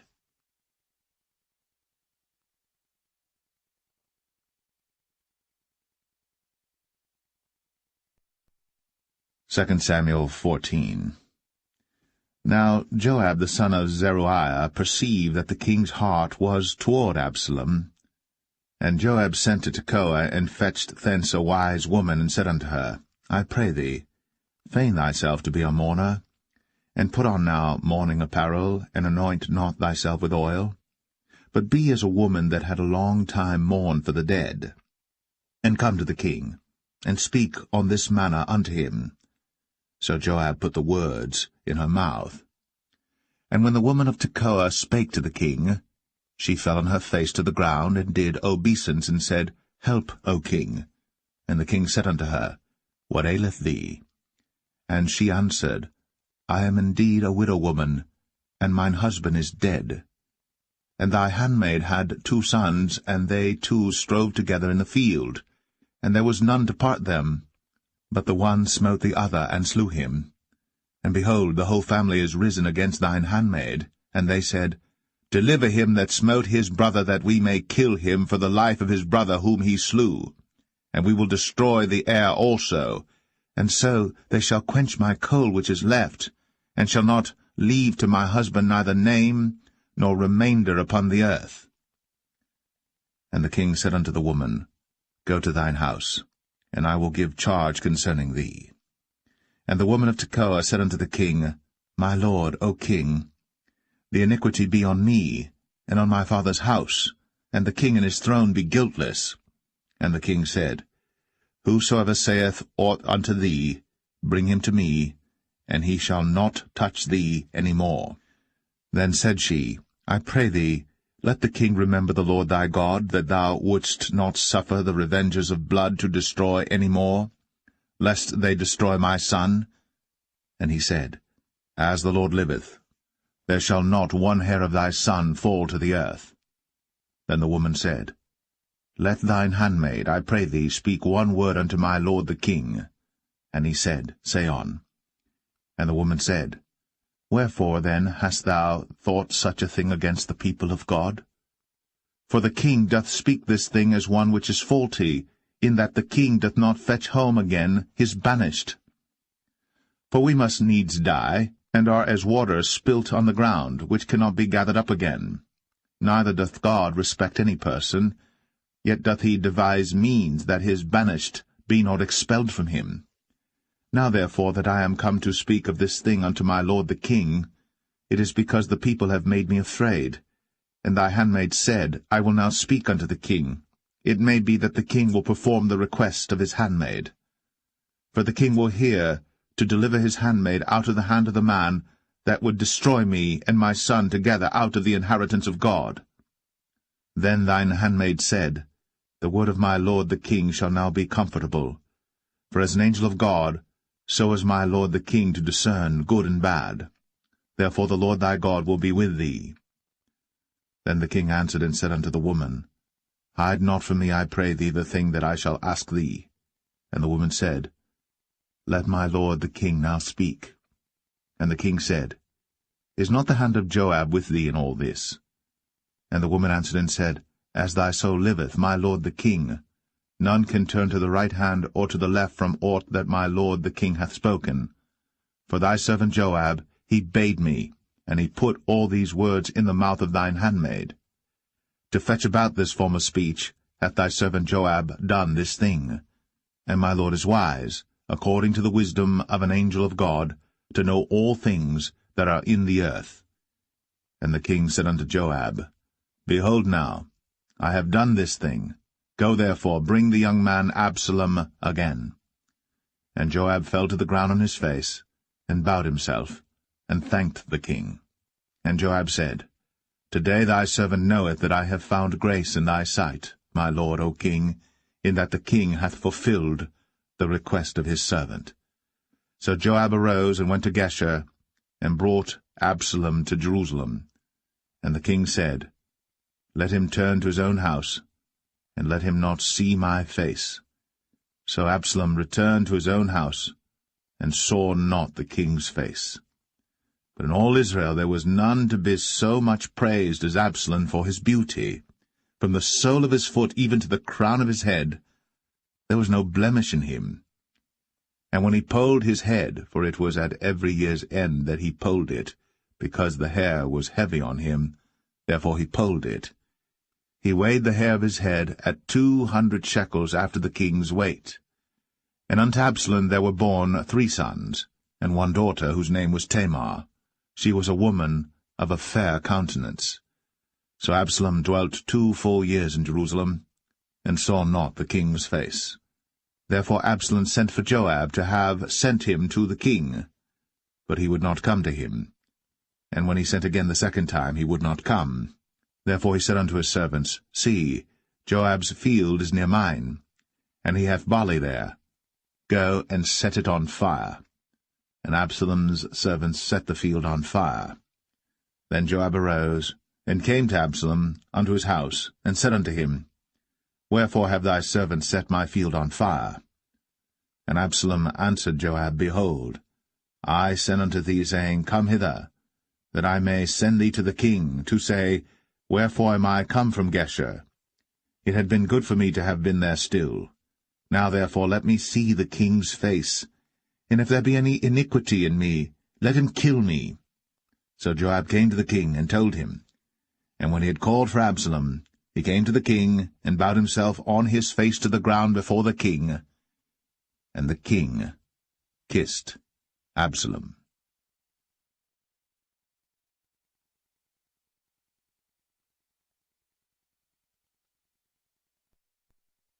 2 Samuel 15. And it came to pass after this, that Absalom prepared him chariots and horses, and 50 men to run before him. And Absalom rose up early, and stood beside the way of the gate. And it was so, that when any man that had a controversy came to the king for judgment, then Absalom called unto him, and said, Of what city art thou? And he said, Thy servant is of one of the tribes of Israel. And Absalom said unto him, See, thy matters are good and right, but there is no man deputed of the king to hear thee. Absalom said moreover, O that I were made judge in the land, that every man which hath any suit or cause might come unto me, and I would do him justice. And it was so, that when any man came nigh to him to do him obeisance, he put forth his hand, and took him, and kissed him. And on this manner did Absalom to all Israel that came to the king for judgment. So Absalom stole the hearts of the men of Israel. And it came to pass after 40 years, that Absalom said unto the king, I pray thee, let me go and pay my vow, which I have vowed unto the Lord in Hebron. For thy servant vowed a vow while I abode at Geshur in Syria, saying, If the Lord shall bring me again indeed to Jerusalem, then I will serve the Lord. And the king said unto him, Go in peace. So he arose, and went to Hebron. But Absalom sent spies throughout all the tribes of Israel, saying, As soon as ye hear the sound of the trumpet, then ye shall say, Absalom reigneth in Hebron. And with Absalom went 200 men out of Jerusalem, that were called, and they went in their simplicity, and they knew not anything. And Absalom sent for Ahithophel the Gilonite, David's counselor, from his city, even from Gilo, while he offered sacrifices. And the conspiracy was strong, for the people increased continually with Absalom. And there came a messenger to David, saying, The hearts of the men of Israel are after Absalom. And David said unto all his servants that were with him at Jerusalem, Arise, and let us flee. For we shall not else escape from Absalom. Make speed to depart, lest he overtake us suddenly, and bring evil upon us, and smite the city with the edge of the sword. And the king's servant said unto the king, Behold, thy servants are ready to do whatsoever my lord the king shall appoint. And the king went forth, and all his household after him. And the king left 10 women which were concubines to keep the house. And the king went forth, and all the people after him, and tarried in a place that was far off. And all his servants passed on beside him, and all the Cherethites, and all the Pelethites, and all the Gittites, 600 men which came after him from Gath, passed on before the king. Then said the king to Ittai the Gittite, Wherefore goest thou also with us? Return to thy place, and abide with the king, for thou art a stranger, and also an exile. Whereas thou camest but yesterday, should I this day make thee go up and down with us? Seeing I go whither I may, return thou, and take back thy brethren. Mercy and truth be with thee. And Ittai answered the king, and said, As the Lord liveth, and as my lord the king liveth, surely in what place my lord the king shall be, whether in death or life, even there also will thy servant be. And David said to Ittai, Go and pass over. And Ittai the Gittite passed over, and all his men, and all the little ones that were with him. And all the country wept with a loud voice. And all the people passed over. The king also himself passed over the brook Kidron. And all the people passed over toward the way of the wilderness. And lo, Zadok also, and all the Levites were with him, bearing the ark of the covenant of God. And they set down the ark of God, and Abiathar went up, until all the people had done passing out of the city. And the king said unto Zadok, Carry back the ark of God into the city. If I shall find favor in the eyes of the Lord, he will bring me again, and show me both it and his habitation. But if he thus say, I have no delight in thee, behold, here am I. Let him do to me as seemeth good unto him. The king said also unto Zadok the priest, Art not thou a seer? Return into the city in peace, and your 2 sons with you, Ahimaaz thy son, and Jonathan the son of Abiathar. See, I will tarry in the plain of the wilderness, until there come word from you to certify me. Zadok therefore And Abiathar carried the ark of God again to Jerusalem, and they tarried there. And David went up by the ascent of Mount Olivet, and wept as he went up, and had his head covered, and he went barefoot, and all the people that was with him covered every man his head, and they went up, weeping as they went up. And one told David, saying, Ahithophel is among the conspirators with Absalom. And David said, O Lord, I pray thee, turn the counsel of Ahithophel into foolishness. And it came to pass that when David was come to the top of the mount, where he worshipped God, behold, Hushai the Archite came to meet him with his coat rent, and earth upon his head. Unto whom David said, If thou passest on with me, then thou shalt be a burden unto me. But if thou return to the city, and say unto Absalom, I will be thy servant, O king, as I have been thy father's servant hitherto, so will I now also be thy servant. Then mayest thou for me defeat the counsel of Ahithophel. And hast thou not there with thee Zadok and Abiathar the priests? Therefore it shall be that what thing soever thou shalt hear out of the king's house, thou shalt tell it to Zadok and Abiathar the priests. Behold, they have there with them their 2 sons, Ahimaaz Zadok's son, and Jonathan Abiathar's son. And by them ye shall send unto me everything that ye can hear. So Hushai, David's friend, came into the city, and Absalom came into Jerusalem.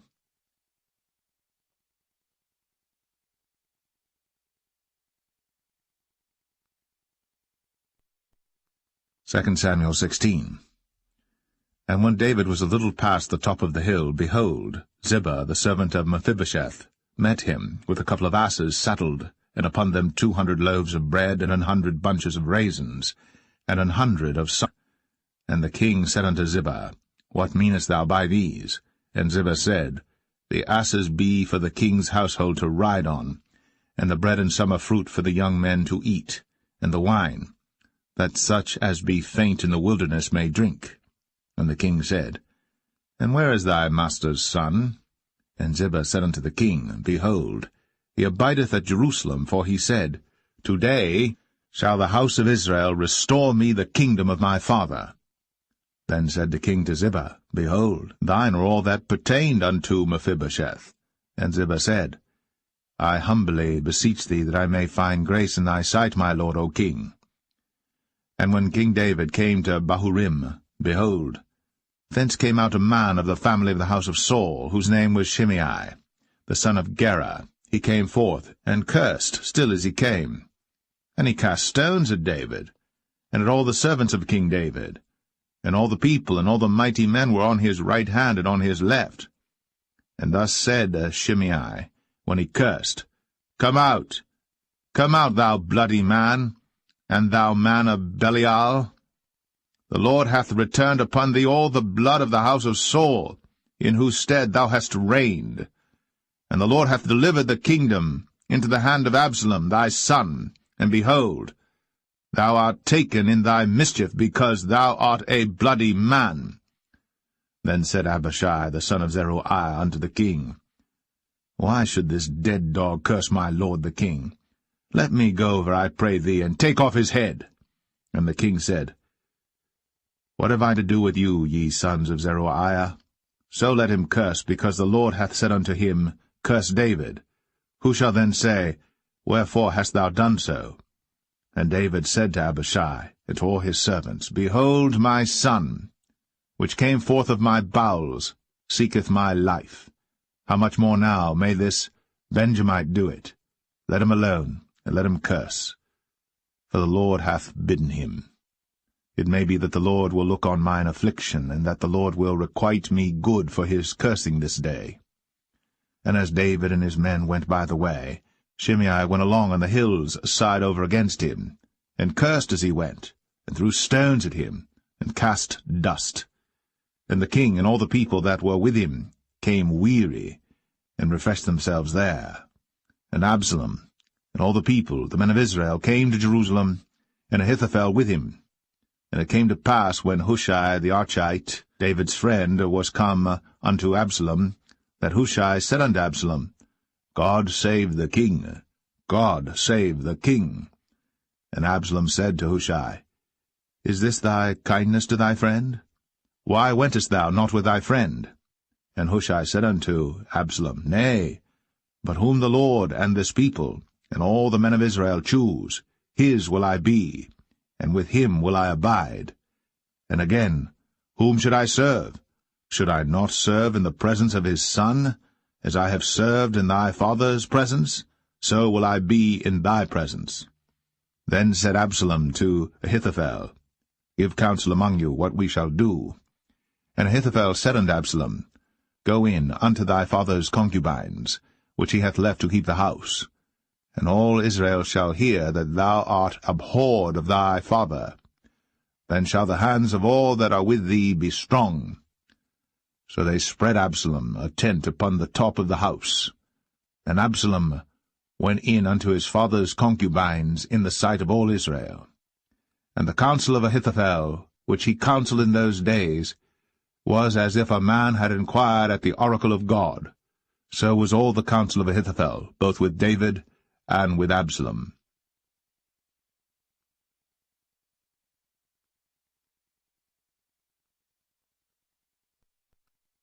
2 Samuel 17. Moreover Ahithophel said unto Absalom, Let me now choose out 12,000 men, and I will arise and pursue after David this night. And I will come upon him while he is weary and weak-handed, and will make him afraid, and all the people that are with him shall flee, and I will smite the king only.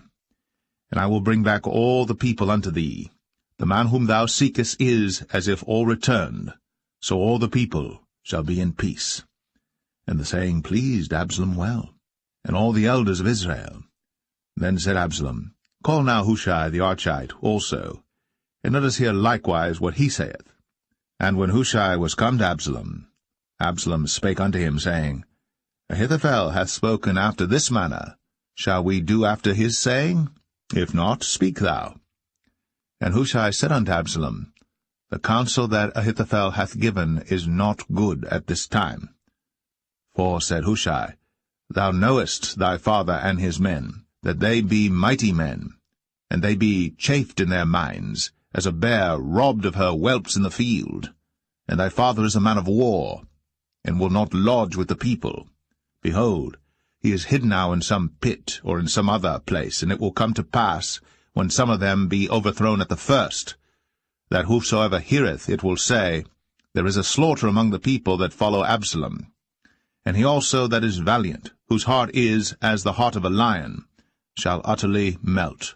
For all Israel knoweth that thy father is a mighty man, and they which be with him are valiant men. Therefore I counsel that all Israel be generally gathered unto thee, from Dan even to Beersheba, as the sand that is by the sea for multitude, and that thou go to battle in thine own person. So shall we come upon him in some place where he shall be found, and we will light upon him, as the dew falleth on the ground, and of him, and of all the men that are with him, there shall not be left so much as one. Moreover, if he be gotten into a city, then shall all Israel bring ropes to that city, and we will draw it into the river, until there be not one small stone found there. And Absalom and all the men of Israel said, The counsel of Hushai the Archite is better than the counsel of Ahithophel. For the Lord had appointed to defeat the good counsel of Ahithophel, to the intent that the Lord might bring evil upon Absalom. Then said Hushai unto Zadok, and to Abiathar the priests, Thus and thus did Ahithophel counsel Absalom and the elders of Israel, and thus have I counselled. Now therefore send quickly, and tell David, saying, Lodge not this night in the plains of the wilderness, but speedily pass over, lest the king be swallowed up, and all the people that are with him. Now Jonathan and Ahimaaz stayed by En-Rogel, for they might not be seen to come into the city. And a wench went and told them, and they went and told King David. Nevertheless a lad saw them and told Absalom. But they went both of them away quickly, and came to a man's house in Bahurim, which had a well in his court, whither they went down. And the woman took and spread a covering over the well's mouth, and spread ground corn thereon, and the thing was not known. And when Absalom's servants came to the woman to the house, they said, Where is Ahimaaz and Jonathan? And the woman said unto them, They be gone over the brook of water. And when they had sought and could not find them, they returned to Jerusalem. And it came to pass, after they were departed, that they came up out of the well, and went and told to King David, and said unto David, Arise, and pass quickly over the water, for thus hath Ahithophel counselled against you. Then David arose, and all the people that were with him, and they passed over Jordan. By the morning light there lacked not one of them that was not gone over Jordan. And when Ahithophel saw that his counsel was not followed, he saddled his ass, and arose, and gat him home to his house, to his city, and put his household in order, and hanged himself, and died, and was buried in the sepulchre of his father. Then David came to Mahanaim, and Absalom passed over Jordan, he and all the men of Israel with him. And Absalom made Amasa captain of the host instead of Joab, which Amasa was a man's son, whose name was Ithra, an Israelite, that went in to Abigail the daughter of Nahash, sister to Zeruiah, Joab's mother. So Israel and Absalom pitched in the land of Gilead. And it came to pass, when David was come to Mahanaim, that Shobai the son of Nahash of Rabbah, of the children of Ammon, and Machir, the son of Amiel of Lo-debar, and Barzillai the Gileadite of Rogelim, brought beds, and basins, and earthen vessels, and wheat, and barley, and flour, and parched corn, and beans, and lentils, and parched pulse, and honey, and butter, and sheep, and cheese of kine for David and for the people that were with him to eat. For they said, The people is hungry and weary and thirsty in the wilderness.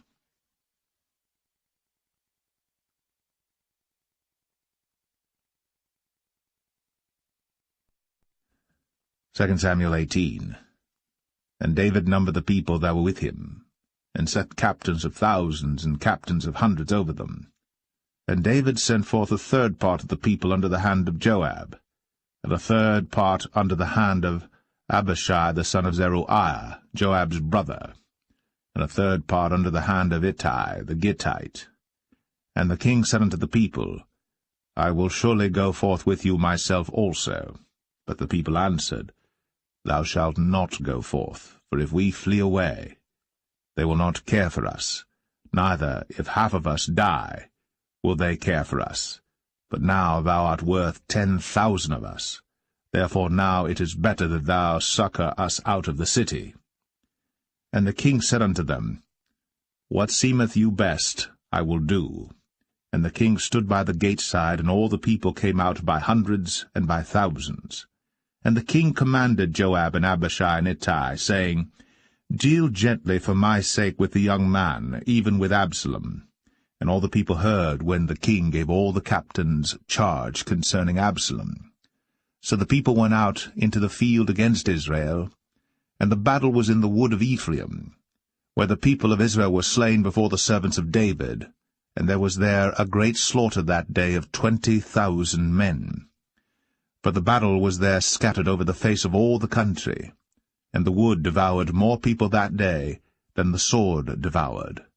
And Absalom met the servants of David, and Absalom rode upon a mule, and the mule went under the thick boughs of a great oak, and his head caught hold of the oak, and he was taken up between the heaven and the earth, and the mule that was under him went away. And a certain man saw it, and told Joab, and said, Behold, I saw Absalom hanged in an oak. And Joab said unto the man that told him, And behold, thou sawest him, and why didst thou not smite him there to the ground? And I would have given thee 10 shekels of silver and a girdle. And the man said unto Joab, Though I should receive 1,000 shekels of silver in mine hand, yet would I not put forth mine hand against the king's son. For in our hearing the king charged thee and Abishai and Ittai, saying, Beware that none touch the young man Absalom. Otherwise I should have wrought falsehood against mine own life. For there is no matter hid from the king, and thou thyself wouldest have set thyself against me. Then said Joab, I may not tarry thus with thee. And he took 3 darts in his hand, and thrust them through the heart of Absalom, while he was yet alive, in the midst of the oak. And 10 young men that bare Joab's armor compassed about, and smote Absalom, and slew him. And Joab blew the trumpet, and the people returned from pursuing after Israel. For Joab held back the people. And they took Absalom, and cast him into a great pit in the wood, and laid a very great heap of stones upon him. And all Israel fled, every one to his tent. Now Absalom, in his lifetime, had taken and reared up for himself a pillar which is in the king's dale, for he said, I have no son to keep my name in remembrance. And he called the pillar after his own name, and it is called unto this day Absalom's place. Then said Ahimaaz, the son of Zadok, Let me now run, and bear the king tidings, how that the Lord hath avenged him of his enemies. And Joab said unto him, Thou shalt not bear tidings this day, but thou shalt bear tidings another day. But this day thou shalt bear no tidings, because the king's son is dead. Then said Joab to Cushai, Go tell the king what thou hast seen. And Cushai bowed himself unto Joab, and ran.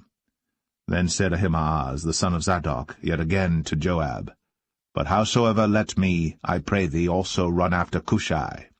And Joab said, Wherefore wilt thou run, my son, seeing that thou hast no tidings ready? But howsoever said he, Let me run. And he said unto him, Run. Then Ahimaaz ran by the way of the plain, and overran Cushai. And David sat between the 2 gates, and the watchman went up to the roof over the gate unto the wall, and lifted up his eyes, and looked, and behold, a man running alone.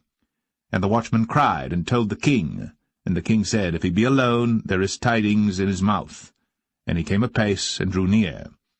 And the watchman saw another man running. And the watchman called unto the porter, and said, Behold, another man running alone. And the king said, He also bringeth tidings.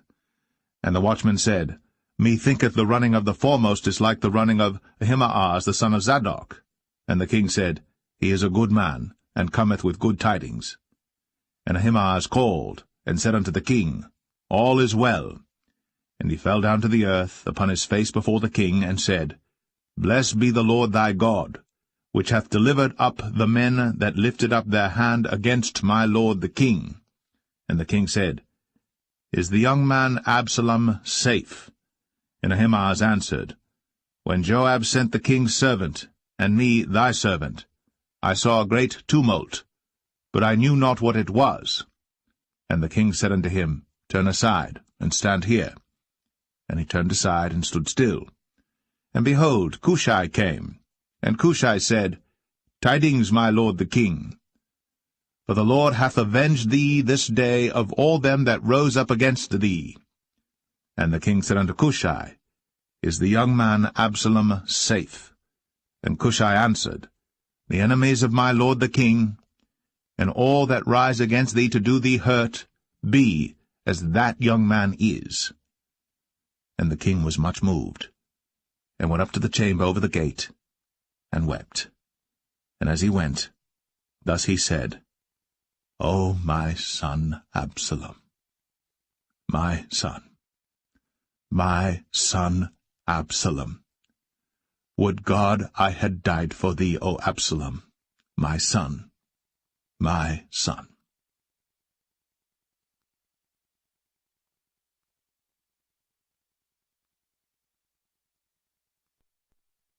2 Samuel 19. And it was told Joab, Behold, the king weepeth and mourneth for Absalom. And the victory that day was turned into mourning unto all the people, for the people heard say that day how the king was grieved for his son. And the people gat them by stealth that day into the city, as people being ashamed steal away when they flee in battle. But the king covered his face. And the king cried with a loud voice, O my son Absalom! O Absalom, my son, my son! And Joab came into the house to the king, and said, Thou hast shamed this day the faces of all thy servants, which this day have saved thy life and the lives of thy sons and of thy daughters, and the lives of thy wives and the lives of thy concubines, in that thou lovest thine enemies and hatest thy friends. For thou hast declared this day that thou regardest neither princes nor servants. For this day I perceive that if Absalom had lived, and all we had died this day, then it had pleased thee well. Now therefore arise, go forth, and speak comfortably unto thy servants. For I swear by the Lord, if thou go not forth, there will not tarry one with thee this night. And that will be worse unto thee than all the evil that befell thee from thy youth until now. Then the king arose and sat in the gate. And they told unto all the people, saying, Behold, the king doth sit in the gate. And all the people came before the king, for Israel had fled every man to his tent. And all the people were at strife throughout all the tribes of Israel, saying, The king saved us out of the hand of our enemies, and he delivered us out of the hand of the Philistines, and now he is fled out of the land for Absalom. And Absalom, whom we anointed over us, is dead in battle. Now therefore why speak ye not a word of bringing the king back? And King David sent to Zadok and to Abiathar the priests, saying, Speak unto the elders of Judah, saying, Why are ye the last to bring the king back to his house, seeing the speech of all Israel is come to the king, even to his house? Ye are my brethren, ye are my bones and my flesh, wherefore then are ye the last to bring back the king? And say ye to Amasa, Art thou not of my bone and of my flesh? God do so to me, and more also, if thou be not captain of the host before me continually in the room of Joab. And he bowed the heart of all the men of Judah, even as the heart of one man, so that they sent this word unto the king, Return thou, and all thy servants. So the king returned, and came to Jordan, and Judah came to Gilgal, to go to meet the king, to conduct the king over Jordan. And Shimei the son of Gera, a Benjamite, which was of Bahurim, hasted and came down with the men of Judah to meet King David. And there were 1,000 men of Benjamin with him, and Ziba the servant of the house of Saul, and his 15 sons and his 20 servants with him. And they went over Jordan before the king. And there went over a ferry boat to carry over the king's household, and to do what he thought good. And Shimei the son of Gera fell down before the king, as he was come over Jordan, and said unto the king, Let not my lord impute iniquity unto me, neither do thou remember that which thy servant did perversely the day that my lord the king went out of Jerusalem, that the king should take it to his heart. For thy servant doth know that I have sinned, therefore, behold, I am come the first this day of all the house of Joseph, to go down to meet my lord the king. But Abishai the son of Zeruiah answered and said, Shall not Shimei be put to death for this, because he cursed the Lord's anointed? And David said, What have I to do with you, ye sons of Zeruiah, that ye should this day be adversaries unto me? Shall there any man be put to death this day in Israel? For do not I know that I am this day king over Israel? Therefore the king said unto Shimei, Thou shalt not die. And the king swear unto him. And Mephibosheth, the son of Saul, came down to meet the king, and had neither dressed his feet, nor trimmed his beard, nor washed his clothes, from the day the king departed until the day he came again in peace. And it came to pass, when he was come to Jerusalem to meet the king, that the king said unto him, Wherefore wentest not thou with me, Mephibosheth? And he answered, My lord, O king, my servant deceived me. For thy servant said, I will saddle me an ass, that I may ride thereon, and go to the king, because thy servant is lame. And he hath slandered thy servant unto my lord the king. But my lord the king is as an angel of God. Do therefore what is good in thine eyes. For all of my father's house were but dead men before my lord the king. Yet didst thou set thy servant among them that did eat at thine own table? What right therefore have I yet to cry any more unto the king? And the king said unto him, Why speakest thou any more of thy matters? I have said, Thou and Ziba divide the land. And Mephibosheth said unto the king, Yea, let him take all, forasmuch as my lord the king is come again in peace unto his own house. and Barzillai the Gileadite came down from Rogelim, and went over Jordan with the king to conduct him over Jordan. Now Barzillai was a very aged man, even 80 years old, and he had provided the king of sustenance while he lay at Mahanaim, for he was a very great man. And the king said unto Barzillai, Come thou over with me, and I will feed thee with me in Jerusalem. And Barzillai said unto the king, How long have I to live, that I should go up with the king unto Jerusalem? I am this day 80 years old, and can I discern between good and evil? Can thy servant taste what I eat or what I drink? Can I hear any more the voice of singing men and singing women? Wherefore then should thy servant be yet a burden unto my lord the king? Thy servant will go a little way over Jordan with the king, and why should the king recompense it me with such a reward? Let thy servant, I pray thee, turn back again, that I may die in mine own city, and be buried by the grave of my father and of my mother. But behold thy servant, Chimham, let him go over with my lord the king, and do to him what shall seem good unto thee. And the king answered, Chimham shall go over with me, and I will do to him that which shall seem good unto thee. And whatsoever thou shalt require of me, that will I do for thee. And all the people went over Jordan. And when the king was come over, the king kissed Barzillai, and blessed him, and he returned unto his own place. Then the king went on to Gilgal, and Chimham went on with him. And all the people of Judah conducted the king, and also half the people of Israel. And behold, all the men of Israel came to the king, and said unto the king, Why have our brethren the men of Judah stolen thee away, and have brought the king and his household and all David's men with him over Jordan? And all the men of Judah answered the men of Israel, Because the king is near of kin to us, wherefore then be ye angry for this matter? Have we eaten at all of the king's cost, or hath he given us any gift? And the men of Israel answered the men of Judah, and said, We have 10 parts in the king, and we have also more right in David than ye. Why then did ye despise us, that our advice should not be first had in bringing back our king? And the words of the men of Judah were fiercer than the words of the men of Israel.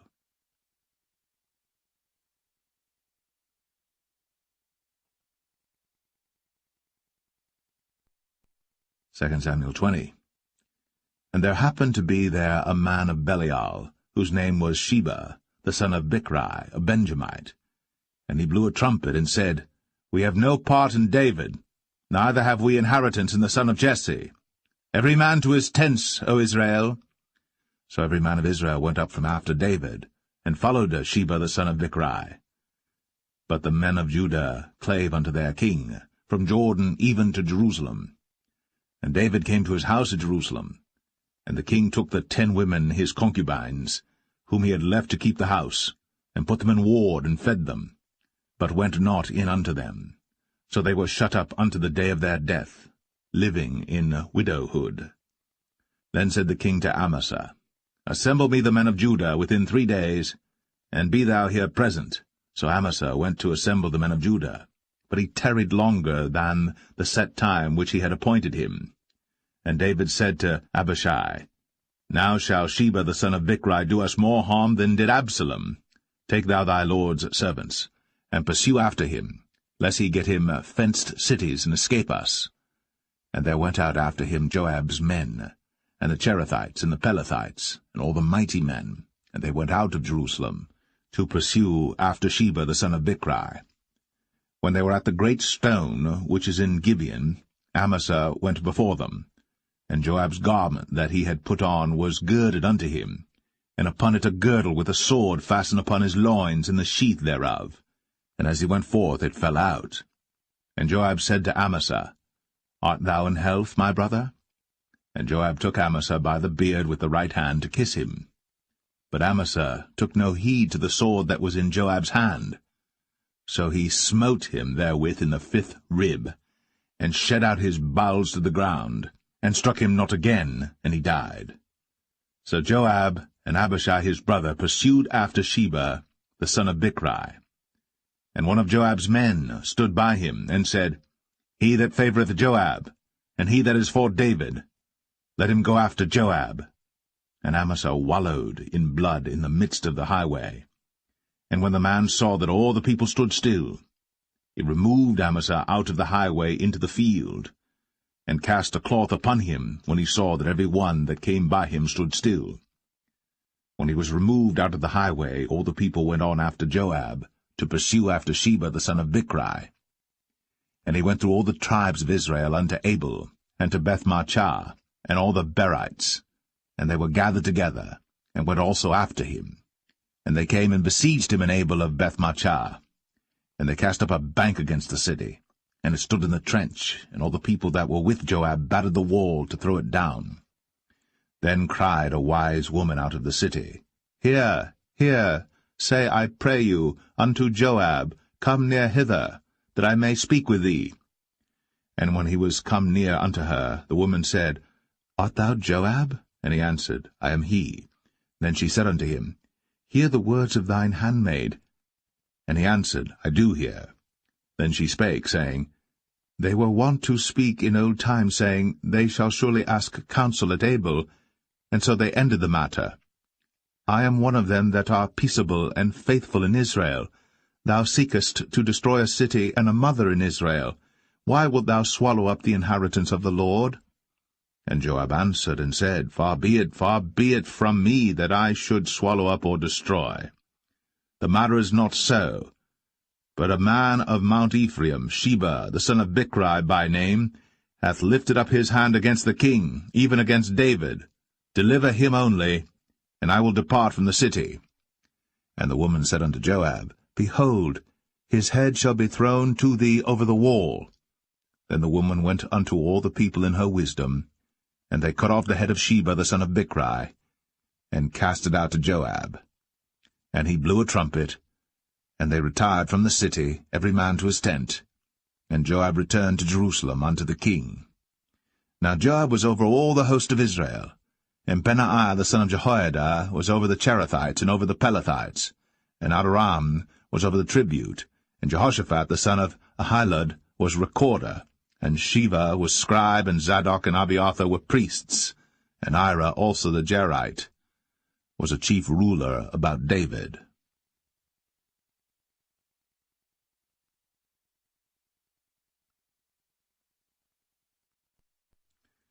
2 Samuel 21.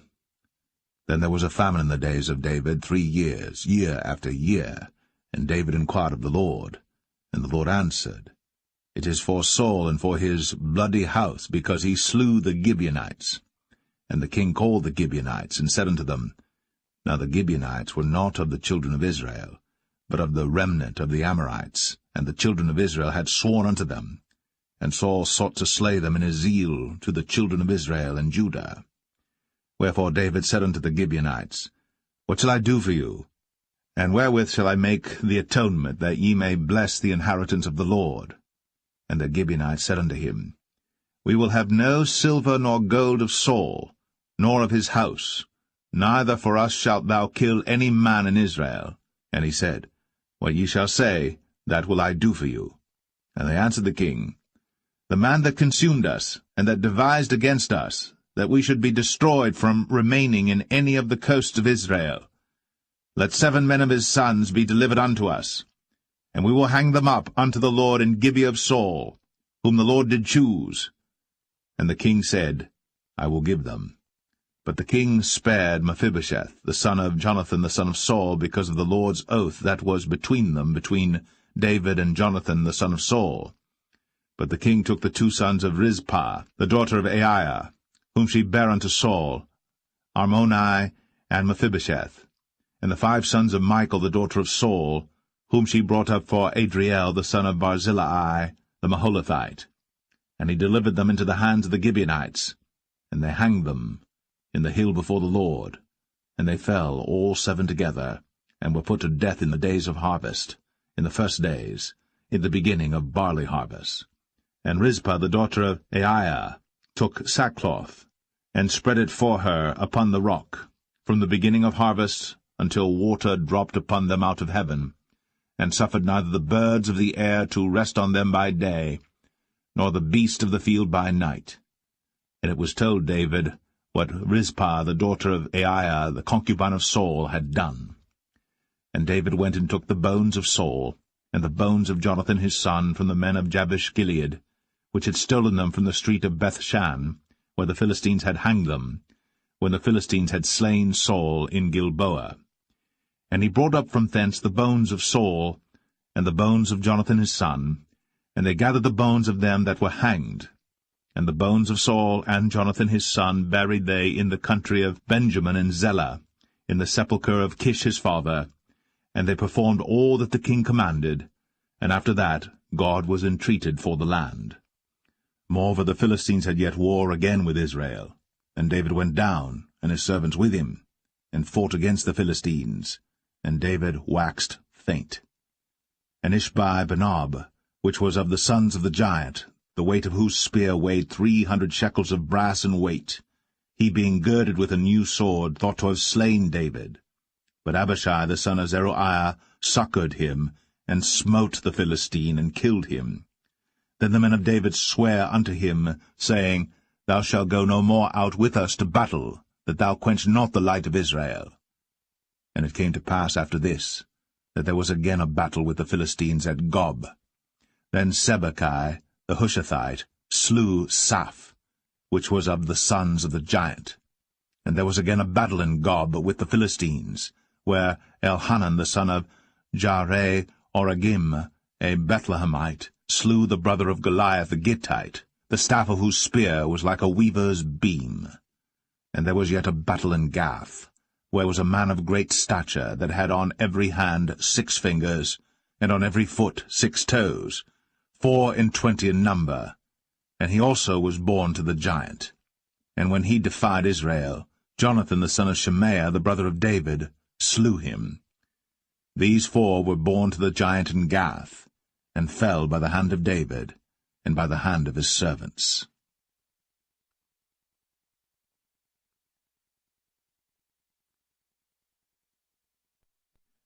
2 Samuel 22.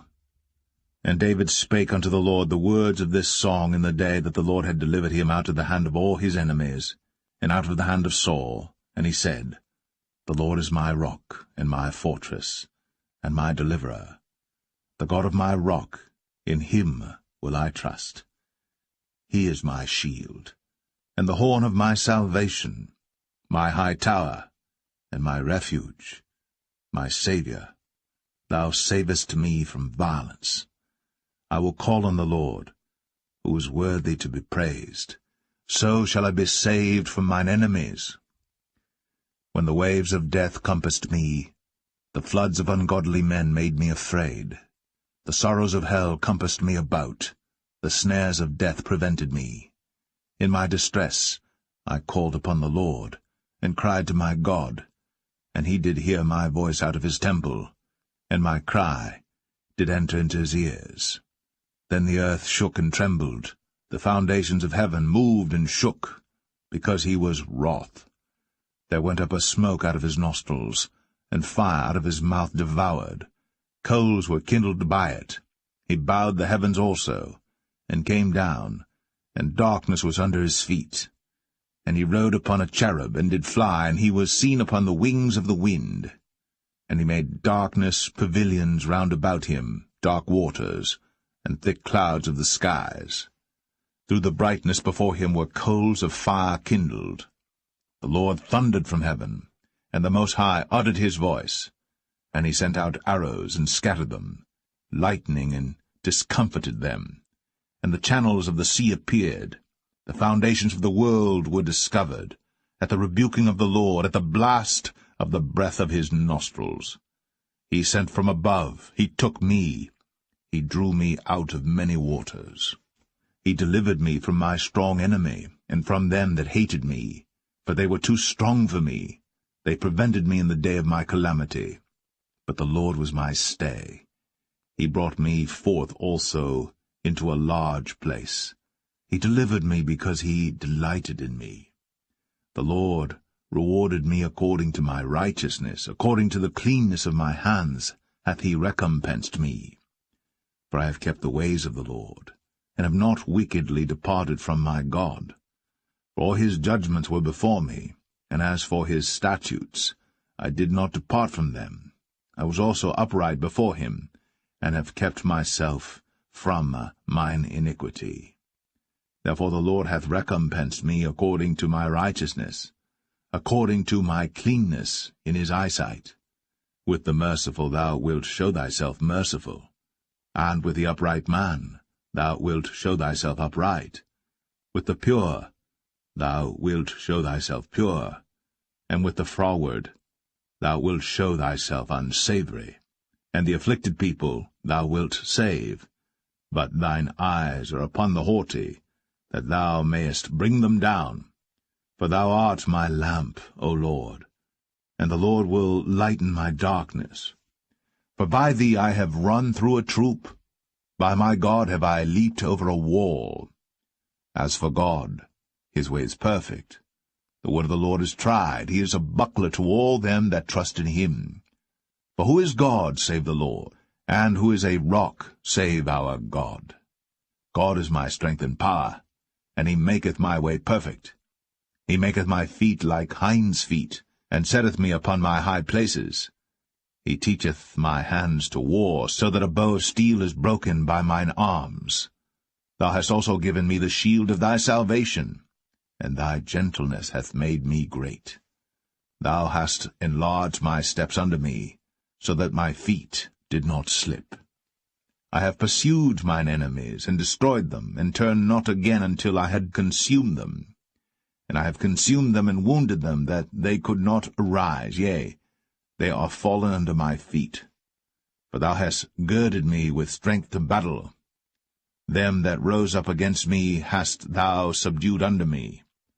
Thou hast also given me the necks of mine enemies, that I might destroy them that hate me.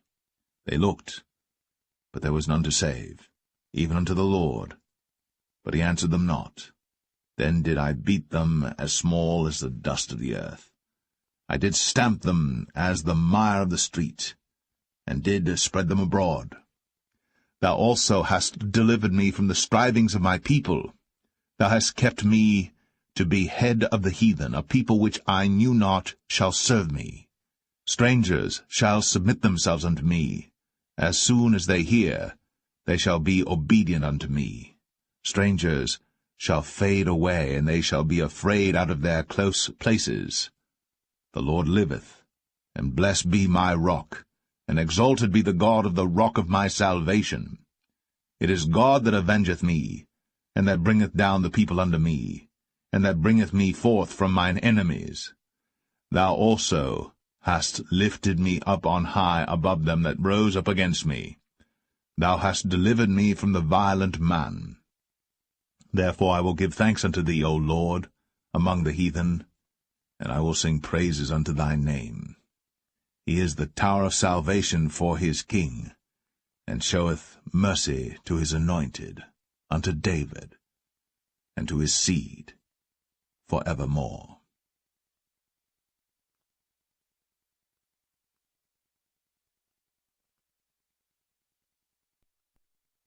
2 Samuel 23. Now these be the last words of David. David the son of Jesse said, and the man who was raised up on high, the anointed of the God of Jacob, and the sweet psalmist of Israel, said, The Spirit of the Lord spake by me, and his word was in my tongue. The God of Israel said, The rock of Israel spake to me. He that ruleth over men must be just, ruling in the fear of God. And he shall be as the light of the morning, when the sun riseth, even a morning without clouds, as the tender grass springing out of the earth by clear shining after rain. Although my house be not so with God, yet he hath made with me an everlasting covenant, ordered in all things and sure. For this is all my salvation and all my desire, although he make it not to grow. But the sons of Belial shall be all of them as thorns thrust away, because they cannot be taken with hands. But the man that shall touch them must be fenced with iron, and the staff of a spear, and they shall be utterly burned with fire in the same place. These be the names of the mighty men whom David had. The Tachmonite, that sat in the seat, chief among the captains. The same was Adino, the Esnite. He lift up his spear against 800, whom he slew at one time. And after him was Eleazar the son of Dodo the Ahohite, one of the 3 mighty men with David, when they defied the Philistines that were there gathered together to battle, and the men of Israel were gone away. He arose, and smote the Philistines until his hand was weary, and his hand clave unto the sword. And the Lord wrought a great victory that day, and the people returned after him only to spoil. And after him was Shammah the son of Agi, the Harahite. And the Philistines were gathered together into a troop, where was a piece of ground full of lentils, and the people fled from the Philistines. But he stood in the midst of the ground, and defended it, and slew the Philistines, and the Lord wrought a great victory.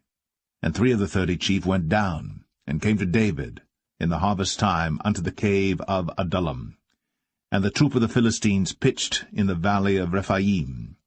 And David was then in an hold, and the garrison of the Philistines was then in Bethlehem. And David longed, and said, O that one would give me drink of the water of the well of Bethlehem, which is by the gate. And the 3 mighty men brake through the host of the Philistines, and drew water out of the well of Bethlehem that was by the gate, and took it, and brought it to David.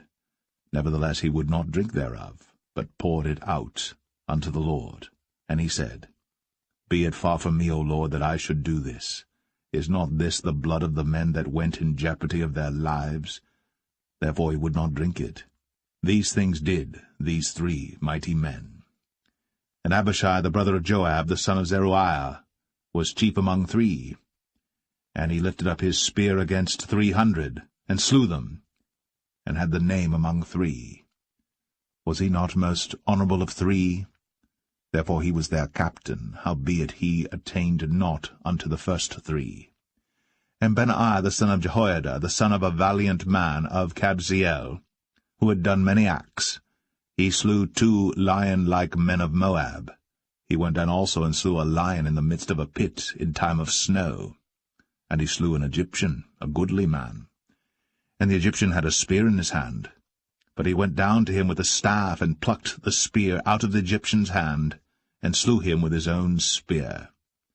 These things did Benaiah the son of Jehoiada, and had the name among 3 mighty men.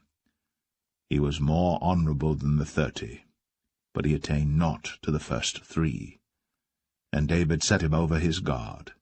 Asahel the brother of Joab was one of the 30, Elhanan the son of Dodo of Bethlehem, Shammah the Harodite, Elika the Harodite, Helez the Paltite, Ira the son of Ikesh the Tekoite, Abiezer the Anethathite, Mebunai the Hushathite, Zalman the Ahohite, Maharai the Netophathite, Heleb the son of Baanah a Netophathite, Ittai the son of Ribai, out of Gibeah of the children of Benjamin, Benaiah the Parathonite, Hiddai of the brooks of Gaash, Abialbon the Arbathite, Asmaveth the Bahamite, Eliabah the Shaalbanite, of the sons of Jashan, Jonathan, Shammah the Hararite, Ahiam the son of Sharar, the Hararite, Eliphalet the son of Ahasbai, the son of the Maacathite, Eliam the son of Ahithophel the Gelonite, Hezrai the Carmelite, Parai the Arbite, Igal the son of Nathan of Zobah, Bani the Gadite, Zelek the Ammonite, Naharai the Barathite, Armah-bearer to Joab the son of Zeruiah, Ira and Ithrite, Gareb and Ithrite, Uriah the Hittite, 37 in all.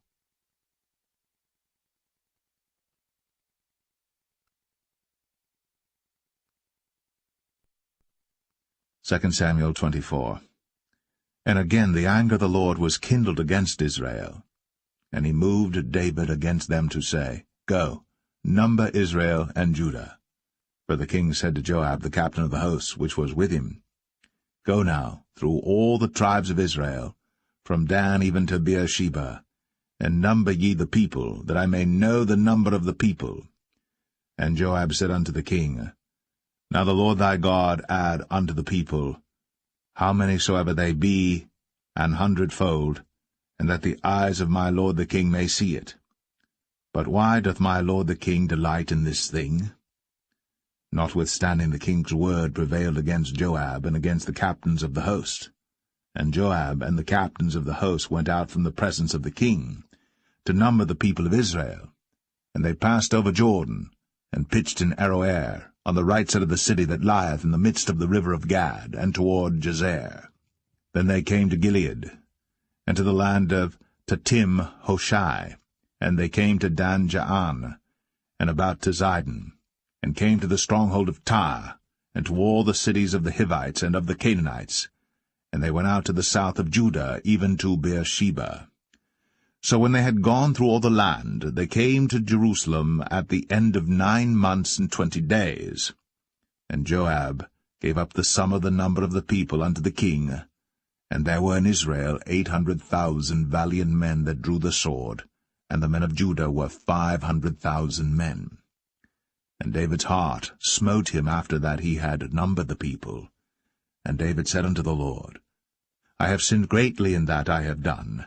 And now, I beseech thee, O Lord, take away the iniquity of thy servant, for I have done very foolishly. For when David was up in the morning, the word of the Lord came unto the prophet Gad, David's seer, saying, Go, and say unto David, Thus saith the Lord, I offer thee 3 things. Choose thee one of them, that I may do it unto thee. So Gad came to David, and told him, and said unto him, Shall 7 years of famine come unto thee in thy land? Or wilt thou flee 3 months before thine enemies, while they pursue thee? Or that there be 3 days' pestilence in thy land? Now advise, and see what answer I shall return to him that sent me.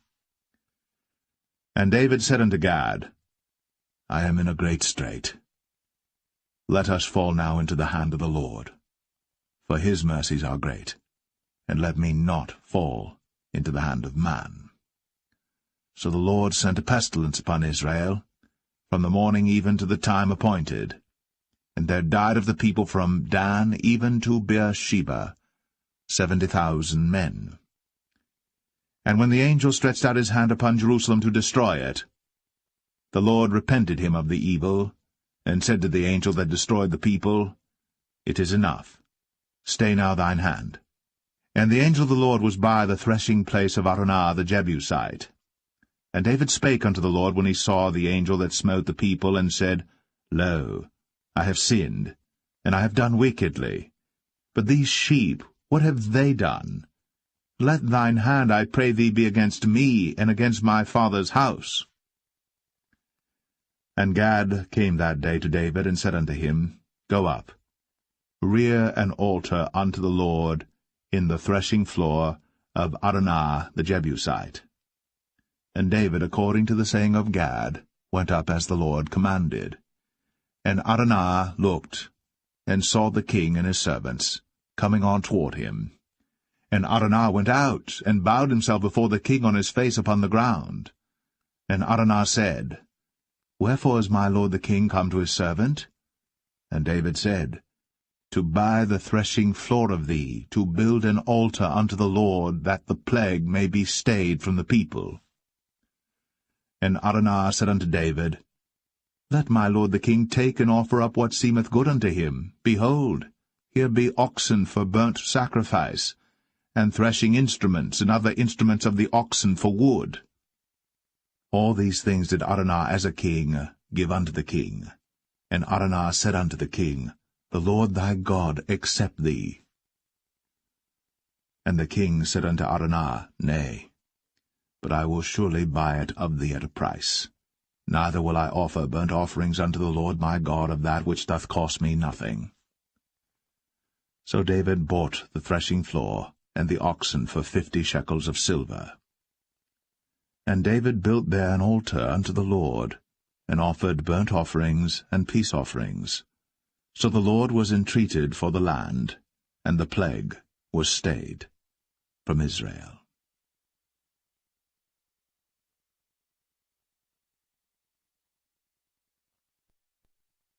The First Book of Kings, chapter 1. Now King David was old, and stricken in years, and they covered him with clothes, but he gat no heat. Wherefore his servant said unto him, Let there be sought for my lord the king a young virgin, and let her stand before the king, and let her cherish him, and let her lie in thy bosom, that my lord the king may get heat.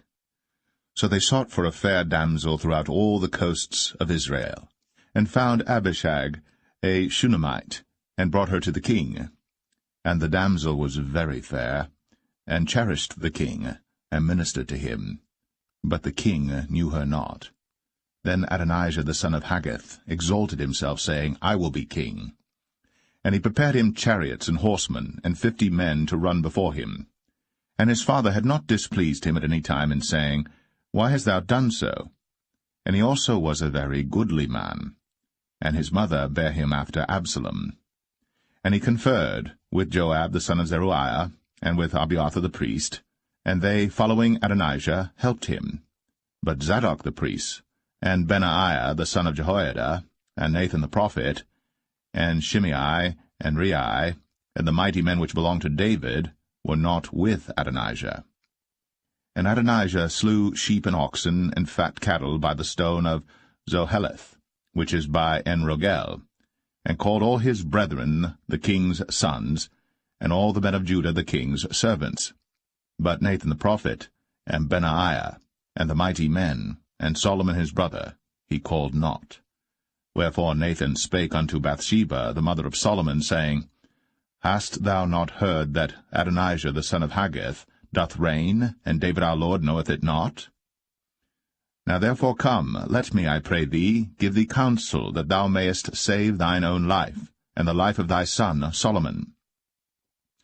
Go and get thee in unto King David, and say unto him, Didst not thou, my lord, O king, swear unto thine handmaid, saying, Assuredly Solomon thy son shall reign after me, and he shall sit upon my throne.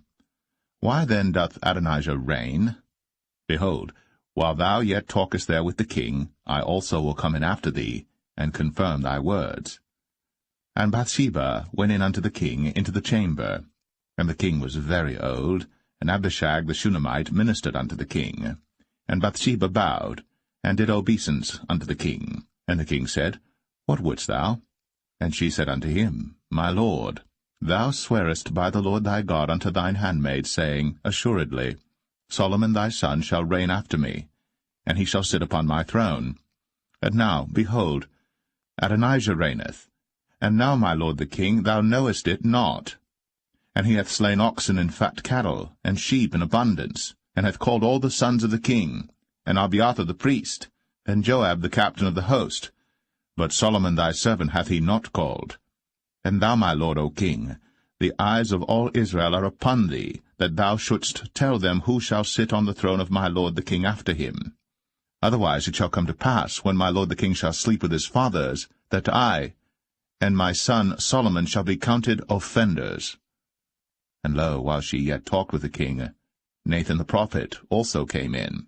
And they told the king, saying, Behold, Nathan the prophet. And when he was come in before the king, he bowed himself before the king with his face to the ground. And Nathan said, My lord, O king, hast thou said, Adonijah shall reign after me, and he shall sit upon my throne? For he is gone down this day, and hath slain oxen and fat cattle and sheep in abundance, and hath called all the king's sons, and the captains of the host, and Abiathar the priest, and behold, they eat and drink before him, and say, God save King Adonijah. But me, even me thy servant, and Zadok the priest, and Benaiah the son of Jehoiada, and thy servant Solomon hath he not called. Is this thing done by my lord the king? And thou hast not showed it unto thy servant, who should sit on the throne of my lord the king after him? Then King David answered and said, Call me Bathsheba. And she came into the king's presence, and stood before the king. And the king sware, and said, As the Lord liveth, that hath redeemed my soul out of all distress, even as I swear unto thee by the Lord God of Israel, saying, Assuredly Solomon thy son shall reign after me, and he shall sit upon my throne in my stead, even so will I certainly do this day. Then Bathsheba bowed with her face to the earth, and did reverence to the king, and said, Let my lord King David live for ever. And King David said, Call me Zadok the priest, and Nathan the prophet, and Benaiah the son of Jehoiada. And they came before the king. The king also said unto them, Take with you the servants of your lord, and cause Solomon my son to ride upon mine own mule, and bring him down to Gihon. And let Zadok the priest and Nathan the prophet anoint him there king over Israel. And blow ye with the trumpet, and say, God save King Solomon. Then ye shall come up after him, that he may come and sit upon my throne, for he shall be king in my stead. And I have appointed him to be ruler over Israel and over Judah. And Benaiah the son of Jehoiada answered the king, and said, Amen. The Lord God of my lord the king say so too. As the Lord hath been with my lord the king, even so be he with Solomon, and make his throne greater than the throne of my lord, King David. So Zadok the priest, and Nathan the prophet, and Benaiah the son of Jehoiada, and the Cherethites, and the Pelethites, went down, and caused Solomon to ride upon King David's mule, and brought him to Gihon. And Zadok the priest took an horn of oil out of the tabernacle, and anointed Solomon, and they blew the trumpet. And all the people said, God save King Solomon. And all the people came up after him, and the people piped with pipes, and rejoiced with great joy, so that the earth rent with the sound of them. And Adonijah and all the guests that were with him heard it as they had made an end of eating. And when Joab heard the sound of the trumpet, he said, Wherefore is this noise of the city being in an uproar? And while he yet spake, behold, Jonathan the son of Abiathar the priest came. And Adonijah said unto him, Come in, for thou art a valiant man, and bringest good tidings. And Jonathan answered and said to Adonijah, Verily, our lord King David hath made Solomon king. And the king hath sent with him Zadok the priest, and Nathan the prophet, and Benaiah the son of Jehoiada, and the Cherethites and the Pelethites, and they have caused him to ride upon the king's mule. And Zadok the priest, and Nathan the prophet, have anointed him king in Gihon, and they are come up from thence, rejoicing, so that the city rang again. This is the noise that ye have heard. And also Solomon sitteth on the throne of the kingdom. And moreover, the king's servants came to bless our lord King David, saying, God make the name of Solomon better than thy name, and make his throne greater than thy throne. And the king bowed himself upon the bed. And also thus said the king, Blessed be the Lord God of Israel, which hath given one to sit on my throne this day, mine eyes even seeing it. And all the guests that were with Adonijah were afraid, and rose up, and went every man his way. And Adonijah feared because of Solomon, and arose, and went, and caught hold on the horns of the altar. And it was told Solomon, saying, Behold, Adonijah feareth King Solomon, for, lo, he hath caught hold on the horns of the altar, saying, Let King Solomon swear unto me today, that he will not slay his servant with the sword. And Solomon said, If he will show himself a worthy man, there shall not an hair of him fall to the earth. But if wickedness shall be found in him, he shall die. So King Solomon sent, and they brought him down from the altar, and he came, and bowed himself to King Solomon. And Solomon said unto him, Go to thine house.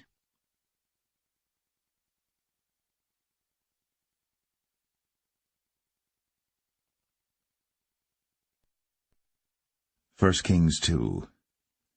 Now the days of David drew nigh, that he should die. And he charged Solomon his son, saying, I go the way of all the earth. Be thou strong therefore, and show thyself a man, and keep the charge of the Lord thy God, to walk in his ways, to keep his statutes, and his commandments, and his judgments, and his testimonies, as it is written in the law of Moses, that thou mayest prosper in all that thou doest, and whithersoever thou turnest thyself, that the Lord may continue his word which he spake concerning me, saying, If thy children take heed to their way, to walk before me in truth with all their heart and with all their soul, there shall not fail thee, said he, a man on the throne of Israel. Moreover, thou knowest also what Joab the son of Zeruiah did to me, and what he did to the 2 captains of the host of Israel, unto Abner the son of Ner, and unto Amasa the son of Jether, whom he slew, and shed the blood of war in peace, and put the blood of war upon his girdle that was about his loins, and in his shoes that were on his feet. Do therefore according to thy wisdom, and let not his hoar head go down to the grave in peace. But show kindness unto the sons of Barzillai the Gileadite, and let them be of those that eat at thy table. For so they came to me when I fled because of Absalom thy brother. And behold, thou hast with thee Shimei the son of Gera, a Benjamite of Bahurim, which cursed me with a grievous curse, in the day when I went to Mahanaim. But he came down to meet me at Jordan, and I sware to him by the Lord, saying, I will not put thee to death with the sword. Now therefore hold him not guiltless, for thou art a wise man, and knowest what thou oughtest to do unto him. But his hoar head bring thou down to the grave with blood. So David slept with his fathers, and was buried in the city of David. And the days that David reigned over Israel were 40 years. 7 years reigned he in Hebron, and 33 years reigned he in Jerusalem. Then sat Solomon upon the throne of David his father, and his kingdom was established greatly. And Adonijah the son of Haggith came to Bathsheba, the mother of Solomon, and she said, Comest thou peaceably? And he said, Peaceably. He said, Moreover, I have somewhat to say unto thee. And she said, Say on. And he said, Thou knowest that the kingdom was mine, and that all Israel set their faces on me, that I should reign. Howbeit the kingdom is turned about, and is become my brother's, for it was his from the Lord. And now I ask one petition of thee, deny me not. And she said unto him, Say on. And he said, Speak, I pray thee, unto Solomon the king. For he will not say thee nay, that he give me Abishag the Shunammite to wife. And Bathsheba said, Well, I will speak for thee unto the king. Bathsheba therefore went unto King Solomon, to speak unto him for Adonijah. And the king rose up to meet her, and bowed himself unto her, and sat down on his throne, and caused a seat to be set for the king's mother. And she sat on his right hand. Then she said, I desire one small petition of thee. I pray thee, say me not nay. And the king said unto her, Ask on, my mother, for I will not say thee nay. And she said, Let Abishag the Shunammite be given to Adonijah thy brother to wife. And King Solomon answered and said unto his mother, And why dost thou ask Abishag the Shunammite for Adonijah? Ask for him the kingdom also? For he is mine elder brother, even for him, and for Abiathar the priest, and for Joab the son of Zeruiah. Then King Solomon sware by the Lord, saying, God do so to me, and more also, if Adonijah have not spoken this word against his own life. Now therefore, as the Lord liveth, which hath established me, and set me on the throne of David my father, and who hath made me an house, as he promised, Adonijah shall be put to death this day. And King Solomon sent by the hand of Benaiah the son of Jehoiada, and he fell upon him, that he died. And unto Abiathar the priest said the king, Get thee to Anathoth, unto thine own fields, for thou art worthy of death. But I will not at this time put thee to death, because thou bearest the ark of the Lord God before David my father, and because thou hast been afflicted in all wherein my father was afflicted. So Solomon thrust out Abiathar from being priest unto the Lord, that he might fulfill the word of the Lord, which he spake concerning the house of Eli in Shiloh. Then tidings came to Joab. For Joab had turned after Adonijah, though he turned not after Absalom. And Joab fled unto the tabernacle of the Lord, and caught hold on the horns of the altar. And it was told King Solomon that Joab was fled unto the tabernacle of the Lord, and behold, he is by the altar. Then Solomon sent Benaiah the son of Jehoiada, saying, Go, fall upon him. And Benaiah came to the tabernacle of the Lord, and said unto him, Thus saith the king, Come forth. And he said, Nay, but I will die here. And Benaiah brought the king word again, saying, Thus said Joab. And thus he answered me. And the king said unto him, Do as he hath said, and fall upon him, and bury him, that thou mayest take away the innocent blood, which Joab shed from me, and from the house of my father. And the Lord shall return his blood upon his own head, who fell upon 2 men more righteous and better than he, and slew them with the sword. My father David, not knowing thereof, to wit, Abner the son of Ner, captain of the host of Israel, and Amasa the son of Jether, captain of the host of Judah. Their blood shall therefore return upon the head of Joab, and upon the head of his seed for ever. But upon David, and upon his seed, and upon his house, and upon his throne, shall there be peace for ever from the Lord. So Benaiah the son of Jehoiada went up, and fell upon him, and slew him. And he was buried in his own house, in the wilderness. And the king put Benaiah the son of Jehoiada in his room over the host, and Zadok the priest did the king put in the room of Abiathar. And the king sent and called for Shimei, and said unto him, Build thee an house in Jerusalem, and dwell there, and go not forth thence any whither.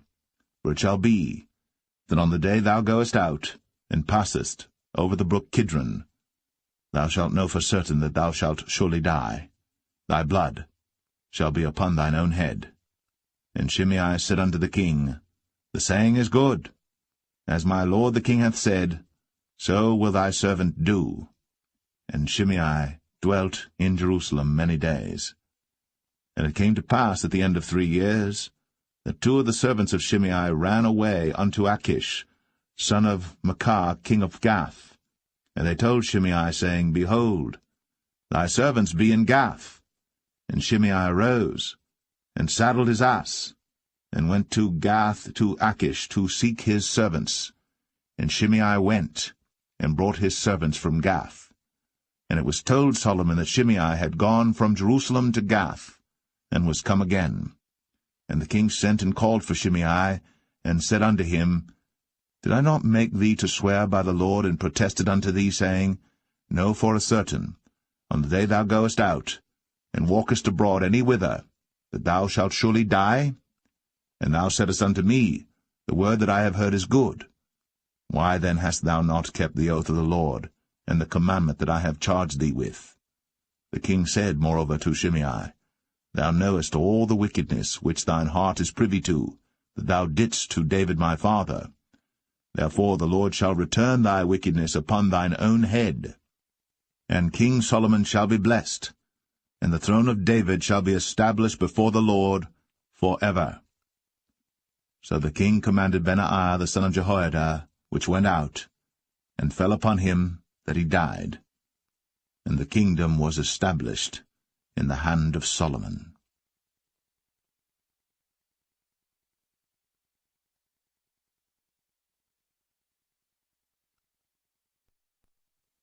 1 Kings 3. And Solomon made affinity with Pharaoh king of Egypt, and took Pharaoh's daughter, and brought her into the city of David, until he had made an end of building his own house, and the house of the Lord, and the wall of Jerusalem round about. Only the people sacrificed in high places, because there was no house built unto the name of the Lord, until those days. And Solomon loved the Lord, walking in the statutes of David his father. Only he sacrificed and burnt incense in high places. And the king went to Gibeon to sacrifice there, for that was the great high place. 1,000 burnt offerings did Solomon offer upon that altar. In Gibeon the Lord appeared to Solomon in a dream by night, and God said, Ask what I shall give thee. And Solomon said, Thou hast shown unto thy servant David my father great mercy, according as he walked before thee in truth, and in righteousness, and in uprightness of heart with thee. And thou hast kept for him this great kindness, that thou hast given him a son, to sit on his throne, as it is this day. And now, O Lord my God, thou hast made thy servant king, instead of David my father. And I am but a little child. I know not how to go out or come in. And thy servant is in the midst of thy people, which thou hast chosen, a great people, that cannot be numbered nor counted for multitude. Give therefore thy servant an understanding heart to judge thy people, that I may discern between good and bad. For who is able to judge this, thy so great a people? And the speech pleased the Lord, that Solomon had asked this thing.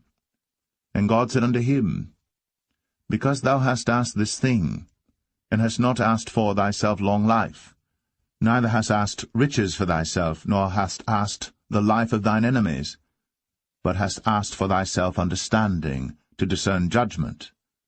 Behold, I have done according to thy words. Lo, I have given thee a wise and an understanding heart, so that there was none like thee before thee, neither after thee shall any arise like unto thee.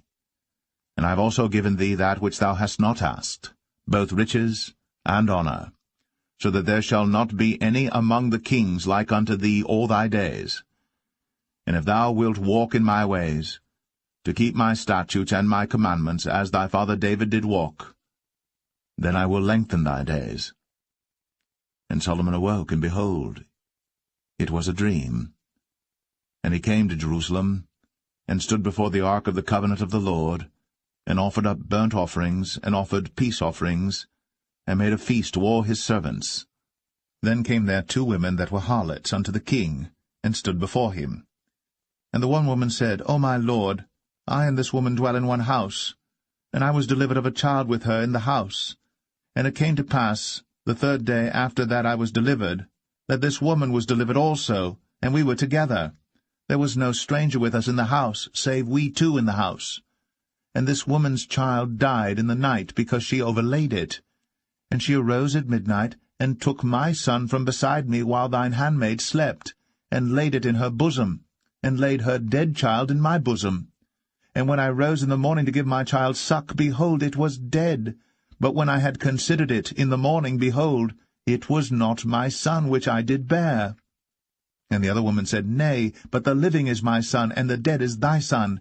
And this said, No, but the dead is thy son, and the living is my son. Thus they spake before the king. Then said the king, The one saith, This is my son that liveth, and thy son is the dead.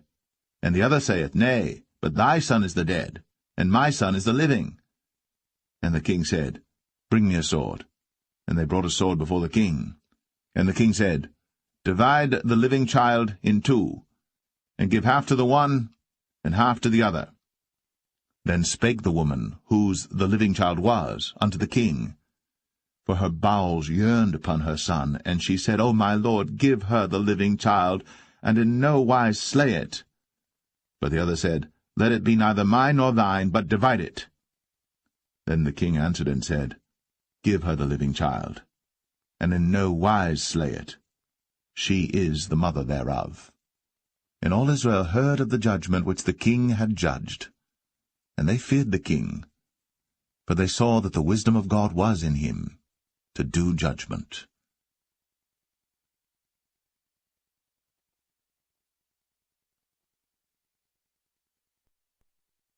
1 Kings 4. So King Solomon was king over all Israel. And these were the princes which he had: Azariah the son of Zadok the priest, Elihoreph and Ahiah the sons of Shishah, scribes, Jehoshaphat the son of Ahilud, the recorder, and Benaiah the son of Jehoiada was over the host, and Zadok and Abiathar were the priests. And Azariah the son of Nathan was over the officers, and Zabud the son of Nathan was principal officer, and the king's friend. And Ahishah was over the household, and Adoniram the son of Abda was over the tribute. And Solomon had 12 officers over all Israel, which provided victuals for the king and his household. Each man his month in a year made provision. And these are their names: the son of Hur, in Mount Ephraim, the son of Dekar, in Makaz, and in Shaalbim, and in Beth-Shemesh, and Elon Bethanan, the son of Hesed in Arabath. To him pertained Socho, in all the land of Hepher, the son of Abinadab, in all the region of Dor, which had Taphath, the daughter of Solomon, to wife. Baanah the son of Ahilud, to him pertained Tanakh and Megiddo, in all Bethshan. which is by Zartanah beneath Jezreel, from Bethshan to Abel-Meholah, even unto the place that is beyond Jokneam. The son of Geber, in Ramoth-Gilead, to him pertain the towns of Jair the son of Manasseh, which are in Gilead. To him also pertain the region of Argob, which is in Bashan, 80 great cities with walls and brazen bars. Ahinadab the son of Edo had Mahanaim. Ahimaaz was in Naphtali. He also took Basmath, the daughter of Solomon, to wife. Baanah the son of Hushai was in Asher and in Aloth. Jehoshaphat the son of Paruah in Issachar. Shimei the son of Elah in Benjamin. Geber the son of Uri was in the country of Gilead, in the country of Sihon the king of the Amorites, and of Og the king of Bashan, and he was the only officer which was in the land. Judah and Israel were many, as the sand which is by the sea in multitude, eating and drinking and making merry. And Solomon reigned over all kingdoms, from the river unto the land of the Philistines, and unto the border of Egypt. They brought presents, and served Solomon all the days of his life.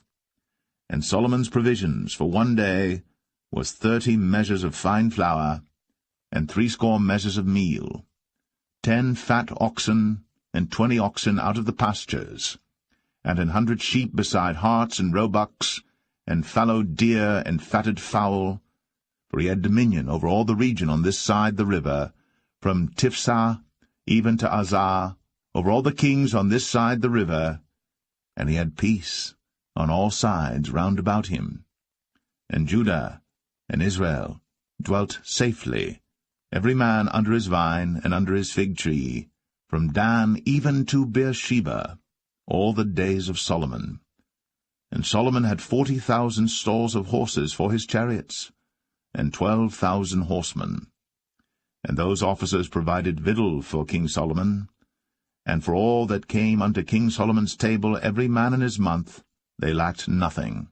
Barley also, and straw for the horses, and dromedaries brought they unto the place where the officers were, every man according to his charge. And God gave Solomon wisdom and understanding exceeding much, and largeness of heart, even as the sand that is on the seashore. And Solomon's wisdom excelled the wisdom of all the children of the east country, and all the wisdom of Egypt. For he was wiser than all men, than Ethan the Ezrahite, and Heman, and Chalcol, and Darda, the sons of Mahol, and his fame was in all nations round about. And he spake 3,000 proverbs, and his songs were 1,005. And he spake of trees, from the cedar tree that is in Lebanon, even unto the hyssop that springeth out of the wall. He spake also of beasts, and of fowl, and of creeping things, and of fishes. And there came of all people to hear the wisdom of Solomon, from all kings of the earth, which had heard of his wisdom.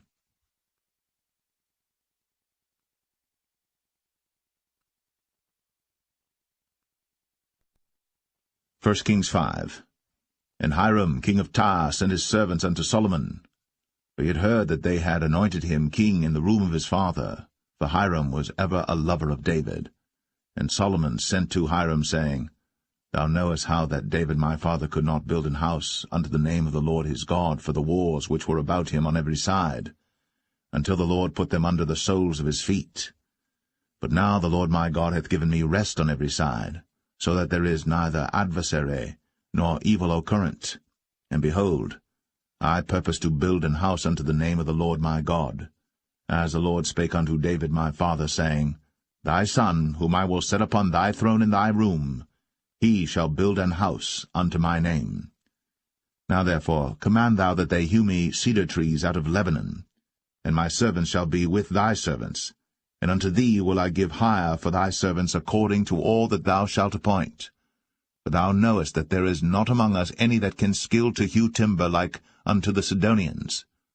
And it came to pass, when Hiram heard the words of Solomon, that he rejoiced greatly, and said, Blessed be the Lord this day, which hath given unto David a wise son over this great people. And Hiram sent to Solomon, saying, I have considered the things which thou sentest to me for, and I will do all thy desire concerning timber of cedar, and concerning timber of fir. My servants shall bring them down from Lebanon unto the sea, and I will convey them by sea in floats unto the place that thou shalt appoint me, and will cause them to be discharged there. And thou shalt receive them, and thou shalt accomplish my desire in giving food for my household. So Hiram gave Solomon cedar trees and fir trees, according to all his desire. And Solomon gave Hiram 20,000 measures of wheat for food to his household, and 20 measures of pure oil. Thus gave Solomon to Hiram year by year. And the Lord gave Solomon wisdom, as he promised him. And there was peace between Hiram and Solomon, and they two made a league together. And King Solomon raised a levy out of all Israel, and the levy was 30,000 men. And he sent them to Lebanon, 10,000 a month by courses. A month they were in Lebanon, and 2 months at home, and Adoniram was over the levy. And Solomon had 70,000 that bare burdens, and 80,000 hewers in the mountains, beside the chief of Solomon's officers which were over the work, 3,300 which ruled over the people that wrought in the work. And the king commanded, and they brought great stones, costly stones, and hewed stones, to lay the foundation of the house. And Solomon's builders and Hiram's builders did hew them, and the stone squarers, so they prepared timber and stones to build the house.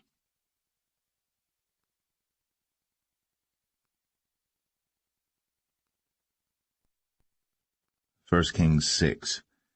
And it came to pass in the 480th year, after the children of Israel were come out of the land of Egypt, in the 4th year of Solomon's reign over Israel, in the month Ziph, which is the 2nd month, that he began to build the house of the Lord. And the house which King Solomon built for the Lord, the length thereof was 80 cubits, and the breadth thereof 20 cubits, and the height thereof 30 cubits.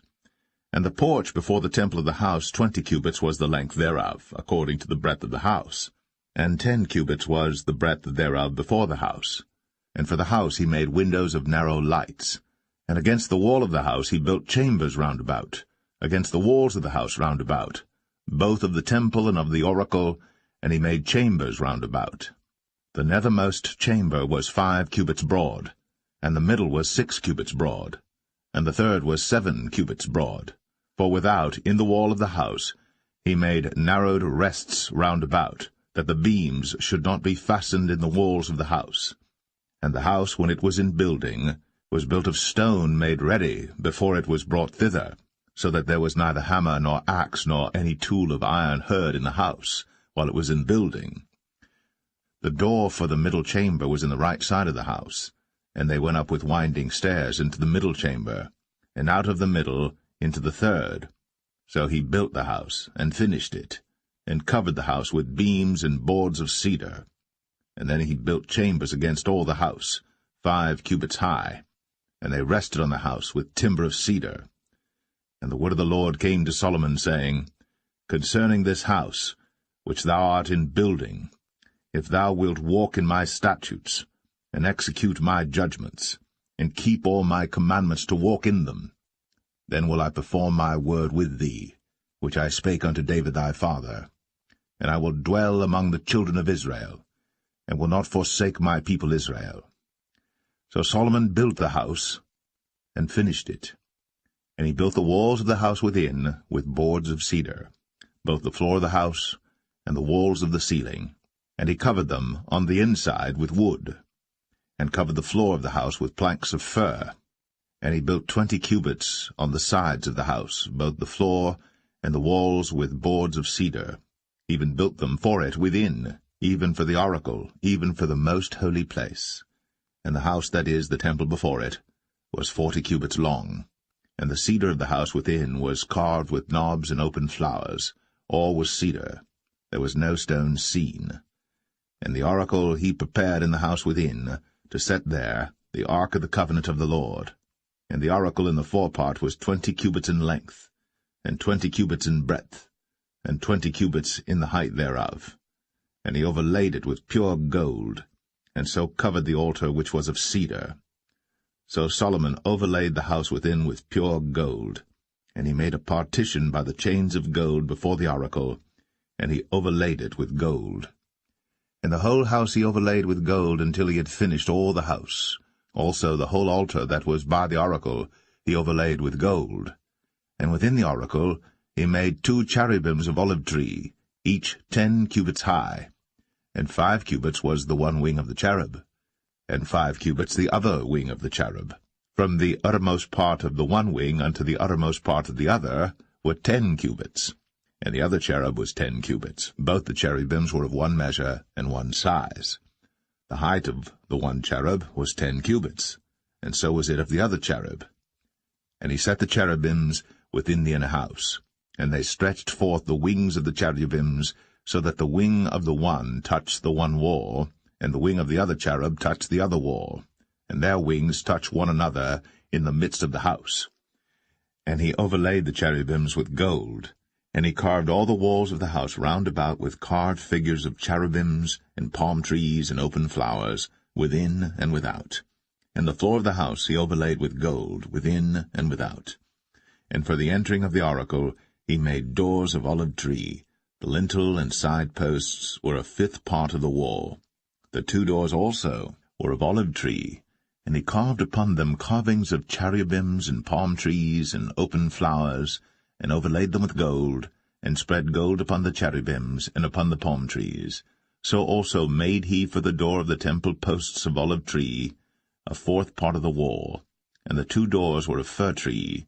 The 2 leaves of the one door were folding, and the 2 leaves of the other door were folding. And he carved thereon cherubims and palm trees and open flowers, and covered them with gold, fitted upon the carved work. And he built the inner court with 3 rows of hewed stone, and a row of cedar beams. In the 4th year was the foundation of the house of the Lord laid, in the month Ziph. And in the 11th year, in the month Bul, which is the 8th month, was the house finished throughout all the parts thereof, and according to all the fashion of it. So was he 7 years in building it.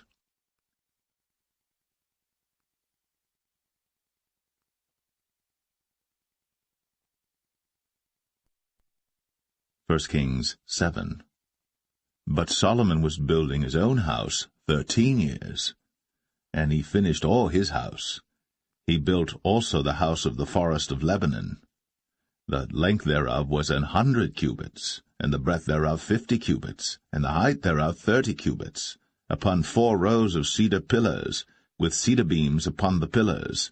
And it was covered with cedar above, upon the beams, that lay on 45 pillars, 15 in a row. And there were windows in 3 rows, and light was against light in 3 ranks. And all the doors and posts were square, with the windows, and light was against light in 3 ranks. And he made a porch of pillars. The length thereof was 50 cubits, and the breadth thereof 30 cubits, and the porch was before them. And the other pillars and the thick beam were before them. Then he made a porch for the throne where he might judge, even the porch of judgment, and it was covered with cedar from one side of the floor to the other. And his house where he dwelt had another court within the porch, which was of the like work. Solomon made also an house for Pharaoh's daughter, whom he had taken to wife, like unto this porch. All these were of costly stones, according to the measures of hewed stones, sawed with saws, within and without, even from the foundation unto the coping, and so on the outside toward the great court. And the foundation was of costly stones, even great stones, stones of 10 cubits, and stones of 8 cubits. And above were costly stones after the measures of hewed stones and cedars. And the great court round about was with 3 rows of hewed stones, and a row of cedar beams, both for the inner court of the house of the Lord, and for the porch of the house. And King Solomon sent and fetched Hiram out of Tyre. He was a widow's son of the tribe of Naphtali, and his father was a man of Tyre, a worker in brass, and he was filled with wisdom and understanding and cunning, to work all works in brass. And he came to King Solomon, and wrought all his work. For he cast 2 pillars of brass of 18 cubits high apiece, and a line of 12 cubits did compass either of them about. And he made 2 chapiters of molten brass, to set upon the tops of the pillars. The height of the one chapiter was 5 cubits, and the height of the other chapiter was 5 cubits, and nets of checker work, and wreaths of chain work, for the chapiters which were upon the top of the pillars, 7 for the one chapiter, and 7 for the other chapiter. And he made the pillars, and 2 rows round about upon the one network, to cover the chapiters that were upon the top, with pomegranates, and so did he for the other chapiter. And the chapiters that were upon the top of the pillars were of lily work in the porch 4 cubits, and the chapiters upon the 2 pillars had pomegranates also above, over against the belly which was by the network. And the pomegranates were 200 in rows round about upon the other chapiter. And he set up the pillars in the porch of the temple, and he set up the right pillar, and called the name thereof Jachin, and he set up the left pillar, and called the name thereof Boaz. And upon the top of the pillars was lily work. So was the work of the pillars finished. And he made a molten sea, 10 cubits from the one brim to the other. It was round all about, and his height was 5 cubits, and a line of 30 cubits did compass it round about. And under the brim of it round about there were knobs compassing it, 10 in a cubit, compassing the sea round about. The knobs were cast in 2 rows when it was cast. It stood upon 12 oxen, 3 looking toward the north, and 3 looking toward the west, and 3 looking toward the south, and 3 looking toward the east.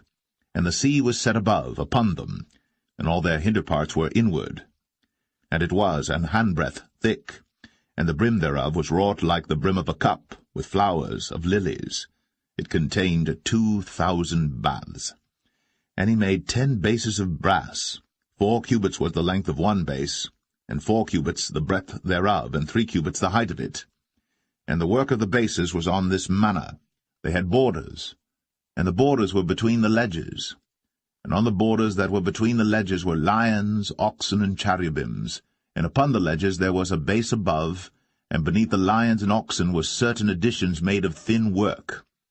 And every base had 4 brazen wheels, and plates of brass, and the 4 corners thereof had undersetters. Under the laver were undersetters molten, at the side of every addition. And the mouth of it within the chapiter, and above was a cubit, but the mouth thereof was round after the work of the base, a cubit and an half. And also upon the mouth of it were gravings with their borders 4 square, not round. And under the borders were 4 wheels, and the axle trees of the wheels were joined to the base, and the height of a wheel was a cubit and a half a cubit. And the work of the wheels was like the work of a chariot wheel. Their axle trees and their naves and their felloes and their spokes were all molten. And there were 4 undersetters to the 4 corners of one base, and the undersetters were of the very base itself. And in the top of the base was there a round compass of half a cubit high, and on the top of the base the ledges thereof, and the borders thereof were of the same. For on the plates of the ledges thereof, and on the borders thereof, he graved cherubims, lions, and palm trees, according to the proportion of every one, and additions round about. After this manner he made the 10 bases. All of them had 1 casting, 1 measure, and 1 size. Then made he 10 lavers of brass. 1 laver contained 40 baths, and every laver was 4 cubits, and upon every one of the 10 bases 1 laver. And he put 5 bases on the right side of the house, and 5 on the left side of the house, and he set the sea on the right side of the house eastward over against the south. And Hiram made the lavers, and the shovels, and the basins. So Hiram made an end of doing all the work that he made King Solomon for the house of the Lord. The 2 pillars and the 2 bowls of the chapiters that were on the top of the 2 pillars, and the 2 networks to cover the 2 bowls of the chapiters, which were upon the top of the pillars, and 400 pomegranates for the 2 networks, even 2 rows of pomegranates for 1 network, to cover the 2 bowls of the chapiters that were upon the pillars, and the 10 bases, and 10 lavers on the bases, and 1 sea, and 12 oxen under the sea, and the pots, and the shovels, and the basins, and all these vessels which Hiram made to King Solomon for the house of the Lord, were of bright brass. In the plain of Jordan did the king cast them, in the clay ground between Succoth and Zarthan. And Solomon left all the vessels unweighed, because they were exceeding many. neither was the weight of the brass found out. And Solomon made all the vessels that pertained unto the house of the Lord, the altar of gold, and the table of gold whereupon the showbread was, and the candlesticks of pure gold, 5 on the right side and 5 on the left, before the oracle, with the flowers and the lamps and the tongs of gold, and the bowls and the snuffers and the basins and the spoons and the censers of pure gold, and the hinges of gold, both for the doors of the inner house, the most holy place, and for the doors of the house, to wit, of the temple. So was ended all the work that King Solomon made for the house of the Lord. And Solomon brought in the things which David his father had dedicated, even the silver, and the gold, and the vessels, did he put among the treasures of the house of the Lord.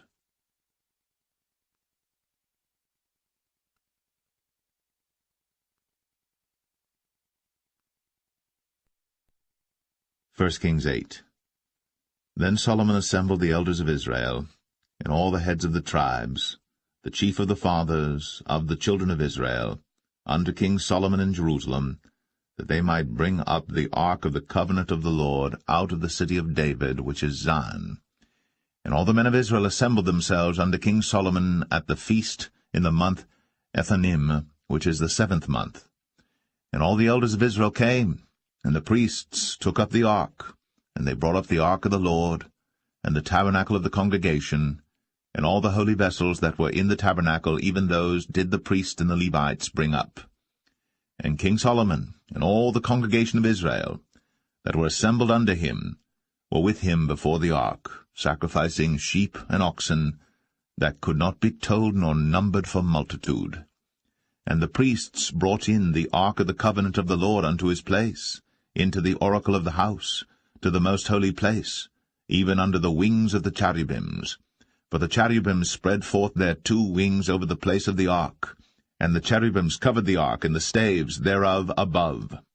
And they drew out the staves, that the ends of the staves were seen out in the holy place before the oracle, and they were not seen without. And there they are unto this day. There was nothing in the ark save the 2 tables of stone, which Moses put there at Horeb, when the Lord made a covenant with the children of Israel, when they came out of the land of Egypt. And it came to pass, when the priests were come out of the holy place, that the cloud filled the house of the Lord, so that the priests could not stand to minister because of the cloud, for the glory of the Lord had filled the house of the Lord. Then spake Solomon, The Lord said that he would dwell in the thick darkness. I have surely built thee an house to dwell in, a settled place for thee to abide in for ever. And the king turned his face about, and blessed all the congregation of Israel. And all the congregation of Israel stood, and he said, Blessed be the Lord God of Israel, which spake with his mouth unto David my father, and hath with his hand fulfilled it, saying, Since the day that I brought forth my people Israel out of Egypt, I chose no city out of all the tribes of Israel to build an house, that my name might be therein. But I chose David to be over my people Israel. And it was in the heart of David my father to build an house for the name of the Lord God of Israel. And the Lord said unto David my father, Whereas it was in thine heart to build an house unto my name, thou didst well that it was in thine heart. Nevertheless thou shalt not build the house, but thy son that shall come forth out of thy loins, he shall build the house unto my name. And the Lord hath performed his word that he spake, and I am risen up in the room of David my father, and sit on the throne of Israel, as the Lord promised, and have built an house for the name of the Lord God of Israel. And I have set there a place for the ark, wherein is the covenant of the Lord, which he made with our fathers when he brought them out of the land of Egypt. And Solomon stood before the altar of the Lord in the presence of all the congregation of Israel, and spread forth his hands toward heaven, and he said, Lord God of Israel, there is no God like thee, in heaven above, or on earth beneath, who keepest covenant and mercy with thy servants that walk before thee with all their heart, who hast kept with thy servant David my father, that thou promised him. Thou spakest also with thy mouth, and hast fulfilled it with thine hand, as it is this day. Therefore now, Lord God of Israel, keep with thy servant David my father, that thou promised him, saying, There shall not fail thee a man in my sight to sit on the throne of Israel, so that thy children take heed to their way, that they walk before me as thou hast walked before me. And now, O God of Israel, let thy word, I pray thee, be verified, which thou spakest unto thy servant David my father. But will God indeed dwell on the earth? Behold, the heaven, and heaven of heavens cannot contain thee. How much less this house that I have builded? Yet have thou respect unto the prayer of thy servant, and to his supplication, O Lord my God, to hearken unto the cry and to the prayer which thy servant prayeth before thee today, that thine eyes may be open toward this house night and day, even toward the place of which thou hast said, My name shall be there, that thou mayest hearken unto the prayer which thy servant shall make toward this place. And hearken thou to the supplication of thy servant, and of thy people Israel, when they shall pray toward this place. And hear thou in heaven thy dwelling place, and when thou hearest, forgive. If any man trespass against his neighbor, and an oath be laid upon him to cause him to swear, and the oath come before thine altar in this house, then hear thou in heaven, and do and judge thy servants, condemning the wicked, to bring his way upon his head, and justifying the righteous, to give him according to his righteousness. When thy people Israel be smitten down before the enemy, because they have sinned against thee, and shall turn again to thee, and confess thy name, and pray, and make supplication unto thee in this house, then hear thou in heaven, and forgive the sin of thy people Israel, and bring them again unto the land which thou gavest unto their fathers. When heaven is shut up, and there is no rain because they have sinned against thee, if they pray toward this place, and confess thy name, and turn from their sin, when thou afflictest them, then hear thou in heaven, and forgive the sin of thy servants, and of thy people Israel, that thou teach them the good way wherein they should walk, and give rain upon thy land, which thou hast given to thy people for an inheritance. If there be in the land famine, if there be pestilence, blasting, mildew, locust, or if there be caterpillar, if their enemy besiege them in the land of their cities, whatsoever plague, whatsoever sickness there be, what prayer and supplication soever be made by any man, or by all thy people Israel, which shall know every man the plague of his own heart, and spread forth his hands toward this house, then hear thou in heaven thy dwelling place, and forgive, and do, and give to every man according to his ways, whose heart thou knowest, for thou, even thou only, knowest the hearts of all the children of men, that they may fear thee all the days that they live in the land which thou gavest unto our fathers. Moreover, concerning a stranger that is not of thy people Israel, but cometh out of a far country for thy name's sake, for they shall hear of thy great name, and of thy strong hand, and of thy stretched out arm, when he shall come and pray toward this house, hear thou in heaven thy dwelling place, and do according to all that the stranger calleth to thee for, that all people of the earth may know thy name, to fear thee, as do thy people Israel, and that they may know that this house which I have builded is called by thy name.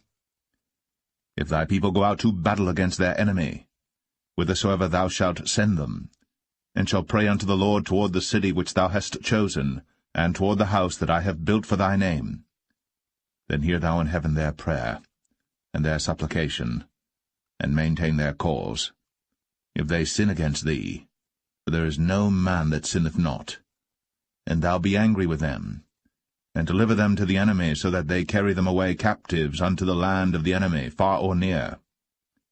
Yet, if they shall bethink themselves in the land whither they were carried captives, and repent, and make supplication unto thee in the land of them that carried them captives, saying, We have sinned, and have done perversely, we have committed wickedness, and so return unto thee with all their heart, and with all their soul, in the land of their enemies, which led them away captive, and pray unto thee toward their land, which thou gavest unto their fathers, the city which thou hast chosen, and the house which I have built for thy name.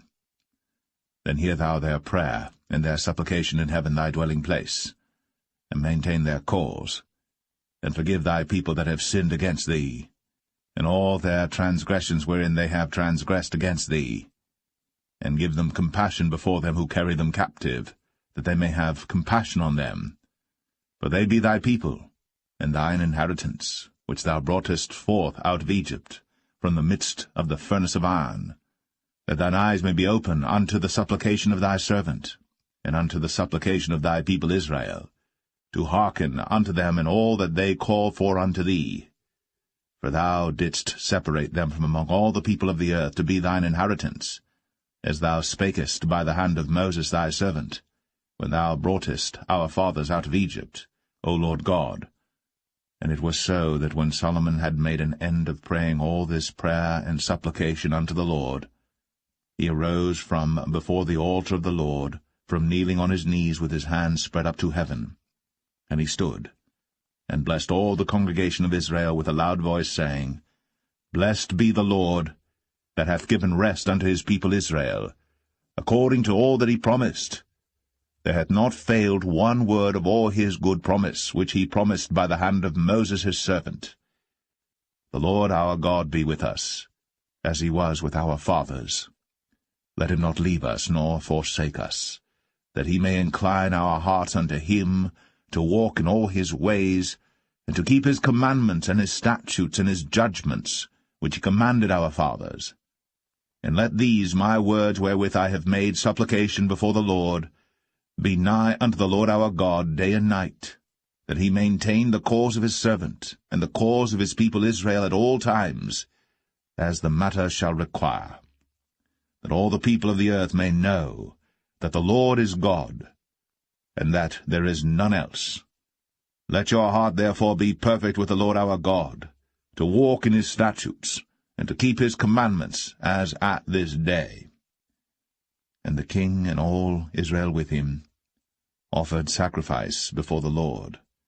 And Solomon offered a sacrifice of peace offerings which he offered unto the Lord, 22,000 oxen, and 120,000 sheep. So the king and all the children of Israel dedicated the house of the Lord. The same day did the king hallow the middle of the court that was before the house of the Lord, for there he offered burnt offerings and meat offerings, and the fat of the peace offerings, because the brazen altar that was before the Lord was too little to receive the burnt offerings and meat offerings, and the fat of the peace offerings. And at that time Solomon held a feast, and all Israel with him, a great congregation from the entering in of Hamath unto the river of Egypt, before the Lord our God 7 days, and 7 days, even 14 days. On the 8th day he sent the people away, and they blessed the king, and went unto their tents joyful and glad of heart, for all the goodness that the Lord had done for David his servant, and for Israel his people.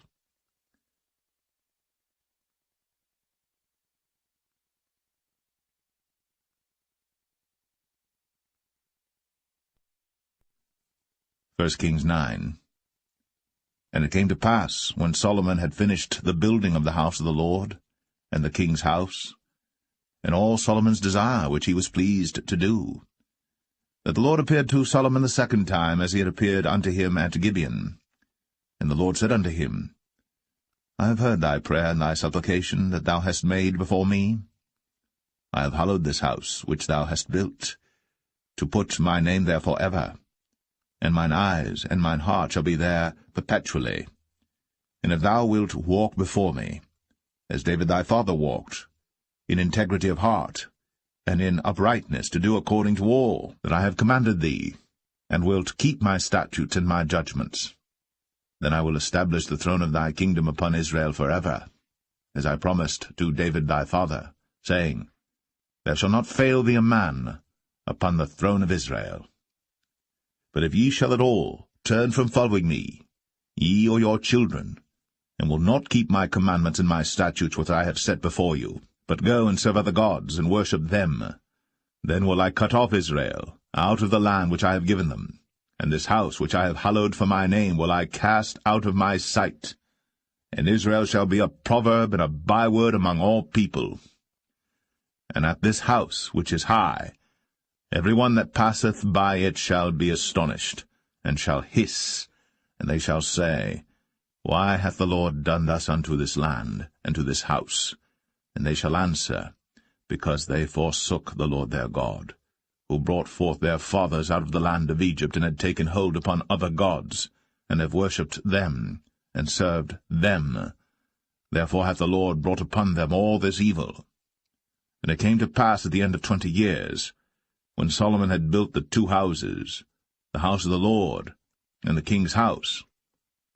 Now Hiram the king of Tyre had furnished Solomon with cedar trees and fir trees, and with gold according to all his desire. That then King Solomon gave Hiram 20 cities in the land of Galilee. And Hiram came out from Tyre to see the cities which Solomon had given him, and they pleased him not. And he said, What cities are these which thou hast given me, my brother? And he called them the land of Cabul unto this day. And Hiram sent to the king 60 talents of gold. And this is the reason of the levy which King Solomon raised, for to build the house of the Lord and his own house, and Millo, and the wall of Jerusalem, and Hazor, and Megiddo, and Gezer. For Pharaoh king of Egypt had gone up and taken Gezer, and burnt it with fire, and slain the Canaanites that dwelt in the city, and given it for a present unto his daughter Solomon's wife. And Solomon built Gezer, and Beth-horon the nether, and Baalath, and Tadmor in the wilderness in the land, and all the cities of store that Solomon had, and cities for his chariots, and cities for his horsemen, and that which Solomon desired to build in Jerusalem, and in Lebanon, and in all the land of his dominion. And all the people that were left of the Amorites, Hittites, Perizzites, Hivites, and Jebusites, which were not of the children of Israel, their children that were left after them in the land, whom the children of Israel also were not able utterly to destroy, upon those did Solomon levy a tribute of bondservice unto this day. But of the children of Israel did Solomon make no bondmen, but they were men of war, and his servants, and his princes, and his captains, and rulers of his chariots, and his horsemen. These were the chief of the officers that were over Solomon's work, 550, which bare rule over the people that wrought in the work. But Pharaoh's daughter came up out of the city of David unto her house, which Solomon had built for her. Then did he build Millo. And 3 times in a year did Solomon offer burnt offerings and peace offerings upon the altar which he built unto the Lord. And he burnt incense upon the altar that was before the Lord. So he finished the house. And King Solomon made a navy of ships in Ezion-Geber, which is beside Eloth, on the shore of the Red Sea, in the land of Edom. And Hiram sent in the navy his servants, shipmen that had knowledge of the sea, with the servants of Solomon. And they came to Ophir, and fetched from thence gold 420 talents, and brought it to King Solomon.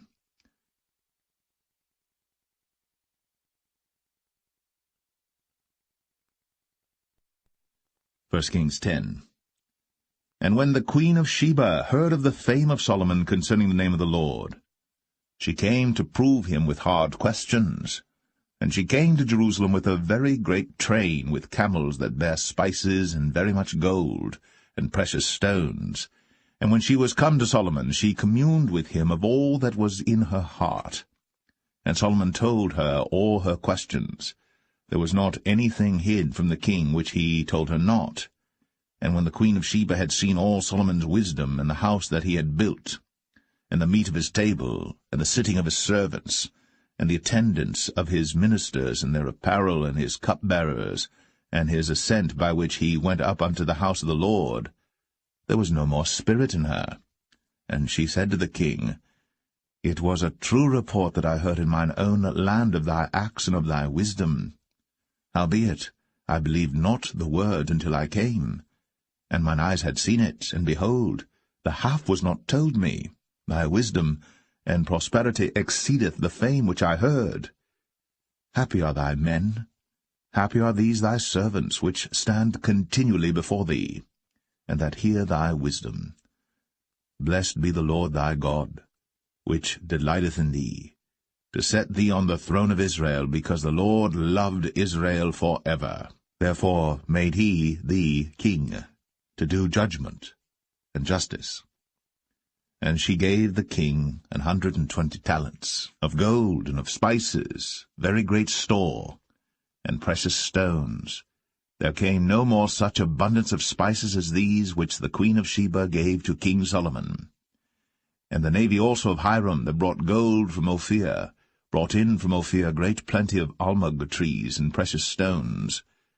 And the king made of the almug trees pillars for the house of the Lord, and for the king's house, harps also, and psalteries for singers. There came no such almug trees, nor were seen unto this day. And King Solomon gave unto the queen of Sheba all her desire, whatsoever she asked, beside that which Solomon gave her of his royal bounty. So she turned, and went to her own country, she and her servants. Now the weight of gold that came to Solomon in 1 year was 666 talents of gold. Beside that he had of the merchantmen, and of the traffic of the spice merchants, and of all the kings of Arabia, and of the governors of the country. And King Solomon made 200 targets of beaten gold. 600 shekels of gold went to 1 target. And he made 300 shields of beaten gold. 3 pound of gold went to 1 shield, and the king put them in the house of the forest of Lebanon. Moreover, the king made a great throne of ivory, and overlaid it with the best gold. The throne had 6 steps, and the top of the throne was round behind. And there were stays on either side on the place of the seat, and 2 lions stood beside the stays. And 12 lions stood there on the one side, and on the other upon the 6 steps. There was not the like made in any kingdom. And all King Solomon's drinking vessels were of gold, and all the vessels of the house of the forest of Lebanon were of pure gold. None were of silver. It was nothing accounted of in the days of Solomon. For the king had at sea a navy of Tarshish, with the navy of Hiram. Once in 3 years came the navy of Tarshish, bringing gold and silver, ivory, and apes and peacocks. So King Solomon exceeded all the kings of the earth for riches and for wisdom. And all the earth sought to Solomon, to hear his wisdom, which God had put in his heart. And they brought every man his present, vessels of silver, and vessels of gold, and garments, and armor, and spices, horses, and mules, a rate year by year. And Solomon gathered together chariots and horsemen, and he had 1,400 chariots, and 12,000 horsemen, whom he bestowed in the cities for chariots, and with the king at Jerusalem. And the king made silver to be in Jerusalem as stones, and cedars made he to be as the sycamore trees that are in the vale for abundance. And Solomon had horses brought out of Egypt, and linen yarn. The king's merchants received the linen yarn at a price. And a chariot came up and went out of Egypt for 600 shekels of silver, and an horse for 150. And so for all the kings of the Hittites, and for the kings of Syria, did they bring them out by their means.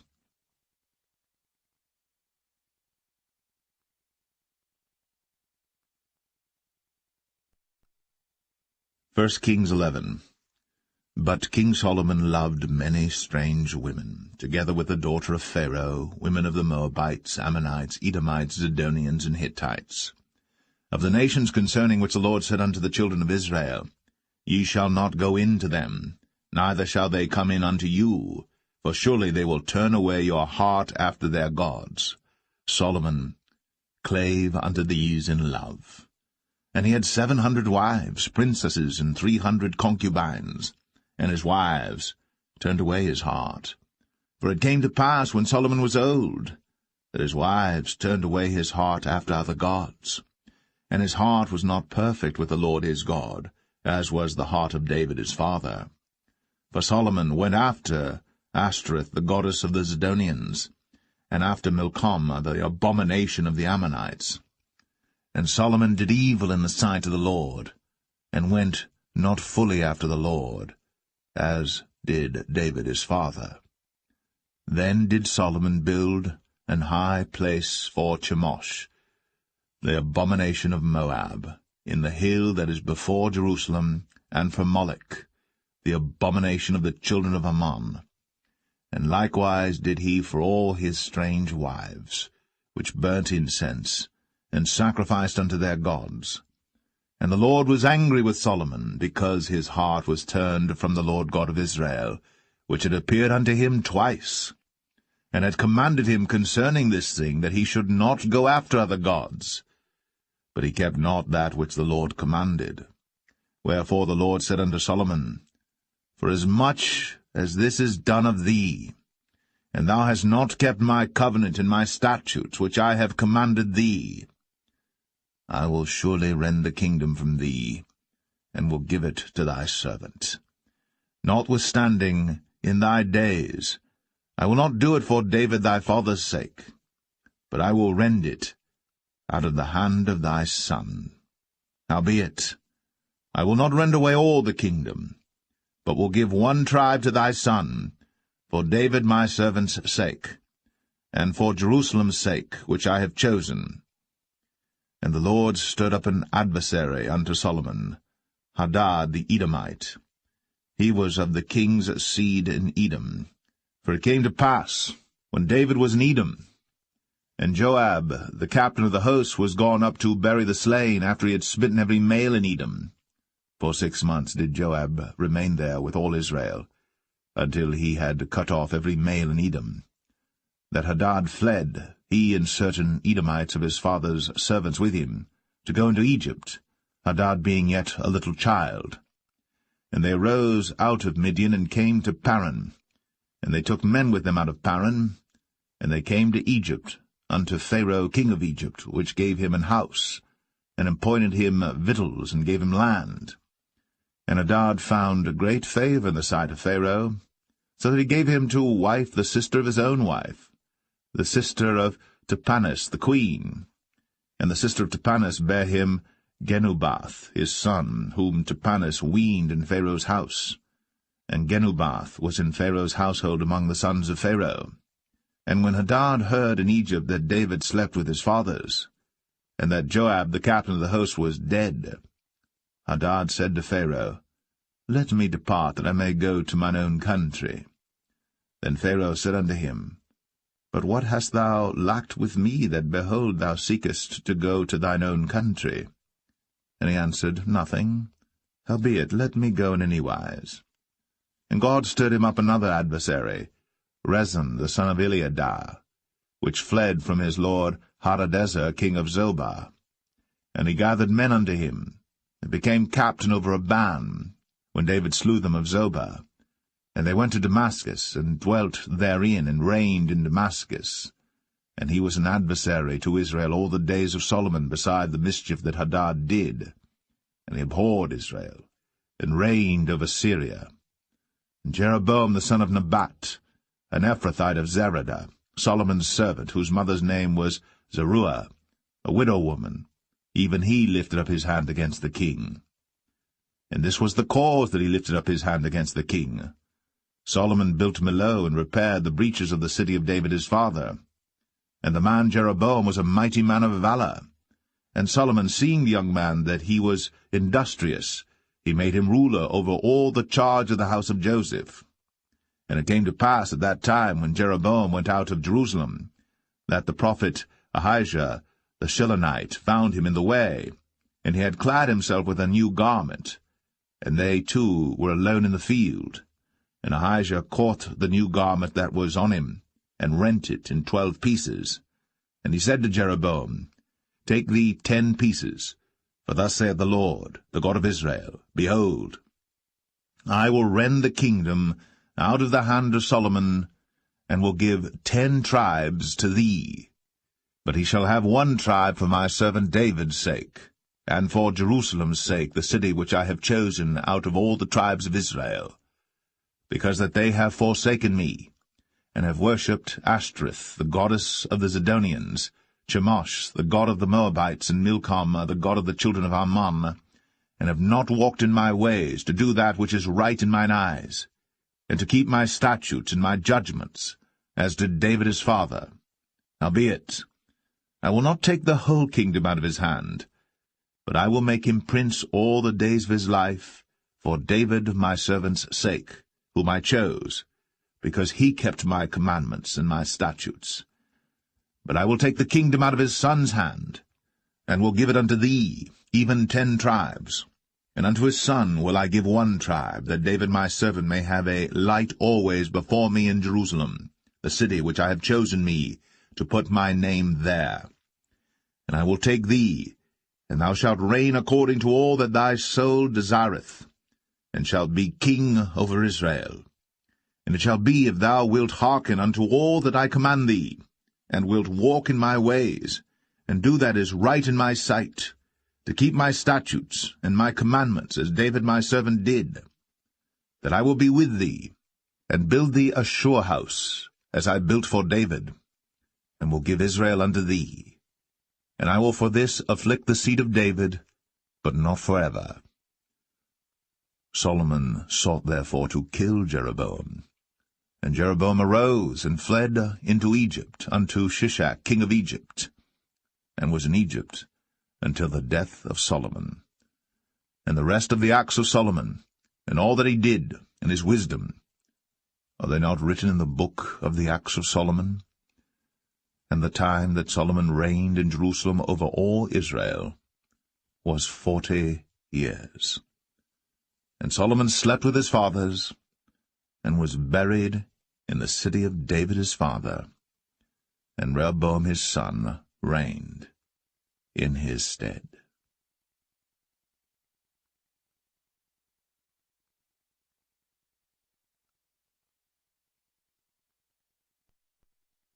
First Kings 12.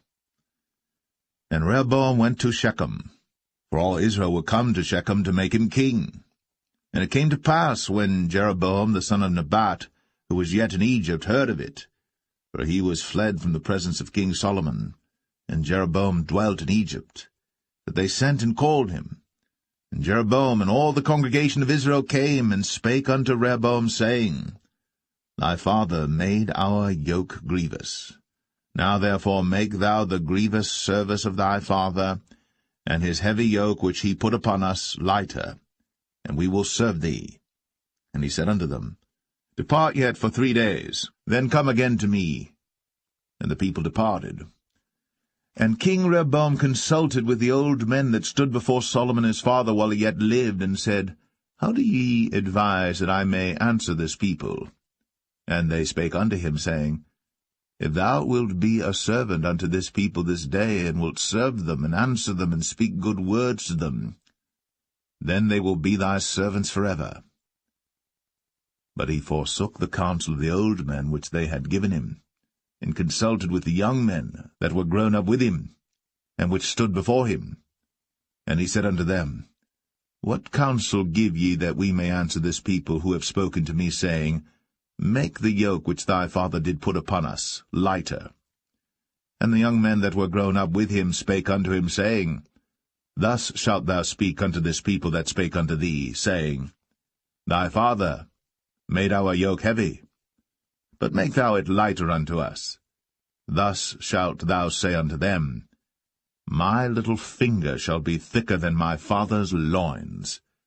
And now, whereas my father did lade you with a heavy yoke, I will add to your yoke. My father hath chastised you with whips, but I will chastise you with scorpions. So Jeroboam and all the people came to Rehoboam the 3rd day, as the king had appointed, saying, Come to me again the 3rd day. And the king answered the people roughly, and forsook the old men's counsel that they gave him, and spake to them after the counsel of the young men, saying, My father made your yoke heavy, and I will add to your yoke. My father also chastised you with whips, but I will chastise you with scorpions. Wherefore the king hearkened not unto the people, for the cause was from the Lord, that he might perform his saying, which the Lord spake by Ahijah the Shilonite unto Jeroboam the son of Nebat. So when all Israel saw that the king hearkened not unto them, the people answered the king, saying, What portion have we in David? Neither have we inheritance in the son of Jesse. To your tents, O Israel. Now see to thine own house, David. So Israel departed unto their tents. But as for the children of Israel which dwelt in the cities of Judah, Rehoboam reigned over them. Then King Rehoboam sent Adoram, who was over the tribute, and all Israel stoned him with stones that he died. Therefore King Rehoboam made speed to get him up to his chariot, to flee to Jerusalem. So Israel rebelled against the house of David unto this day. And it came to pass, when all Israel heard that Jeroboam was come again, that they sent and called him unto the congregation, and made him king over all Israel. There was none that followed the house of David, but the tribe of Judah only. And when Rehoboam was come to Jerusalem, he assembled all the house of Judah with the tribe of Benjamin, 180,000 chosen men which were warriors, to fight against the house of Israel, to bring the kingdom again to Rehoboam the son of Solomon. But the word of God came unto Shemaiah the man of God, saying, Speak unto Rehoboam the son of Solomon, king of Judah, and unto all the house of Judah and Benjamin, and to the remnant of the people, saying, Thus saith the Lord, Ye shall not go up, nor fight against your brethren the children of Israel. Return every man to his house, for this thing is from me. They hearkened therefore to the word of the Lord, and returned to depart according to the word of the Lord. Then Jeroboam built Shechem in Mount Ephraim, and dwelt therein, and went out from thence, and built Penuel. And Jeroboam said in his heart, Now shall the kingdom return to the house of David. If this people go up to do sacrifice in the house of the Lord at Jerusalem, then shall the heart of this people turn again unto their Lord, even unto Rehoboam king of Judah, and they shall kill me, and go again to Rehoboam king of Judah. Whereupon the king took counsel, and made 2 calves of gold, and said unto them, It is too much for you to go up to Jerusalem. Behold thy gods, O Israel, which brought thee up out of the land of Egypt. And he set the one in Bethel, and the other put he in Dan. And this thing became a sin, for the people went to worship before the one, even unto Dan. And he made an house of high places, and made priests of the lowest of the people, which were not of the sons of Levi. And Jeroboam ordained a feast in the 8th month, on the 15th day of the month, like unto the feast that is in Judah. And he offered upon the altar. So did he in Bethel, sacrificing unto the calves that he had made. And he placed in Bethel the priests of the high places which he had made. So he offered upon the altar which he had made in Bethel the 15th day of the 8th month, even in the month which he had devised of his own heart, and ordained a feast unto the children of Israel. And he offered upon the altar, and burnt incense.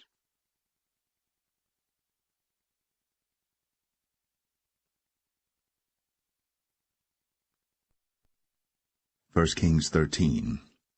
And behold, there came a man of God out of Judah by the word of the Lord unto Bethel. And Jeroboam stood by the altar to burn incense. And he cried against the altar in the word of the Lord, and said, O altar, altar, thus saith the Lord, Behold, a child shall be born unto the house of David, Josiah by name. And upon thee shall he offer the priests of the high places that burn incense upon thee, and men's bones shall be burnt upon thee. And he gave a sign the same day, saying, This is the sign which the Lord hath spoken. Behold, the altar shall be rent, and the ashes that are upon it shall be poured out. And it came to pass, when King Jeroboam heard the saying of the man of God, which had cried against the altar in Bethel, that he put forth his hand from the altar, saying, Lay hold on him. And his hand, which he put forth against him, dried up, so that he could not pull it in again to him. The altar also was rent, and the ashes poured out from the altar, according to the sign which the man of God had given, by the word of the Lord. And the king answered and said unto the man of God, Entreat now the face of the Lord thy God, and pray for me, that my hand may be restored me again. And the man of God besought the Lord, and the king's hand was restored him again, and became as it was before. And the king said unto the man of God, Come home with me, and refresh thyself, and I will give thee a reward. And the man of God said unto the king, If thou wilt give me half thine house, I will not go in with thee, neither will I eat bread nor drink water in this place. For so was it charged me by the word of the Lord, saying, Eat no bread, nor drink water, nor turn again by the same way that thou camest. So he went another way, and returned not by the way that he came to Bethel. Now there dwelt an old prophet in Bethel, and his sons came and told him all the works that the man of God had done that day in Bethel, the words which he had spoken unto the king. Them they told also to their father. And their father said unto them, What way went he? For his sons had seen what way the man of God went, which came from Judah. And he said unto his sons, Saddle me the ass. So they saddled him the ass, and he rode thereon, and went after the man of God, and found him sitting under an oak. And he said unto him, Art thou the man of God that camest from Judah? And he said, I am. Then he said unto him, Come home with me, and eat bread. And he said, I may not return with thee, nor go in with thee, neither will I eat bread nor drink water with thee in this place. For it was said to me by the word of the Lord, Thou shalt eat no bread, nor drink water there, nor turn again to go by the way that thou camest. He said unto him, I am a prophet, also as thou art. And an angel spake unto me by the word of the Lord, saying, Bring him back with thee into thine house, that he may eat bread and drink water. But he lied unto him. So he went back with him, and did eat bread in his house, and drank water. And it came to pass, as they sat at the table, that the word of the Lord came unto the prophet that brought him back.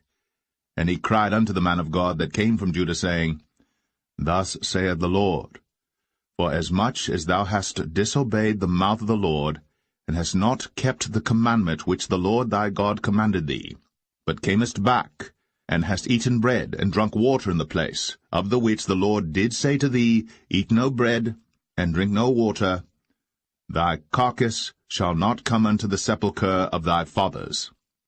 And it came to pass, after he had eaten bread, and after he had drunk, that he saddled for him the ass, to wit, for the prophet whom he had brought back.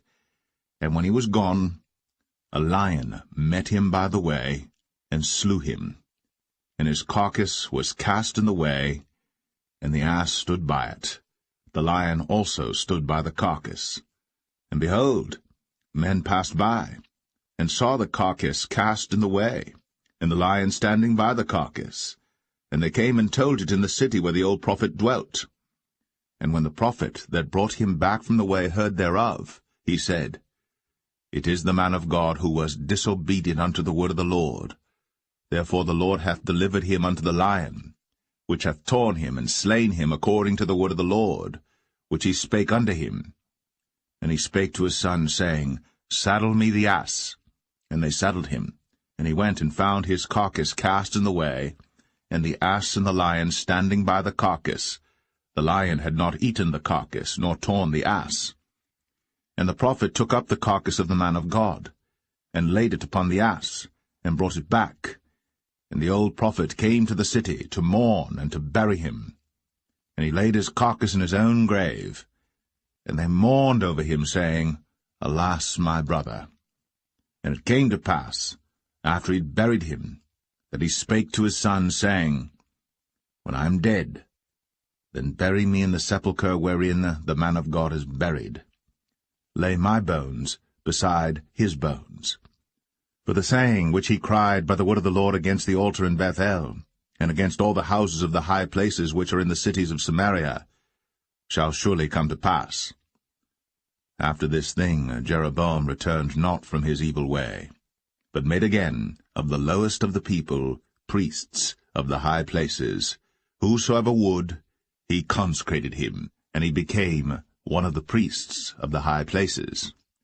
And this thing became sin unto the house of Jeroboam, even to cut it off, and to destroy it from off the face of the earth.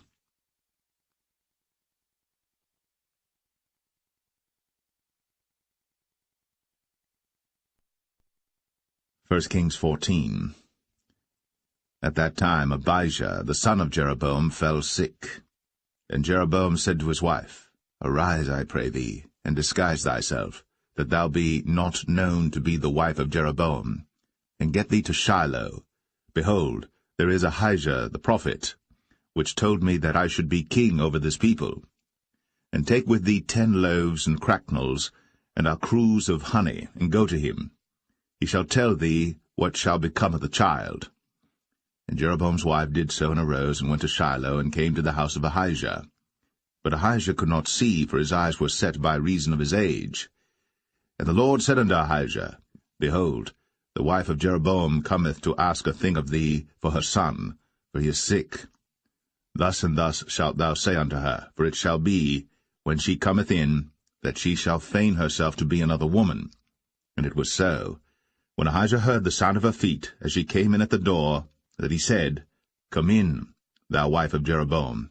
Why feignest thou thyself to be another? For I am sent to thee with heavy tidings.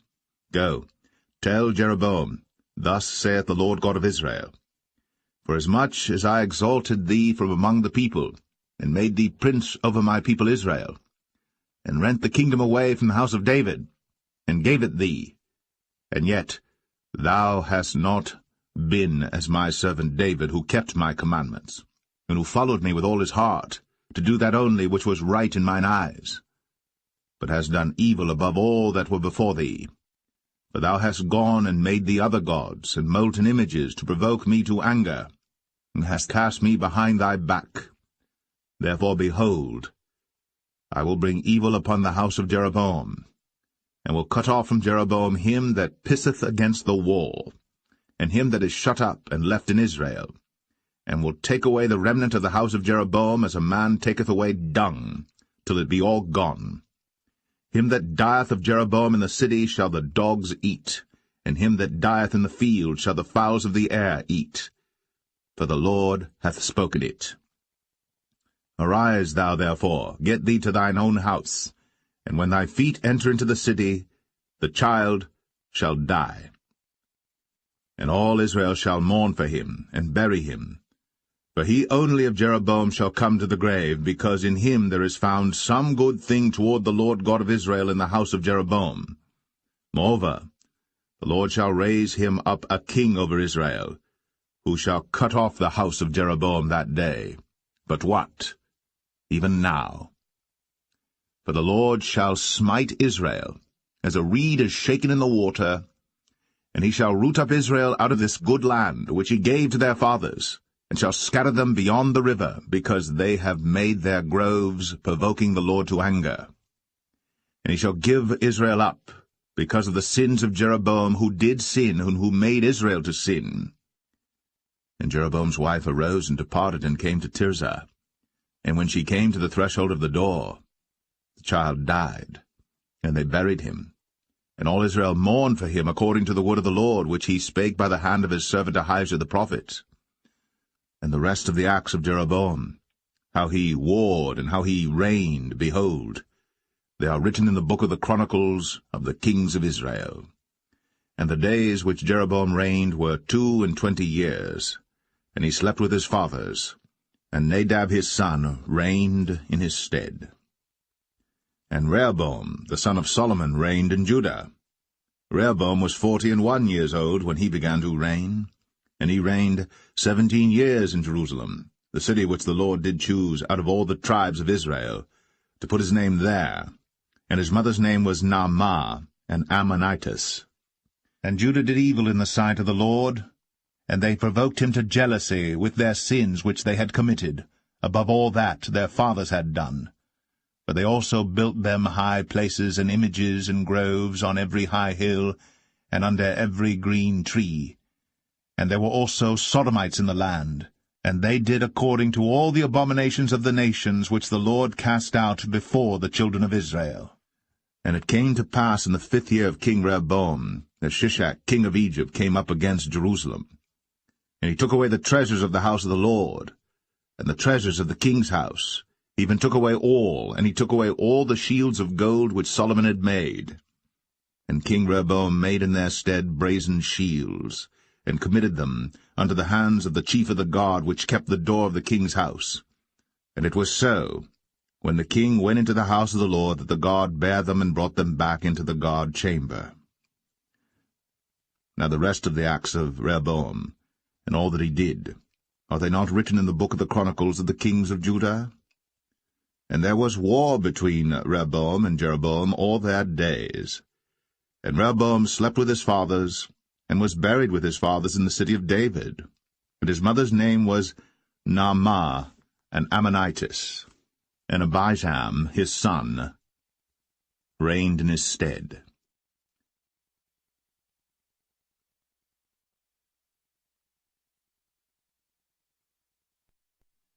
First Kings 15. Now in the 18th year of King Jeroboam, the son of Nebat, reigned Abijam over Judah.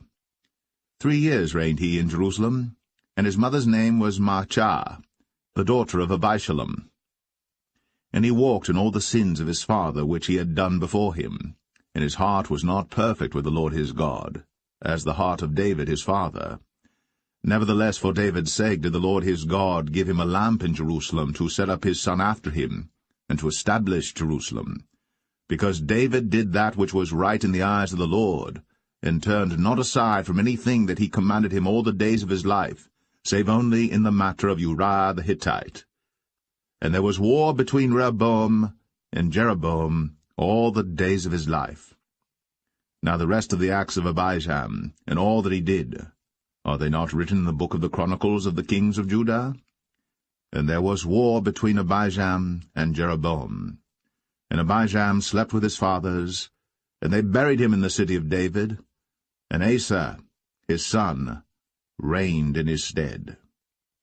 And in the 20th year of Jeroboam, king of Israel, reigned Asa over Judah. And 41 years reigned he in Jerusalem. And his mother's name was Maachah, the daughter of Abishalom. And Asa did that which was right in the eyes of the Lord, as did David his father. And he took away the Sodomites out of the land, and removed all the idols that his fathers had made. And also Maachah his mother, even her he removed from being queen, because she had made an idol in the grove. And Asa destroyed her idol, and burned it by the brook Kidron. But the high places were not removed. Nevertheless Asa's heart was perfect with the Lord all his days. And he brought in the things which his father had dedicated, and the things which himself had dedicated, into the house of the Lord, silver and gold and vessels. And there was war between Asa and Baasha, king of Israel, all their days. And Baasha, king of Israel, went up against Judah, and built Ramah, that he might not suffer any to go out or come in to Asa, king of Judah. Then Asa took all the silver and the gold that were left in the treasures of the house of the Lord, and the treasures of the king's house, and delivered them into the hand of his servants. And King Asa sent them to Ben-Hadad, the son of Tabrimon, the son of Hezion, king of Syria, that dwelt at Damascus, saying, There is a league between me and thee, and between my father and thy father. Behold, I have sent unto thee a present of silver and gold. Come, and break thy league with Baasha king of Israel, that he may depart from me.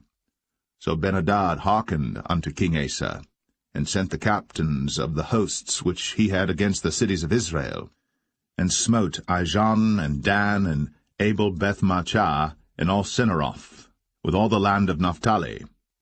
And it came to pass, when Baasha heard thereof, that he left off building of Ramah, and dwelt in Tirzah. Then King Asa made a proclamation throughout all Judah, none was exempted. And they took away the stones of Ramah, and the timber thereof, wherewith Baasha had builded. And King Asa built with them Geba of Benjamin, and Mizpah. The rest of all the acts of Asa, and all his might, and all that he did, and the cities which he built, are they not written in the book of the Chronicles of the kings of Judah? Nevertheless, in the time of his old age, he was diseased in his feet.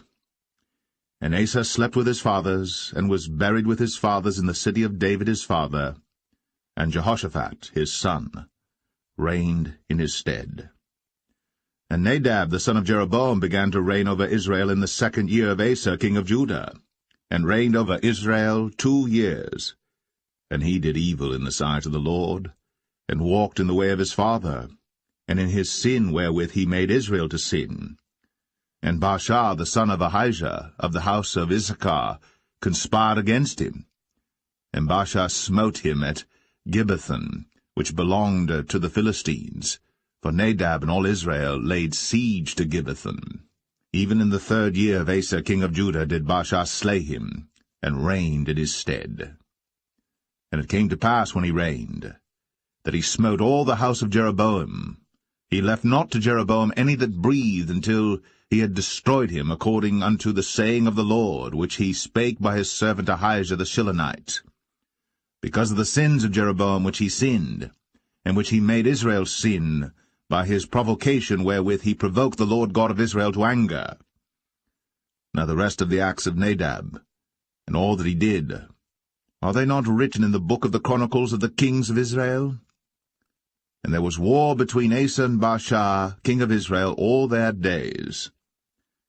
In the 3rd year of Asa king of Judah began Baasha the son of Ahijah to reign over all Israel in Tirzah 24 years. And he did evil in the sight of the Lord, and walked in the way of Jeroboam, and in his sin wherewith he made Israel to sin.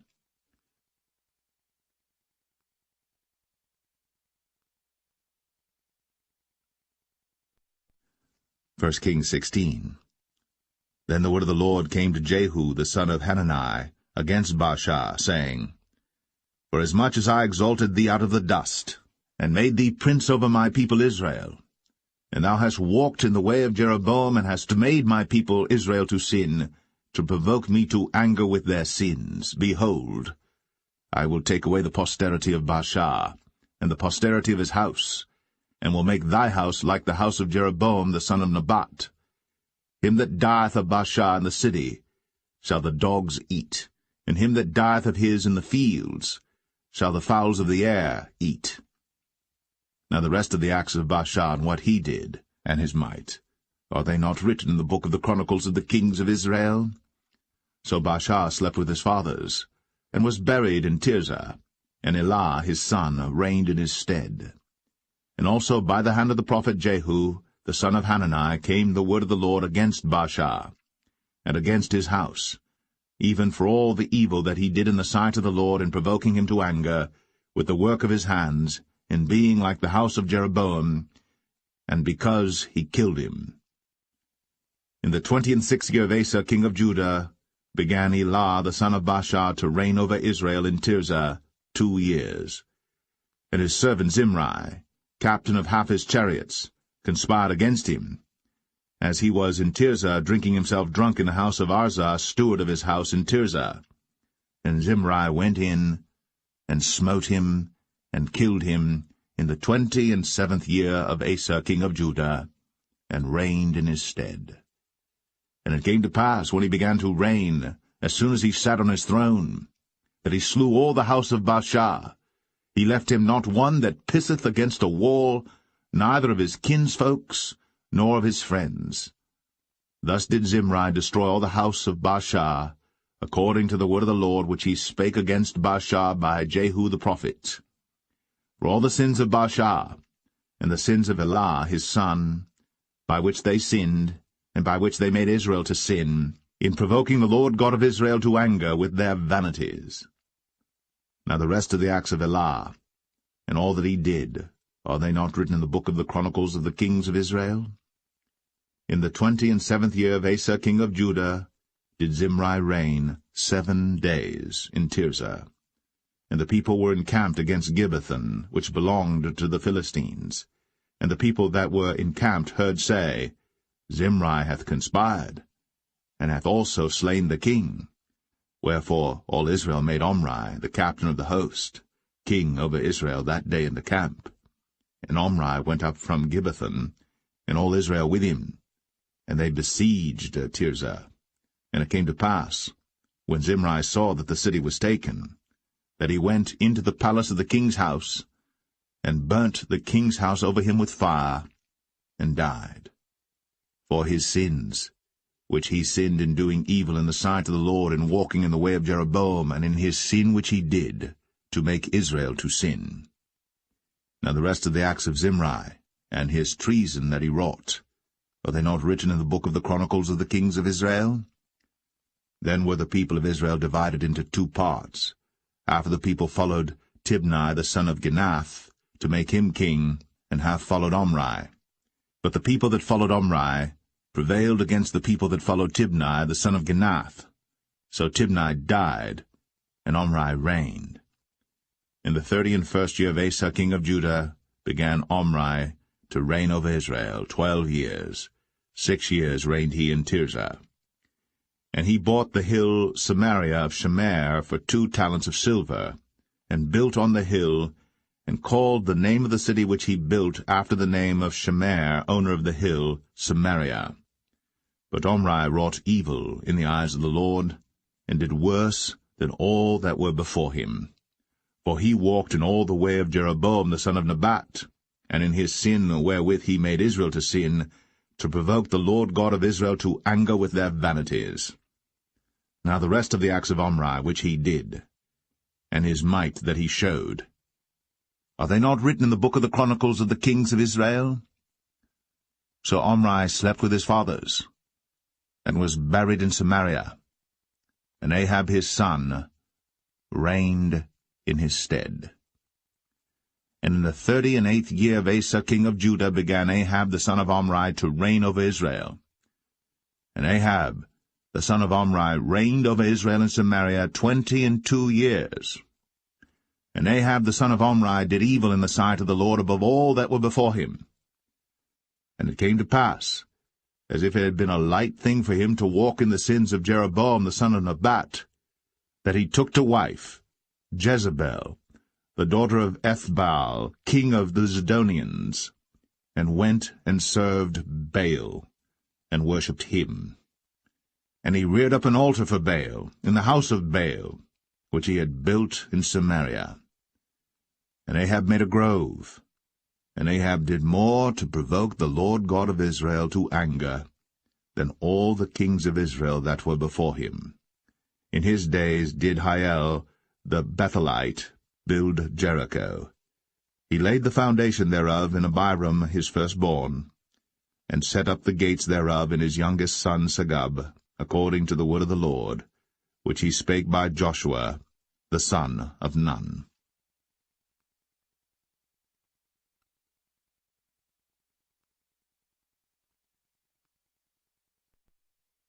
1 Kings 17. And Elijah the Tishbite, who was of the inhabitants of Gilead, said unto Ahab, As the Lord God of Israel liveth, before whom I stand, there shall not be dew nor rain these years, but according to my word. And the word of the Lord came unto him, saying, Get thee hence, and turn thee eastward, and hide thyself by the brook Cherith, that is before Jordan. And it shall be that thou shalt drink of the brook, and I have commanded the ravens to feed thee there. So he went and did according unto the word of the Lord, for he went and dwelt by the brook Cherith, that is before Jordan. And the ravens brought him bread and flesh in the morning, and bread and flesh in the evening, and he drank of the brook. And it came to pass after a while that the brook dried up, because there had been no rain in the land. And the word of the Lord came unto him, saying, Arise, get thee to Zarephath, which belongeth to Zidon, and dwell there. Behold, I have commanded a widow woman there to sustain thee. So he arose and went to Zarephath. And when he came to the gate of the city, behold, the widow woman was there gathering of sticks. And he called to her, and said, Fetch me, I pray thee, a little water in a vessel, that I may drink. And as she was going to fetch it, he called to her, and said, Bring me, I pray thee, a morsel of bread in thine hand. And she said, As the Lord thy God liveth, I have not a cake, but an handful of meal in a barrel, and a little oil in a cruse, and behold, I am gathering 2 sticks, that I may go in and dress it for me, and my son, that we may eat it, and die. And Elijah said unto her, Fear not, go and do as thou hast said, but make me thereof a little cake first, and bring it unto me, and after make for thee and for thy son. For thus saith the Lord God of Israel, The barrel of meal shall not waste, neither shall the cruse of oil fail, until the day that the Lord sendeth rain upon the earth.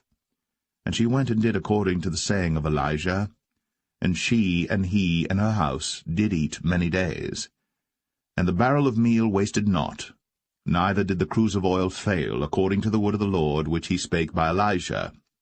And it came to pass after these things that the son of the woman, the mistress of the house, fell sick, and his sickness was so sore that there was no breath left in him. And she said unto Elijah, What have I to do with thee, O thou man of God? Art thou come unto me to call my sin to remembrance, and to slay my son? And he said unto her, Give me thy son. And he took him out of her bosom, and carried him up into a loft, where he abode, and laid him upon his own bed. And he cried unto the Lord, and said, O Lord my God, hast thou also brought evil upon the widow with whom I sojourn by slaying her son? And he stretched himself upon the child 3 times, and cried unto the Lord, and said, O Lord my God, I pray thee, let this child's soul come into him again. And the Lord heard the voice of Elijah, and the soul of the child came into him again, and he revived. And Elijah took the child, and brought him down out of the chamber into the house, and delivered him unto his mother. And Elijah said, See, thy son liveth. And the woman said to Elijah, Now by this I know that thou art a man of God, and that the word of the Lord in thy mouth is truth.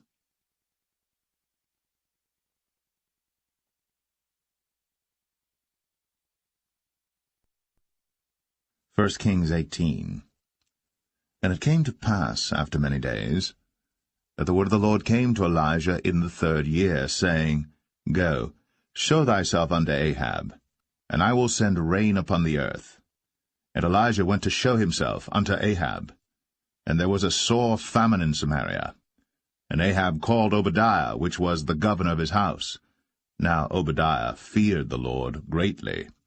For it was so, when Jezebel cut off the prophets of the Lord, that Obadiah took 100 prophets, and hid them by 50 in a cave, and fed them with bread and water. And Ahab said unto Obadiah, Go into the land, unto all fountains of water, and unto all brooks. Peradventure we may find grass to save the horses and mules alive, that we lose not all the beasts. So they divided the land between them to pass throughout it.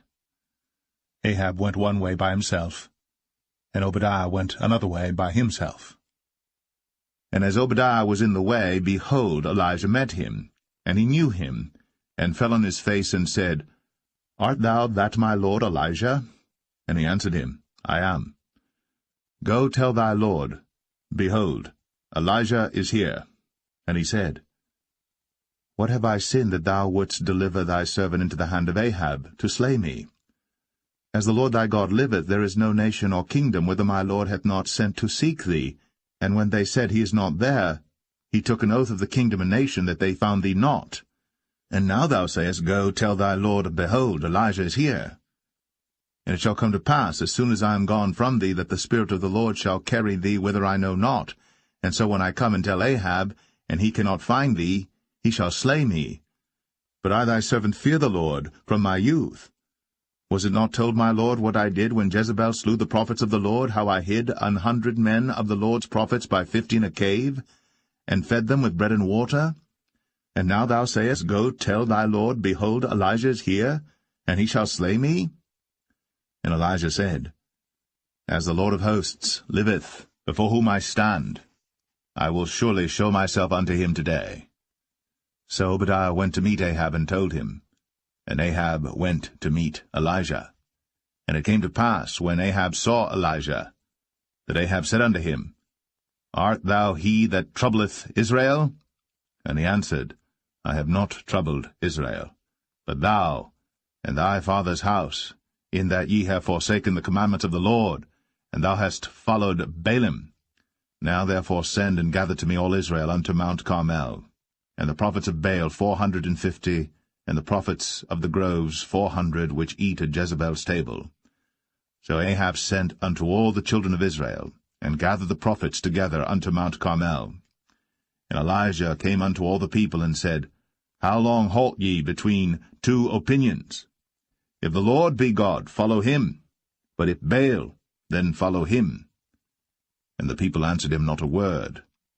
Then said Elijah unto the people, I, even I only, remain a prophet of the Lord. But Baal's prophets are 450 men. Let them therefore give us 2 bullocks, and let them choose 1 bullock from themselves, and cut it in pieces, and lay it on wood, and put no fire under. And I will dress the other bullock, and lay it on wood, and put no fire under. And call ye on the name of your gods, and I will call on the name of the Lord. And the God that answereth by fire, let him be God.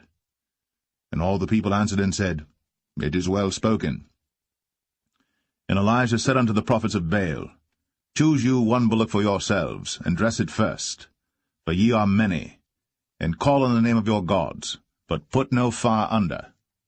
And they took the bullock which was given them, and they dressed it, and called on the name of Baal from morning even until noon, saying, O Baal, hear us! But there was no voice, nor any that answered, and they leaped upon the altar which was made. And it came to pass at noon that Elijah mocked them, and said, Cry aloud, for he is a god. Either he is talking, or he is pursuing, or he is in a journey, or peradventure he sleepeth, and must be awaked. And they cried aloud, and cut themselves after their manner with knives and lancets, till the blood gushed out upon them. And it came to pass, when midday was past, and they prophesied until the time of the offering of the evening sacrifice, that there was neither voice, nor any to answer, nor any that regarded. And Elijah said unto all the people, Come near unto me. And all the people came near unto him, and he repaired the altar of the Lord that was broken down. And Elijah took 12 stones, according to the number of the tribes of the sons of Jacob, unto whom the word of the Lord came, saying, Israel shall be thy name. And with the stones he built an altar in the name of the Lord, and he made a trench about the altar, as great as would contain 2 measures of seed. And he put the wood in order, and cut the bullock in pieces, and laid him on the wood, and said, Fill 4 barrels with water, and pour it on the burnt sacrifice, and on the wood.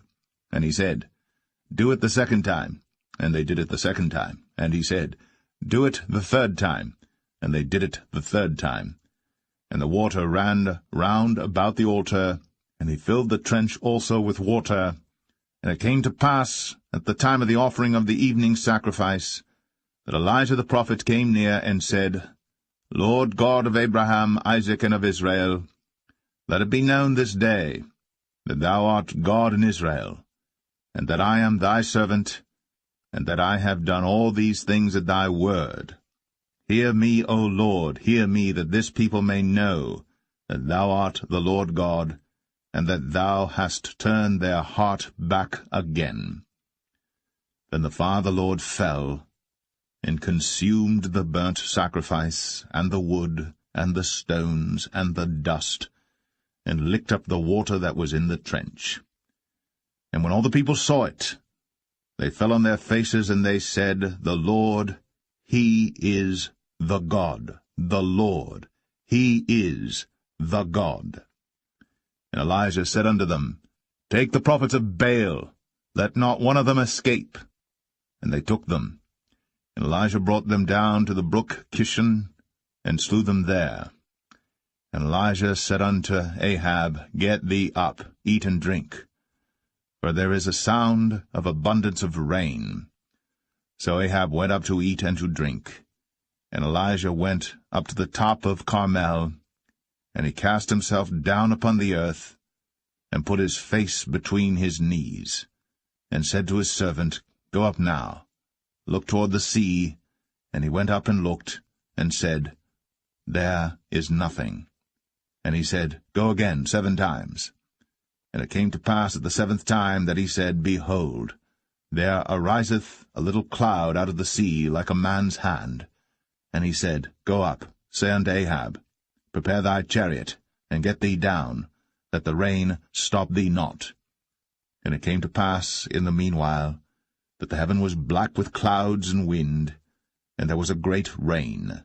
And Ahab rode, and went to Jezreel.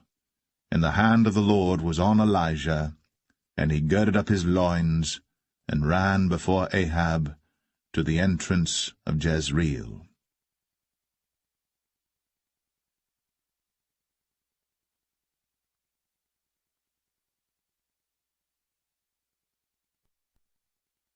First Kings 19. And Ahab told Jezebel all that Elijah had done, and withal how he had slain all the prophets with the sword. Then Jezebel sent a messenger unto Elijah, saying, So let the gods do to me, and more also, if I make not thy life as the life of one of them by tomorrow about this time. And when he saw that, he arose, and went for his life, and came to Beersheba, which belongeth to Judah, and left his servant there. But he himself went a day's journey into the wilderness, and came and sat down under a juniper tree. And he requested for himself that he might die, and said, It is enough. Now, O Lord, take away my life, for I am not better than my fathers. And as he lay and slept under a juniper tree, behold, then an angel touched him, and said unto him, Arise and eat. And he looked, and behold, there was a cake baked on the coals, and a cruse of water at his head. And he did eat and drink, and laid him down again. And the angel of the Lord came again the second time, and touched him, and said, Arise and eat, because the journey is too great for thee. And he arose, and did eat and drink, and went in the strength of that meat 40 days, and 40 nights, unto Horeb the mount of God. And he came thither unto a cave, and lodged there. And behold, the word of the Lord came to him, and he said unto him, What doest thou here, Elijah? And he said, I have been very jealous for the Lord God of hosts, for the children of Israel have forsaken thy covenant, thrown down thine altars, and slain thy prophets with the sword, and I, even I only am left, and they seek my life to take it away. And he said, Go forth, and stand upon the mount before the Lord. And behold, the Lord passed by, and a great and strong wind rent the mountains, and brake in pieces the rocks before the Lord. But the Lord was not in the wind. And after the wind an earthquake. But the Lord was not in the earthquake. And after the earthquake a fire. But the Lord was not in the fire. And after the fire a still small voice. And it was so, when Elijah heard it, that he wrapped his face in his mantle, and went out, and stood in the entering in of the cave. And behold, there came a voice unto him, and said, What doest thou here, Elijah? And he said, I have been very jealous for the Lord God of hosts, because the children of Israel have forsaken thy covenant, thrown down thine altars, and slain thy prophets with the sword, and I, even I only, am left. And they seek my life, to take it away. And the Lord said unto him, Go, return on thy way to the wilderness of Damascus, and when thou comest, anoint Hazael to be king over Syria. And Jehu, the son of Nimshi, shalt thou anoint to be king over Israel. And Elisha, the son of Shaphat, of Abel-Meholah, shalt thou anoint to be prophet in thy room. And it shall come to pass, that him that escapeth the sword of Hazael shall Jehu slay, and him that escapeth from the sword of Jehu shall Elisha slay. Yet I have left me 7,000 in Israel, all the knees which have not bowed unto Baal, and every mouth which hath not kissed him. So he departed thence, and found Elisha the son of Shaphat, who was plowing with 12 yoke of oxen before him, and he with the 12th. And Elijah passed by him, and cast his mantle upon him.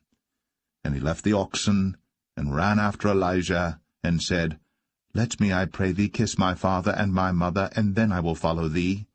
And he said unto him, Go back again, for what have I done to thee?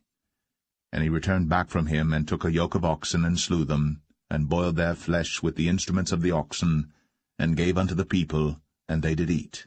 Then he arose, and went after Elijah, and ministered unto him.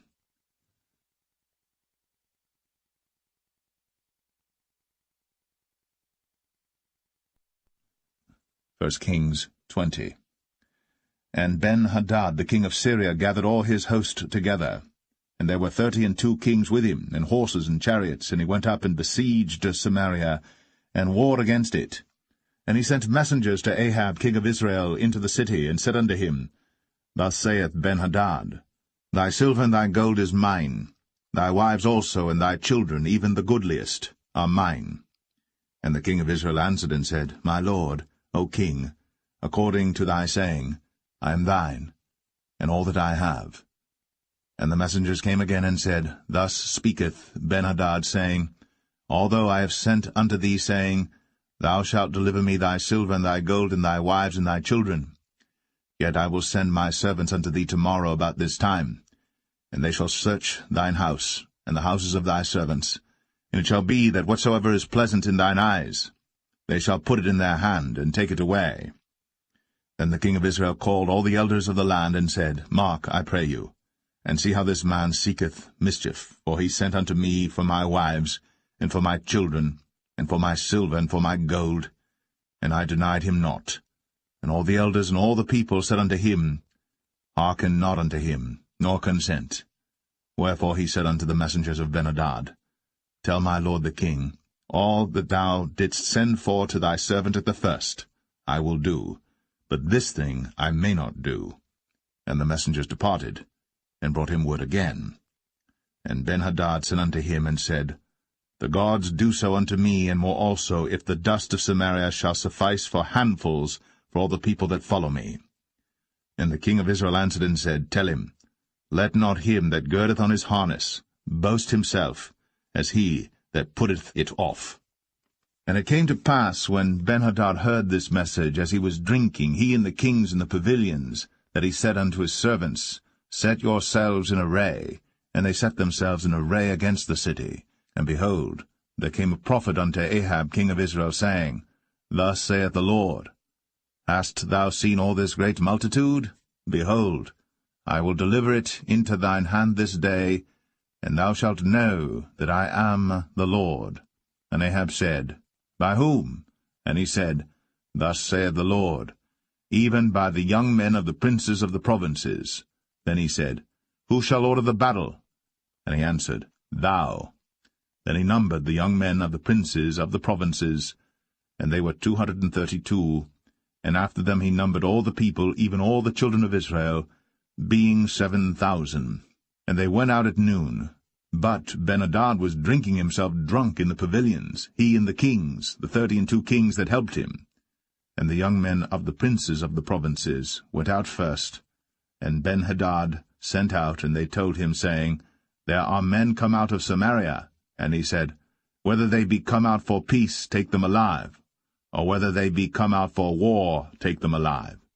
So these young men of the princes of the provinces came out of the city, and the army which followed them, and they slew every one his man, and the Syrians fled, and Israel pursued them, and Ben-Hadad the king of Syria escaped on an horse with the horsemen. And the king of Israel went out, and smote the horses and chariots, and slew the Syrians with a great slaughter. And the prophet came to the king of Israel, and said unto him, Go, strengthen thyself, and mark and see what thou doest. For at the return of the year the king of Syria will come up against thee. And the servants of the king of Syria said unto him, Their gods are gods of the hills, therefore they were stronger than we. But let us fight against them in the plain, and surely we shall be stronger than they. And do this thing, take the kings away, every man out of his place, and put captains in their rooms. And number thee an army like the army that thou hast lost, horse for horse, and chariot for chariot, and we will fight against them in the plain, and surely we shall be stronger than they. And he hearkened unto their voice, and did so. And it came to pass, at the return of the year, that Ben-Hadad numbered the Syrians, and went up to Aphek to fight against Israel. And the children of Israel were numbered, and were all present, and went against them. And the children of Israel pitched before them like 2 little flocks of kids, but the Syrians filled the country. And there came a man of God, and spake unto the king of Israel, and said, Thus saith the Lord, Because the Syrians have said, The Lord is God of the hills, but he is not God of the valleys. Therefore will I deliver all this great multitude into thine hand, and ye shall know that I am the Lord. And they pitched one over against the other 7 days, and so it was, that in the 7th day the battle was joined, and the children of Israel slew of the Syrians 100,000 footmen in 1 day. But the rest fled to Aphek into the city, and there a wall fell upon 27,000 of the men that were left. And Ben-hadad fled and came into the city, into an inner chamber. And his servants said unto him, Behold now, we have heard that the kings of the house of Israel are merciful kings. Let us, I pray thee, put sackcloth on our loins, and ropes upon our heads, and go out to the king of Israel. Peradventure he will save thy life. So they girded sackcloth on their loins, and put ropes on their heads, and came to the king of Israel, and said, Thy servant Ben-hadad saith, I pray thee, let me live. And he said, Is he yet alive? He is my brother. Now the men did diligently observe whether anything would come from him, and did hastily catch it. And they said, Thy brother Ben-hadad. Then he said, Go ye, bring him. Then Ben-hadad came forth to him, and he caused him to come up into the chariot. And Ben-hadad said unto him, The cities which my father took from thy father I will restore, and thou shalt make streets for thee in Damascus, as my father made in Samaria. Then said Ahab, I will send thee away with this covenant. So he made a covenant with him, and sent him away. And a certain man of the sons of the prophets said unto his neighbor in the word of the Lord, Smite me, I pray thee. And the man refused to smite him. Then said he unto him, Because thou hast not obeyed the voice of the Lord, behold, as soon as thou art departed from me, a lion shall slay thee. And as soon as he was departed from him, a lion found him, and slew him. Then he found another man, and said, Smite me, I pray thee. And the man smote him, so that in smiting he wounded him. So the prophet departed, and waited for the king by the way, and disguised himself with ashes upon his face. And as the king passed by, he cried unto the king, and he said, Thy servant went out into the midst of the battle, and behold, a man turned aside, and brought a man unto me, and said, Keep this man. If by any means he be missing, then shall thy life be for his life, or else thou shalt pay a talent of silver. And as thy servant was busy here and there, he was gone. And the king of Israel said unto him, So shall thy judgment be. Thyself hast decided it. And he hasted, and took the ashes away from his face. And the king of Israel discerned him that he was of the prophets. And he said unto him, Thus saith the Lord, Because thou hast let go out of thy hand a man whom I appointed to utter destruction, therefore thy life shall go for his life, and thy people for his people. And the king of Israel went to his house, heavy and displeased, and came to Samaria.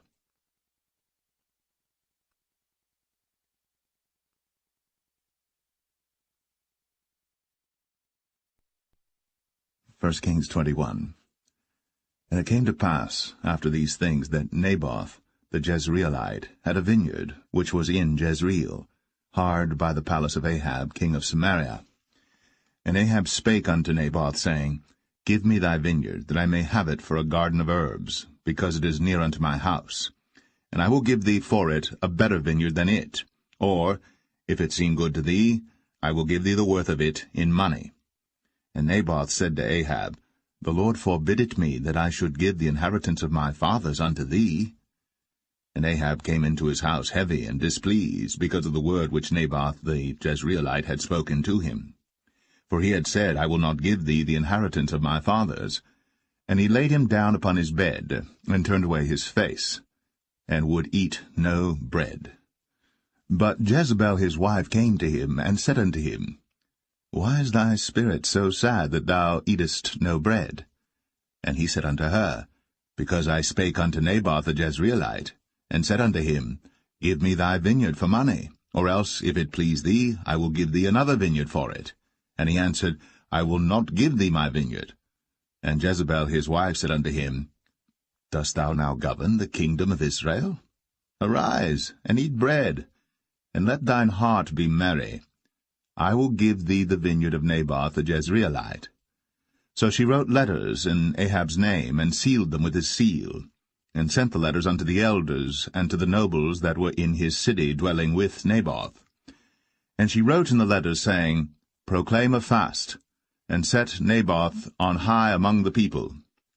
And set 2 men, sons of Belial, before him, to bear witness against him, saying, Thou didst blaspheme God and the king. And then carry him out, and stone him, that he may die.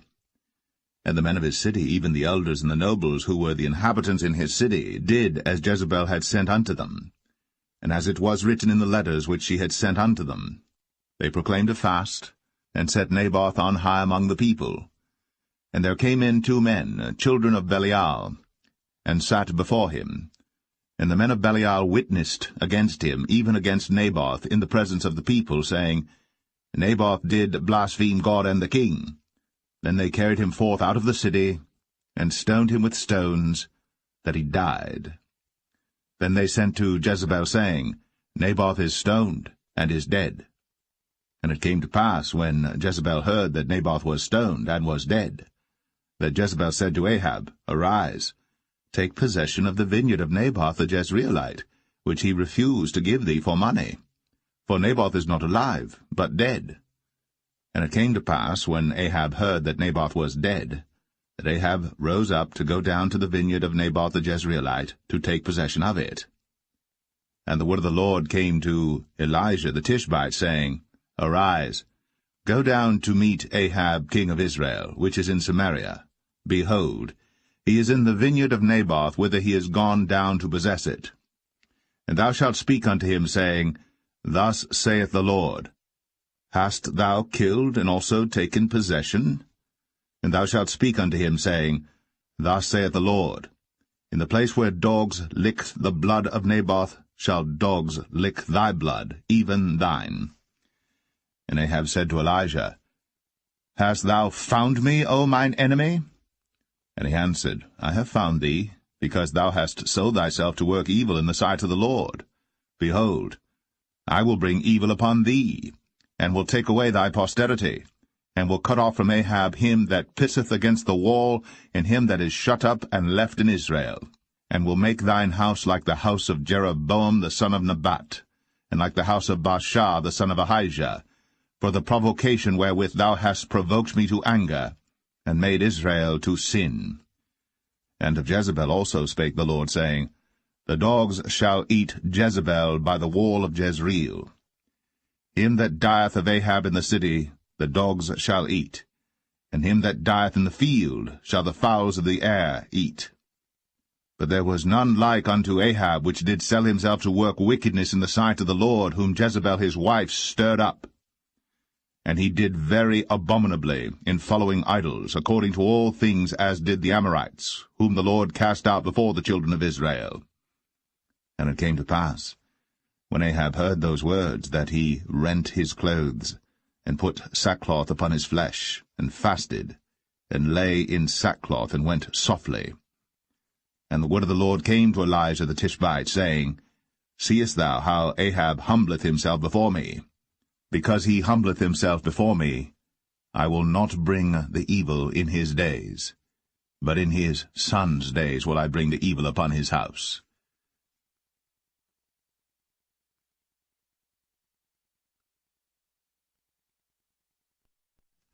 1 Kings 22. And they continued 3 years without war between Syria and Israel.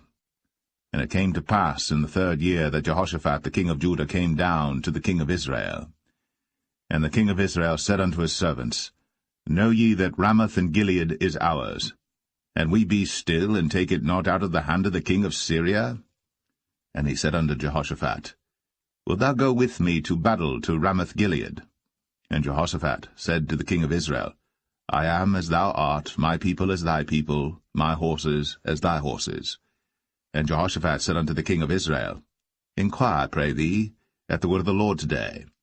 Then the king of Israel gathered the prophets together, about 400 men, and said unto them, Shall I go against Ramoth-Gilead to battle, or shall I forbear?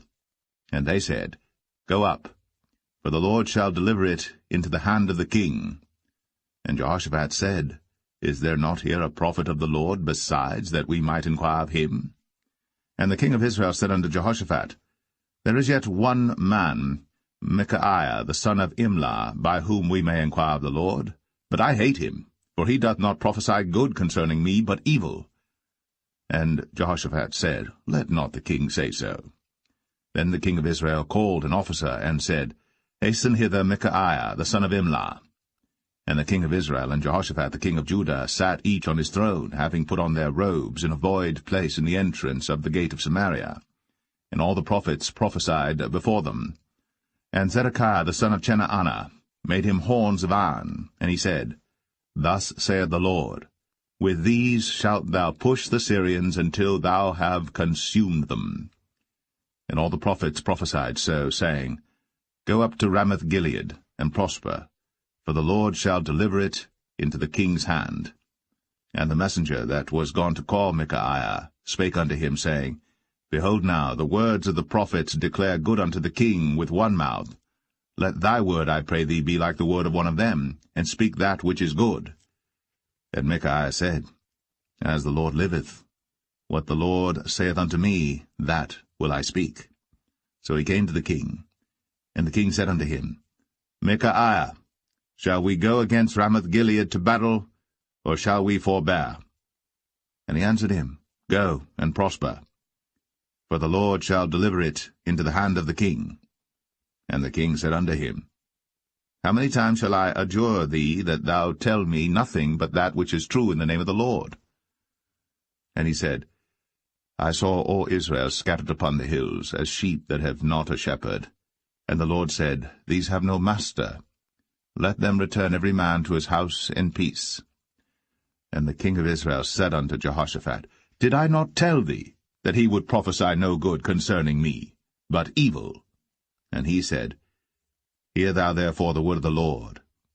I saw the Lord sitting on his throne, and all the host of heaven standing by him on his right hand and on his left. And the Lord said, Who shall persuade Ahab that he may go up and fall at Ramoth-Gilead? And one said on this manner, and another said on that manner. And there came forth a spirit, and stood before the Lord, and said, I will persuade him. And the Lord said unto him, Wherewith? And he said, I will go forth, and I will be a lying spirit in the mouth of all his prophets.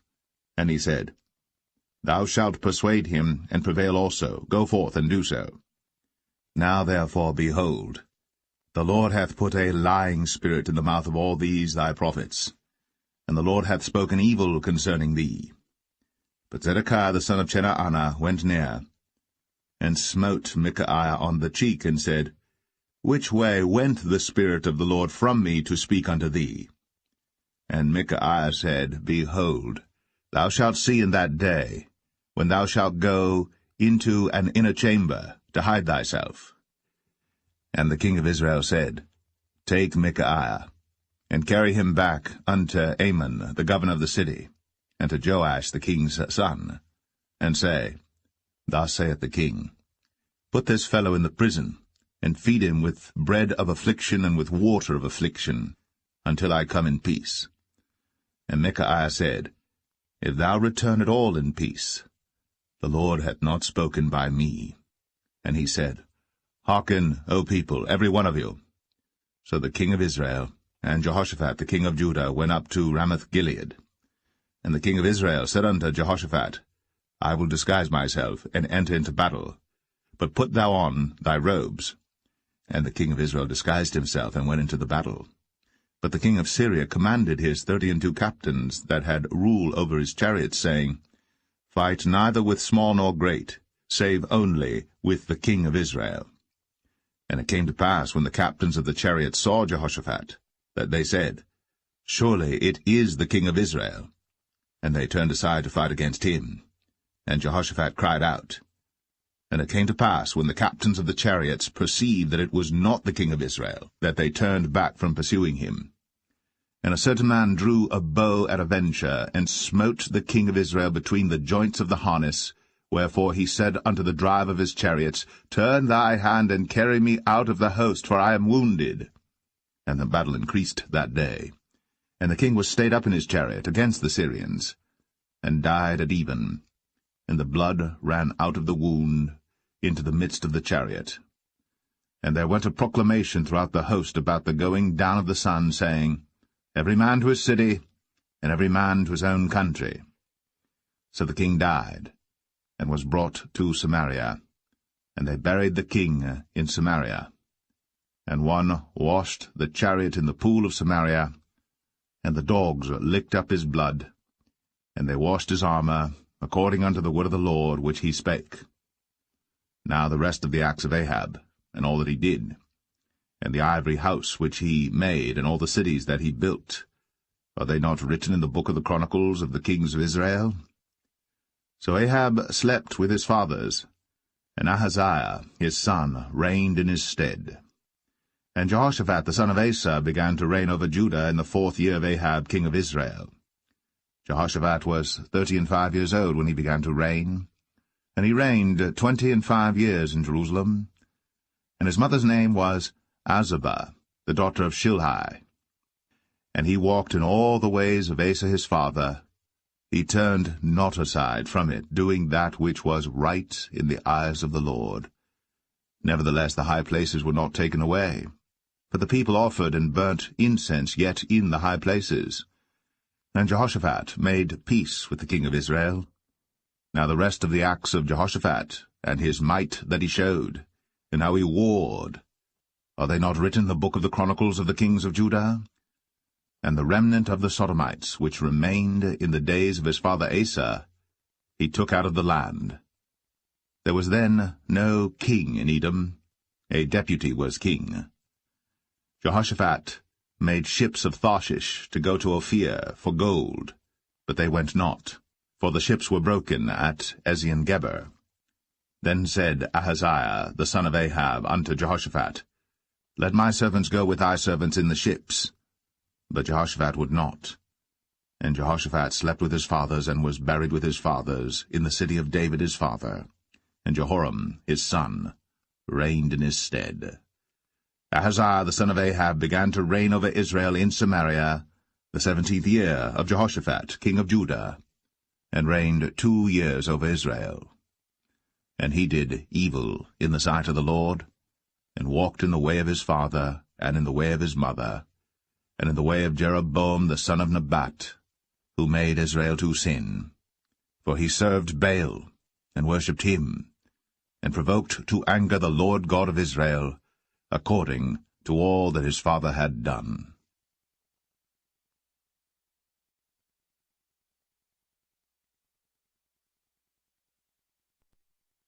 The second book of Kings, chapter 1. Then Moab rebelled against Israel after the death of Ahab. And Ahaziah fell down through a lattice in his upper chamber that was in Samaria, and was sick. And he sent messengers, and said unto them, Go, inquire of Baal-zebub, the god of Ekron, whether I shall recover of this disease. But the angel of the Lord said to Elijah the Tishbite, Arise, go up to meet the messengers of the king of Samaria, and say unto them, Is it not because there is not a God in Israel that ye go to inquire of Baal-zebub, the god of Ekron? Now therefore thus saith the Lord, Thou shalt not come down from that bed on which thou art gone up, but shalt surely die. And Elijah departed. And when the messengers turned back unto him, he said unto them, Why are ye now turned back? And they said unto him, There came a man up to meet us, and said unto us, Go, turn again unto the king that sent you, and say unto him, Thus saith the Lord, Is it not because there is not a God in Israel that thou sendest to inquire of Baal-zebub, the god of Ekron? Therefore thou shalt not come down from that bed on which thou art gone up, but shalt surely die.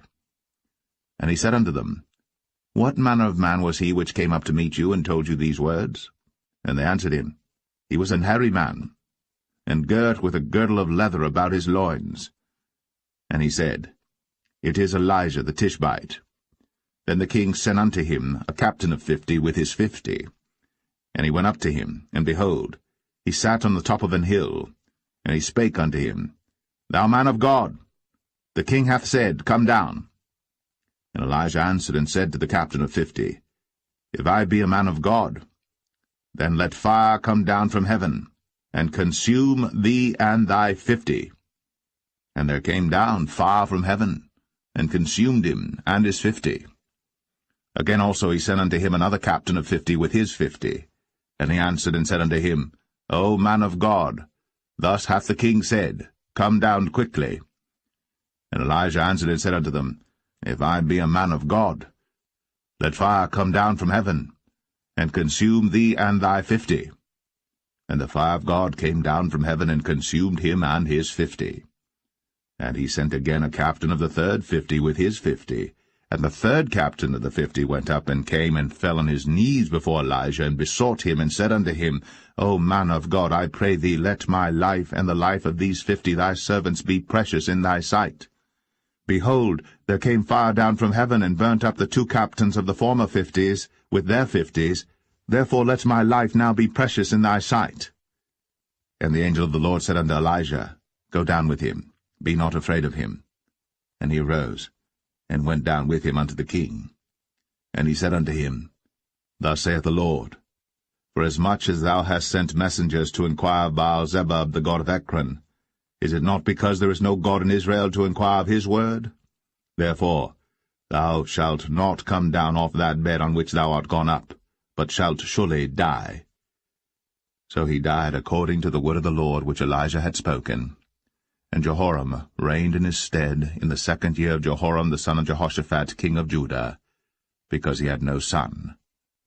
Now the rest of the acts of Ahaziah which he did, are they not written in the book of the Chronicles of the kings of Israel?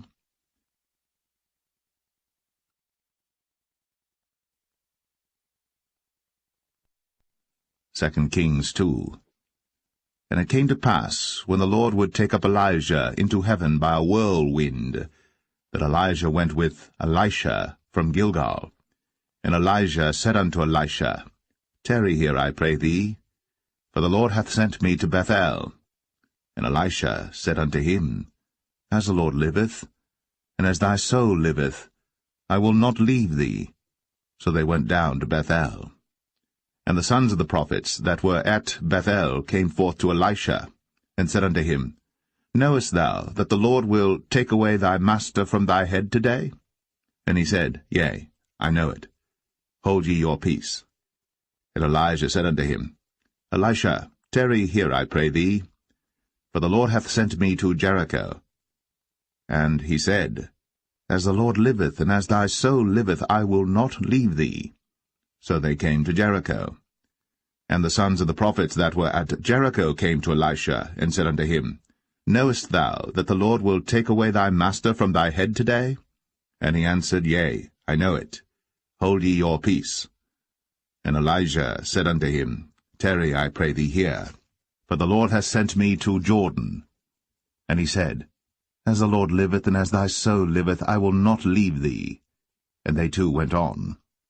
And 50 men of the sons of the prophets went, and stood to view afar off. And they too stood by Jordan. And Elijah took his mantle, and wrapped it together, and smote the waters, and they were divided hither and thither, so that they too went over on dry ground. And it came to pass, when they were gone over, that Elijah said unto Elisha, Ask what I shall do for thee, before I be taken away from thee. And Elisha said, I pray thee, let a double portion of thy spirit be upon me. And he said, Thou hast asked a hard thing. Nevertheless, if thou see me when I am taken from thee, it shall be so unto thee, but if not, it shall not be so. And it came to pass, as they still went on and talked, that, behold, there appeared a chariot of fire, and horses of fire, and parted them both asunder. And Elijah went up by a whirlwind into heaven. And Elisha saw it, and he cried, My father, the chariot of Israel, and the horsemen thereof. And he saw him no more. And he took hold of his own clothes, and rent them in 2 pieces.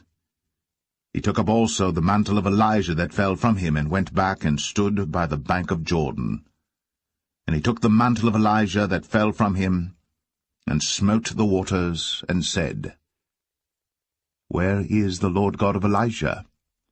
And when he also had smitten the waters, they parted hither and thither, and Elisha went over. And when the sons of the prophets which were to view at Jericho saw him, they said, The spirit of Elijah doth rest on Elisha. And they came to meet him, and bowed themselves to the ground before him. And they said unto him, Behold now, there be with thy servants 50 strong men. Let them go, we pray thee, and seek thy master, lest peradventure the Spirit of the Lord hath taken him up, and cast him upon some mountain, or into some valley. And he said, Ye shall not send. And when they urged him till he was ashamed, he said, Send. They sent therefore 50 men, and they sought 3 days, but found him not. And when they came again to him, for he tarried at Jericho, he said unto them, Did I not say unto you, Go not? And the men of the city said unto Elisha, Behold, I pray thee, the situation of this city is pleasant, as my Lord seeth. But the water is not, and the ground barren. And he said, Bring me a new cruse, and put salt therein. And they brought it to him. And he went forth unto the spring of the waters, and cast the salt in there, and said, Thus saith the Lord, I have healed these waters. There shall not be from thence any more death or barren land. So the waters were healed unto this day, according to the saying of Elisha which he spake. And he went up from thence unto Bethel, and as he was going up by the way, there came forth little children out of the city, and mocked him, and said unto him, Go up, thou bald head, go up, thou bald head. And he turned back, and looked on them, and cursed them in the name of the Lord. And there came forth 2 she-bears out of the wood, and tare 42 children of them. And he went from thence to Mount Carmel, and from thence he returned to Samaria.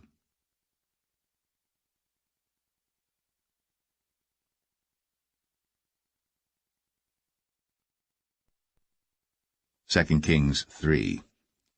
Now Jehoram the son of Ahab began to reign over Israel in Samaria the 18th year of Jehoshaphat king of Judah, and reigned 12 years.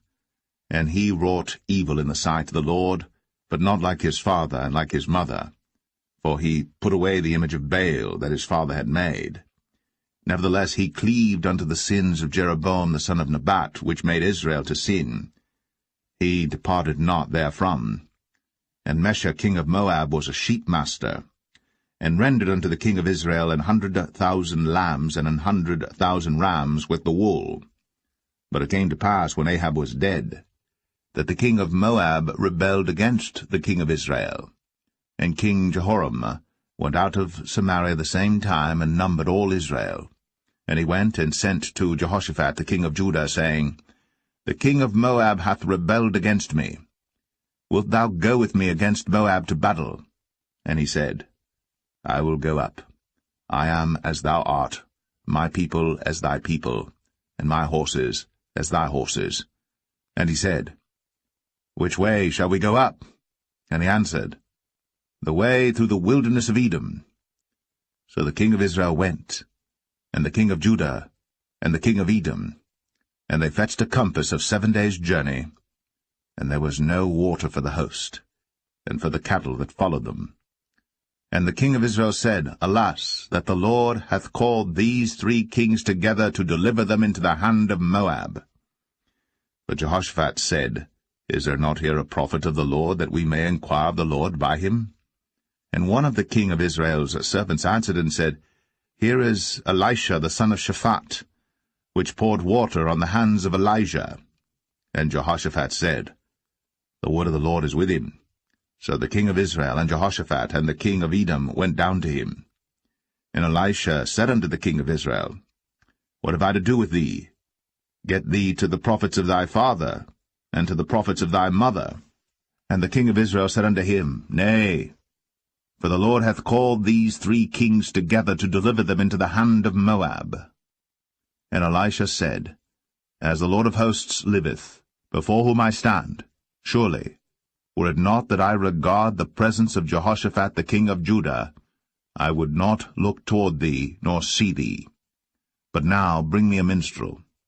And it came to pass, when the minstrel played, that the hand of the Lord came upon him. And he said, Thus saith the Lord, Make this valley full of ditches. For thus saith the Lord, Ye shall not see wind, neither shall ye see rain, yet that valley shall be filled with water, that ye may drink, both ye, and your cattle, and your beasts. And this is but a light thing in the sight of the Lord. He will deliver the Moabites also into your hand. And ye shall smite every fenced city and every choice city, and shall fell every good tree, and stop all wells of water, and mar every good piece of land with stones. And it came to pass in the morning, when the meat offering was offered, that, behold, there came water by the way of Edom, and the country was filled with water. And when all the Moabites heard that the kings were come up to fight against them, they gathered all that were able to put on armor, and upward and stood in the border. And they rose up early in the morning, and the sun shone upon the water, and the Moabites saw the water on the other side as red as blood. And they said, This is blood, the kings are surely slain, and they have smitten one another. Now, therefore, Moab to the spoil. And when they came to the camp of Israel, the Israelites rose up and smote the Moabites, so that they fled before them. But they went forward, smiting the Moabites, even in their country. And they beat down the cities, and on every good piece of land cast every man his stone, and filled it. And they stopped all the wells of water, and felled all the good trees. Only in Kir Hareseth left they the stones thereof. Howbeit the slingers went about it, and smote it. And when the king of Moab saw that the battle was too sore for him, he took with him 700 men that drew swords, to break through even unto the kings of Edom, but they could not. Then he took his eldest son that should have reigned in his stead, and offered him for a burnt offering upon the wall. And there was great indignation against Israel, and they departed from him, and returned to their own land.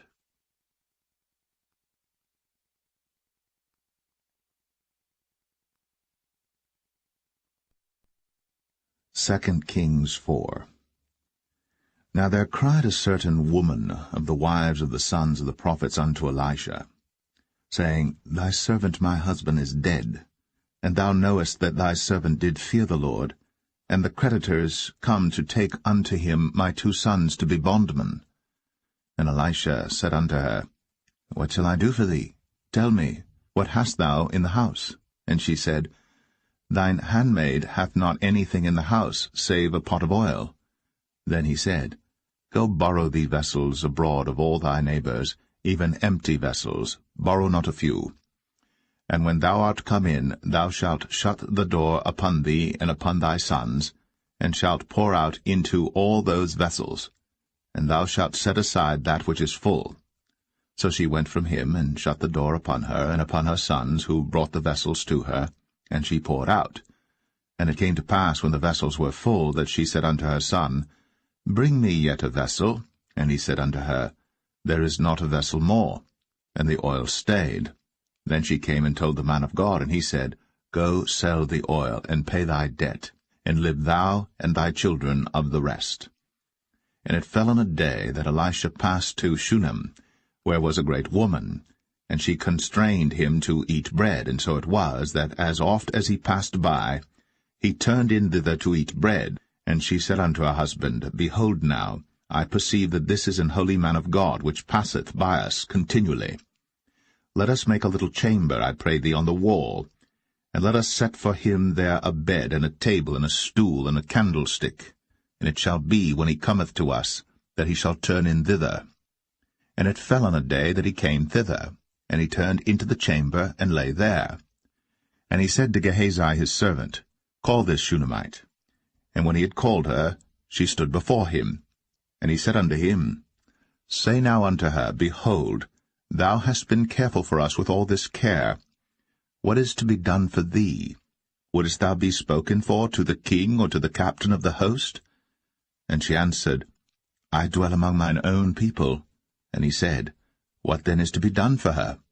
And Gehazi answered, Verily, she hath no child, and her husband is old. And he said, Call her. And when he had called her, she stood in the door, and he said, About this season, according to the time of life, thou shalt embrace a son. And she said, Nay, my lord, thou man of God, do not lie unto thine handmaid. And the woman conceived, and bare a son at that season that Elisha had said unto her, according to the time of life. And when the child was grown, it fell on a day that he went out to his father to the reapers. And he said unto his father, My head, my head. And he said to a lad, Carry him to his mother. And when he had taken him, and brought him to his mother, he sat on her knees till noon, and then died. And she went up, and laid him on the bed of the man of God, and shut the door upon him, and went out. And she called unto her husband, and said, Send me, I pray thee, one of the young men, and one of the asses, that I may run to the man of God, and come again. And he said, Wherefore wilt thou go to him today? It is neither new moon nor Sabbath. And she said, It shall be well. Then she saddled an ass, and said to her servant, Drive, and go forward. Slack not thy riding for me, except I bid thee. So she went, and came unto the man of God to Mount Carmel. And it came to pass, when the man of God saw her afar off, that he said to Gehazi his servant, Behold, yonder is that Shunammite. Run now, I pray thee, to meet her, and say unto her, Is it well with thee? Is it well with thy husband? Is it well with the child? And she answered, It is well. And when she came to the man of God to the hill, she caught him by the feet. But Gehazi came near to thrust her away. And the man of God said, Let her alone, for her soul is vexed within her. And the Lord hath hid it from me, and hath not told me. Then she said, Did I desire a son of my Lord? Did I not say, Do not deceive me? Then he said to Gehazi, Gird up thy loins, and take my staff in thine hand, and go thy way. If thou meet any man, salute him not, and if any salute thee, answer him not again. And lay my staff upon the face of the child. And the mother of the child said, As the Lord liveth, and as thy soul liveth, I will not leave thee. And he arose and followed her. And Gehazi passed on before them, and laid the staff upon the face of the child. But there was neither voice nor hearing. Wherefore he went again to meet him, and told him, saying, The child is not awaked. And when Elisha was come into the house, behold, the child was dead, and laid upon his bed. He went in therefore, and shut the door upon them twain, and prayed unto the Lord. And he went up and lay upon the child, and put his mouth upon his mouth, and his eyes upon his eyes, and his hands upon his hands. And he stretched himself upon the child, and the flesh of the child waxed warm. Then he returned, and walked in the house to and fro, and went up and stretched himself upon him. And the child sneezed 7 times. And the child opened his eyes. And he called Gehazi, and said, Call this Shunammite. So he called her. And when she was come in unto him, he said, Take up thy son. Then she went in, and fell at his feet, and bowed herself to the ground, and took up her son, and went out. And Elisha came again to Gilgal, and there was a dearth in the land. And the sons of the prophets were sitting before him. And he said unto his servant, Set on the great pot, and seethe porridge for the sons of the prophets. And one went out into the field to gather herbs, and found a wild vine, and gathered thereof wild gourds his lapful, and came and shred them into the pot of pottage, for they knew them not. So they poured out for the men to eat. And it came to pass, as they were eating of the pottage, that they cried out and said, O thou man of God, there is death in the pot. And they could not eat thereof. But he said, Then bring meal. And he cast it into the pot, and he said, Pour out for the people, that they may eat. And there was no harm in the pot. And there came a man from Baal-Shalisha, and brought the man of God bread of the first fruits, 20 loaves of barley, and full ears of corn in the husk thereof.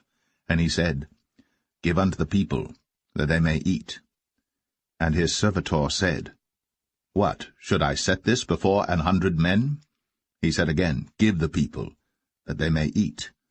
For thus saith the Lord, They shall eat, and shall leave thereof.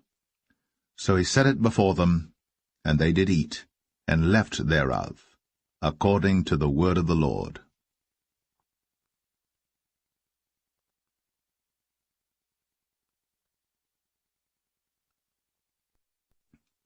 Second Kings 5. Now Naaman, captain of the host of the king of Syria, was a great man with his master, and honorable, because by him the Lord had given deliverance unto Syria. He was also a mighty man in valor, but he was a leper.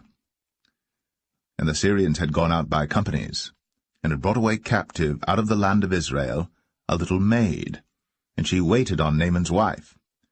And she said unto her mistress, Would God my Lord were with the prophet that is in Samaria, for he would recover him of his leprosy.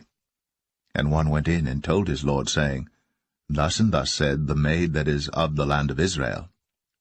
And the king of Syria said, Go to, go, and I will send a letter unto the king of Israel. And he departed, and took with him 10 talents of silver, and 6,000 pieces of gold, and 10 changes of raiment. And he brought the letter to the king of Israel, saying, Now when this letter is come unto thee, behold, I have therewith sent Naaman my servant to thee, that thou mayest recover him of his leprosy.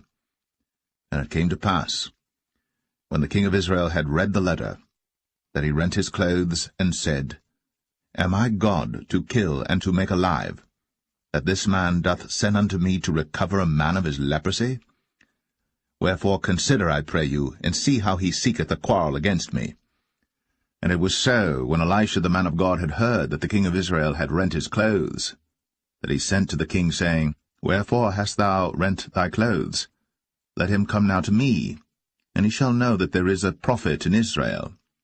So Naaman came with his horses and with his chariot, and stood at the door of the house of Elisha. And Elisha sent a messenger unto him, saying, Go, and wash in Jordan 7 times, and thy flesh shall come again to thee, and thou shalt be clean. But Naaman was wroth, and went away, and said, Behold, I thought, he will surely come out to me, and stand, and call on the name of the Lord his God, and strike his hand over the place, and recover the leper. Are not Abana and Pharpar, rivers of Damascus, better than all the waters of Israel? May I not wash in them and be clean? So he turned, and went away in a rage. And his servants came near, and spake unto him, and said, My father, if the prophet had bid thee do some great thing, wouldst thou not have done it? How much rather then, when he saith to thee, Wash and be clean? Then went he down, and dipped himself 7 times in Jordan, according to the saying of the man of God. And his flesh came again like unto the flesh of a little child, and he was clean. And he returned to the man of God, he and all his company, and came and stood before him. And he said, Behold, now I know that there is no God in all the earth, but in Israel. Now therefore I pray thee, take a blessing of thy servant. But he said, As the Lord liveth, before whom I stand, I will receive none. And he urged him to take it, but he refused. And Naaman said, Shall there not then, I pray thee, be given to thy servant 2 mules burden of earth? For thy servant will henceforth offer neither burnt offering nor sacrifice unto other gods, but unto the Lord. In this thing the Lord pardon thy servant, that when my master goeth into the house of Rimmon to worship there, and he leaneth on my hand, and I bow myself in the house of Rimmon, when I bow down myself in the house of Rimmon, the Lord pardon thy servant in this thing. And he said unto him, Go in peace. So he departed from him a little way. But Gehazi, the servant of Elisha, the man of God, said, Behold, My master hath spared Naaman this Syrian in not receiving at his hands that which he brought? But as the Lord liveth, I will run after him, and take somewhat of him. So Gehazi followed after Naaman. And when Naaman saw him running after him, he lighted down from the chariot to meet him, and said, Is all well? And he said, All is well. My master hath sent me, saying, Behold, even now there be come to me from Mount Ephraim 2 young men of the sons of the prophets. Give them, I pray thee, a talent of silver, and 2 changes of garments. And Naaman said, Be content, take 2 talents. And he urged him, and bound 2 talents of silver in 2 bags, with 2 changes of garments, and laid them upon 2 of his servants, and they bare them before him. And when he came to the tower, he took them from their hand, and bestowed them in the house. And he let the men go, and they departed. But he went in, and stood before his master. And Elisha said unto him, Whence comest thou, Gehazi? And he said, Thy servant went no whither. And he said unto him, Went not mine heart with thee, when the man turned again from his chariot to meet thee? Is it a time to receive money, and to receive garments and oliveyards, and vineyards, and sheep, and oxen, and men servants, and maid servants? The leprosy therefore of Naaman shall cleave unto thee, and unto thy seed forever. And he went out from his presence, a leper as white as snow.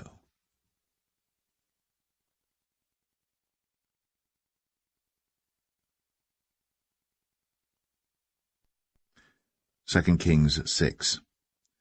And the sons of the prophets said unto Elisha, Behold now, the place where we dwell with thee is too strait for us. Let us go, we pray thee, unto Jordan, and take thence every man a beam, and let us make a place there where we may dwell. And he answered, Go ye. And one said, Be content, I pray thee, and go with thy servants. And he answered, I will go. So he went with them. And when they came to Jordan, they cut down wood. But as one was felling a beam, the axe head fell into the water. And he cried and said, Alas, master, for it was borrowed. And the man of God said, Where fell it? And he showed him the place. And he cut down a stick, and cast it in thither. And the iron did swim. Therefore said he, Take it up to thee. And he put out his hand, and took it. Then the king of Syria warred against Israel, and took counsel with his servants, saying, In such and such a place shall be my camp. And the man of God sent unto the king of Israel, saying, Beware that thou pass not such a place, for thither the Syrians are come down. And the king of Israel sent to the place which the man of God told him, and warned him of, and saved himself there, not once nor twice. Therefore the heart of the king of Syria was sore troubled for this thing.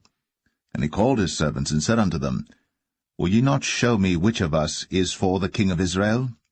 And one of his servants said, None, my lord, O king. But Elisha, the prophet that is in Israel, telleth the king of Israel the words that thou speakest in thy bedchamber. And he said, Go and spy where he is, that I may send and fetch him. And it was told him, saying, Behold, he is in Dothan. Therefore sent he thither horses and chariots and a great host. And they came by night and compassed the city about. And when the servant of the man of God was risen early and gone forth, behold, an host compassed the city both with horses and chariots. And his servant said unto him, Alas, my master, how shall we do? And he answered, Fear not, for they that be with us are more than they that be with them.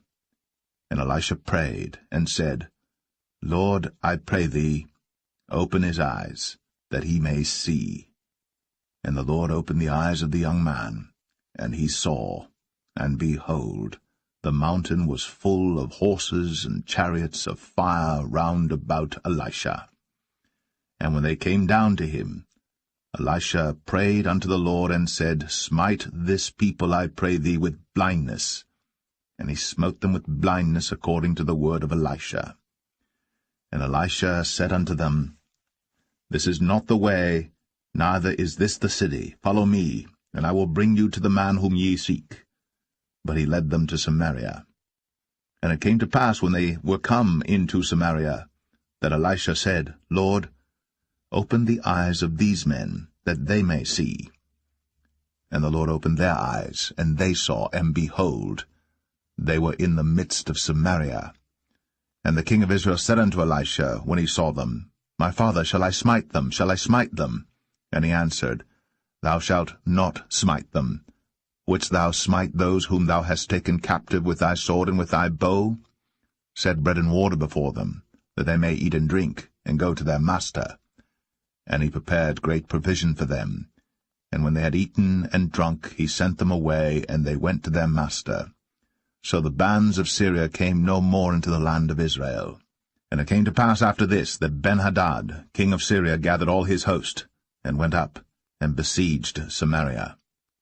And there was a great famine in Samaria, and behold, they besieged it, until an ass's head was sold for 80 pieces of silver, and the 4th part of a cab of dove's dung for 5 pieces of silver. And as the king of Israel was passing by upon the wall, they cried a woman unto him, saying, Help my lord, O king. And he said, If the Lord do not help thee, whence shall I help thee? Out of the barn floor, out of the winepress? And the king said unto her, What aileth thee? And she answered, This woman said unto me, Give thy son, that we may eat him today, and we will eat my son tomorrow. So we boiled my son, and did eat him. And I said unto her on the next day, Give thy son, that we may eat him. And she hath hid her son. And it came to pass, when the king heard the words of the woman, that he rent his clothes, and he passed by upon the wall. And the people looked, and behold, he had sackcloth within upon his flesh. Then he said, God do so, and more also to me, if the head of Elisha the son of Shaphat shall stand on him this day. But Elisha sat in his house, and the elders sat with him. And the king sent a man from before him. But ere the messenger came to him, he said to the elders, See ye how this son of a murderer hath sent to take away mine head? Look, when the messenger cometh, shut the door, and hold him fast at the door. Is not the sound of his master's feet behind him? And while he yet talked with them, behold, the messenger came down unto him, and he said, Behold, this evil is of the Lord. What should I wait for the Lord any longer?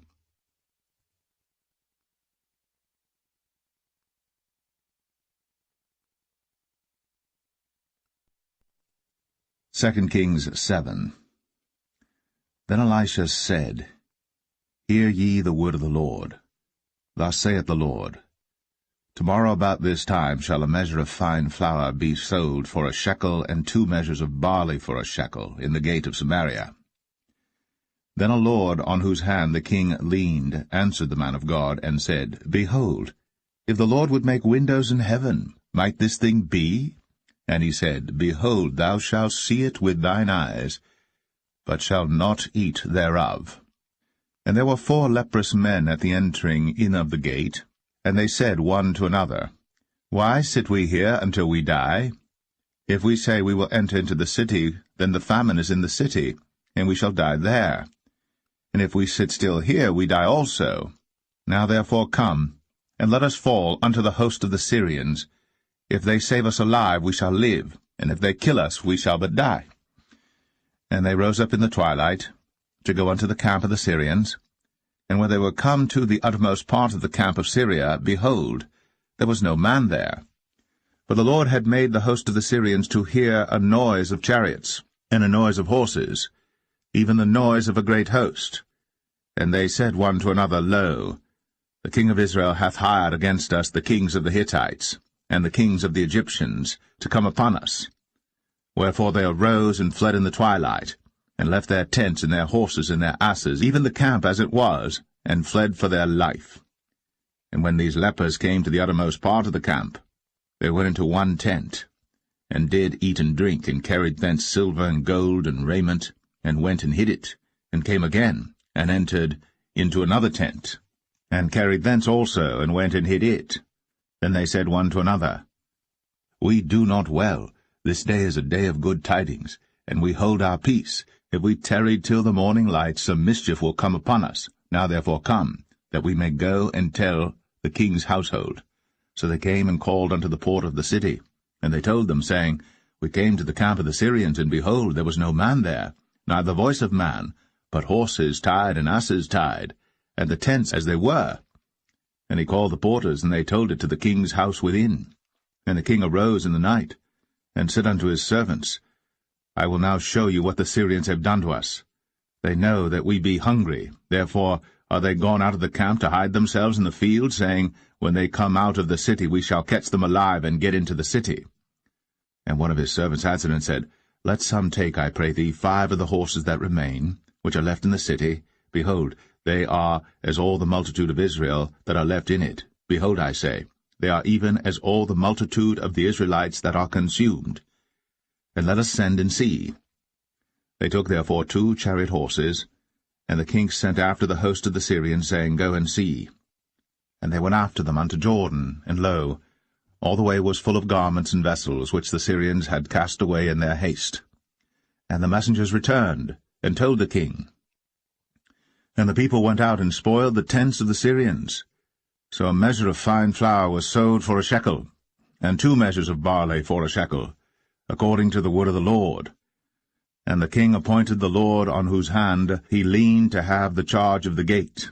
And the people trod upon him in the gate, and he died, as the man of God had said, who spake when the king came down to him. And it came to pass, as the man of God had spoken to the king, saying, 2 measures of barley for a shekel, and a measure of fine flour for a shekel, shall be tomorrow about this time in the gate of Samaria. And that Lord answered the man of God, and said, Now behold, if the Lord should make windows in heaven, might such a thing be? And he said, Behold, thou shalt see it with thine eyes, but shalt not eat thereof. And so it fell out unto him, for the people trod upon him in the gate, and he died.